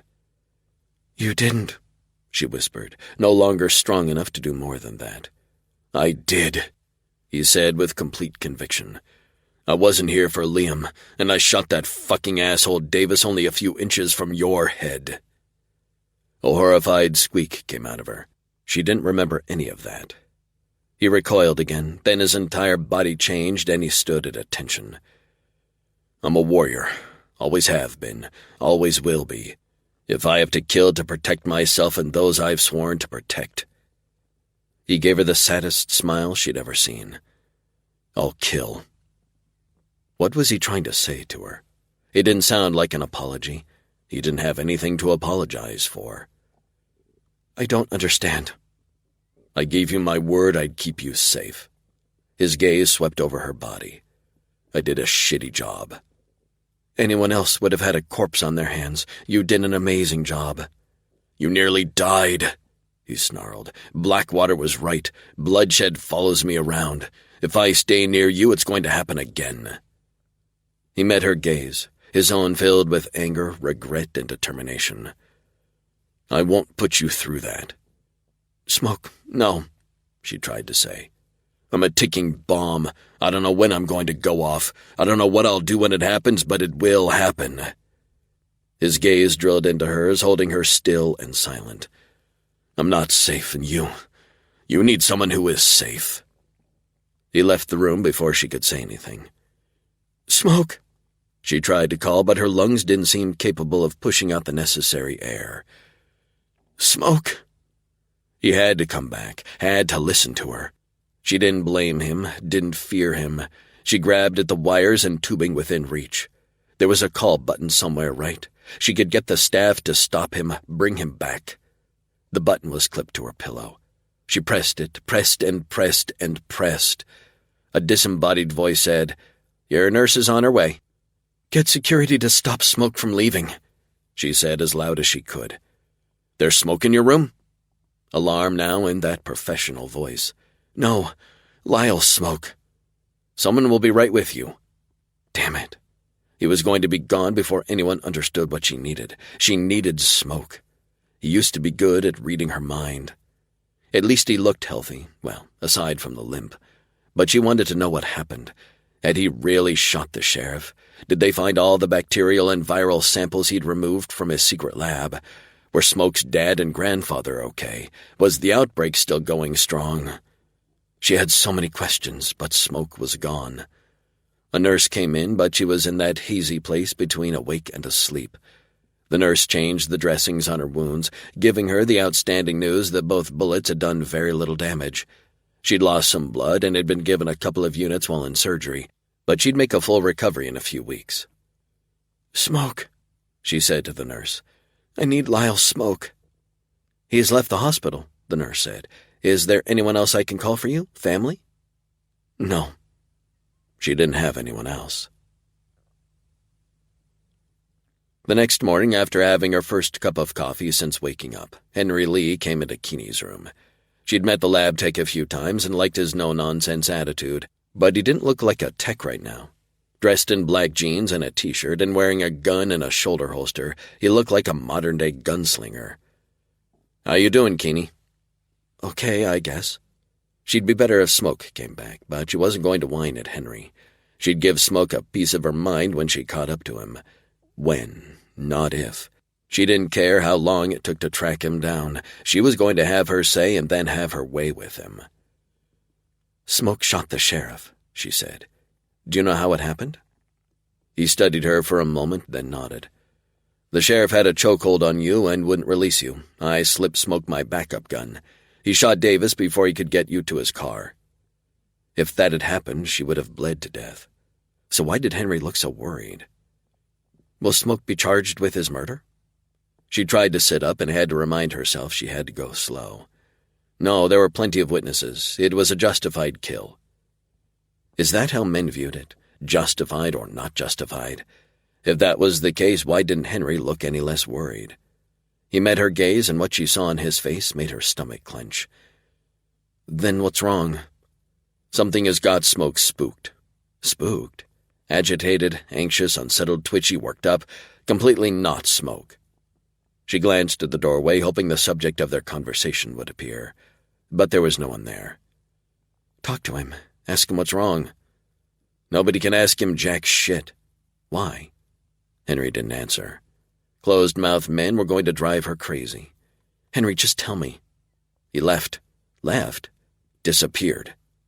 Henry surged up to his feet and began to pace. "He sent me a 6-word text. Gone fishing. Back in 2 weeks. Henry kept pacing. "No one has a problem with him taking time off to get his shit together. Hell, he's smarter than I was when I got out, but I'd like to make sure he's not doing something stupid. No one knows where he is. Not his parents or his grandparents. No one." Huh.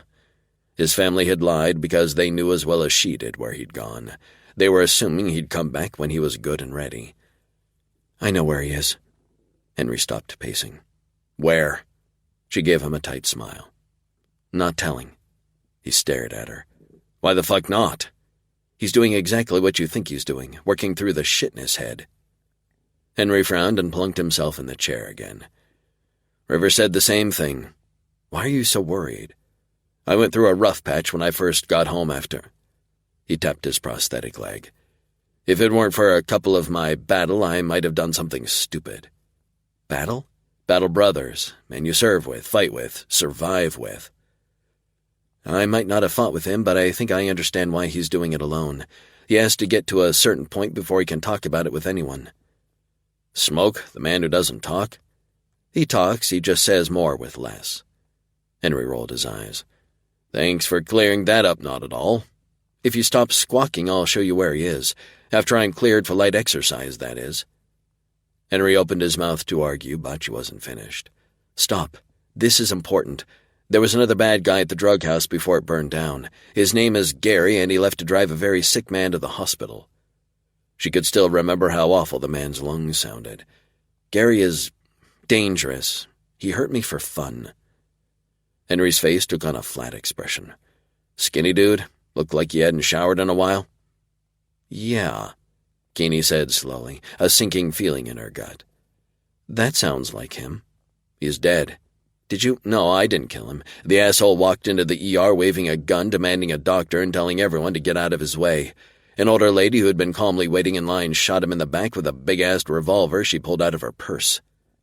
Henry grinned, but it wasn't nice at all. "I guarantee no one will jump any lines in this town for a while." 1 week later, she directed Henry to the edge of the canyon, as close as you could get to the kiva Smoke had built as a teenager. Keeney pointed out the stair rock from above. "That's how you get in." Henry looked at her like she'd lost her mind, then shrugged. "I hope I don't break my good leg trying to get into that nice hidey hole." "Henry," Keeney said, exasperated with the grumpy lab tech, "there's nothing wrong with either of your legs, so stop grousing." He blinked at her, the question clear. "Are you fucking serious?" She crossed her arms over her chest. "As a heart attack." He shook his head, then began looking for an easy route down the canyon. He never made it to the bottom. Smoke rose out of the canyon faster than any man had a right to manage. He frowned at Henry and scowled at Keeney. "What?" Keeney couldn't believe that's all he would say. She opened her mouth to say so, but Henry spoke first. "You doing okay?" Smoke seemed to consider the question seriously. "Yeah, okay." Coming back to work next week? Smoke nodded. Good enough. Henry gave him a brief nod and started walking back to the SUV parked not far away. Smoke looked at her, then shouted at Henry. Forget something? Nope, Henry said, sounding positively cheerful. She's your problem now. Smoke turned to her, his scowl turning into a glare. She glared back. How's the fishing going? Caught something I didn't expect, he muttered. Well, you should have. Anger flared hot and bright, giving her more energy than she'd had for days. You walked out of my room without so much as a goodbye. She walked up to him and poked his chest with an index finger. That was rude as well as cowardly. He flinched. I was trying to avoid this conversation. You avoid all conversation, she said, putting her hands on her hips. Yet I never had any problem understanding you until now and vice versa. What changed? He turned his body so he could only see her in the corner of his eye and said with a quiet voice that vibrated with despair, I broke my word. What are you talking about? Then she remembered the first conversation they'd ever had in his room on his bed with her naked on his chest. You kept your word. You kept me safe. He spun and grabbed her shoulders, holding her in place while he bent down until they were nose to nose. If I'm with you, I can't keep you safe from me. What do you mean from you? She angled her head to one side. Smoke? I promised I wouldn't use violence. I broke my word. It's going to happen again. It's just a matter of time. It was her turn to scowl at him. This fishing trip of yours didn't do its job. He stared at her like she'd lost her mind. Didn't you hear what I said? I heard. Now it's your turn to listen to me. She thrust a finger under his nose and shook it. The sheriff gave you no choice. You had to kill him. If you hadn't, he would have killed me and many more people. You did the only reasonable thing possible. He shook his head, so she put her hands on either side of his face and held him still. You were forced to make a decision between two horrible outcomes, the sheriff's death or my death. You made a choice to save me, not because it was easy, but because it was hard, and that choice hurt you. His gaze never left hers, and it was so full of pain and self-disgust, she wanted to shake him and kiss away all the hurt at the same time. You are not a monster. You're a man who sacrificed his peace of mind to save others. She took in a deep breath. You've also taught me that I can't hold what my father did against the rest of the human race. I can't let what he did dictate my life. He closed his eyes and rested his forehead against hers, breathing deep for several long seconds. Thank you. He pulled back with a solemn expression on his face. Maybe you're right. So what are you going to do about it? He didn't answer, just closed his eyes and rested against her as if she were the sun and he'd been freezing his whole life. She wanted to hold him, kiss him, love him, but she was running out of energy fast. Her limbs seemed to weigh more than they should, and her body ached. So are you done with your fishing trip? She asked, glancing at the Jeep she'd driven. His Jeep. It had been hidden by Henry's rented vehicle. When she met his gaze again, it was to find him frowning at her. You look pale. This is my first full day out of the hospital. She put a hand up to stop him from saying whatever put the scowl on his face. I'm fine, just a little sore, but finding you, talking to you was important to me. I'll drive you back to town. He studied her for a moment. When do you go back to work? I don't know, maybe a week or two from now? Wait for me in the Jeep, he said. Would he ever stop frowning at her? I'll get my gear. He took off down the canyon while she walked slowly to the vehicle and got in the passenger seat. Chapter 36. Smoke hurried to get the rough camp he'd set up inside his hideout cleaned up and all his gear gathered. Keeney had looked more than just pale. She looked like she was in pain and about to fall over. By the time he got his shit together and arrived at the Jeep, she was asleep in the passenger seat. He put a hand on her face and found himself shaking. Her skin was as soft and supple as the petals of a rose. His thumb brushed over her plush lips.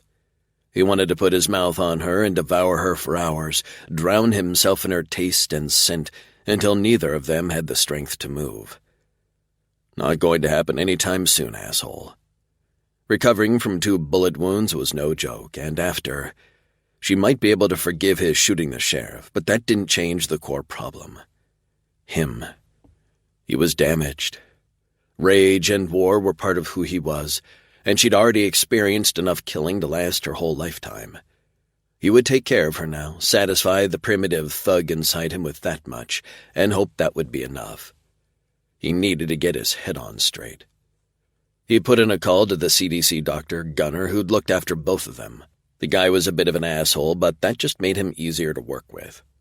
Gunner answered the phone with a bark. "What?" "This is Smoke. Keeney is with me." "I heard you were hiding out in the desert," the doctor said. "What the fuck is she doing out there with you? She's in no shape to be hiking or anything more strenuous than a walk to the nearest bathroom." "Not my idea." Smoke sighed, but it was his fault. "She came looking for me. She's asleep now. Should I bring her back to the hospital?" "Fuck no." "Hotel?" "That'll do. Light exercises only, and by light, I mean walking at a pace she sets for herself. No lifting, no working, and no wild monkey sex. Got it?" "No monkeys. Got it." "She'll have to have her dressings changed in a couple of days." "I can do that. I wasn't a medic in the Army, but I qualify as an EMT." "Good. Saves me having to track you down." Smoke cleared his throat. "I need to talk to you." "We are talking," Gunner said after a moment. "About the shit inside my head." That was harder to say than he'd expected.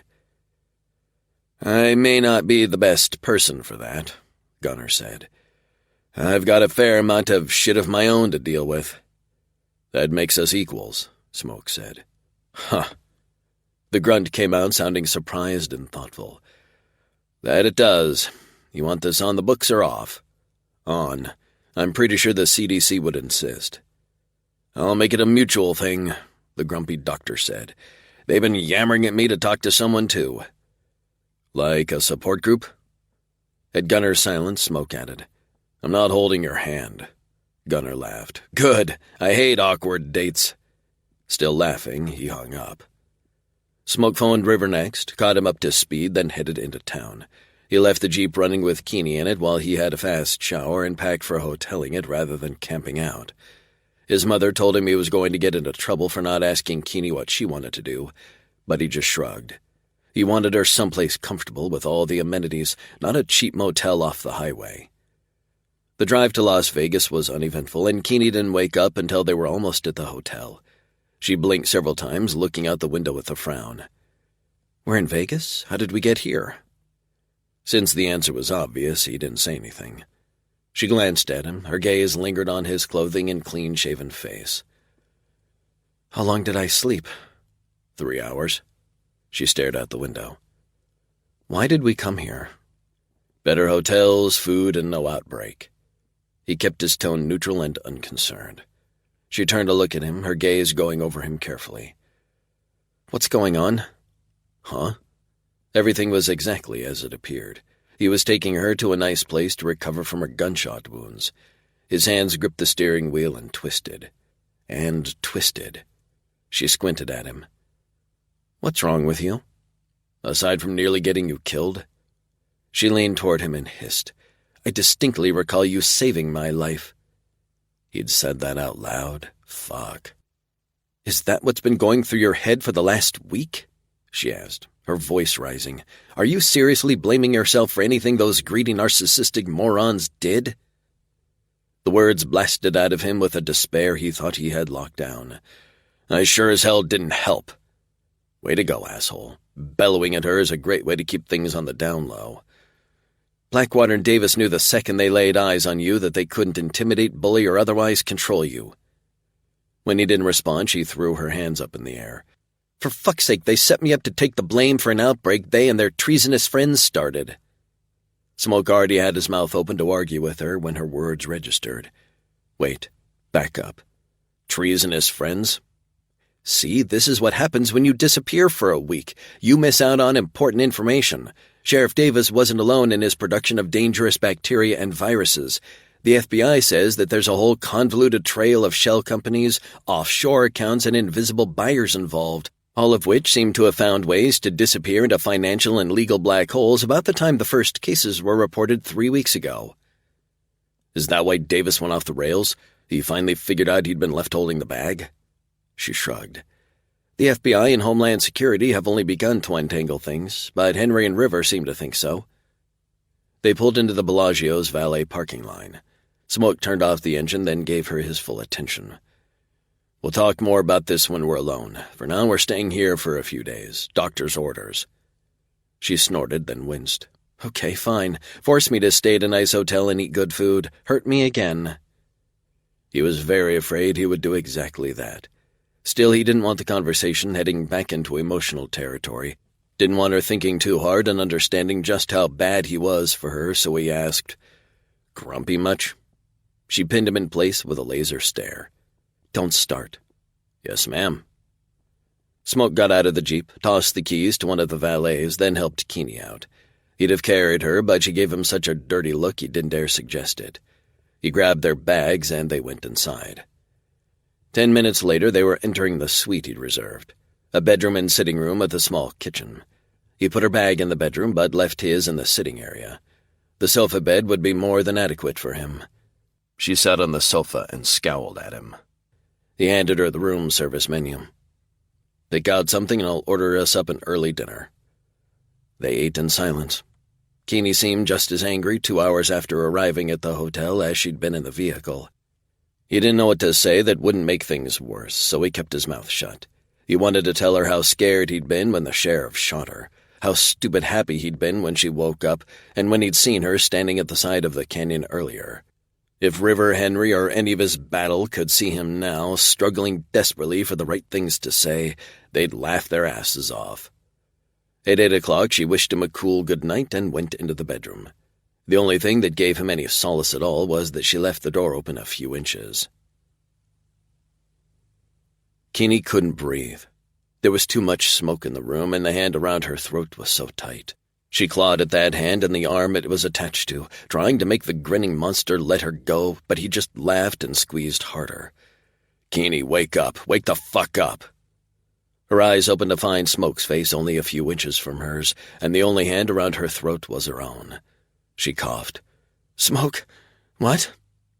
He buried his head against her shoulder. "Fuck." The word shuddered out of him, and his whole body shook. "You were having a nightmare, I think, but you were choking and couldn't seem to breathe." She sucked in a couple of hard breaths. "I'm okay." He didn't respond, didn't move. She put her hand on his head and let her fingers pet and stroke him. It seemed to help decrease his shaking, so she kept doing it. "Before you chopped your way to me with that axe, which was incredible, by the way, I was certain I was going to die in the fire." He lifted his head to stare at her with sad, sad eyes. "This isn't the first time you've had this dream." "No, I scared the absolute shit out of Dr. Gunner a couple of times." She tried to smile. "You know how he likes to work the night shift." "Did he give you any medication to help you sleep?" Smoke asked. "No, but he did say there was something better than medication." Smoke frowned. "What?" "Sleeping with a friend." Smoke reared back as if to get off the bed. "He offered to sleep with you?" "What? No. He advised me to do it with someone trustworthy, someone my body and subconscious would recognize as safe." Smoke stared at her like she just told him she had an incurable disease. "I can think of only one person who meets all of the doctor's criteria," she continued. His eyes grew wide and he shook his head. "Yes, you." She snagged one of his hands before he could bolt and tugged on him, whispering, "Please don't leave me." He stood, staring at her and breathing fast for several seconds. When he spoke, his voice came out a low rumble. "This is a very bad idea." He disengaged himself from her and stood next to the bed. Was he going to leave? His hands went to the waistband of his jeans and he shoved them down. His skin-tight boxer briefs were molded to his muscled thighs and ass. Lord have mercy. He was a beautiful man. He crawled under the covers with her and coaxed her to roll over so he could spoon her from behind and put an arm over her waist. The heat, scent, and feel of him did something to her insides. Relaxed muscles she hadn't realized were tense. "Thank you." "Bad idea," he murmured in her ear. "Bah humbug to you, too," she said, her eyes so heavy she couldn't keep them open. She woke up on Smoke's chest again. This is a neat trick. Here she was in Las Vegas, in bed with the best-looking man she'd ever met, and neither one of them was wearing a whole lot of clothes. As superpowers went, it wasn't bad. Should she be a good girl and remove herself from her somewhat compromising position? Sheesh, where would the fun be in that? Keeney wiggled until she was a little higher on his chest, before tracing the outline of his cock through his underwear. He was already hard and thick. It would feel so good when he took her. So very good. His hand clamped down on hers. "Keeney, I need you," she whispered. His face twisted like he was being tortured. "You're injured. 2 bullet holes. 2. She went nose to nose with him. "I only need one thing to make me feel better, and it isn't any damned pill. I don't want to hurt you." "Then don't." She kissed him. "You can be on top. Do all the work." She kissed him again and again, teasing him with her lips and tongue to show him how much she needed him. He released her hand and carefully rolled her over. "You will tell me if I hurt you." She nodded. "Yes." "Even if it's a little bit?" "Yes, I promise." He helped her take her t-shirt off, one of his, before he kissed her. His mouth took hers as if he were desperate to taste her, know her.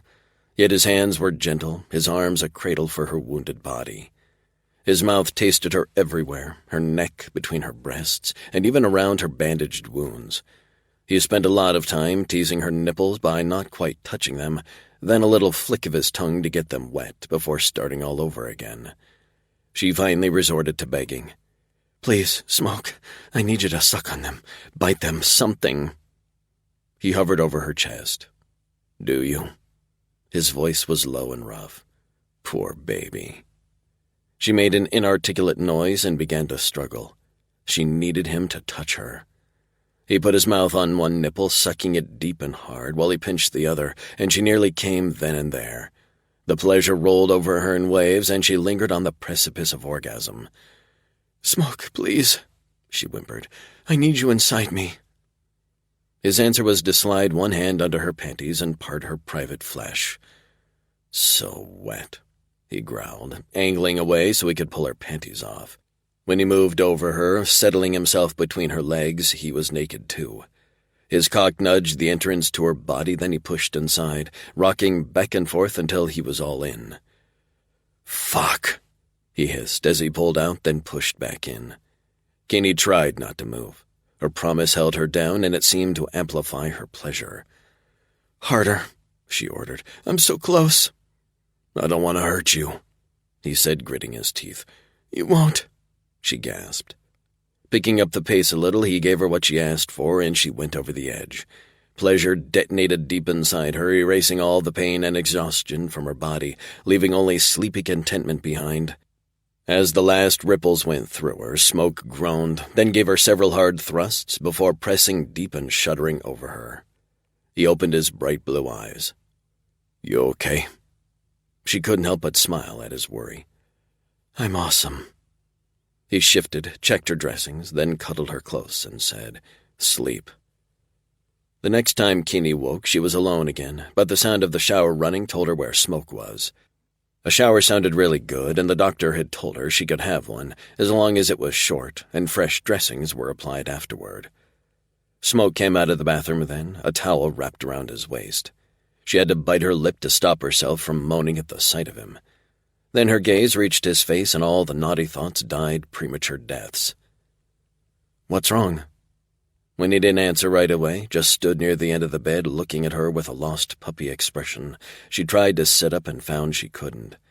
Smoke was at the bedside a second later, putting a hand on her uninjured shoulder to keep her on the bed. "Stop." She grabbed that hand. "What's wrong?" He shook his head. "Oh, no, you don't," she said, tightening her grip on his hand. "You looked absolutely broken a moment ago. Why?" "I shouldn't have brought you here." The words landed between them, dead. "I don't understand." "I thought if I had one more taste I could let you go, live your life, be happy, but the thought of doing it." He lifted one hand and they both stared at it as it shook. "I'm a selfish bastard for what I'm thinking." Things were getting interesting. "Tell me." When his gaze met hers, the blaze she saw damn near scorched her. "I want to keep you, look after you, and fuck you until you never want to leave." What the hell was going on in his head? "Sounds good to me," she said. "When do we start?" He frowned. "It's not possible. You know it's not." "No, I don't. Unless—" No, she couldn't believe it of him. "Is there another woman?" He shook his head. "No, I'm—" He sighed and started again. "There's a part of me that's all aggression and anger, and it has a hair trigger. I think I need—" He took in a deep breath and said, "Help." "Recognizing that you can't do it alone is the first step toward healing." She poked his chest. "You are a good man, Lyle Smoke. I know we haven't even gone on a single real date, but there's nowhere else I'd rather be than with you." She cocked her head. "Unless this is your version of a gentle brush-off." His next word burst out of him.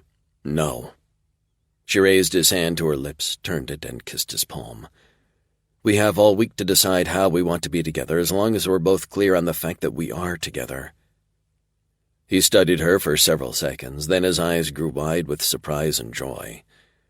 "Crystal." "Good," she said, pulling on his hand. "Come back to bed. I don't sleep well unless I'm sleeping on you." He slid back under the covers and under her, the beginning of a real smile on his face. "Yes, ma'am."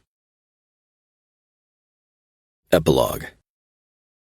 Smoke buried his nose in Keeney's hair and inhaled. He would never get enough of her scent, the softness of her skin, and the caress of her voice as she whispered how much she loved it when his hands touched her. He needed to let her go, open his arms to allow her to leave. Instead, he tightened his hold. "I know," she said softly. "I don't want to go without you either, but someone has to drive your Jeep and all your stuff to Atlanta." "Ride with me." He kept his voice low, but couldn't keep the growl out of it. He hated the idea that she was taking this flight to Atlanta alone. "I wish I could." She pulled away from him, patting his chest as she left the circle of his arms. "Rodriguez needs one of us to work with Homeland Security now. She's afraid, they're afraid, there could be multiple incidents of bioterrorism here inside the United States thanks to Davis and his online shop of evil." She lifted her chin so she could meet his gaze.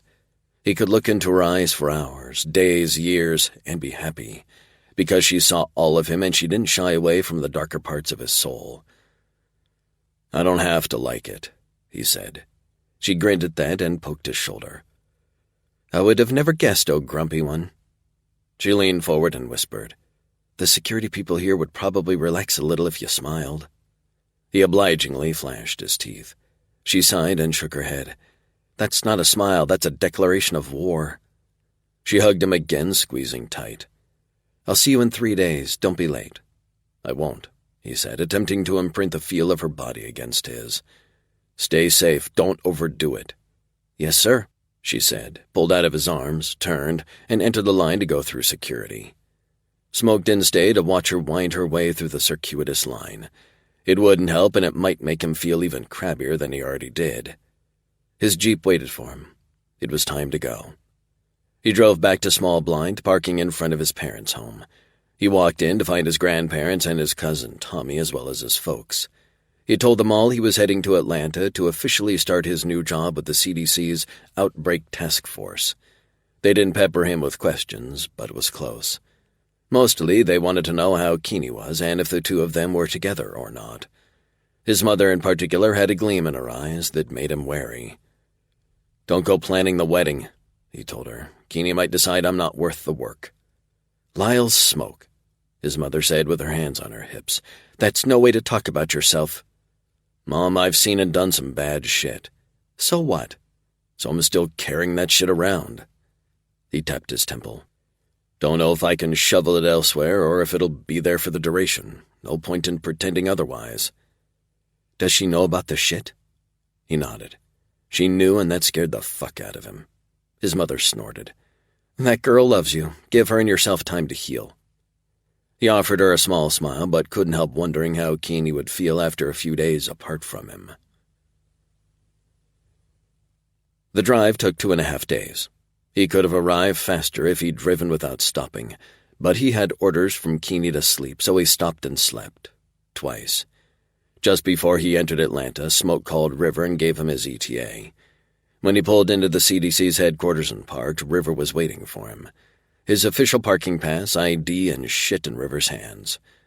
He got out of his vehicle, shook River's hand, and asked, "Keeney?" River grinned, handed him his stuff, and angled his head at the building. "She's been talking to Homeland Security since she got here. It's been fun to watch." What the fuck did that mean? Oh? She's gone up and down them so many ways they're damn near covered in tire tracks. A sheriff operating a bioweapon factory inside a government-funded greenhouse. River laughed. I've never heard the word incompetent used so many times in my life. She's okay? His stomach was oddly unsettled, like he couldn't decide if he was relieved to hear this news or worried. Yeah, she's fine. River patted Smoke's back. Tired, cranky, but fine. He started walking. Come on, Rodriguez wants to see you. He sighed. His boss probably wanted to sit and talk. Fun. Not. Rodriguez was a tiny thing, maybe 5 feet. Her hair was pulled back into some kind of knot that looked like something a sailor would tie. Her hair was gray, but her face didn't quite match. Not enough lines or wrinkles. "Ma'am," Smoke said with a respectful nod. She glanced up from her computer. "Come in, Lyle. River, please check on Keeney. See if she and the Homeland agents with her will be finished in about..." She consulted her watch. 30 minutes. "Will do, ma'am." He turned and left. That left him with Rodriguez staring a hole through his head. "My name is Smoke," Smoke said after a couple of seconds. "Yes, sorry, I forgot." She sighed and muttered something about men and nicknames. "In your professional opinion, is Keeney ready to go back to work?" "Professional? I'm not a doctor." "No, but you've had extensive first aid training, and your experiences in the Army give you a uniquely qualified perspective useful in gauging what people are capable of." Sounded like a load of bullshit to him, but if she was giving him a voice on the subject of Keeney's health and safety, he wasn't going to throw it away. No, she needs at least a couple more weeks before even considering putting her on desk duty. There had been so much blood on her, on the ground, too much. "Are you ready?" The question sounded far away, not in Keeney's voice. He wrenched himself out of the past, forcing his vision to show him the here and now, rather than one of the nightmares plaguing his sleep. Rodriguez was watching him, her gaze sharp and focused on his face. He didn't know this woman, but River trusted her. Henry trusted her. He sucked in a breath, then stuck out his neck, saying, "No, I need to talk to..."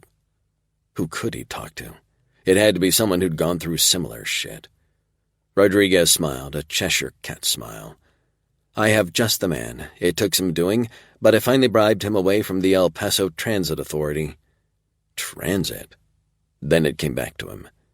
The drill sergeant who helped River during the terrorist attacks in El Paso? Yes, him. You hired him for his services as a therapist? Smoke couldn't keep the surprise out of his voice.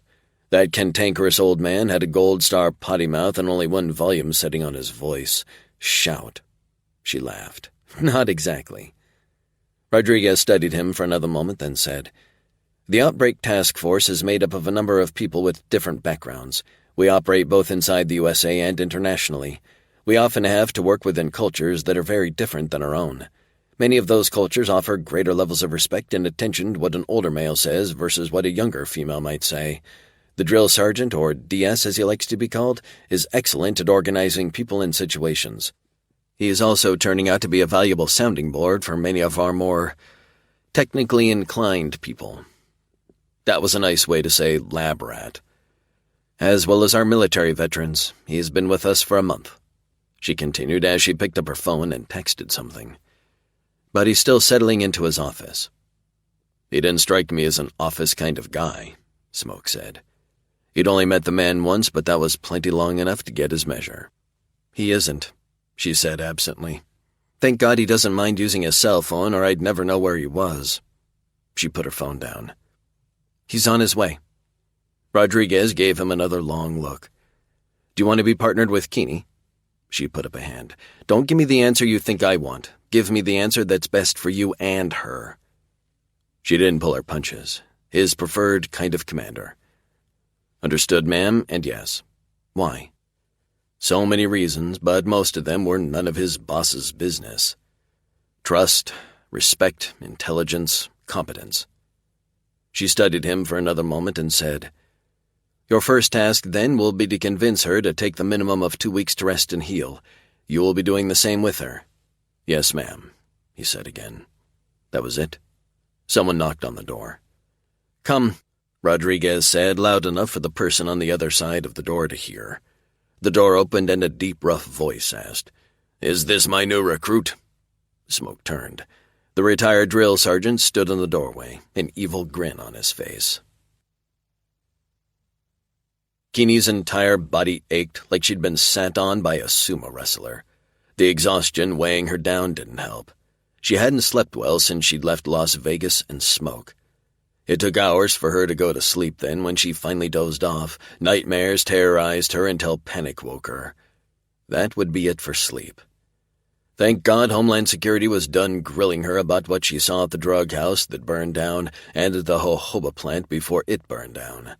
They called it an interview, but it was nothing short of an interrogation. 3 agents had questioned her since the hour she'd arrived at the CDC's headquarters, almost 3 8-hour days ago. Only one of them, Agent Dozer, had made any effort to make her more comfortable while they asked her question after question after question. Now her only goal was finding Smoke. It shouldn't be hard. He was in the city. The man had dutifully sent her a text every time he stopped along the route to Atlanta.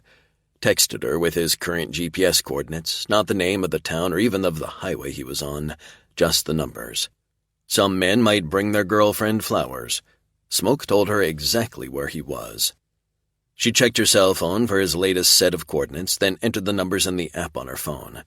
According to the app, she and Smoke were at the same location. He was in the building. She sent him a text. "Where are you inside CDC HQ?" He replied, "Cafeteria, coffee, drill sergeant." She'd met the DS before Homeland began its marathon of questions. She liked him. He had a gruff exterior, a good heart, and he told her she could chat with him about anything at any time. She texted back, "Incoming," then made her way to the cafeteria. It was after 1 in the afternoon, so the space was relatively empty. Smoke and the DS were seated at a smallish table in the back corner of the room, cups of coffee sitting in front of them. Both men saw her coming and watched her approach, angling their bodies in a way that signaled welcome. She didn't walk fast, that was still beyond her ability, so there was plenty of time for Smoke to grab a chair for her before she arrived at the table. She had to work not to stare at him too long, memorize his features and body all over again. She wanted his big hands on her, caressing her, cradling her. She wanted to touch him everywhere, ensure herself that he was okay. Jumping the man in the cafeteria probably wouldn't go over well. "How are you doing, Miss Keeney?" the DS asked, a smile on his face and in his voice. "Tired and a little sore," she said, surprised at how out of breath she sounded as she sat down. Smoke lifted her and her chair, tucking her comfortably close to the table. He returned to his own seat, moving close enough to hers for his knee to come into contact with her thigh. She met his gaze. "How was the drive?" There. That was a nice, normal question. He stared at her, his gaze hot, his body curved toward hers. One of his large hands covered one of her smaller ones, and the heat of that connection raised the temperature in the room by several degrees. "Took too long." His voice stroked over her skin, deep and rich and full of sexual promise. "Much too long," she whispered. "Ugh," the DS said with a shake of his head. "Love birds." He held up a stern finger and pointed it at Smoke. "I'll see you tomorrow morning for that run you promised me." "He can't run," Keeney protested. "He has a bullet wound in his calf that's only a week old." "He says he can do a light run, so that's what we're going to do," the DS said. "As for you, Missy, I want you to start doing some stretches a couple of times a day. As soon as you're cleared for exercise, you're going to join us on our runs." "Oh, that was a surprise." Why?" "Physical exercise is an excellent way to work out the shit in your head, but that's just the start. You people working for the CDC, you see and do some seriously dangerous work. Part of what keeps soldiers from losing their shit constantly is the sense of safety and security a team gives you."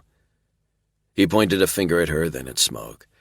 "This lone wolf shit isn't going to happen anymore. You're to be part of the team, and you're going to know your teammates as well or better than yourself." He looked at her as if waiting for a response.